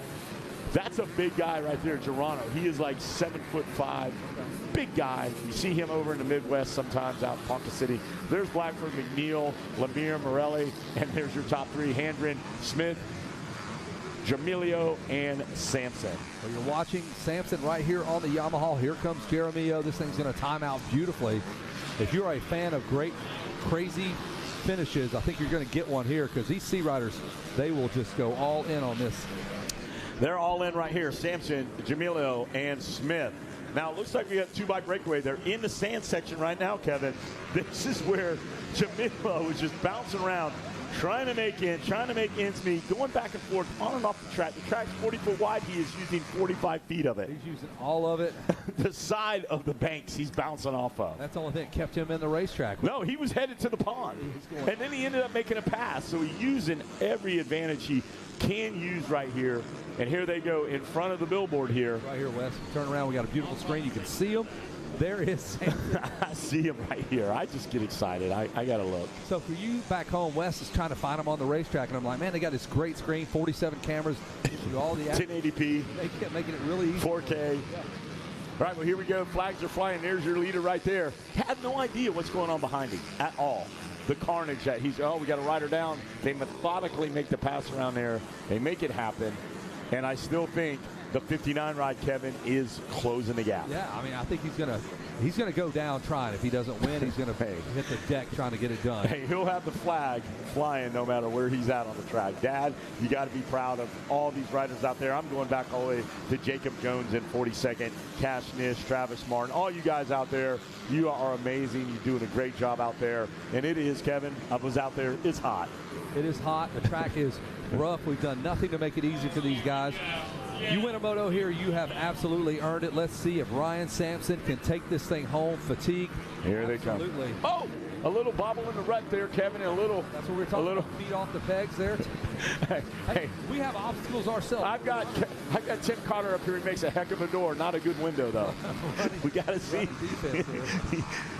I got you. I can see right through you. You had your arm up. I saw everything going on. All right, there's Sampson. There is Jeremio just behind him. But Kevin, it's not going to finish like this. I want it to finish wire to wire, it's going to be wheel.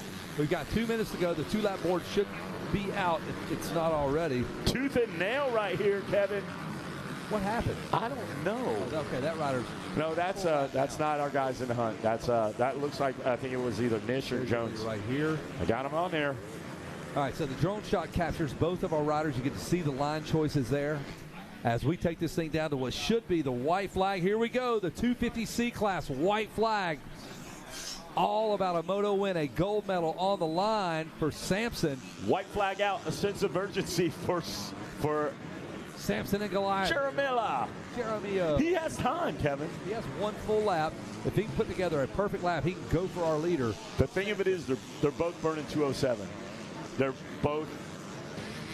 He's got to hope for some lap traffic, some little issue, a little bobble here and there by our leader. But he's going to take this thing all the way down to the stripe. Now, what do you think Dad's boarding our leader, Sampson? Probably saying be smart. Let's don't drop the hammer, though. But he's not going to do it. He's going all in. He is blind rage. Can't see anything but a race win. He just took a wild line through the 10 Commandments there. Just beating off the tops of them. The rhythm, the timing is a little worn off right there. He's just scuffing his way through there. It looks like he made up time, Wes. Hey, when you beat your way through those 10 Commandments and no finesse, you will make up time. You will bulldog your way through there, JoJo style. Go. Let's go. Harry Hyden's over there telling 59, drop the hammer. No, you're not. I am. We are going to take this thing down, Wes. We got about a minute and 30 seconds to go. There's Sampson. There's Jeremio. He is so close. Oh! It's going to come down to these two sand sections. Can he triple? Nope, he doubles in. On the outside, Wes, on the outside. Here he goes. He goes to the inside. Your leader now. They're going to buzz the tower almost in the air simultaneously. Watch the sand section now. Jeremio 20 miles of bad road. All the way down to the last one. Your leader him off on the inside. He closes the door, but he's so close. You can hear him barking. Now is he going to upset our leader? It's coming right here. You're going to see he's either going to hit the deck or he's going to win this. Oh, he almost bobbled right there. Side by side. Here they go. Buzzing the tower. Jason Wygant, watch out the window. What do you see? Jeremio on the outside for the race win. Sampson tries to fight him off. Oh, he's got about boy. one turn to go. Oh, no. Almost off the bike. Almost off the bike, Kevin.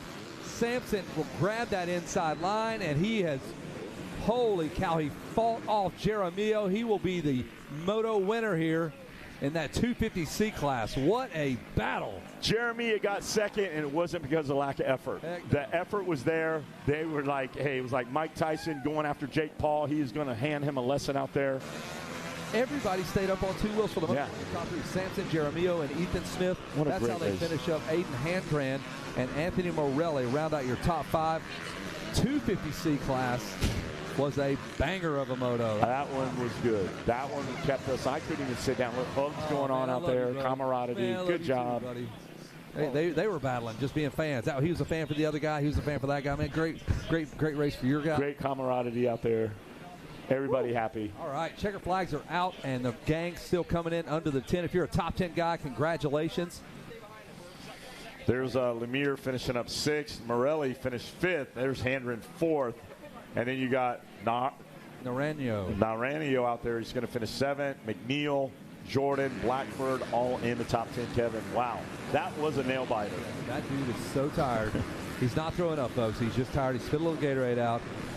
That was Jeremiah. Hey, man. He's got it. Where did I see that guy? I know that guy from somewhere. I've seen him before. That's a baby-faced little man. Look at that fluffy little hair. Great ride, Jeremiah. I saw that guy in the beginner class at Oak Hill.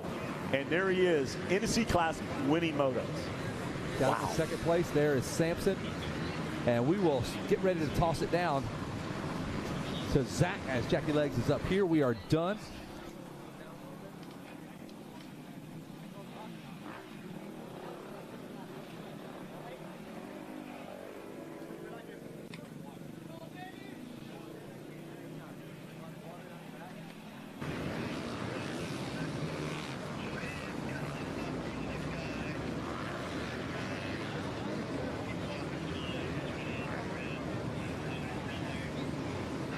All right, thanks, guys. What a moto that was. C in C class stands for crazy, because that was a crazy moto, but Ryan Sampson, Ryan Jeremiah, and Ethan Smith going to round out your top 3. But right now we got some medals to hand out. He's got a gold with his name on it. Help me welcome to the podium the first of our Ryans, Ryan Sampson, getting the job done here in 250C.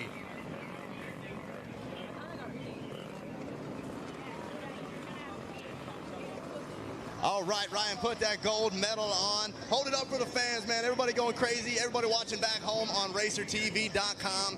Man, how long you been thinking about that moment right there? My whole life. I'm so tired. I don't even know what to say. Hey, absolutely, man. You've worked hard. Speechless. That's the only thing that can feel coming from a moto win. But nonetheless, you fought hard for it. You were under crazy pressure. Talk about that last lap and trying not to make a mistake and throw it away. I was just riding as hard as I can, stay consistent, and not let him buy me. Hey, you were able to do just that. You walk away with a moto win, man. Who do you want to thank for being out here and getting to Loretta's? My mom, my dad, my brother, 110 Racing, 100%, MTF, and that's it. There it is. One more time, ladies and gentlemen, put your hands together for Ryan Sampson. All right, coming up next, we've got Ryan Jeremiah. We're going to see if I can track him down, get him up here on the box.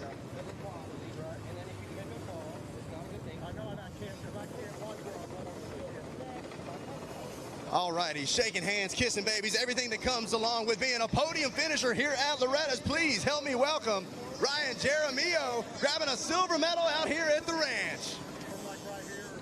The crowd goes wild. Ryan, let's chat it up, man. It certainly did not come easy. He's taking that thing in. That's nice. You've been thinking about that medal for a while, haven't you? Come on up front, man. Make sure everybody can see you at Racer TV. Talk about how you got the job done. You were putting the pressure on in that final lap. Come up just a little short of the win, but you're still in that title fight. I pulled the 42 chip, so I got a horrible start. And then the first lap, I tried making as much moves as I could. And made some quick passes, got up towards the front early. Talk about that last lap. You were going everywhere that the other Ryan was not, trying to make a pass. Had to be feeling pretty good to be in the fight for the win. Yeah, I definitely thought I could get him at the end, but he was riding good, so props to him. But I felt good the whole moto, so we're ready to come back. Ready to come out swinging for Moto 2 for sure, man. I can tell you're out of breath, you're tired. I'm going to let you go rest, but first, who's helping you? Who do you need to thank? All glory to God, my mom, my dad, my family, my mom, my dad, Lee Austin, LA Services, or the Austin family, White Sands Construction, Wilco, and then, Triple B. And Shannon Nide for helping me, for getting me dialed, and then Dunlop, Fly, 100%. I can't talk. But everyone else, thank you. There it is, guys. Shock Stocks. Shock Stocks. He knew he was forgetting one. One more time, grabbing a silver medal. Ryan Jeremio getting the job done and keeping those title fight hopes alive. Last on the podium, but certainly not least, Ethan Smith fighting hard, rounding out the box. And he's got a bronze medal here in Moto 1. Give him a round of applause. Ethan, man, a great race there for you. Solid position through the whole thing, just outside of that top 2 battle. What's the expectation coming into Moto 2? If I can clean it up, dude, I got this. I can win this. Hey, I like the confidence right now, man. That's a statement. You're out here in all black gear. You get a podium finish in #1. I'm excited for you. Thank you, sir. Absolutely. Who do you want to thank for getting out here and giving a solid performance in Moto 1? I'd like to thank GPF, Spoda Russ, White Herb, Deep South Window Cleaners, Traction MX, Henson, Micah. I don't know why I said that, but thank them too. Thank you.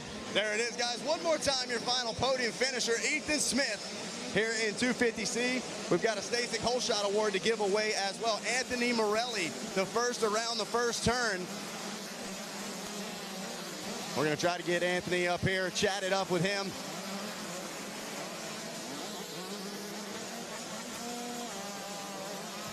All right, here he is, Anthony Morelli. Put your hands together for him, your Stasic Holeshot Award winner here from the 250C class. Man, there's nothing quite like coming around that first turn, clear vision. Talk about the rest of the moto and how it went for you.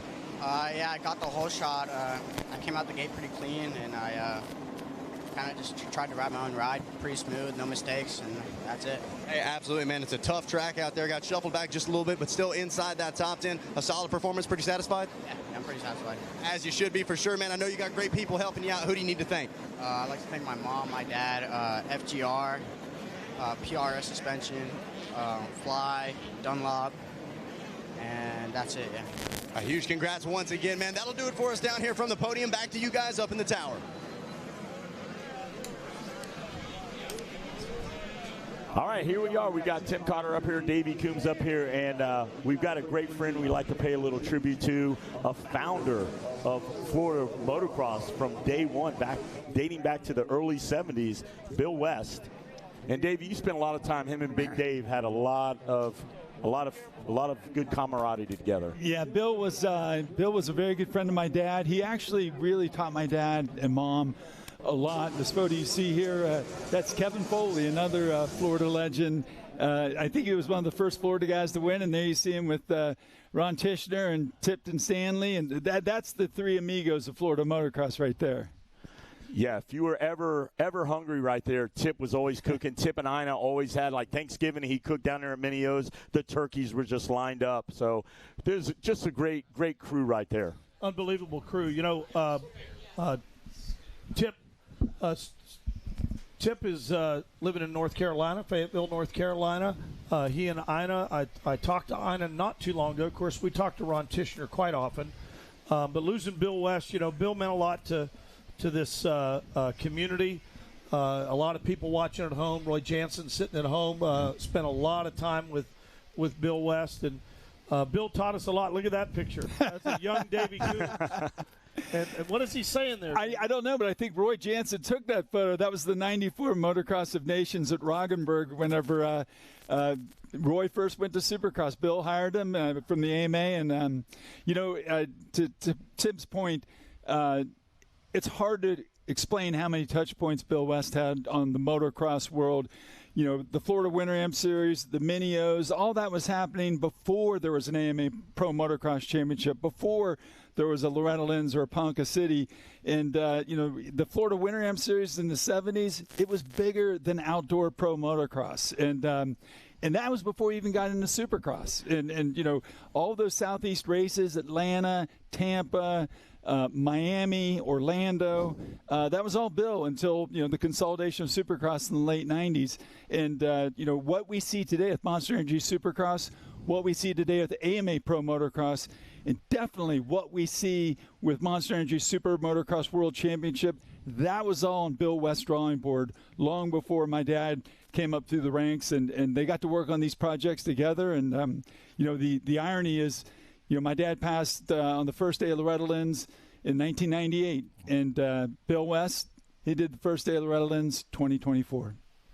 Unbelievable. Me growing up in Florida, I got to do a lot of those early winter AMs when Tishner was on a mini bike. I'm in the B class, so you raced the Bill West event. You went to Homosassa Springs, Gatorback. I mean, that was the foundation laid to what we have, just what you said, Davey, the foundation. So it was very important what he gave us to the sport that everybody took the hand off and made it to what it is today. Yeah, the Florida motocross scene is one thing, but the entire amateur motocross world writ large, people don't realize that back in 71, Jeff Ward went to the mini Olympics. It was called the Fall Nationals when it was held in Jacksonville. Yeah. And that was the first guy bringing together a true national championship event. Because when Jeff Ward came out from California, it put that race on the map, but that race also put Jeff Ward on the map.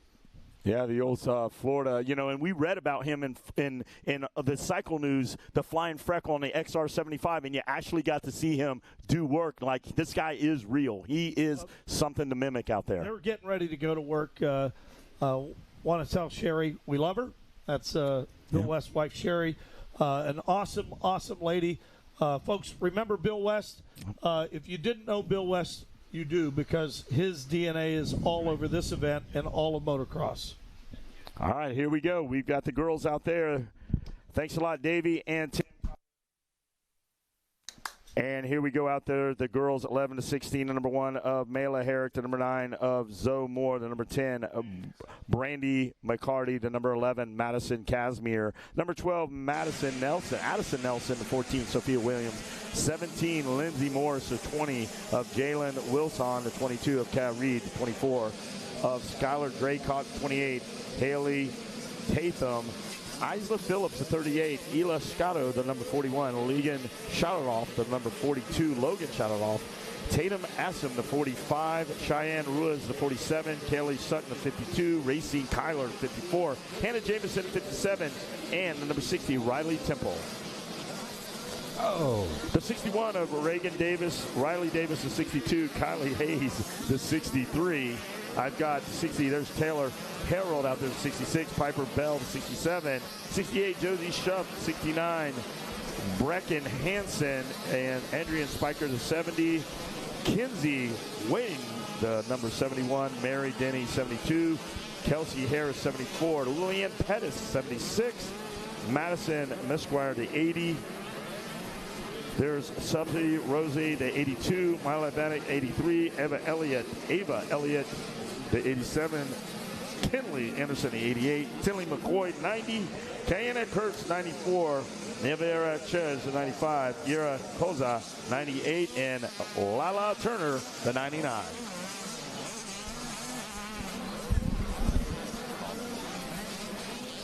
She's running the...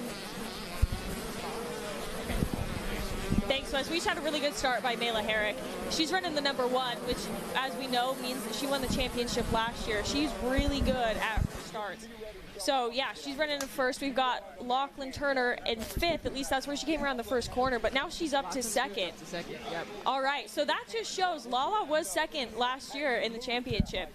So these two girls are really kind of who's expected to be up front, right, Jordan? Yeah, absolutely. Yeah, so we're having a great battle coming on. Lachlan's pushing hard. Mela Herrick got out to a really good start that first lap, like Sophia was saying. And I thought she put a pretty good gap on, but Lachlan closed that gap up super quick on that first lap and really pushing hard. Number 11 of Madison Casimir is still hanging back there in 3rd, and the number 57 of Hannah Jamieson is hanging right there with Madison Casimir. So the top 4 all super close right now. It's true, and I think how these shook out. In fact, last year, Mela was 1st, Lala 2nd, and Madison 3rd in the championship. So I'm really excited to see where these girls are in comparison to their speeds from last year. Mela's also running the mini senior 2 class, which she raced this morning. What's that, Jordan? Lachlan went in the corner after the 10 Commandments and caught one of the deep ruts. Now keep in mind they're on super minis. Caught her foot in one of the deep ruts and pulled her foot off almost all the way off the other side of the bike. So that was a great save by Lachlan. Wow. Doesn't seem to have bothered her much. impressive riding as always by Lachlan. What I was saying earlier is that Mela raced Mini Senior 2 this morning, and she was running a top 10 place for the majority of the Moto or I don't know if it was the majority, it was a good portion of it until she went down. And Lala holds her own against the boys as well, although she's racing with the women this year. She is racing with the women, so this is a good experience for Lachlan. That was a nice line through there. I think she just wheeled half of that sand corner back there, but this is a good experience for Lachlan to get, the nerves and everything out. Did you just see she jumped that sand wall? I did. It's a good experience for Lachlan to get those nerves and everything out in that first moto and be in a good position so early in the race. She is one of the better. Have you guys introduced yourself so we know who all you ladies are? I don't think we have. Let's do it. Ahead. Okay. You guys do it. So I'm up here. My name's George Jarvis. And how many championships do you have here? 5, I think. Holy moly. My name's Sophie Phelps. I have 2 here. My name's Kira Sabino. I don't race, but it's okay. It's okay. You're up here announcing. That counts just as well. But that's all right. You can share some of Jordan's. Yeah, of course. While we're introducing ourselves, the number 99 of Lachlan Turner has closed up the gap to our reigning champ in this class from last year, and we're looking to start to get a good battle. I think it was last year. I think it was you, Sophie, that Lachlan had a really good battle with in women's. Yeah. Lala and I did. She's an awesome rider, and she's within half a second of Mela. So if you're not watching, I would turn your eyes to the leaders. Absolutely, and Lachlan is no stranger to having a battle here. Like I said, she battled with Sophia up here in the women's class last year, and I think it battled for the whole first half of the race or whatever. I think you guys had a record number of passes in that race going back and forth the whole time. So she's no stranger to that. But she had attempted to make a pass in the corner just before the 10 Commandments. Tried going through one of the deep ruts, ended up catching her foot again, almost laid it over, recovering. Unfortunately, that gave Mela Herrick that lead back. So Lachlan's going to have to go right back to all that work she just put in and see if she can do it again. Hopefully. It's true. She did it once. We'll see. And I would love to see a great battle out of these girls. I wonder if it's a struggle for Lala because she has to shift between that big bike and then back down to the super mini. So she's jumping from a 250cc down to this is probably a 105 or a 112. So that's a really difficult thing to switch between those different size bikes. But she pulls it off really well. It definitely is. I never personally went from the 2-stroke to the 4-stroke. I was on a 125. So I didn't have too big of a difference, but I've seen it done with a lot of people. But Lachlan's not struggling with that at all. I think right now she is probably feeling the pressure. I think the girls' race is only it's a 15-minute race? It is 15 minutes. Yep. It's a short race. For Lachlan, she races the women's class. It's a 20-minute race, so she's got a little more time to play with right there. Yeah. But this being such a short race, she knows she has to get back up to Mela Herrick and start putting the pressure on her, see if she can make a mistake happen or just straight up pass her before it gets too late in Moto. Hey, Lala carrying some major speed around the outside line just back there as they check in. Another lap completed here. Already was around a little bit of that lap traffic. Getting into this one, Mela Herrick, 3 laps completed, a 2:07, wicking it up a bit. Now that gap, a 2.8 back to Lala Turner. And we wait on the rest of the pack to check in. Those two trying to check out to Laderville here. And they're not doing a bad job at it. Hannah Jamieson coming around in third. She has 14 seconds behind those top 2. And Hannah Jamieson is no slouch herself. She's very incredible rider. And if I remember correctly, a little bit younger than these first 2. I believe so, but I was super impressed with Hannah Jamieson in practice yesterday. She was ripping in practice yesterday. It really impressed me. But right now, I think I am extremely 13. impressed. Yeah. 13, yeah. My goodness. Yeah, she's young, and she is such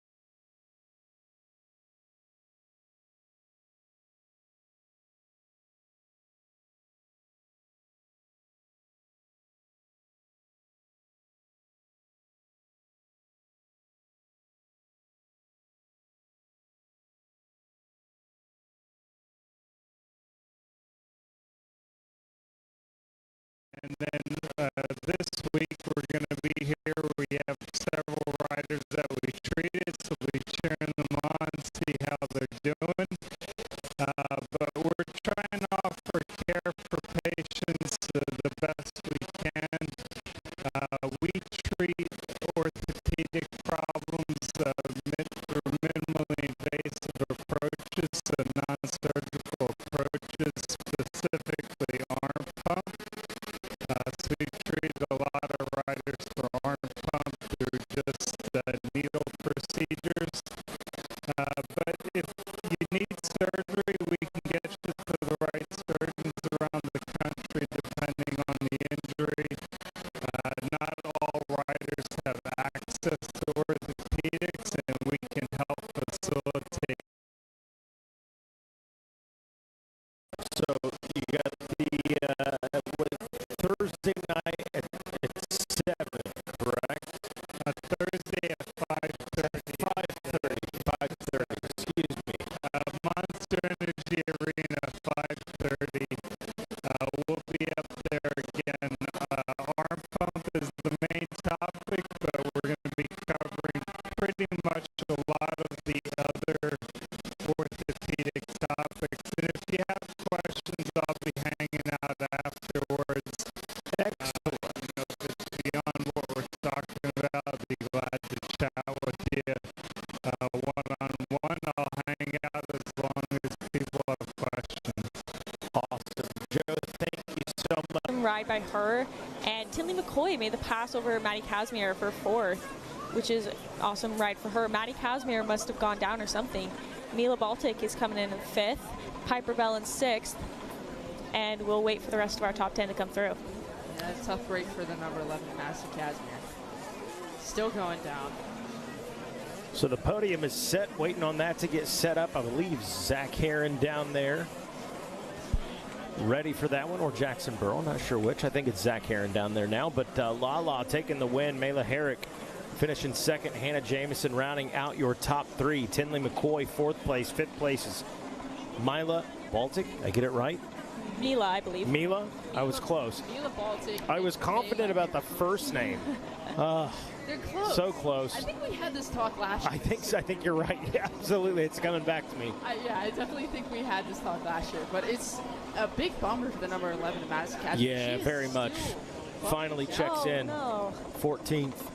That is a, wow, 3:37 lap time. Something severe must have happened that lap. I hope she's all right. That is a tough break for her. She was one of the title contenders coming in. She's one of the veterans of this class. Oh, man. I'm not sure how old she is or if this is her last year, but she's got to be close to coming into her last year. She's 16 this year. This is her last one. Yeah, so, well, she could have one more year. Oh, true. So, true. We'll see. It's not over. It's Loretta's. I've seen people win a championship. For sure. Like a 10-1 longer for it. It's great.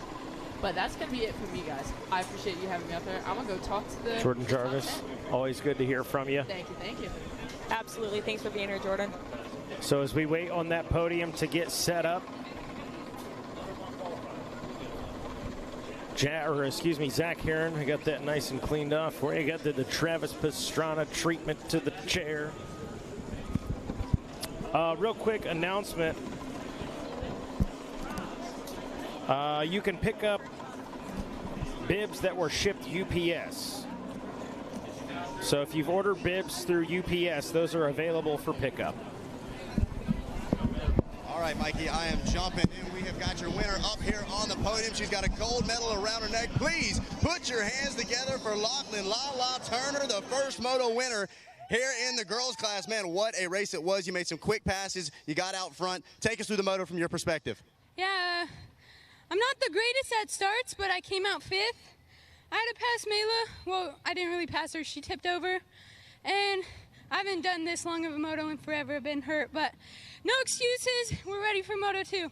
Hey, absolutely. Already looking forward. You put yourself in a great spot with a first Moto win. Who do you want to thank for getting out here on the ranch? Oh, I'd like to thank my mom, dad, Michael's Reno, Maya from there, DT1 Air Filters, Dunlop, Rob from Dunlop, MX Tire, Jeff from there, Hope, Alyssa, Fly, FMF, Joel from there, T-Rex Autos, 100%, Nick and Dave from 100%, NLAP, RGR Motors, and everyone else. Thanks. There it is. One more time. Put your hands together. La Turner, your first moto winner.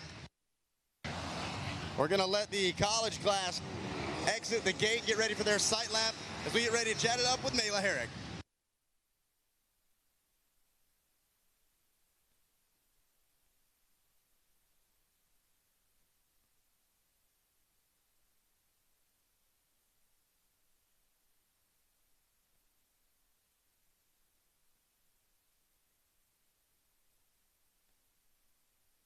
All right, as the last of our college class exits the starting line, it's time to welcome to the podium the number 1. She's got a silver medal and the Stasic Hole Shot Award. Put your hands together for Mela Herrick.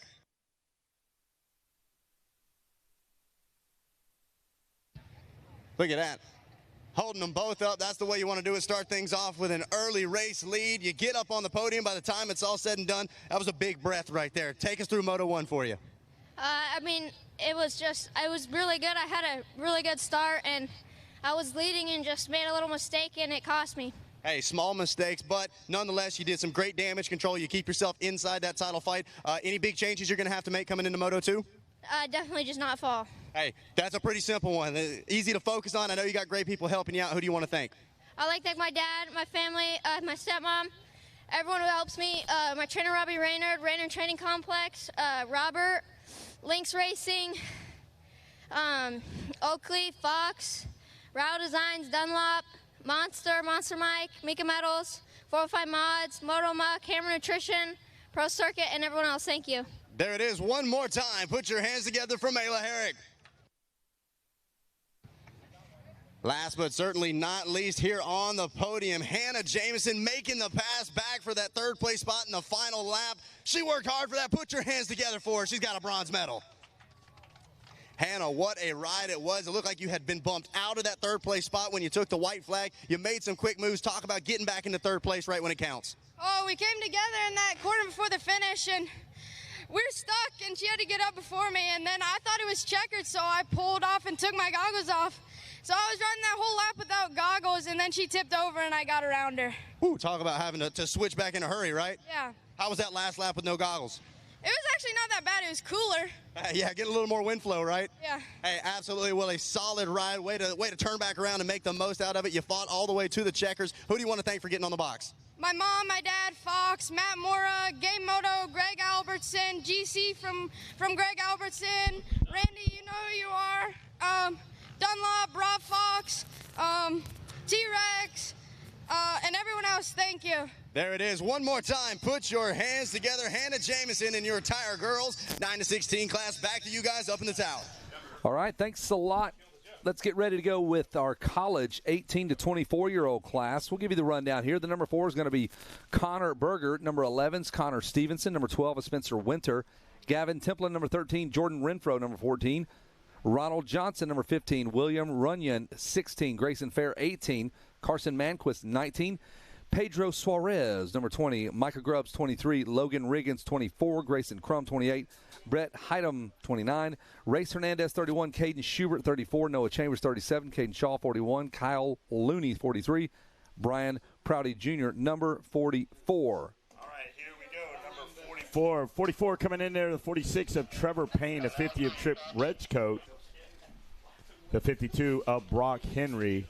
There's Jack Carrick, the 53 ride, Elijah Hall, the 55, Logan Ford, the 57, Grayson Watkins, 59, Victor Belasano, the 63, Jack Winland, the 65, 66, Wyatt Raymer, number 70 of Jadon Cooper, 72, Nathan Mock, 74, Jackson Pascal, 76, Jordan Miller, 80 of Michael Cochran, 85, Josh Bowman, 86, Kyle Petrie, 87, Devin Salo, 92, Adian Collins, 95, Michaela Nielsen, 96, Cody R. Walker, and a 97 of Noah Stevens make up our field here. And College Boy, 18 to 24.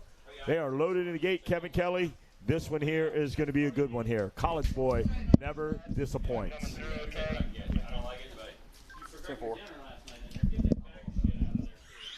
All right, folks, we've got some couple of kids that are looking for their parents. They are at the RacerX merchandise booth. That's Alex and Ashlyn Pettis. Mom and Dad, if you might want to slide on over there, they are in good company, hanging out, looking at all of the great Racer X T-shirts. But Alex and Ashlyn Pettis would like for you to come on over there and check in with them. That's actually the kids looking for the parents. It's normally the other way around. As we get ready to go with college 18 to 24, we have set the table. There's a great look at the starting line as the riders all lean forward on the motorcycle. The card is up, and it is almost business time now. All right. You can hear the revs. Card sideways, ready to go, Kevin. And here they go. They are off. Can't even keep up with that drone there. Turn it up. I hear you loud and clear, my friend.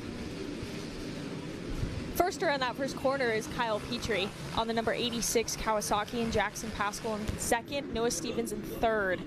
Pascal now down at the MTF camp, always down there making something happen. So Pascal looking good down there. And here they go, working their way into the 10 Commandments. Oh, wow, 3 riders are down. That is not the way you want to start your college career, Wes. Nah. You're a freshman, you go down, you're late for class. Not good. You're going to have to go see the dean, guidance counselor on that one. What do you think, Ms. You might have picked the wrong class is what I'm thinking. Yeah, maybe so. I don't know. Study a little bit harder, and luckily for these guys, they have still 19 minutes left in this moto, or their college career per se. Nicely put. Well, the Petrie out there, Pascal, Noah Stevens, Ronald Johnson. There's Winland. Hey, great job out there, JP. Oh, and your leader goes down. No. A full 360 for Kyle Petrie. I need a replay on that, Kevin. What a bummer. The back end just stepped down. They just put a little water down there, and he just went right down. That hands over the lead to Jackson Pascal. And Pascal now will try to make the Dean's List with a race win here. There goes Pascal. Big guy, Pascal. He is. College credits up for grabs here. This is an elective. That's one very tricky thing about this track, is that it's very soft in the morning, but towards the end of the day, it gets a little bit hard packed up to the face of those jumps. So I can totally understand how that would happen. It was an exciting crash, though. It was, and thankfully he did not get hurt. Just kind of did a full 360, and he's back up in the mix. We'll check in with Petrie here in a little while. Science was his favorite class. He's got the Petrie disc. He's mixing up a nice little compound here. Going to see if it burns. No harm, no foul on that one. Just a little bit of pride on that. We are early in this race, though. Pascal, Stevens, and Johnson running 1, 2, and 3. Where did Petrie fall back to? We got him in 8th now. And Winland in the number 9 spot. Devin Salo rounding out our top 10, I believe, but that's Jadon Cooper as well. So we're going to let the dust settle on this. Not much dust because it just watered the racetrack. And we're going to watch the 74 Pascal and Noah Stevens have a go at it here. Race lap number 1 is in the books. Cooper rolled out of here last year with a title in the B class. So dropping into the college boy, Jadon Cooper, number 70. Watch him. Here they come. Your leaders starting to feel some pressure, Kevin Kelly. Yeah, I thought Stevens had something cooking there. There's Ronald Johnson, Channel 2 News, back there in the number 3 spot. Cody Walker in 4th, Spencer Winter in 5th, Brock Henry in 7th. Who is in 8th? Caden Schubert's in 8th, and Victor, oh boy, you gave me the hard names. Villasenor. There we go. Oh boy. He's in 9th, and someday I might know how to pronounce that. And 10th is Jaden Cooper. Well, there you go. Wyatt Raymer in 11th, Jack Winland in 12th, Jordan Miller in 13th, Logan Wilford 14th, Kyle Petrie in 15th, Brett Horgan in 16th, Jack Carrick from California 17th, Connor Berger and Jordan Renfro back in the top 20. That brought to you by Dunlop Tires. If you're slipping, get gripping, go see Jeff Cernick. Yeah, there's Michaela Nielsen back there in 21st in the college class. KK. True. Shout out to her. She's probably, I believe, the only female in this class. That's what I'm thinking. So Kyle Petrie with that tip over is back in 15th. So he's got a little bit of work to do. Oh, what could have been. You know what I mean? The race started out so good. He's so happy. The parents are like jumping for joy, and then it all goes sideways. Devin Salo not getting a jump. Something happened out there. It could have been Salo and Rex Road and those Flores out there in that first turn, that first lap melee over there. So those 3 guys were up in there, and now they're at the bottom of the field. Yeah, and the cream will rise. It's going to take a few laps for these guys to kind of sort themselves out and work their way through some traffic. Ronald Johnson up to 3rd now. He moves into that number 3 spot at 204. So 201, 202, 204 respectively for 1st, 2nd, 3rd, Pascal, Stevens, and Johnson. Kevin, the track, honestly, looking at it, looks like it's holding up very well for these later motos in the day. These guys are turning some good laps. Looks good out there. Renfro had some bad luck back in 13. Wyatt Reimer in there as well. But there's your leader, 1 and 2. Kevin, watch him in the 10 Commandments. Yeah, Pascal on the 74, and Stevens just not going away. The Honda versus KTM. 2-man enter, 1-man leave. Here they go. Oh, look at there. Stevens tries a wild move around the outside going into the Storyland. There he is. He's still applying the pressure on Pascal. I'm curious if Stevens is going to hold up that pressure on him or if he's going to wait a little bit. Like we were talking about earlier, this is a plenty long moto, so he could wait and kind of put that pressure on in the last 5 minutes like Jordan and I were saying. A lot of people like to do that, or he might try and make some moves right now. Yeah, we saw that early on in that plus 25 where Harrison and Martinez were just out there, and there's just something about that bike behind you barking, and you catch a little glimpse of that fender, and you're like, okay, I got to go from offense to defense right now, and all you have to do is upset them just a little bit, and you can work that pass. Yeah, it's intimidating to see a fender come up on the inside of you or outside. When you start to race with the same competitors over and over and over again, you kind of learn their styles and you figure out who's going to crack under pressure. So that really is something that you can use in a race situation, is you can figure out who might crack if they know that you're right behind you with extra revs or showing them that front wheel. So it's definitely something to learn. And these college boy riders now 18 to 24, there's a good chance that they all know each other pretty well. Yeah, you hear Hayden Deegan even say that. Like, he knows, I know how this guy is. He's gonna get a little tired. I know I'm gonna get him. My fitness is just a little better, and that's just knowing your competition and knowing your strengths. Well, there's Pascal's using every bit of those legs out there to help him stay up on the bike, work through these rough sections. You can see, Kevin, he is a big guy out there. Every bit of 6 foot. Oh, sure. And that in the world of motocross is ginormous. Like, Kevin Wyndham's 6 foot easily, and he looks way bigger than what you think. When he's in street clothes, he's just an average looking dude, but on a bike, way bigger. There's the 74. We're still watching Pascal. He's holding off Stevens. Stevens continues to run this inside line. Has not wavered off of that one, able to triple out. He might be working on something for later in the moto. I think Noah Stevens is setting him up. I think he's playing a little, I'm going to just ride behind you. I'm going to go your pace. When that, you know what happens when it gets cross flags with the white flag. We see it time and time again. The hammer gets dropped and moves start happening. There's Connor Stevens back there, Templeton. There's Looney, Shaw, Collins, Suarez, Pouty. Pedro Suarez now trying to make a move up there as these guys start working through there. Winland, Manquist didn't have a great start. Carson Manquist now moving up into 22nd. Not doing that triple with Stevens, and that helped him, or that helped out Pascal open up that lead just a little bit. He's a big guy. He can handle that motorcycle. You just take that thing, you get off that thing and bench press. Big, strong guy like me, for sure. So I can totally understand what he's going through. All my laps that I've led here in the years of racing at Loretta Lynn's. Yeah, speaking of managing that lead in that second place gap, just like we're saying Noah Stevens might be doing, that kind of reminds me of Michaela Nielsen running in 25th. Her and I have raced a lot before in off-road races. She's a great off-road racer, and this is especially something that you learn how to do in those really long races that are an hour or even more. That's those Works races. Yeah, Works and NGPC and some grassroots off-road, all of those series. Yep, they're plenty long.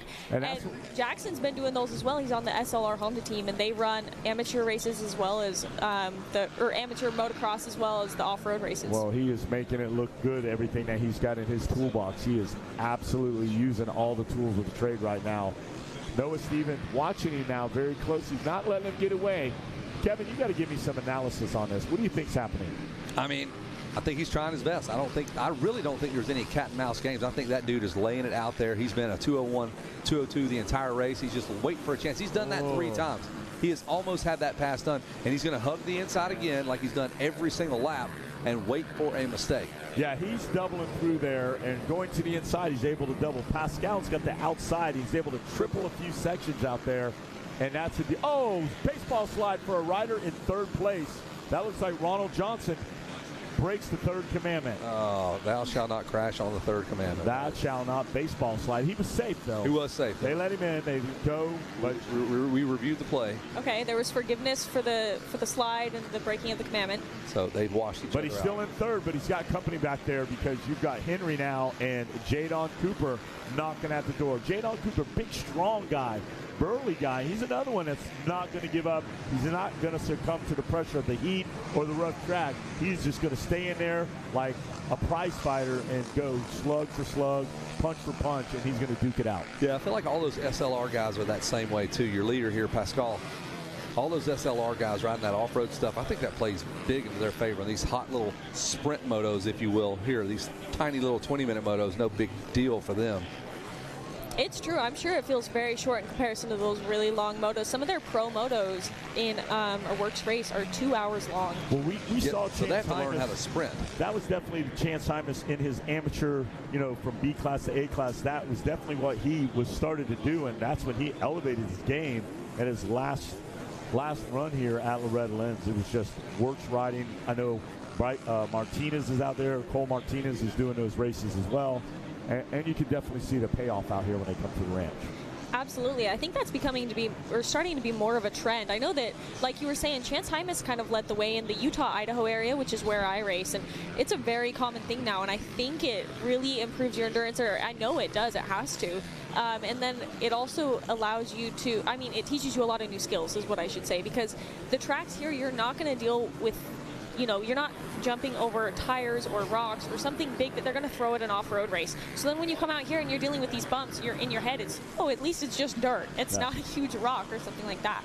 So I think it teaches you a lot of things in so many different ways. And I think we can see that based off of these riders that have done that. Well, it looks like he's starting to stretch it out a little bit, Kevin, on Pascal, starting to stretch it out on Noah Stevens out there. Johnson, Cooper, Henry, Winter, and Miller. Renfro now breaks up into the top 8. Yeah, and we have Sophia Phelps up here in the booth. Wanted to let everybody know that's you. So based on, we had 3 other ladies here a few moments ago, and you're doing a great job helping us commentate. And you've got some experience racing those long off-road races. That's why you can speak on that. We do not, because we are terrible at dirt bikes, and you are not. So it looks like Pascal had a little issue, Kevin, getting hung up in a rut, but still he is able to prevail. And it's still a 2-bike breakaway there with Pascal and Stevens now.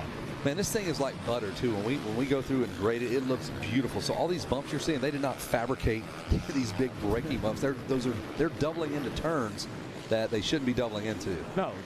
That was smooth as butter this morning. You could just rail it. At least that's how I did in practice, and then it kind of got bumpy, and I wasn't able to do that. Well, they're going to have to touch this thing up a little bit because I got micros coming up. Micro 1, Micro E, Micro 2, and Micro 3. And they're going to have to touch this thing up just a little bit for those little guys. And they will. They'll do a great job. Get it nice and raceable for those little dudes. Jeff Russell and the boys. It's true. So these guys are racing the roughest track that we've seen all day. It's got a little bit hard packed in some spots, but it's soft in other places. And just like we were saying, those massive braking bumps and acceleration holes coming out of some other corners and even up the faces of jumps. Yeah, tomorrow we've got a 250 Pro Sport at 5:30. And so that track's going to be really rough, and we'll see how that one shakes down. That'll be an exciting race. Well, here we go. Noah Stevens, Kevin, is starting to reel him in just a little bit. He's got that lasso on him. I don't know. I think Pascal can still hold him off. I think he's got him covered here. I think, what do we got? About 7 minutes to go, so I'll take that back. We got a lot more racing to go. Pascal better get on his little trusty steed and drop the hammer. He said he saved up a matte set of Dunlop tires for this one here. We're going to see if they come into effect here. It's been about 2 seconds the whole time, the gap between first and second. Stevens just can't quite get up beside our leader, put that pressure on him. He needs a little bit of a break. He needs Pascal to We'll just pull off the track, take a breather, grab some Gatorade, regroup. That's such a good idea. Is that what you do in your races? Oh, absolutely. I don't even finish races. I get off and go ahead and get to the concession stand first before all the winners get over there, and I get my hamburger and my dog, and I'm good to go. Oh, that's a good idea. You're right. Pull off early, go eat, beat the lines. Yes, yeah. Just like with bathroom lines and concession stand lines, they are definitely concert lines. Yep, they're the shortest in the middle of the motos and the middle of the concerts. So there is a strategy to being terrible on a motorcycle, and I've got that sorted out. Well, let's take a look at Renfro now, back in 8th, Vilasar in 9th. There's Cody Walker in the top 10. I'm going to give you the rundown 11th through 20th. You got Raymer in 11th and Petrie in 12th. That was our early race leader there. Tough break for him. Huardon 13th. And then you got Forward 14th, Fair 15th, Bowman 16th, Cochran 17th, Chambers, not Jack Chambers, Noah Chambers in 18th, Connor Berger 19th, and Adian Collins in 20th. And that brought to you by Racer TV. A couple of notables out there, Gavin Temple in 26th, Pedro Suarez back up to 30th. Carson Manquist in 29, doing a great job. Trip Retro back in 35th. Retro. Tough break for Devin Salo. He's going to have to pack it in today. Better luck tomorrow. Real quick, sorry, We got a Wes, battle. but we have a Oh, battle go on get our 'em. hands. Yes, this is hard to ignore. Noah Stevens made up a second on Jackson that last lap, and he is right on his tail. This is a really good battle to watch. No, you got to pick it up there. Jump in anytime something's happening out there. And just like that, it's 2 seconds again. How does that happen? They were side by side. Now they're 2 seconds apart again. They are yo-yoing a lot, and that happens on a track. It's difficult as a rider sometimes to measure and decide how you're going to make a pass. Sometimes you're much faster than a rider on one half, but much slower on the other half. So Yeah, you really have to plan that out. I think something must have, a lap rider or some sort of a big-time problem must have happened because he's immediately opened it right back up. So maybe a bobble for the 74 because it might be more than 2 seconds now. But there's still plenty of time. Almost 5 minutes left in this one, Kevin. 7 laps in the books. Pascal beat up on the pegs. He ain't dragging the leg in the rut. Here comes Noah Stevens. And if you look over there, they're over the tunnel, and they're going to go down the sand wash, you might call it. 20 miles of bad road now. Middle part of the racetrack. It's where they bring in all that beach sand from Destin and Daytona. So you guys that were partying during spring break, that's the sand. We brought it all the way up from Destin. That's a fact. I made that up. They load the tri-axle up. Yeah, bring it on in. from the partiers from this college class, right? Correct. Yes, spring break. They want them to feel comfortable. Toes in the sand in the spring, and then you come racing. Oh, Pascal got a little sideways there. And he's still hanging on as he leads, but Noah Stevens, what do you see, Kevin? Do I we was see looking the at the 2-lap board. No, I guess I'm not Yeah, seeing it's out. Okay. 2-lap board is out, guys. So 2 more to go. Getting down to crunch time here. A lot of last-minute cramming for the final exam on this last lap. Pascal right now, right there at 4.0. Let's see if Stevens running a 3.6 and really jump up there. Still solid, good enough for the Hope Scholarship, so everything's free. It's on the house still. And challenge him. So one more lap to go, Wes. Here he comes again. The 74 is got a little heat from the 97 of Stevens. Yeah, lap and a half. He's still got to get that white. And watch him. This is where he closes it up. All right, he's following. He's finally changed that line. Triple up. Let's go, man. Let's see a race here, Mr. Stevens at number 97. Nope. Yeah, Noah Stevens doubling all the way through. It makes me wonder if he's on a 250. I know that Jackson's on a 450, and that could be really helpful, especially on that triple coming out of Storyland. Well, it definitely helped him on the start, for sure. Absolutely. Definitely dropped the hammer there. And Jackson is like we said before, he's a big guy. You're going to have to need that 450 power out there. He is. That's why he's standing up or keeping his feet on the pegs in so many ruts. If he put his leg up, it'd probably be way past the front tire, you know. We caught him a couple times showing up at some of the AMA arena crosses, and yeah, he's big, and he sets back and just coasts right through the whoops, use those big legs, and gets through there. But I'm still watching. He's not going to be able to coast through this semester of racing here, folks. They are really putting pen to paper here, and he's got one more lap basically to try to lock this down, as Professor Gary Bailey's very hard on his students. It's true. It's very important. They got to pull an all-nighter before their final or whatever it is. Right now, Pascal's putting on a study hall. A clinic, yes, if you will. There we go. Yeah. Yes, he's got the Cliff's Notes. Quizlet, if you will. How do you win this race? Open book test right now. No, ChatGPT, how do you win a Loretta Lynn's Moto? Thanks for asking. Yeah. Here's the track. Noah Stevens also didn't do that big sand double. I'm curious if he hasn't been doing that all race. I haven't noticed, but that's another place where you can gain a lot of time. White flag out, a sense of urgency. I do not think the man will surrender and give up yet. No, you're going to have to take it from him. It doesn't look like it. I mean, he's been putting down really consistent laps all Moto. Sure as we say that, he's within striking distance again. And there's the 74. There's Stevens. So one more go here. He is all in now. This is his final exam. He jumped right past him. Wow. There it is. They're side by side. It's not done yet. Elbows up, and he takes him high. Noah Stevens said, you know what? White flag go time. I am going to drop the hammer. You can lead all the laps. I'll lead this one. This is the one you want to lead. Now. What happened? He is gone. Hey, there was cat and mouse going on. There was cat and mouse. There was a little bit of, I think that dude was tired, and he just took care of business, and he had a better lap. Stevens turned to 202. He turned to 201 earlier, so his laps are consistently in that range. This is going to be might be his best lap of the race. When you're Noah Stevens, you feel how hard you're pushing, and you're like, I got it for 1 lap, 2 laps, and you're like, he's not going hard as I can.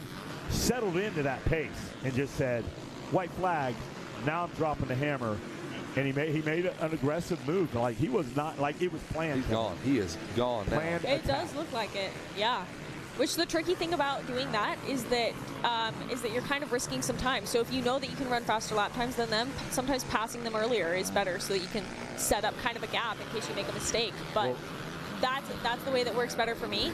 But clearly, Noah is making this work right now, and he is almost done with his final lap. Let's see if he can. That was some race management, if that's actually what he did out there. Absolutely. Just settled in. And we'll have to get Zach Herron to ask Noah Stevens, did you plan this? Did you sit back till the last lap? Because he is on his way to leading the 10th and final, the one you want to lead. College boy 1824, Moto number 1 goes to Noah Stevens. He will take the win. So Zach Herron, you've got some homework yourself, as we were going to chat with the number 97 of Noah Stevens, who makes the pass on the last lap. He had confidence. He barely studied for the exam. He coasted in on fumes. He stayed out all night at the club. Hung out with J Law as well, and he did great. Heck of a ride there. That was fun to watch. Amazing. Another great moto here at Loretta Lynn's. Another late lap, last-minute surge. So many combinations of winning that we've seen today. Guys that just sprint out, like we saw Cole Davies just sprint out and go and win by 18 seconds. And then you watch like Keith Harrison going at it with Cole Martinez. Yeah. It was crazy, but you got Stevens finally taking the win. Pascal Johnson, Miller, Henry, Winter, Jadon Cooper 7th, Vassanor in 8th, Huron 9th, and Jordan Renfro is going to finish out our top 10. We're going to kick it down. And we're going to say thank you to Sophia Phelps for kicking it with us here, catching a moto or two. Thanks for having me, guys. Yeah, absolutely. Hope to see you later this week. Sure. Hey, we're in.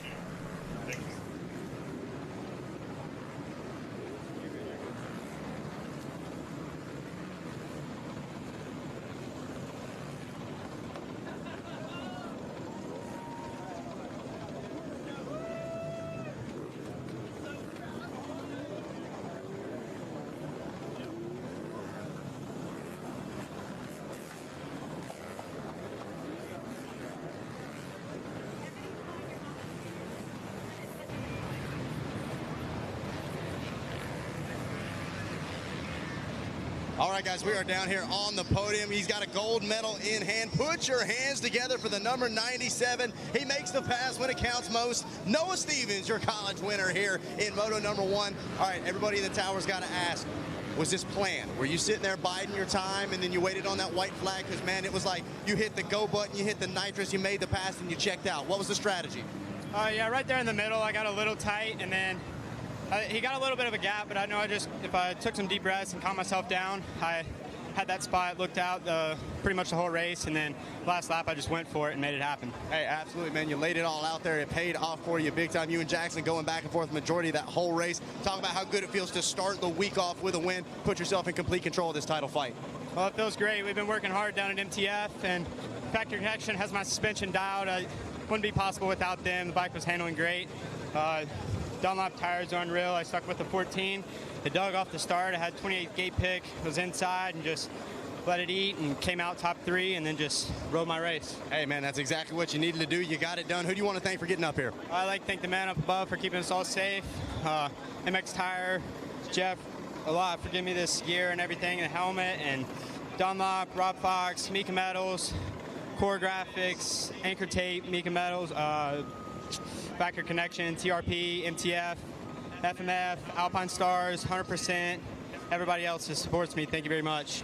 There it is. One more time. Put your hands together for the number 97, Noah Stevens, your first moto winner.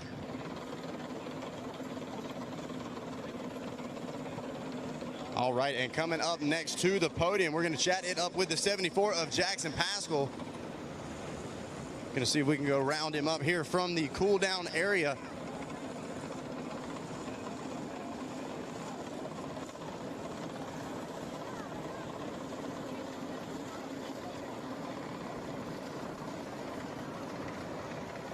All right, Jackson dumping some water over the head. He's going to throw the jersey back on and head over here to chat it up with us. Tell us how he is going to be walking away with a silver medal after Moto number 1.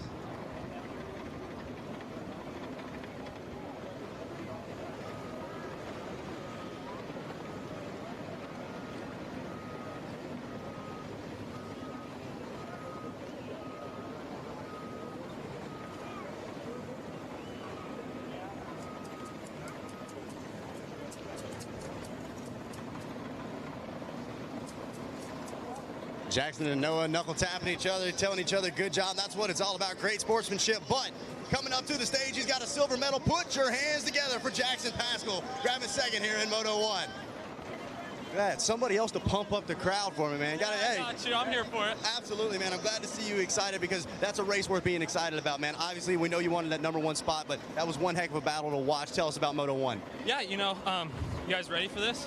Sean, you're going to be mad. Just like every other guy, got off to a good start, but those Dunlop paddle tires really did hook up, believe me. Put myself in like a battle for second and third right away. First slid out pretty hard. I hope you're okay, my guy. That was kind of heavy. Made it into first, led to the last lap. I don't get to lead very often. This is a learning situation, unfortunately, and I pumped up, and he closed the gap and made the pass on me the last lap. So, but I know I can win. So we go into the second moto, knowing we can win. Hey, absolutely, man. You had the notepad, the pen out. You took notes, man. And I like the honesty, too. Hey, I pumped up. I was under a lot of pressure. It happens to the best of us. But you've got that confidence. You've got the knowledge. You can run and grab a win. Talk about who's in your corner and who you need to thank. Oh, my gosh. First of all, the man up above, Jesus Christ, for giving us this whole opportunity. He laid his life down for us, and there's no better sacrifice than that. SLR Honda team, Mark, Sean, Carlos, my mechanic, Juan, Tanner, all week in Oklahoma hooking it up for us. The teammates, Parker, Nico, Michaela. Michaela's a badass. Just saying that. Jason, Alvin, you guys are absolutely crushing it this week too. SLR is doing a really good job, and my dad, love you. Thank you for this amazing opportunity. Tom Danielson, I know you're out here somewhere. You've made me a new man with fitness. Rob Amandi, wherever you're at, you made me the man I am today on the dirt bike. I love you guys all. Thank you so much. There it is, guys. One more time, holding up a silver medal. It's Jackson Pascal here in the college class. I love to see the excitement. That's how I expect you to be after a race podium here at Loretta Lynn's. Coming up next, grabbing a bronze medal, Ronald Johnson rounding out the podium. Man, he's got the jersey off, the boots off. What, are you hot or something out here, man? Yeah, it's a little bit hotter than South Carolina. It's a little warm, man, but nonetheless, you persevered, you overcame, you got up on the podium. Tell us how you did it. Honestly, it was a pretty good start, I got into third, was able to maintain it, and then I actually crashed on the 10 Commandments. I was all flustered, but I picked it up and kept my head down, and we were able to come out with the third. Hey, absolutely, man. You stayed cool, calm, and collected, picked yourself back up, and we're able to get up on the box. You're still in the title fight, and you got 2 more motos to show what you got, but I know you got a lot of great people helping you out. Who do you need to thank, man? Yeah, I want to thank Next Level, Daniel Blair, JP, everyone down in South Carolina. Kenny, he's been pushing me every single day, but this is honestly a dream. I got Blur, Arai, and everyone else. Thank you very much. There it is, folks. One more time, please put your hands together. Third on the day, Ronald Johnson getting the job done here in the 18 to 24 college class. And we've also got a Stasic Holeshot Award to give away. Kyle Petrie, we've got to check with your name on it, courtesy of Stasic. First around the first turn. He's making his way up here. I love to see it. Please put your hands together. You got some fans out there. Kyle Petrie, man, first around the first turn. You get that Stasic Holeshot Award, and it looks like you finished inside the top 10 on the moto, man. Take us through it. Oh, it was a rough moto. I was beat by the end. My feet were really hot. I could hardly breathe. It was just a dog-eat-dog world out there. There's no one I would like to thank more than my girlfriend, Jenna, my parents, my Uncle Mike for loaning his truck for letting us get down here, JT Cycle, Weiler Excavating, the Ball family, FXR, and everyone else. Thank you. Huge congratulations, man. Great ride. That'll do it for us down here from the podium. We're going to send it back to you guys in the tower.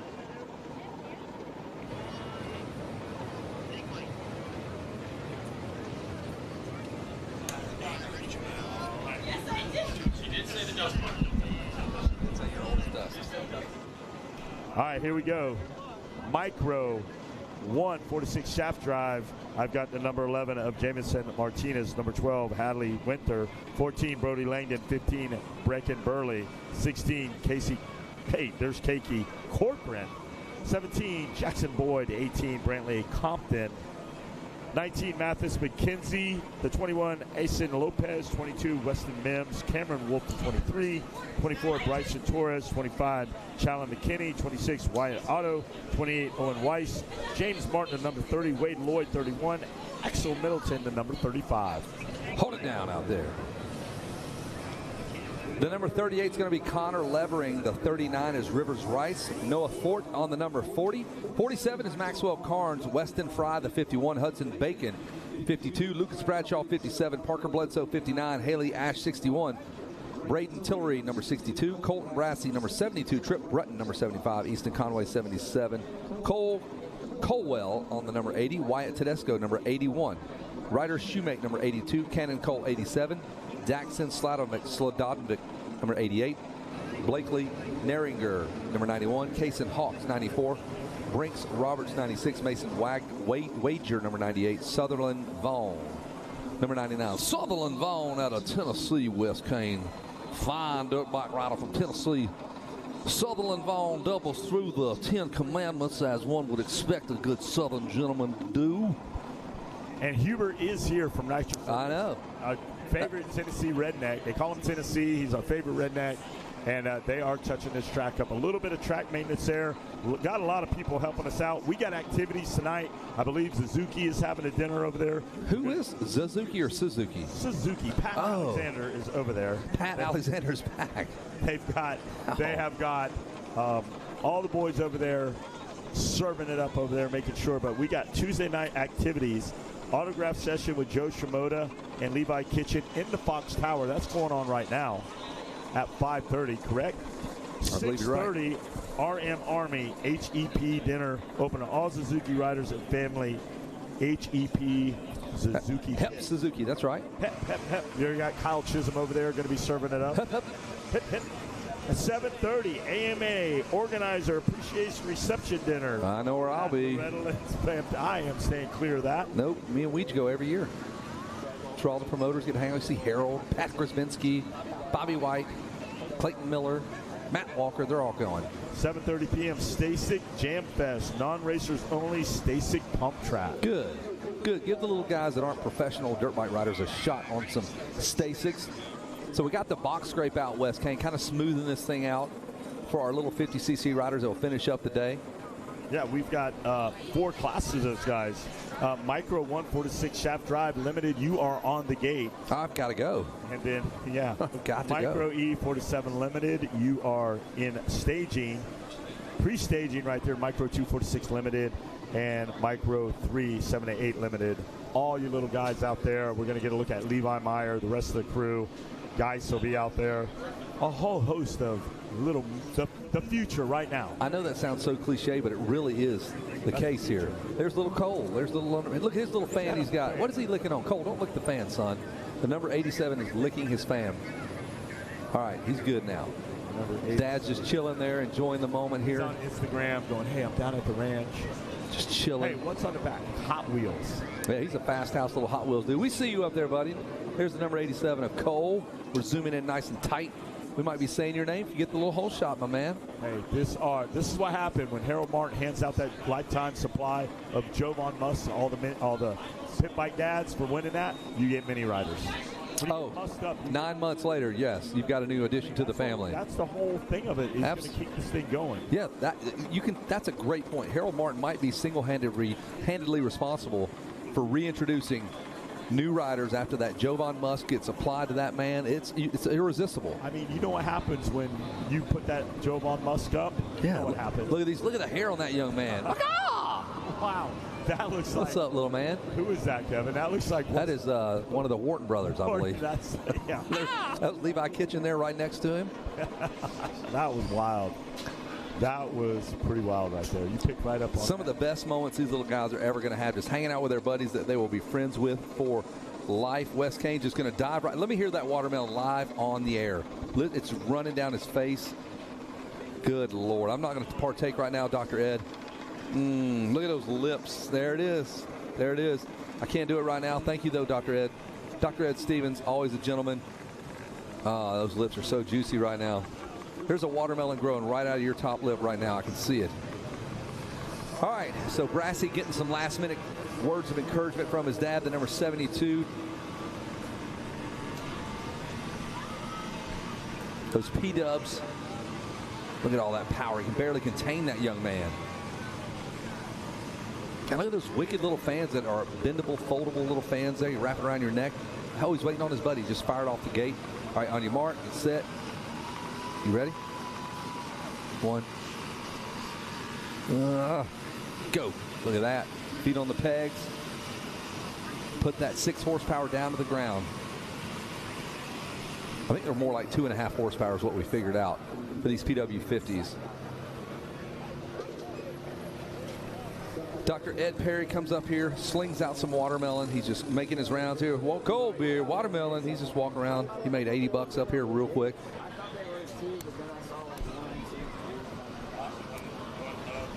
Nope. That's me. I thought you told me I would. It changed, man. The headphones get switched around. I'm with you. I feel you. So if you're a parent of a PW rider, how do you usually go with a Mohawk and maybe try to make your rider look a little different so you pick him up 2,000 feet away, maybe the all yellow gear, different color helmet or something. It's really hard to make out a difference. No Mohawks no more. No more. We're done with the Mohawks. Yeah, they have anything on helmet is can't do it. Happening no more. No more GoPros.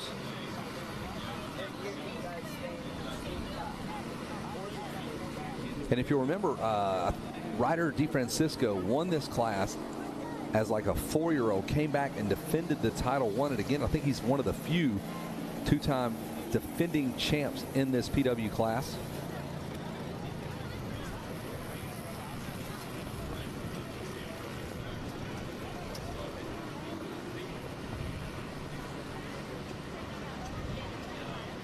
As we get ready to close out day number 1 at Loretta Lynn's. Wes, I just got back. I need you to pay attention. I just got back from Vintage Motorcycle Days at Mid-Ohio. 40,000 people were at that event for 4 days. 40,000 at Mid-Ohio. We had motocross. Look at these little guys here. I love what's happening here. That is where friendships are made and broken right there. We had motocross, trials, hair scrambles, road racing, flat track, all going at the same time, swap meet. Literally 40,000 people a day up at Mid-Ohio. I think the swap meet would be it's incredible. Pretty epic to go with. If there's anything you need, it is there. Every possible, from an OSA, Bull Taco, Rotax motor, whatever, it is there at that swap meet. It's a super fun time. The AMA puts it on. Mike Pelletier, Mike Burkeen, the whole crew shuts down the AMA office. They all go run this race. It's wild. It is the wildest thing you've ever seen, and the AMA's putting it on. I got to check it out. You do. I need a second announcer, so I may have to get you in up there. I announce all the days, all the podiums, and it is a long day. It's fun as crap watching these guys race. The bikes it's so fun to watch these old motorcycles, all the way up from Pentons, Bull Tacos, Osas, hundreds and hundreds of them. All the while we're racing moto, then you got hair scrambles going on over here, road racing. It's all just racing all over the place. And they all end up on a podium, and you got to talk to them. Yes, and I got to call the racing. All day, 3 days. How are you calling a I don't know. race? I cannot do that. That's 30 minutes away, thankfully. But all 4 disciplines, the rest of them are on site at the Mid-Ohio Sports Complex. They're out of room. It's the biggest race you've never heard of is what I say. Like nobody's. No, I saw you post a picture of what was going on there. And it's outrageous. Wow. It is outrageous. You need to pack all those people up and bring them over here. Well, Rodney Carrier is here. He raced there. Now he's here on his Mako. I saw that. That is a pristine Mako, and he's a headhunter at the Vintage Motorcycle Days. VMD put on by the AMA. Highly recommend you check it out. Put it on your list. It's just before this event. Casey Cochran's one of the few guys that I've seen that I actually know. He races it on the vintage bike and then comes right over here. His dad's got a ton of vintage bikes. The whole family's there. Then he would come here and race. Well, I definitely would like to get the invite to come and assist you with that. I told Mike Pelletier I need some help, so I'll come in. I need you. You know me. Look at that. Look at the high fives here, man. You love to see it. Yep. High-fiving little guys out there. We need Jeff Herrick to the MX Sports office, please. Jeff Herrick, please report to the MX Sports. Look at that. That is so cool, giving high fives to all the little dudes. And the cool thing is you see those guys are in the shade right now. Yes, they've covered that up. It's nice and cool. Well, it's as cool as possible. That might be my favorite image I've seen so far. Well done, older kids. These are the seniors. Yeah, take notes. Kids. Take notes. These are the guys, the stars of tomorrow. Building the legacy. Camaraderie. Look at that. The 94 taking his time, getting all the handshakes in. It's Travis Pastrana, the 50 world, no handshake left behind. There's the number 11, giving all, man, 64, you're my guy. 64 last name Taylor. I like that kid. Fitch is over there. Yeah, he's in there. Better watch that little Fitch, though. He is something. Kevin, I know that dude. That little guy, yeah. Look at that 96. He's got a fan for everybody. He's got a little electric fan. And gate is full. The stars of tomorrow. The PW class, man, this bike is so. It's the Toyota Tundra of motorcycles. It keeps its value. You can buy a 10-year-old PW for $700, race it for 3 years, sell it for $685. Where is Knox Ray? Is Knox Ray out there? I have no idea. No, he's eating ice cream. I asked him, why don't you race it? He goes, I didn't qualify. Well, then enjoy your week, buddy. Come up here. JP Patterson did not get the boy qualified. She knows she's a champion here. Oh, okay. Keep that boy in here next time. You got a track, man. Ice cream. You got all the tools. I'm here to eat ice cream. All right, so we smooth this racetrack up. It's the only time we will really smooth things out for these little P-dubs as Wes Kane is continuing to check his phone. I need you all in on this. I need you to focus with me. Are you with me? I am in. All right. 100%. Good job, man. Your ADD kicking in just a little bit. Or maybe your Alzheimer's. I don't know. It's getting older. Here we go. The gate is locked and loaded out there. The best in the business are out here. The stockified class, Buddy Antonez calls them. The headhunters. Who's he going to be? I don't know. Look at that. The elbows are up, heads are down. So, hey, these guys are, you might say these are the real true mini warriors out there. Dude, no doubt. This track is treacherous on a little PW. Can he get it from the inside of my little man with the red gear? He's going to grab it. Donnie Luce is happy right now. Yeah, he's going to pay out a lot of money right now. They are undefeated in this class. That's Donnie Luce says, I've got this one covered. I think we're good. I know where I've got to be. I've got to be on the podium for this one. Noah Fort is your whole shot. Noah Fort, Alex Fort, they're out of North Carolina. They are a wild bunch over there. His dad's a roofer. Oh, just boy. like Yannick's old man, they are roofing the world over there. Couple little riders going down. We got them all scooped back up. They're all made out of cartilage. No bone formed yet on these little bodies. They're like they're like Stretch Armstrong. They'll stretch them out. Mr. Plastic Bubble Elastic. Yeah. Fort has slipped back a spot, I think, but there's a couple of kids with red gear, and they look very similar. They're all on the same bike. Fort is the number 40. His old man Alex Fort is going wild right now. I think we figured out that these bikes put out just shy of 3 horsepower. So when James Stewart came here, what horsepower was he putting out? As much as he could, at all 3 of them. I think that bike is still hanging up. It should somewhere. Be. That's a piece of history there. It got him started. Yeah. That right there, that bike, I know is hanging up somewhere down there in Winter Garden, Florida. Man, there's a great podcast that Brett Smith did. We Went Fast. He talked about how this whole thing started, the PW craze, when Yamaha didn't expect to sell much, and it blew up, and they kind of made fun of them for even going after this market, the PWs, and man, how many years? 40 years later, yeah, that's exactly. Your entry. Now you got the electric bike, you can get that, but if you really want to get up in there and get in there, the P-Dub, it never goes out. It's a great bike. Got the little turf tires, the little rubber pegs. It's got a worm gear, so there's no chain. Very easy to work on. It's oil injected. Very easy. Throw it in the trunk. Yep. Hey, Pop Ferry, he said, I'm going at it one more time. I just bought my little grandson a P-Dub. One more time. One more shot at the title. Timmy did it. They're doing Evan. Evan's out there. He goes, I got to have me a rider. He still want to give me a hard card. So I'm going in with my own program. My little grandson and me, we're doing it. Pop's Ferry back at it. Yeah. You're going to throw that bike in that F-250, and he'll be at Dade City next Saturday night. Getting kicked out by Randy Yoho. And here we go. Watch the P-Dubs now. Noah Fort going to be checking in. They're back at Storyland. And watch them now through that sand sweeper as they buzz the tower, Kevin. Look at that. They are side by side, Wes. So, Kevin, they're getting away from the rest of the field. The top two are getting away from the rest of the field out there. They're starting to get some real estate between them. And here they go.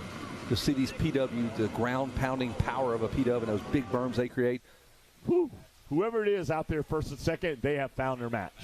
I think it's Fort and Bradshaw, but I don't know who's who. Now, is that Ken and Zach? Could that Zach be Bradshaw? Zach Bradshaw's son? I don't know. That's Brody Langdon. I'll take it back. He's 14, and Wyatt Tedesco. That's an interesting name. Not too many Tedescos you see running around out there. Second place rider goes down. One of them has gone down. Oh, Fort. Boy. Nope. Fort now. Kept it running. Third. Let's see if he can reel him in. There's Fort coming in the picture now. Grabs that clutch and just starts clicking off gear. No, he doesn't. No, he doesn't. No, it's a and that thing just takes off. There you go. That's Kevin happening. Windham over here got that. Kevin Windham came in just the right time. He's like, Yes, it is what you think it is, sir. And now the lead is all, I can't make out the tiny plates, man. They got the wrong guys announcing this. They need 20-something-year-old Mikey Wayans, 30-something or whatever, with his good eyes, because us 58,000-year-old men trying to read these tiny little number plates is I got it right there. Number 14, there's Brody Langdon. Terrible. Out front. Langdon, Wyatt Tedesco in second. Noah Fort in third. Jackson Boyd in fourth. Braden Burlew in the top 5. Lucas Bradshaw 6. Easton Conway 7. Braden Tilley 8. Rivers Rice. I like that name, Rivers Rice. That is cool. And 9th, Owen Weiss in the top 10. He's Kendra Barry Weiss. Got that bike in a storage unit buyout. And he also says, take this kid racing. Kendra Walt Weiss, the Braves first base coach. What about Parker Drew Bledsoe out there running? Great. Well, And then you got Hudson Kevin Bacon in the number 13 spot. Going to shoot him right out of a cannon. That's Cannon Cole in 14th. Mason just got back from Vegas. That's Mason Wager. Weston, I love those 22-inch Mims. 17th is Cameron.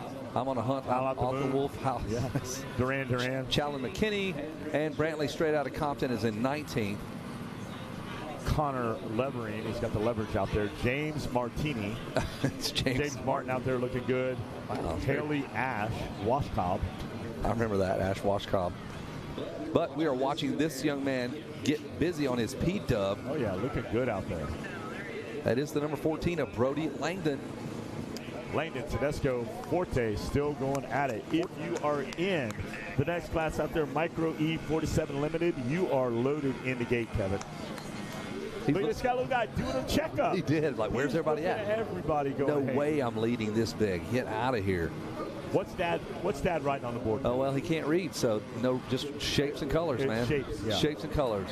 So they're back there. They had to let the finger paint. They had to let the finger paint go. I'll do this. Thumbs up. Go faster, like the thumb, the throttle symbol. I think you got to keep it basic over there. Don't make a 6-year-old overthink. Yeah, that's 4 to 6. Yes. Now, as we get older, they start learning how to read a few key words here. Or like they might know go. Or it's like when Ryder D won his title in that beat-up. He just stood there.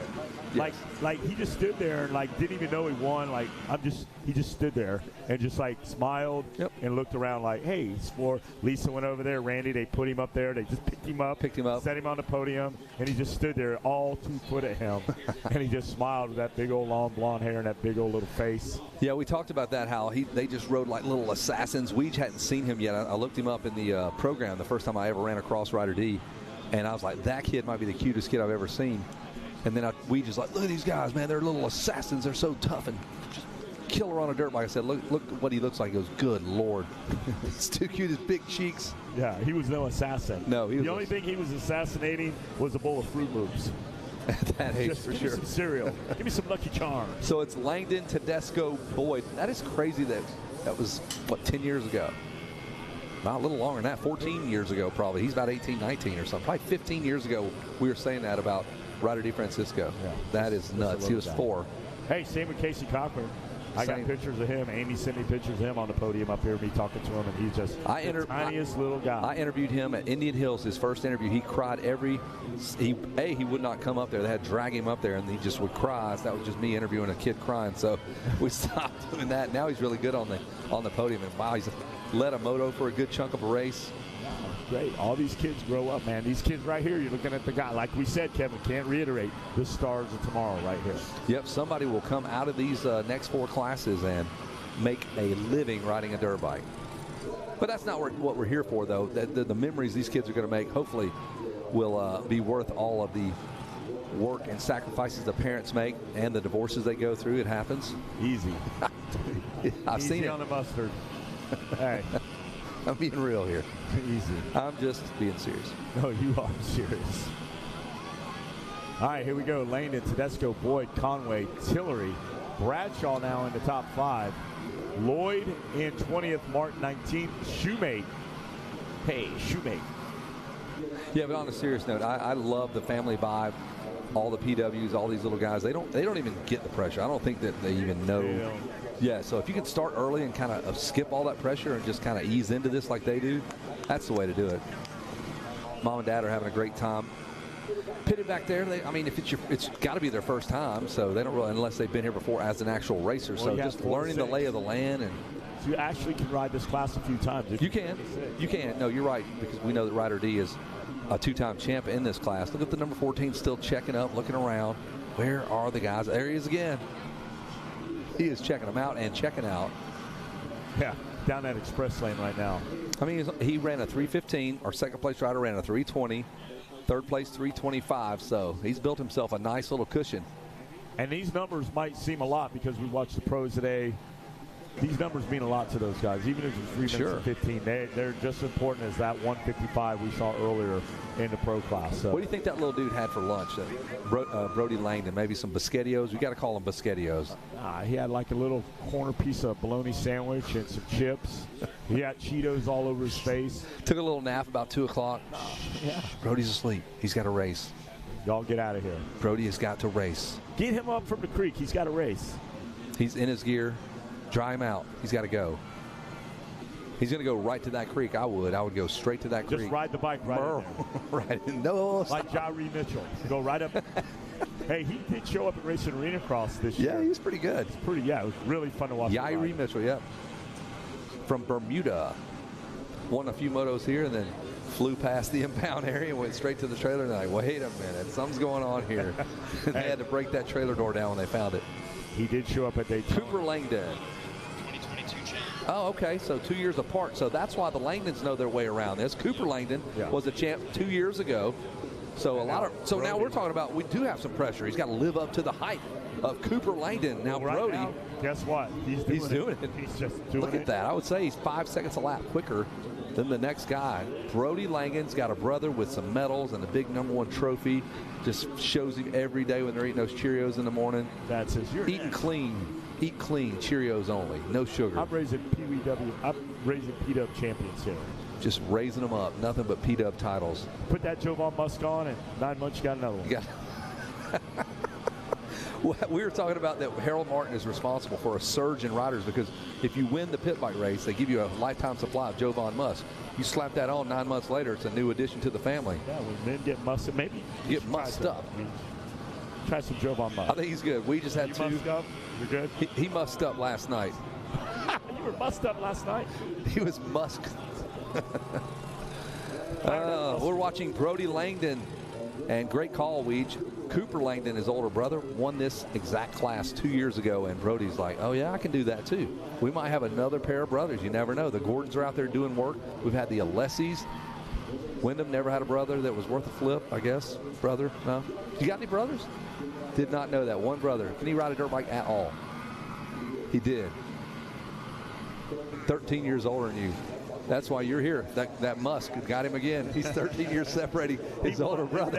His dad won the Musk, and there's Kevin Wyndham 9 months later. All right, we got Langdon still out front. Tedesco, Conway, Boyd, Bradshaw, 1 through 5. Rice, Cole, Burlew, Compton, 6 through 10th, and then Bledsoe in 11th. Mims, 12th. Major wager in 13th. Brassey, Martin Lloyd, McKenzie, Wolf, Carnes, and Levering all out there. We've got almost 3 minutes left in this one as these guys out there. Yeah. There's Weston Fry. Noah Fort had some issues, dropped way back to 22nd out there. So I think we're going to see the white flag this time around, Wes, as our leader has gotten close. The flagger has given these guys a little encouragement. They'd love to see it. Those flaggers, man, shout out to those guys. They have been out there in that scorching sun, keeping these riders safe all day. And big thanks to those guys.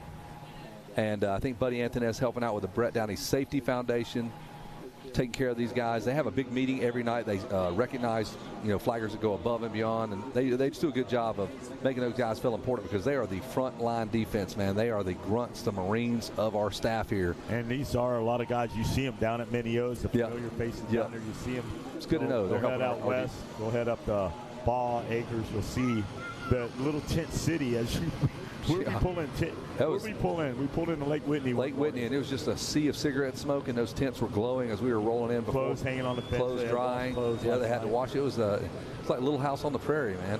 As we rolled in, Flagler City, man, they paid them in Pall Malls and kept them going, man. Dog the bounty hunter. Oh, yes. Still alive, man. Still kicking. Guy's a legend. Riding a four-wheeler somewhere in Texas. We're Tedesco out front. Still watching these guys do some work out there. What did Tedesco has flip-flop with Brody Langdon? What the heck happened? Brody must have had a off-track excursion. He had ran a 3:26 as I'm running my mouth. Didn't see it, didn't catch it on the camera, but so there's Tedesco now showing out front of Brody Langdon. I mean, it's Tedesco, Langdon, Conway, Boyd. There's Cannon, Cole, Lucas Bradshaw, Brantley, Compton in the top 6. A couple of notables down there. You got Fort back in 22nd, Fry 23rd, Burley 24th, Shoemate 25th, McKinney 26th, Lopez, Middleton, and Vaughn 27th, 28th, 29th, and 30th. But these guys, they're all champions. They all made it here. They weathered the storm. The qualification boxes were checked, and they made the gate. Boom. Kevin Wyndham has almost left the building. He's on his way out. He's watched a bunch of motos. Appreciate you being in the tower. He was scamming some AC. We understand your ploy. We all know we're smart about it. But you were good, though. You're good. You are welcome anytime. He's a Grand Marshal. He should be. He is. He's the Grand Poobah. Anything goes. K-Dub is the man. Yeah, so the white flag lap, it is the white flag. And, man, Tedesco, what happened to Brody Langdon? He's back up on the racetrack. But something happened on that lap, unfortunately.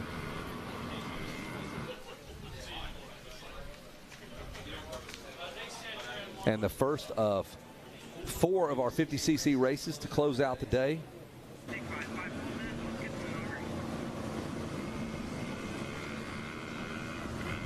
Give me a hand, buddy. Yep, there you go. Help. Oh, it's been a long day.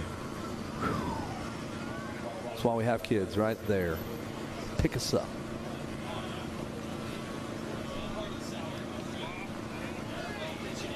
All right, steady at it there. There's Martinez. Jameson Martinez back in 33rd. Casey Corcoran out there. Noah Fort. No, we're going to let that go right there. Fort still in the 20th position out there. And here comes your leader right there. Through that same I don't know what's going on. I can't. We're watching close. That's the 81 of Tedesco. So Tedesco is going to get the checker flag and the Moto win. How about it? Great job out there, Tedesco. Now it's showing Brody Langdon. I don't know. Zach Heron, you figure it out, buddy. That's the 81. 81 is Wyatt Tedesco. He's getting big hugs over there. Loganaker. Ed Loganaker back there helping those guys out. There's the 24. There is the 14. So he did come through in the number 2 spot. Going to push his little motorcycle. Look at that. Trick little red rims, trick frame. Man, they went all out. Red and blue frame there, red rims, red gear. He says put it on a podium. Roll this thing. I know where I'm going. There he goes. He says little jet on his butt patch. You see that? Yeah, he is. Yeah, he hit the afterburners. There's Langdon getting to go ahead over there. I think he just came back from the Netherlands, too, in that the Nations Junior Championship over there. Cernic huddles up all these little hot shoes and takes them over there. That's really cool. So it was Tedesco, Langdon, Conway, Boyd, and Cole rounding out your top 5 as we wrap up the Micro 4-6 Shaft Drive Limited. We'll shut this thing down up top and toss it down to the podium and hear a word from Wyatt Tedesco.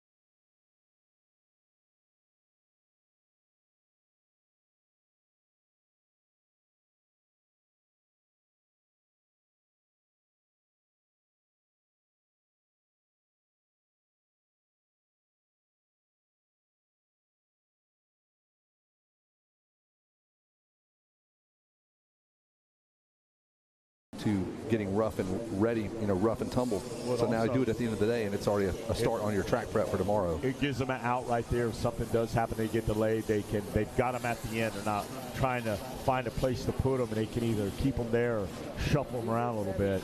But Boone Lloyd out front. Boone Lloyd from Bedford, Virginia.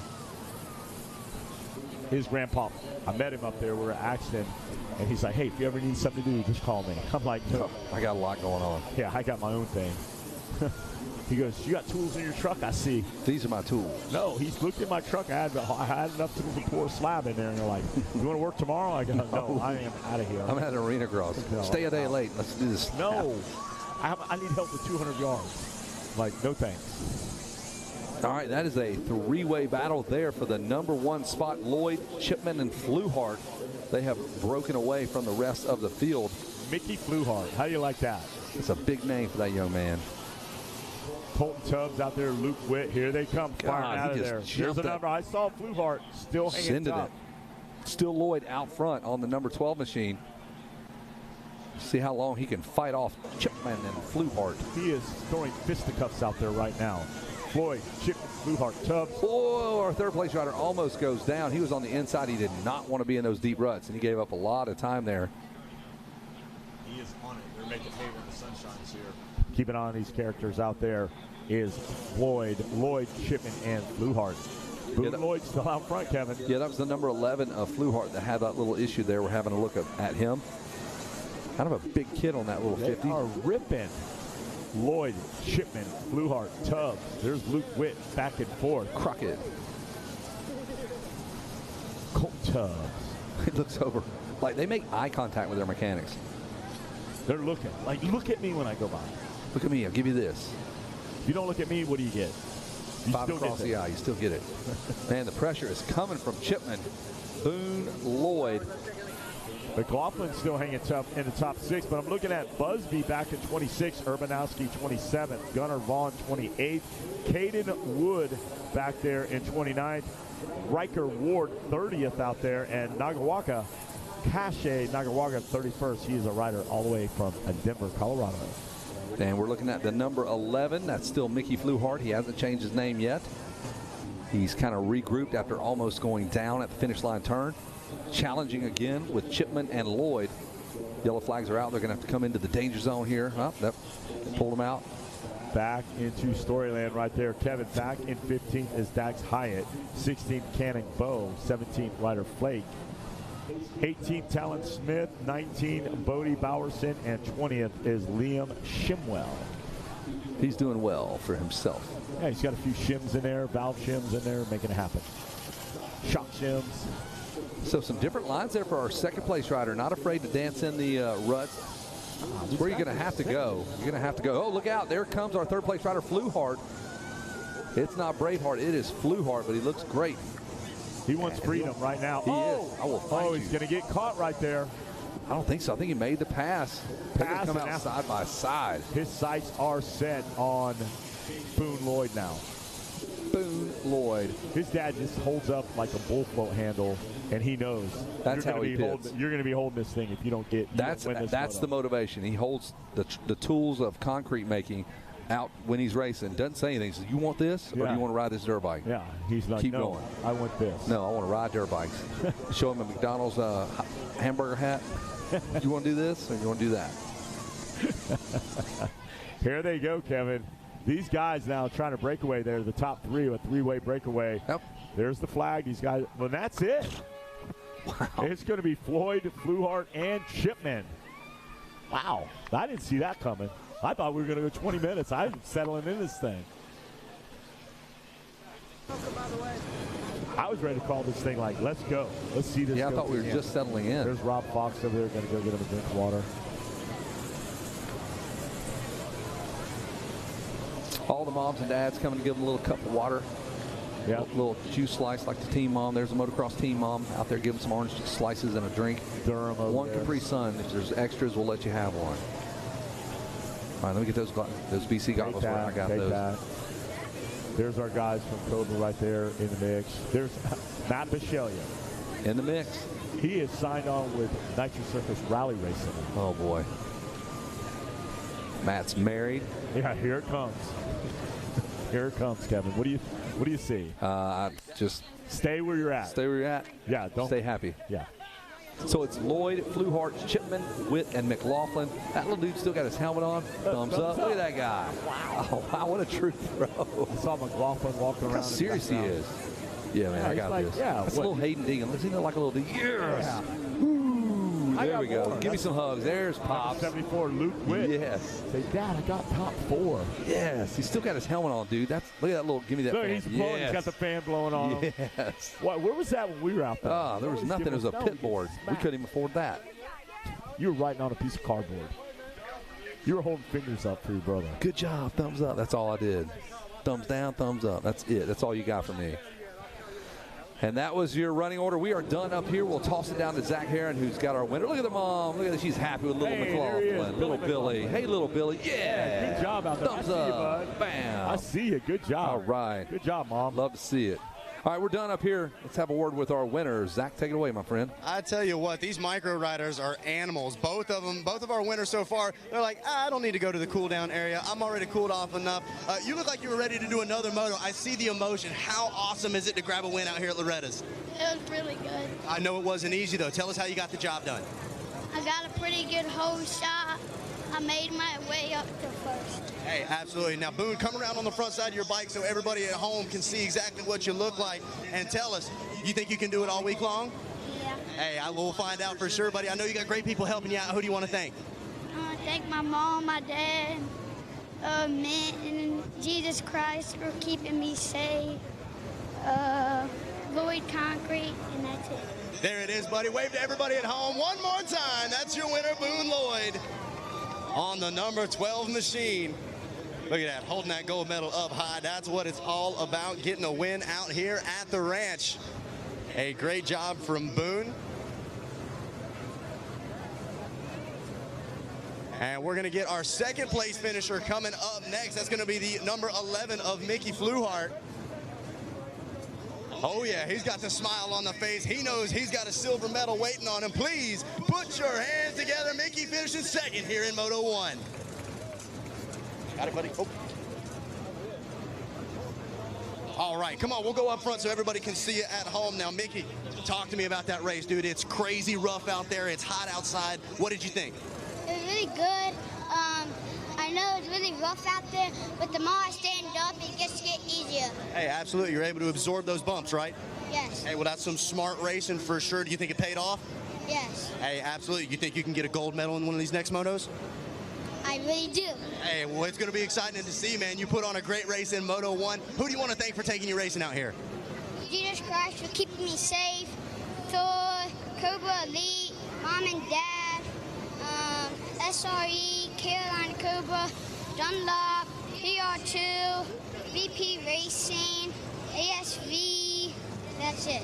There it is, guys. One more time. Make a little noise for him. Mickey Fluhart grabbing second in class here in the Micro E. And coming up next, we've got the number 38 machine. Dylan Chipman rounding out the podium. Let's make a little noise for him. Dylan taking a little sip of the water. Gonna put that medal on, show that thing off for everybody. Props up the Thor bottle, absolutely. Yeah, there we go. Brands out, absolutely. Hold that thing up high, guys. One more time, a round of applause for him. The big thumbs up. Now, Dylan, talk to me. I know it didn't come easy. How did you get the job done? How'd you get up here on the podium? I got a good start, past everybody, got up to third, and rode a good race from there. Hey, absolutely, man. You rode a solid race for sure. Didn't make a lot of mistakes, did you? No. Hey, well, that pays off for you. You get up on the podium. Who do you want to thank for going racing out here at Loretta's? My mom, my dad, Cobra, Thor, BC, everybody who helped me get here, and God. There it is. One more time, rounding out the podium, the number 38 of Dylan Chipman. And we're also going to celebrate with the number 74 of Luke Witt, your Whole Shot Award winner. Great ride first around the first turn. Come up front, buddy. Hold that thing up high. Give him a round of applause. Luke, man, you got the smile on your face. It feels so good grabbing that whole shot, doesn't it? Yeah, Hey, absolutely. Tell us about the rest of your race. How was it? it was good. I did a 180 before the sand, got back up, charged, and did my best. Hey, absolutely. That's what it's all about. Did you have fun? Yeah, Hey, that's really what it's all about, man. You grabbed that whole shot award. Who do you want to thank for going racing? RMX Academy, Riley, Caleb, AOT, Flow Vision, Game Mode, ASV, Amateur MX, the Lord for keeping me safe, my mom, my dad, my grandma, Rocky, and everybody else. Thanks so much. There it is, guys. One more time, a round of applause. That's going to do it for the Micro E podium. Back to you guys. We got him out here. It's going to be race 39, Micro 2, 4-6 limited. And I've got the number 11, Connie Polson out there. And the number 12, Bryson Smith. 13, Aribula Bergslager out there. Bergstaller. There you number go. 14, Luca Ake. 16 is going to be Marshall Blankenship. 17, Jasper Collins. 18, Riker Collins. Number 19, Blaze Ananoic. 27, Ozzy Jr. Barberi. 22, Hudson Hint. Number 23 of Julian Algmar. 26, Caden Swartberger. And the 29, Max Myers. 31, Maverick Chan. 33, Kason Craddock. 34 is Robert Fender. The 38, Weston Wellington. The 44 of Ryder Clark. The 45 of Atticus Ambrosia. And the 47 of Ryder Corbin. Yep, next up we got the 48 of Daxton Sweeten, Luke Baggett on the 51, Trey Geary on the 55, Levi Morrell 56, Edwin Miller 57, Carson Fritsch 59, Maverick Novak 62, Avery Frederick 66, Oakley Mullins 67, Rowdy Keelan, another Keelan West on the 71, Huxley Fridgen 76, Connor Berglin 77, Archer Mars 79, Kai Kunin 86 is Jackson Kopkick, Grayson Jameson 88, Weldon Young 91, Ryden Williams 92, Jay Smith 93, Henry Perkins 94, Lincoln Champagne 96, and Ezra Armbruster rounds out our field here in Micro 2, 4-6 limited. And here they go, Kevin. Riders out there. My man got tough break for that young man out there. Direct hit there. I think he's going to be okay. Little man took a little shot from that guy from behind. And he is still trying to get it sorted out. Not how you want to end up on this. I believe we're still on sight lap right now.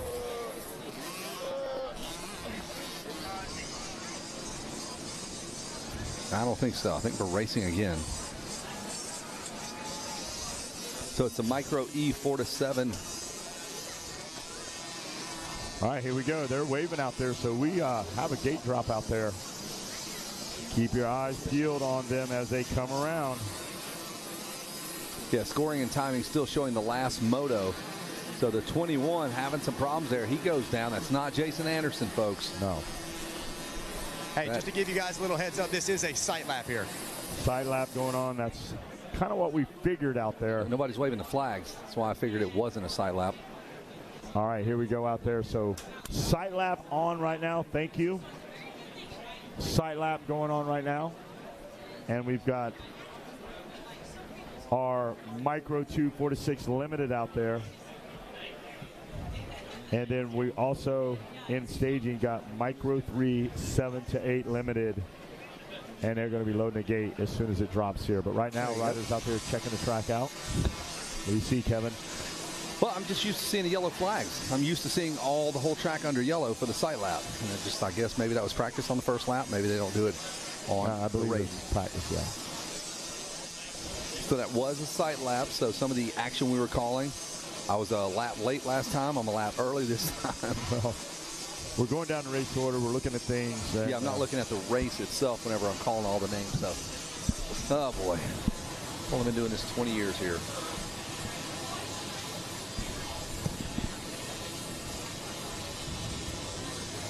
Wes is on his phone feverishly. I need you to focus. Yeah, I got Sean Smith calling in and said, hey, pay attention to what's happening out there. I said I thought it was a side lap, but then somebody whispered in here that it was a gate drop, so I'm just going with what I got right here. Terrible. That is the worst. Back to back, we've messed that up, Wes.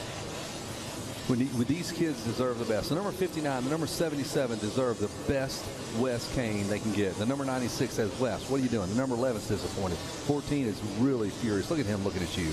Coming in hot. We're going to lock and load them in the gate. We're going to drop them out.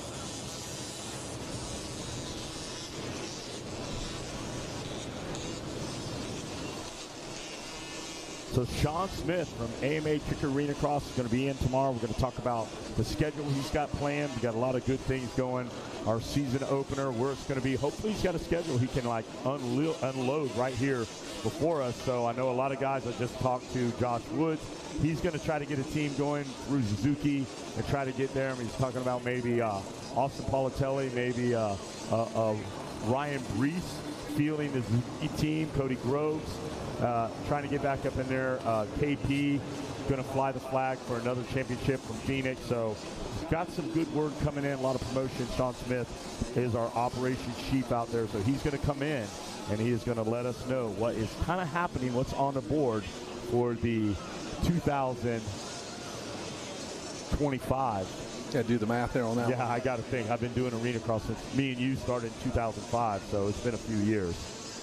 All right. Let's try to tighten this thing up a little bit. Our apologies. We were busy calling out the names of the riders.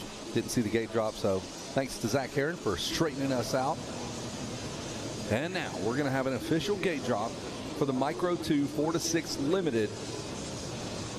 These little guys have waited all day long to ride their dirt bike. Watch that, Kevin. Watch that number 12 from Canyon, Texas. You saw his brother, Beckham Smith, out there. This guy just decided, hey, last year I'm going to start racing. And the number 12, Bryson Smith, he's really fast. Really, really good job. Not taking nothing from everybody. Everybody on this gate is super fast. But we're going to see if that young man from Texas can rise to the occasion. The best of the business are right here at Micro E 4-6 Limited. The best 42 riders. Riker Fitch down there. Let's see what he can do. Let's see what all of them can do. There's going to be a kid that we didn't see on our radar. Never. He's going to show up and drop the hammer.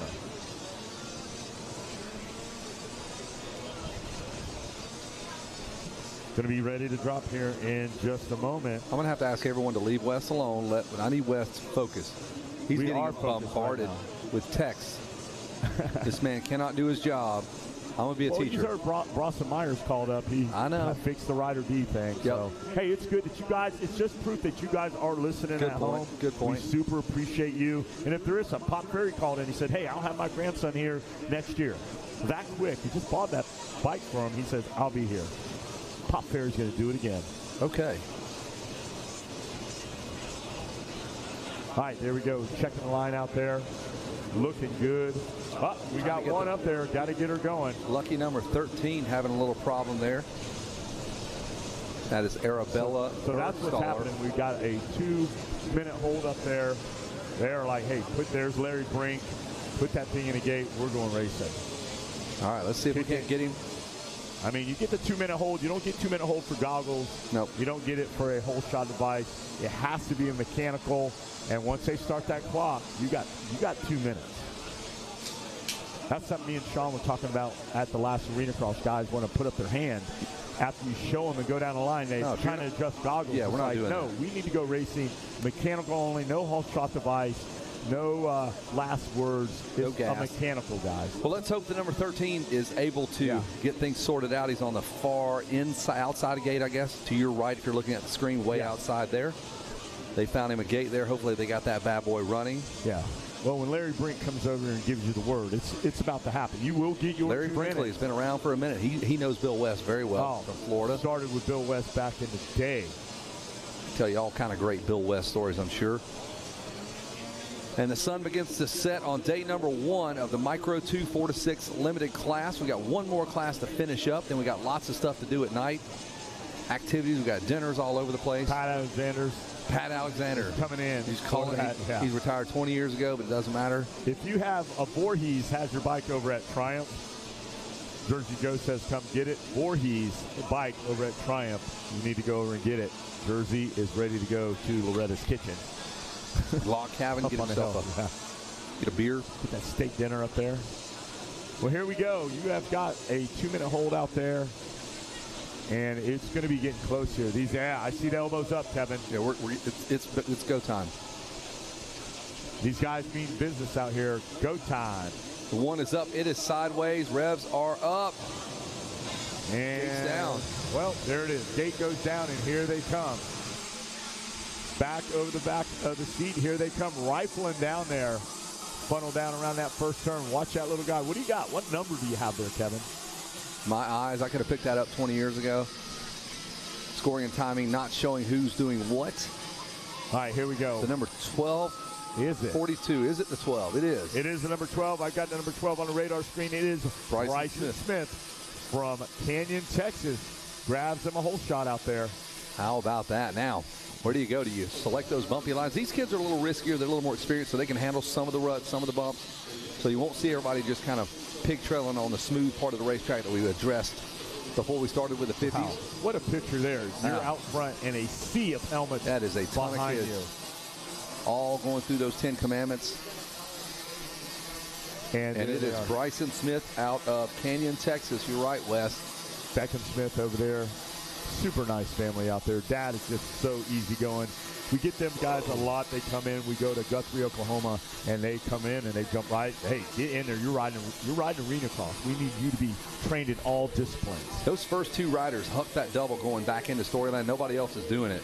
Here they go. And that's going to spread it out. That's going to make it really easy. Who's in our number 2 spot, Wes? I don't know. He's good, though. We're trying to get a lock on some of these guys. They're going to come through. We'll definitely have the rundown when they come through the finish line over there.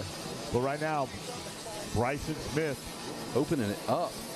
We're going to bust this big old table full here. Send, Kevin. Full send. He has got it for the crowd. He's doing it for the ladies. The number 12. There he is through the sand section. He looks great. Second place rider.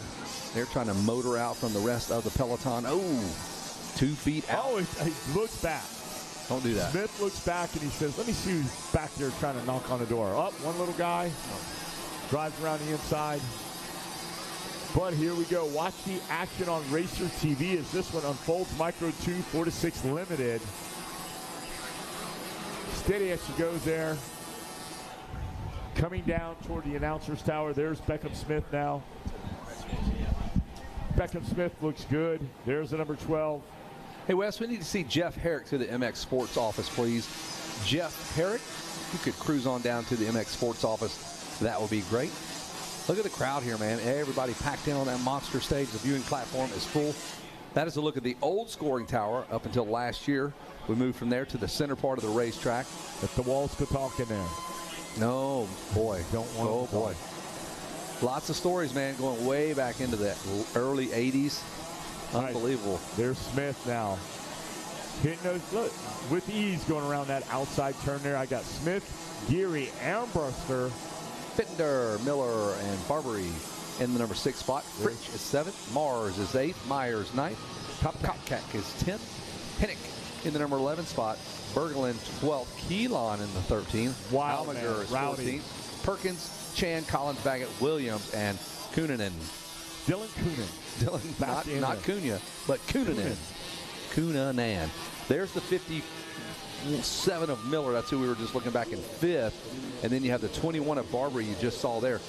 And it's not as dark as that image may appear. No, it's not. It's very daylight right now. That's just. I wish it was kind of that overcast. That'd be great. There's the number 12 of Smith, and he has got company. I thought they were kind of pulling away, but some kids have made their way up and to him, and they will make contact. Armbruster, no stranger to the game. He does the whole circuit. I don't know if you got to see him up at Mammoth or not, but he is. No, we don't have. We only have 150 class at Mammoth. The bikes just won't make it up the hill. Yeah, with the air and. I think we have the big 7-8 class. That's about it. Armbruster hits about every one of these amateur nationals majors that they lay out here in MX Sports, and he is all over the place. So with the Smith family. So there is the number 97 of Armbruster. You were just talking about him, and then you have Fender just behind him. Funny story about Mammoth. The way that track was built, it went as high up the hill as a 125. They would run up a 125 as far as it would go, and then wherever it died, that's where he made the turn to come back down the hill. Don Drake Don Rake, 98 years old, created that event and told me that this year. He goes, we just go as high up that hill as the 125 would take you. We'd mark it. That's where we did our turn, come right back down the hill, man. A lot of history. The longest running amateur national in America that's been around for a long time. Hey, I need you to run up that hill and hope for the best. Yeah, it's a state park, man. Cannot recommend that race enough. It is gorgeous. You're 30 minutes from Yosemite. The entrance to Yosemite is 30 minutes from where we do this race at on the mountain. Amazing. We get done every day about 4 o'clock, so you get to go take the gondola up to Ski Mountain, or you can go ride a mountain bike, or you can go to Yosemite. Unbelievable. So much to do at Mammoth. I see what I do see, and it is believable right now. 3 riders left and right are working on Smith as they come through that sand sweeper. Geary, and there's your boy Armbruster. Yep, Armbruster now flexing them arms. His big old grandpa comes in there. Yeah, he's a big guy. And you have Geary right there in tow. That's Armbruster on the 97. Geary is on that white and blue gear in second. So Armbruster trying to flex up on these boys. Keep an eye on Fender, Miller, Barbary, Fritch, and Mars out there. Yep. Still in the top 10, Myers and Copcat. Hinnick, Berglund, Keelan, Armour, Perkins, Chan, Collins. Oh, and there he goes. Woo! Makes a slide move, Kevin. But they're side by side, and Geary did not give it up. He just grabbed more gas as soon as he saw the kid was coming up on him. So Geary fights off Armbruster. No, these guys right here, a little bit, they're getting the go-ahead. They're getting the coaching. They're getting what it takes. You don't give up. You see him coming, you hold that throttle. You got more gas, give it. Yeah. Here we go into the 10 Commandments with Smith, Geary, and Armbruster. That is exactly who you're seeing here. And the challenge coming from the 97, it looked like he had the pass done, and Geary said, not so quick. Smith better get on that trusty steed and keep riding all the way from Texas down I-40 up 287 to Wichita Falls. You better look out, because they are coming. Any miscue by our leader, and these two are ready to capitalize on it. They are right there. The flaggers are on the scene. Great job by our flagging staff. Second to none out there. The best in the business. There's the 79 of Armbruster out there looking good. Smith holding off Geary. I think that was Myers. Our leaders have already come through that section. You're looking at the 79 of Myers. So giving these kids some love back in the back of the field. There's the 21. Barbary. There you go, Barbary. And then right behind him, who do you got, Wes? I got Fitch, looks like 59. Myers, Mars, and Hinnick in the top 10. They're all right there. You can see them in 10 Commandments. Chan, Keelan, Perkins, Baggett, Copcat, Almarger, Williams, Swartfarger, and Collins, and Champagne. They'll be popping some champagne here in a minute. Look at that three-way battle. Friday and Saturday is when that champagne gets popped down there. Boom! We got a great battle here. The number 12 of Smith has fought off Geary and Armbruster. Can Smith hear him back there barking? Absolutely he can. And no more looking around now. No, we're all business. We're looking forward. Eyes on the prize. My man on the yellow flag, he's cheering on these kids. I'm not sure if that's allowed. No. One thing, yeah, here we go. Watch Smith now works his way through that sand section. Man, Geary and Armbruster. What a great battle. Normally these things fall off. One kid will tip. Oh, no, what happened to the number 12? The bike gave up. No. Oh, unbelievable for the 12 of Smith. He throws his hands up. It just died. Oh, Bryson Smith's machine has expired just as he came through. And now new life for Geary and Armbruster. Yeah, they're like, what? No! It's a battle of attrition here. And now Geary will have it all to himself. Armbruster's able to get the bike up and running, just tuck the front in there. Just like that, Kevin. The dog days of summer. I don't know. You got Smith over there. Nope, there's the bike still off the track. Dad has hopped the fence and is refired. He did. He got that bike up and running. So no, that was the flagger that helped him get that thing fired up. He knows how to fire. He knows his way around a pit bike now, a mini bike. Wow. How many spots? We're going to see how many spots today. He had a big lead. He could still be in the top 5. Yeah, maybe. I don't know. There's the 55, and there's still new life for the 97 of Armbruster. He's right there. He's not that far behind. Wow, what a chain of events. Even, we've watched this in the pro. We've watched this in the minis.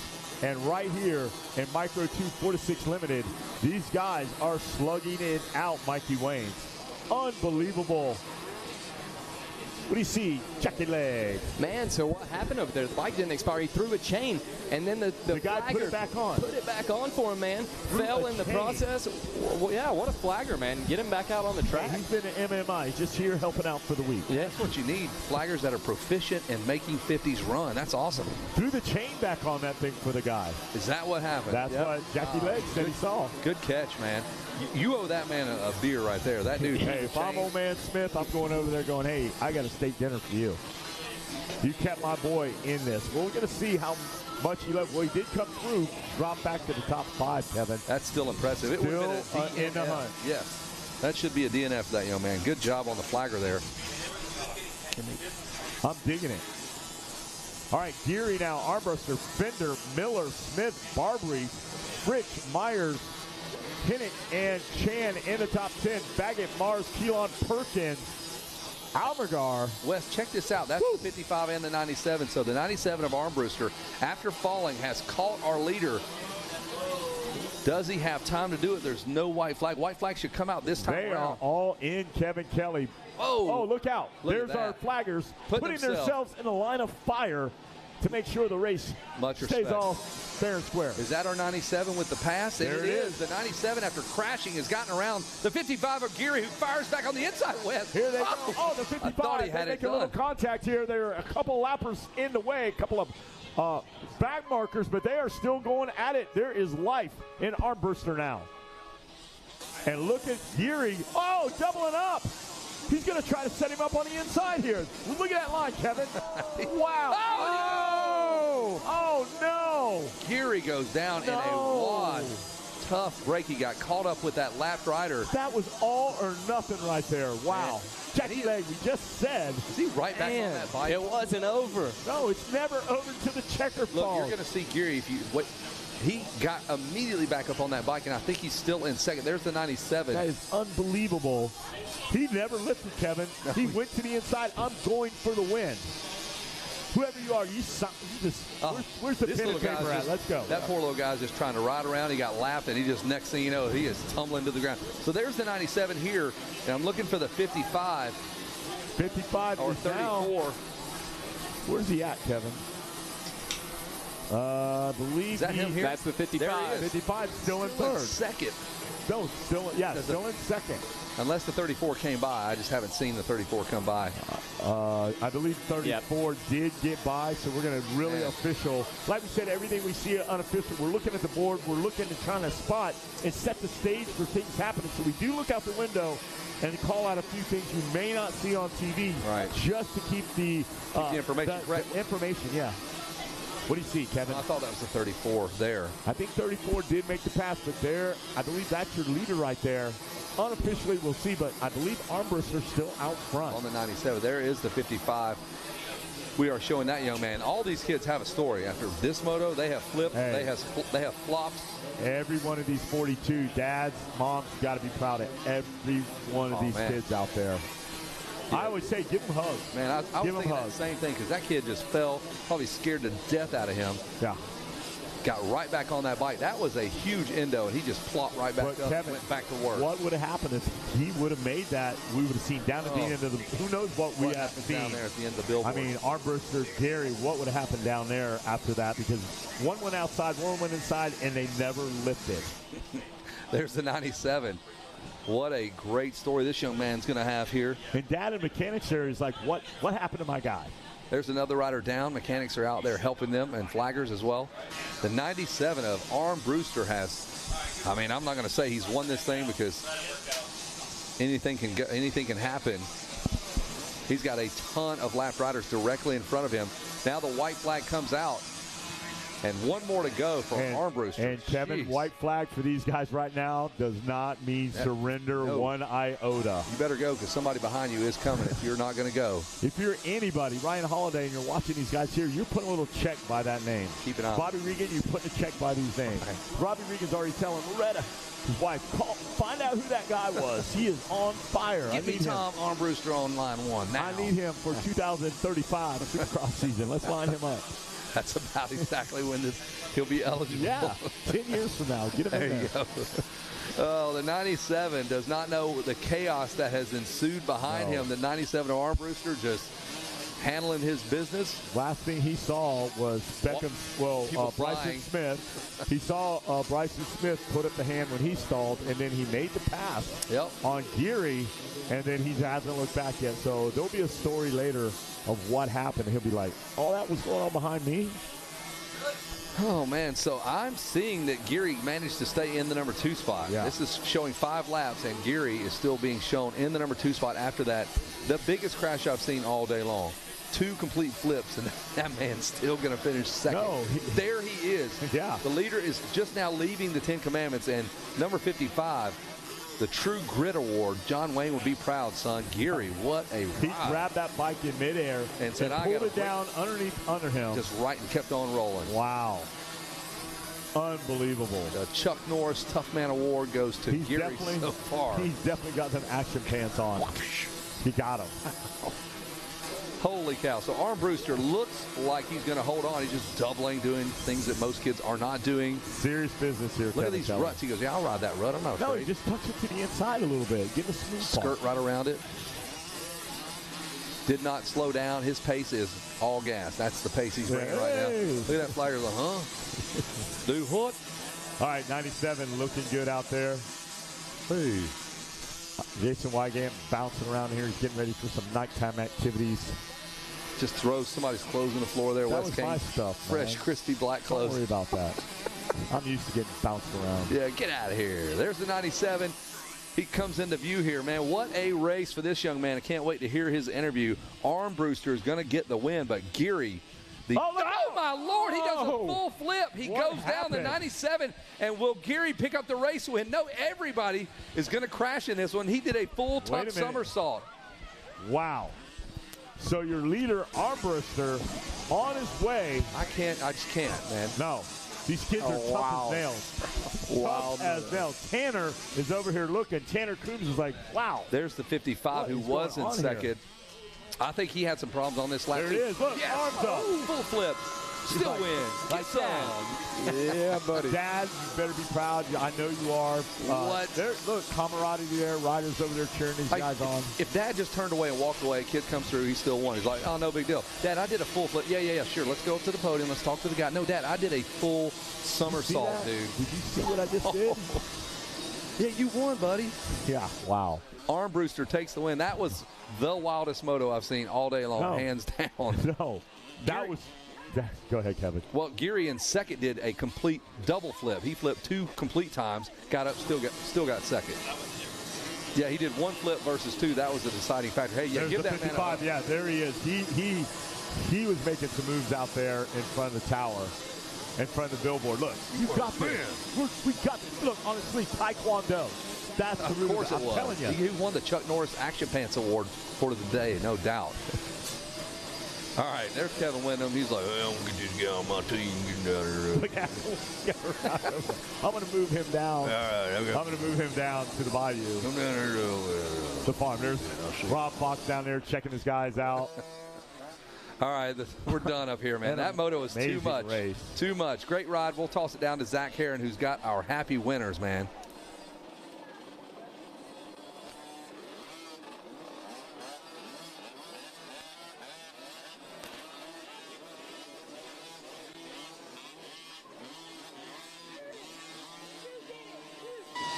All right, ladies and gentlemen, we are celebrating with your winner. At the top of the box, please help me welcome the number 97, Ezra Armbruster, to the podium. Dude, we knew you were fast as a motocross racer. Do you want a career as a freestyler too, man? You're pulling front flips there on the last lap. What happened? I tried to come into that stand too hot, and I just tucked my front end. Hey, but you picked it back up quick and you still grabbed the win, right? Yeah. Hey, absolutely. Take us through that moto, man. It was crazy out there. What was it like? It was really fun, super rough, super fun. The track is so fun right now. It's so good. You already looking forward to Moto 2? Yep. I bet so, buddy. Who do you want to thank for taking you racing? My mom and dad, Bill, Fast House, my friends, Grandma and Grandpa, Jesus Christ. money, ink, and that's all. There it is, man. Congratulations. Hold that medal up high one more time. Ezra Armbruster, your first Moto winner.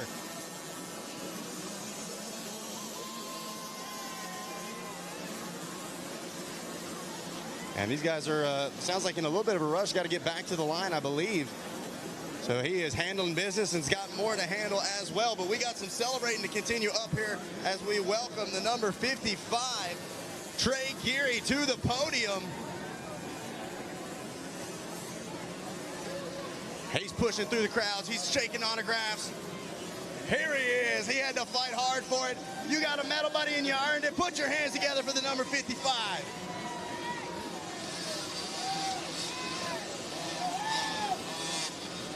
Look at that. Everybody high five. Oh, yeah, that's the sportsmanship that I love. All right, buddy, come up here and tell everybody at home how your race was. Dude, that was crazy. Talk about how hard it was. You crashed a couple of different times. You picked it back up, and you charged hard to the finish. How does it feel? Really good. What did you think about the track out there? It's pretty rough right now, right? Pretty rough, but I stayed up. Hey, absolutely, man. You made it count, and you walk away with a medal. How good does it feel to be holding one of those? So great. So great. I know you've been working hard at it, buddy, and I know you got a lot of people helping you out. Who do you want to thank for going racing? Mom and Dad, Sofa Brand, Flow Vision, Bees Moto Labs, and Torres Motorsports, Billy Abbey Motorsports, and Yucca Hills MX. Great job, buddy. Hold that medal up high one more time, guys. The number 55 of Trey Geary grabbing second here in Moto 1.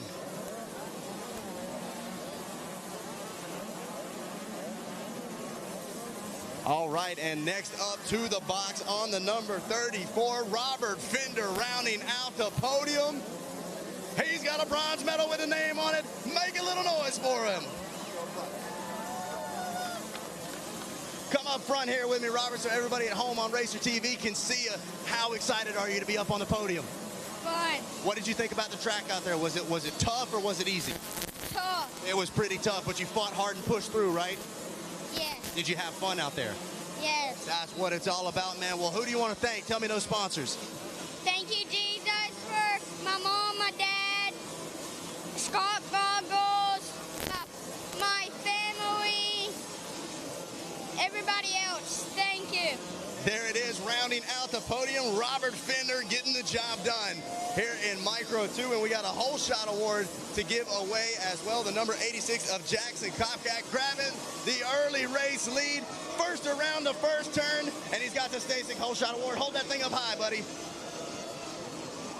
Hey, great job. How good did it feel to get that whole shot, dude? Good. So good. Did you have fun the rest of your moto? Yeah. Absolutely, buddy. Well, who do you want to thank for going racing? My mom, my dad, EMC, J-Cop Racing, Huxon, Fly, X-Brand, and everybody else. Good job, buddy. One more time, your whole shot award winner. That's going to do it for the Micro 2 podium. Back to you guys. All right, Zach Heron, a lot of fun down there. I could hear the emotion down there of these young riders. Final moto of the day, Kevin. We got Weege in here. We're going to jump in Micro 3, 7 to 8 limited. The number 7 of Talon Rogers, number 9 of Tate Brush, 11 of Carson Stevenson, the number 12 of Dakota Lee, the 13 of J.J. Baker, the 14 Connor Rodriguez, 15 Michael Hall, 16 Reed Brown, 17 ride of Lewis Hawk, 19 Nathan Tucker, the 20 of Dominic Steele, the 21 of Gunnar Lusk, 22 of Huxley Nolan, the 23 of J.R. Gianetti, 24 of Tucker Pavlovich, and the 27 of Charles Ord, 29, there he is, my buddy Levi Meyer, the 31 Hayden Ash, 32 of Brantley Tursky, 33 Sierra Bull, 34 of Jackson Morris, and the 36 ride of Evan Meyer. You also have the 37 of Christen Fahrenbruck. The 38 is Darren Comstra. 40 is Daxton Dinkfelt. Killed it 43 is Landon Kahn. Jarrett Titchener, number 44. Shannon Tarno, 51. Cameron Buckman, 53. Lincoln Huerta, number 55. Mikael Garcia, 58. Ethan Fisher, 59. Logan Slater, 71. Jet Rao, 72. Anthony Lozano, 77. Cruz Peterson, 81. Mason Wheeler, 86. Max Forrest, 87. Zyler Ottenone, 88. Deegan Muller, 96. Enzo Polska, 98. And Matthew Simoneau, number 99, as we are racing. Who got that whole shot, Wes Kane? I've got Jason Wygant over there peeping through the side with a binocular. Number 7. Aaron Plessinger in the lead there on that KTM. Wow. Wow. Looks just like it. It does. All right, well, here we go. Number 7 out front is Talon Rogers. That's a racer name right there. Talon Rogers. Well, when you see a single digit in these 50cc classes, that means a lot. You only get to run the single digit if you're in the top 10 a year ago. So that means top 10 against older riders. So you knew they had this circled on the calendar. Next year, we're coming back. When I'm a gigantic, huge 8-year-old. Watch out, he's got company toward the inside. He's got the number 9, another top 10 rider there of Tate Brush. So a couple of returning riders to the same class that were top 10 last year. That is impressive. Oh, we got a little pile up there at the corner after the 10 Commandments. They are full send right now. Yep. Watch them now as they head into Storyland.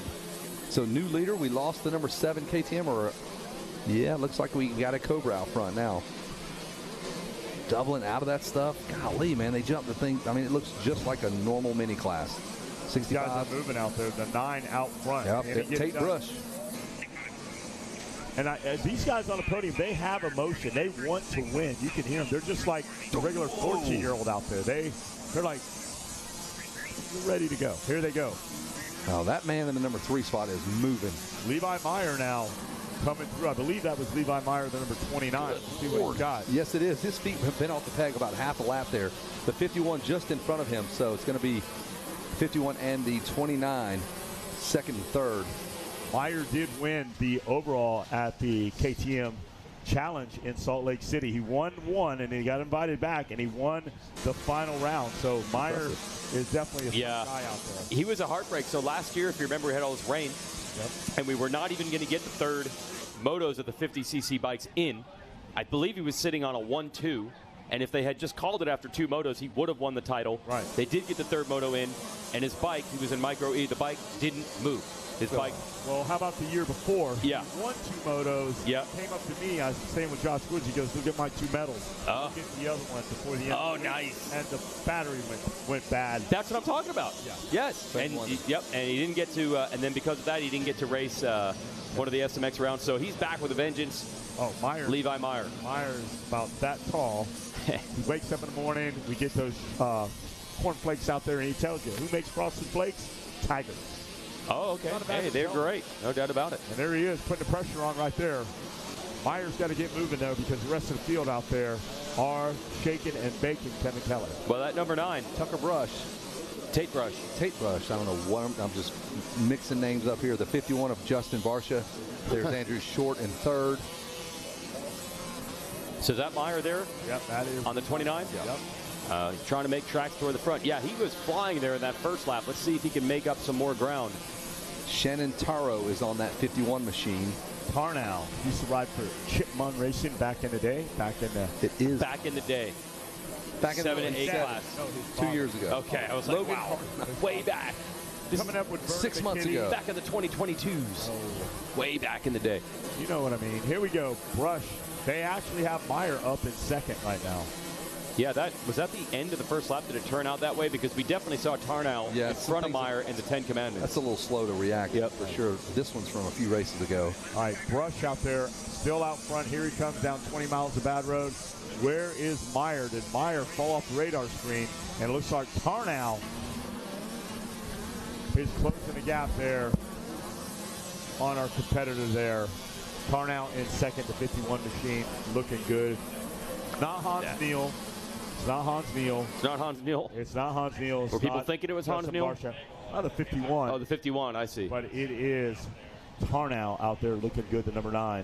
Losing just a 51. Yep. Looking really stout out there. And that 9 of Brush starting to pull away just a little bit. And this will be 2 laps in the book for Micro 3 7 to 8 limited. This is the top of the 50cc division. These are the oldest riders and the fastest bikes of all of our 50 classes. A lot of these kids probably racing 65s as well. Yeah, cross-training with the 65 drop down for this. I know Levi Meyer's got the 65 trained on. Okay. And if his dad had his way, he'd be on a 125. Oh, really? Yeah. Barry Carson cross-trains back down on the 65. Yep. The RM65, the metal tank 81. The last one he had. Yep, still getting contingency. Everybody gets upset back home. Josh Woods has to slow Levi Meyer's program down because Nick wants to, hey, we're going. We need 80s. We need. Wow, we're already there. Plenty of time for that. Great people, great family out there. Just I get a kick out of it. So Brush and Tarnow, 1 and 2. Yeah. Kind of cruising away now. Meyer and Rowell, 3rd and 4th. Looking over his shoulder. Do not look back, Levi Meyer. You put that hammer down, look forward. Let's get this thing done. Yeah, Rowell at 4th is making a charge here on the 72. Yeah, wow. Back in 20th, you got Tucker. Then you got 36th Meyer in 19th. Slater 18th. Garcia in 17th. Boscia in 16th. Nolan 15th. Or in 14th. Otone in 13th. It's Malone in 12th. Semino in 11th. And that brought to you by our good friends at Racer TV. Hey, well done, Semino on 11th place. I did not know you'd be able to survive that. That's like 10 commandments for you, and you just greased every one of those letters. Semino with an X. EA. Very impressive. Goats, Tigers, like LSU, you know? Yep, it's like GEAU. Bayou. That's Bayou talk. Kevin Winkelman. Yeah, that's right. That's right. Well, I got Brush, Tarnow, Levi Meyer, Jet Wow, Kahn, Klovik, and Tishner. We're back, boys. Tincher. And Buckman. Here we go. Take Brush out front, but that one brought to you by good friends at Dunlop. MX Tire in the house. Oh, yeah. Heard you talking to our boy Cernick here earlier. Dunlop's got the new tires. Hey, Cernick, man. Anybody doesn't even need tire irons, dude. Just gnarly hands. Big, thick tire finger hand. Tire finger. Yeah, his fingers have just become tire irons. Yeah. Yep, they're just spoons. Slips right into that. Yeah. Bends his hands. Yeah, he's like Edward Scissorhands with a bunch of tire spoons. Tire spoons. Jeff Cernick, tire hands. Jeff, right. Tire hand Cernick. Oh, tire hand Cernick. Hey, don't let him put the scorpion on you. Oh, no, those hands can do some damage. Ooh. So Tate Brush starting to pull away. You see him on the number 9. Look at that, doubling off the braking bumps on the bottom of the tunnel jump. The tunnel of like, as we described it for them. They're not for the yet. kids. This tunnel of, I'm not really sure. She's cool. Yeah, I like you. But, you know, we're not falling in love just yet. And then Meyer and Rowell still having a battle for 3rd and 4th. And Landon Kahn. And Tichner, as Lord Ekman would call Ron Tichner. It's Tichner. Yeah, that's Jarrett Tincher in 6th, Talon Rogers 7th. That was that number 7 who had the whole shots. Right. Stasic whole shot award to him. Talon getting back on it, 7th place. Tucker Pavlovich 8th. Matthew Semino now up to 9th. And Jackson Morris in the top 10. And we're about halfway through this one. Let's see if Tate Brush can bring it home. Right now. 24, that's Tucker Pavlovich we just saw come by. He was way up. Yeah, he was right there in the battle. Yeah. So we had a problem there. If you're a bet man on Brush and you go to Vegas and you put the chips down on that number 9, you're probably pretty close to having a 90% chance of picking up more chips. Pretty close to having a 90% chance. Nothing. 80% of the time you have a 20% chance of getting it half and half right. That's right. The math's mathing, Wes. I'm following right along here. You don't go in a square octagon, you're going to be good. The square octagon. There's the 7. Talon Rogers had that whole shot. Must have went down. We didn't see him as they came out of Storyland on lap 1. Now he's in the number 7 spot. Tate Brush got the brush fire going right now. We'll put lighting this place up. Good forestry after him. Put that fire right out as soon as this moto's over. He is getting it done right there. There he is on that 9, getting away. Shannon Tarnow back there in 2nd. He's hanging tough. A couple of seconds quicker that time around, a 2:24. That was his best lap on lap number 3. There's Tarnow. Kind of settled in. He's looking over his shoulder there. Brush now buzzing the tower here in just a moment. There he is. Look out the window. Nice work. Tate Brush. Tarnow coming through. He checks in with us. He actually gave Kevin Kelly a hand salute. A salute. There is Levi Meyer. They're not that far back at all. Anything can happen now with those guys. You'll see them in the sand, and then you're looking. Here comes Meyer and Jet Wall. And Meyer trying to look over. You got to look ahead. Straight. Yeah. Don't look behind. There's the 51. Crowd is cheering whoever behind him. Meyer getting some love from the crowd. Yeah, that's either a Meyer or Rao fan. They are going nuts for that battle for third. Hey, cheer everybody on out there because I'm telling you, that chain looks loose. Fabulous job out there. You already saw one chain. Great move there. One of our second place rider, our leader, the chain comes off, and credit to the flagger. He jumps over there, throws that chain back on, gives that kid a top 5 finish in that last race. Wow. Bryson Smith's chain pops off. Beckham Smith's brother, and he's still, he could have been a DNF just like that. Pretty sure that was Josh Woods giving the... To Levi Meyer? Yeah, that was exactly who it was. Yeah. And they give it gas, and whoop, your hand goes right along in it, like Keith Urban. Yep, they just stuck the entire lap. Just doing multiple revolutions. Until it chops that finger completely off and gets freed up. Yep. Oh, boy. There's that battle for third. The 29 of Meyer. Now you understand and the why 72 of Rao. That's why the crowd's going nuts. Rao is putting all sorts of pressure on Meyer and trying to double those 10 commandments. Rao. But the push is coming from these two to close the gap on Tarnow. Rao just lost the back end. He was misplaced it. He misplaced that back end. Grinding that rut. Yeah, he was trying to keep it in there, but it just stepped out. So now Levi Meyer, a little less pressure from third. He is something else. You wake up at 6 in the morning when I'm headed to the shower house. He's already outside playing Levi in the sand with his motor. Really? 6 a.m. 6 a.m. out there. You like trip over him. He's exhausted by now. It's 7 o'clock moto. He'll be up. Where's Levi from? Levi is from Okeechobee, Florida. Okay.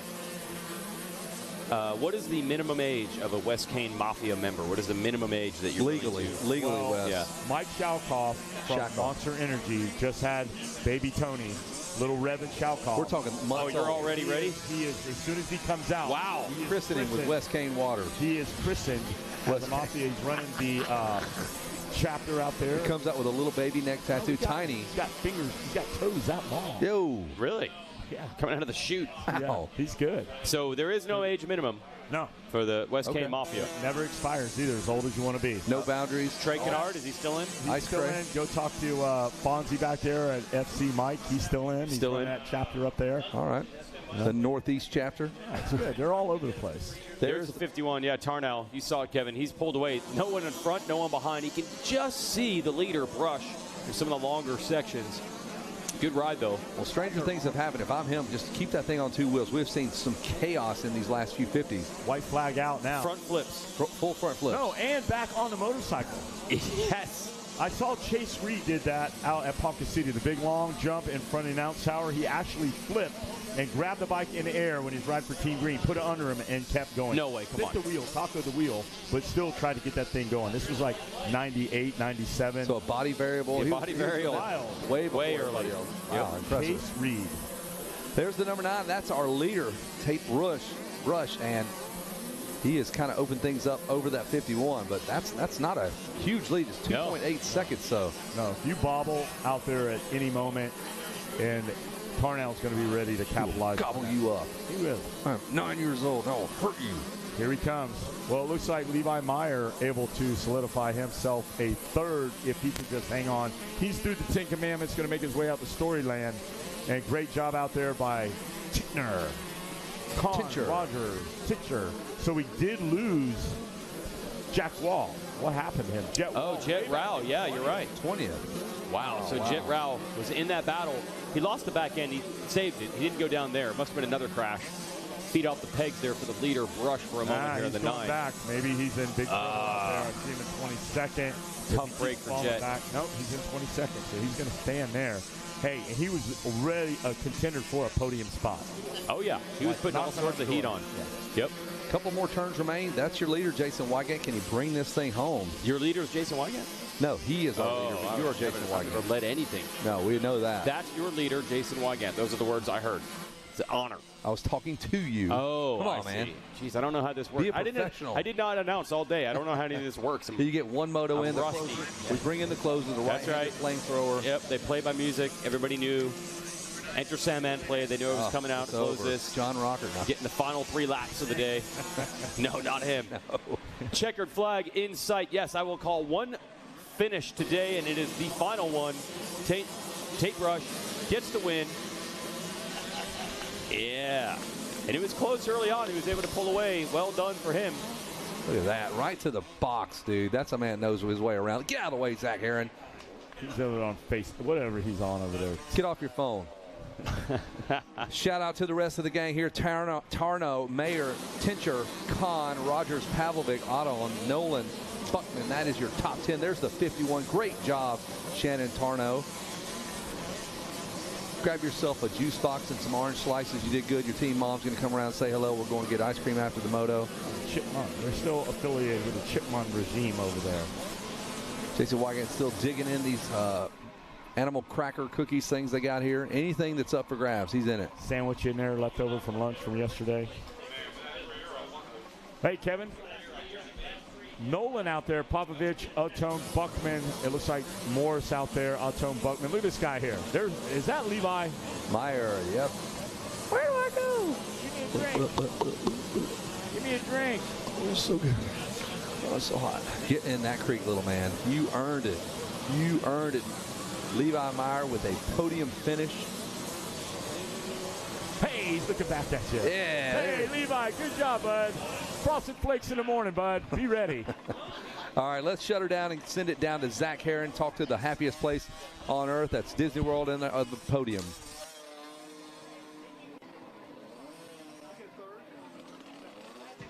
All right, thanks, Kevin Kelly. Appreciate you calling me out. I was actually texting Wes Kane, in case you were curious. Hadn't heard he was on his phone in the last few minutes. So we're going to give Tate just a second. He's dumping water all over himself. Got to take a quick shower before he shows off to the fans here on Racer TV after that performance. We've got Shannon Tarnow and Levi Meyer we're going to be chatting with, as well as your Whole Shot Award winner.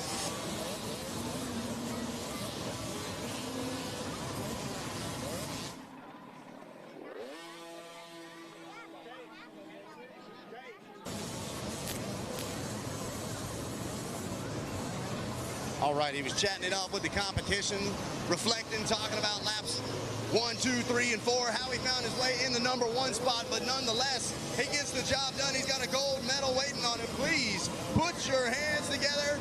The final moto winner of the day, Tate Rush, getting the job done. Tate, I'm going to bring you up front so everybody can see you at home on RacerTV.com. Dude, what a race. Take us through it from your perspective. What did you think? I got 35th gate pick, and I just sweeped everybody. I came out like 5th, and then I sent the roller, and then I jumped past almost everybody, and then I just rode my race. Hey, absolutely, dude. You were sending it off of some of those jumps. Was it sketchy, or did you feel like you had it under control? It was under control. Always under control for you, man. You walk away with a gold medal. How good does that feel? Amazing. Amazing, man. You worked hard for it, and I know you got a lot of people helping you out, buddy. Who do you want to thank? My mom, dad, Seven, Cobra, EMT, Otis, Daniel, X-Brand, Rooster, Ride, PR2, Dunlop, Game, and everybody else. Thank you. Congratulations, man. Hold that thing up high one more time. Tate Rush, your final moto winner of the day. Look at that. You got a little golden hour thing going on out there. The Insta bangers are going to be crazy here for this Micro 3 class.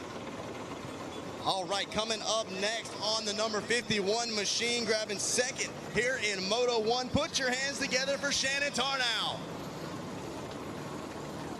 Shannon, what a ride, man. Hold that thing up high. Give him a round of applause one more time.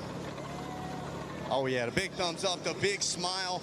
Dude, you worked hard for that thing. How good does it feel to finally be holding it? It feels good. Feels good. Now, talk about that race out there. It was crazy, super rough through the last moto of the day. What did you think? It was very rough, and I just kept on charging into the sand. Hey, you just never gave up, right? Yeah. It paid off for you, buddy. Did you have fun? Yeah. That's the most important thing. Well, I know you got great people helping you out. Who do you want to thank? Mitten, Cobra, O'Neill, Tap Tap, Spiral, Dirt Bike Kits, and PR2. There it is. One more time. Put your hands together for second place, Shannon Tarnow. A huge congratulations. Coming up next to the box, last but certainly not least on the podium, the number 29, Levi Meyer, headed to the box. Come up front for me, buddy. Hold that thing up high. Oh, yeah, got to get the photos, got to get the shots. Now you got to get the interview, man. Tell us about it. What did you think about that race? It was good. I charged. some more stuff to do, and I just stayed consistent, and yeah. Hey, you just tried to ride a solid race, but you know you still got a little more homework, right? Yep. Hey, but you're going to improve and come out swinging for Moto 2, right? Yep. I can't wait to see it, buddy. Who do you want to thank for taking you racing out here at Loretta's? My mom, Dad, Cobry, Lee, Roost, Moto Bros, 110 Racing, JMX, GPF Georgia Practice Facility. This is for my mom, and yeah. Great job, buddy. One more time, a round of applause for third place, Levi Meyer. And one more thing to celebrate up here, the Stasic Whole Shot Award. Hey, Levi, that one's yours too, dude. First around the first turn. Grab some more shots for him. This guy's racking up here in Moto 1. And guys, that is going to do it for us from the final podium of the day. Back to you in the tower to bring us home.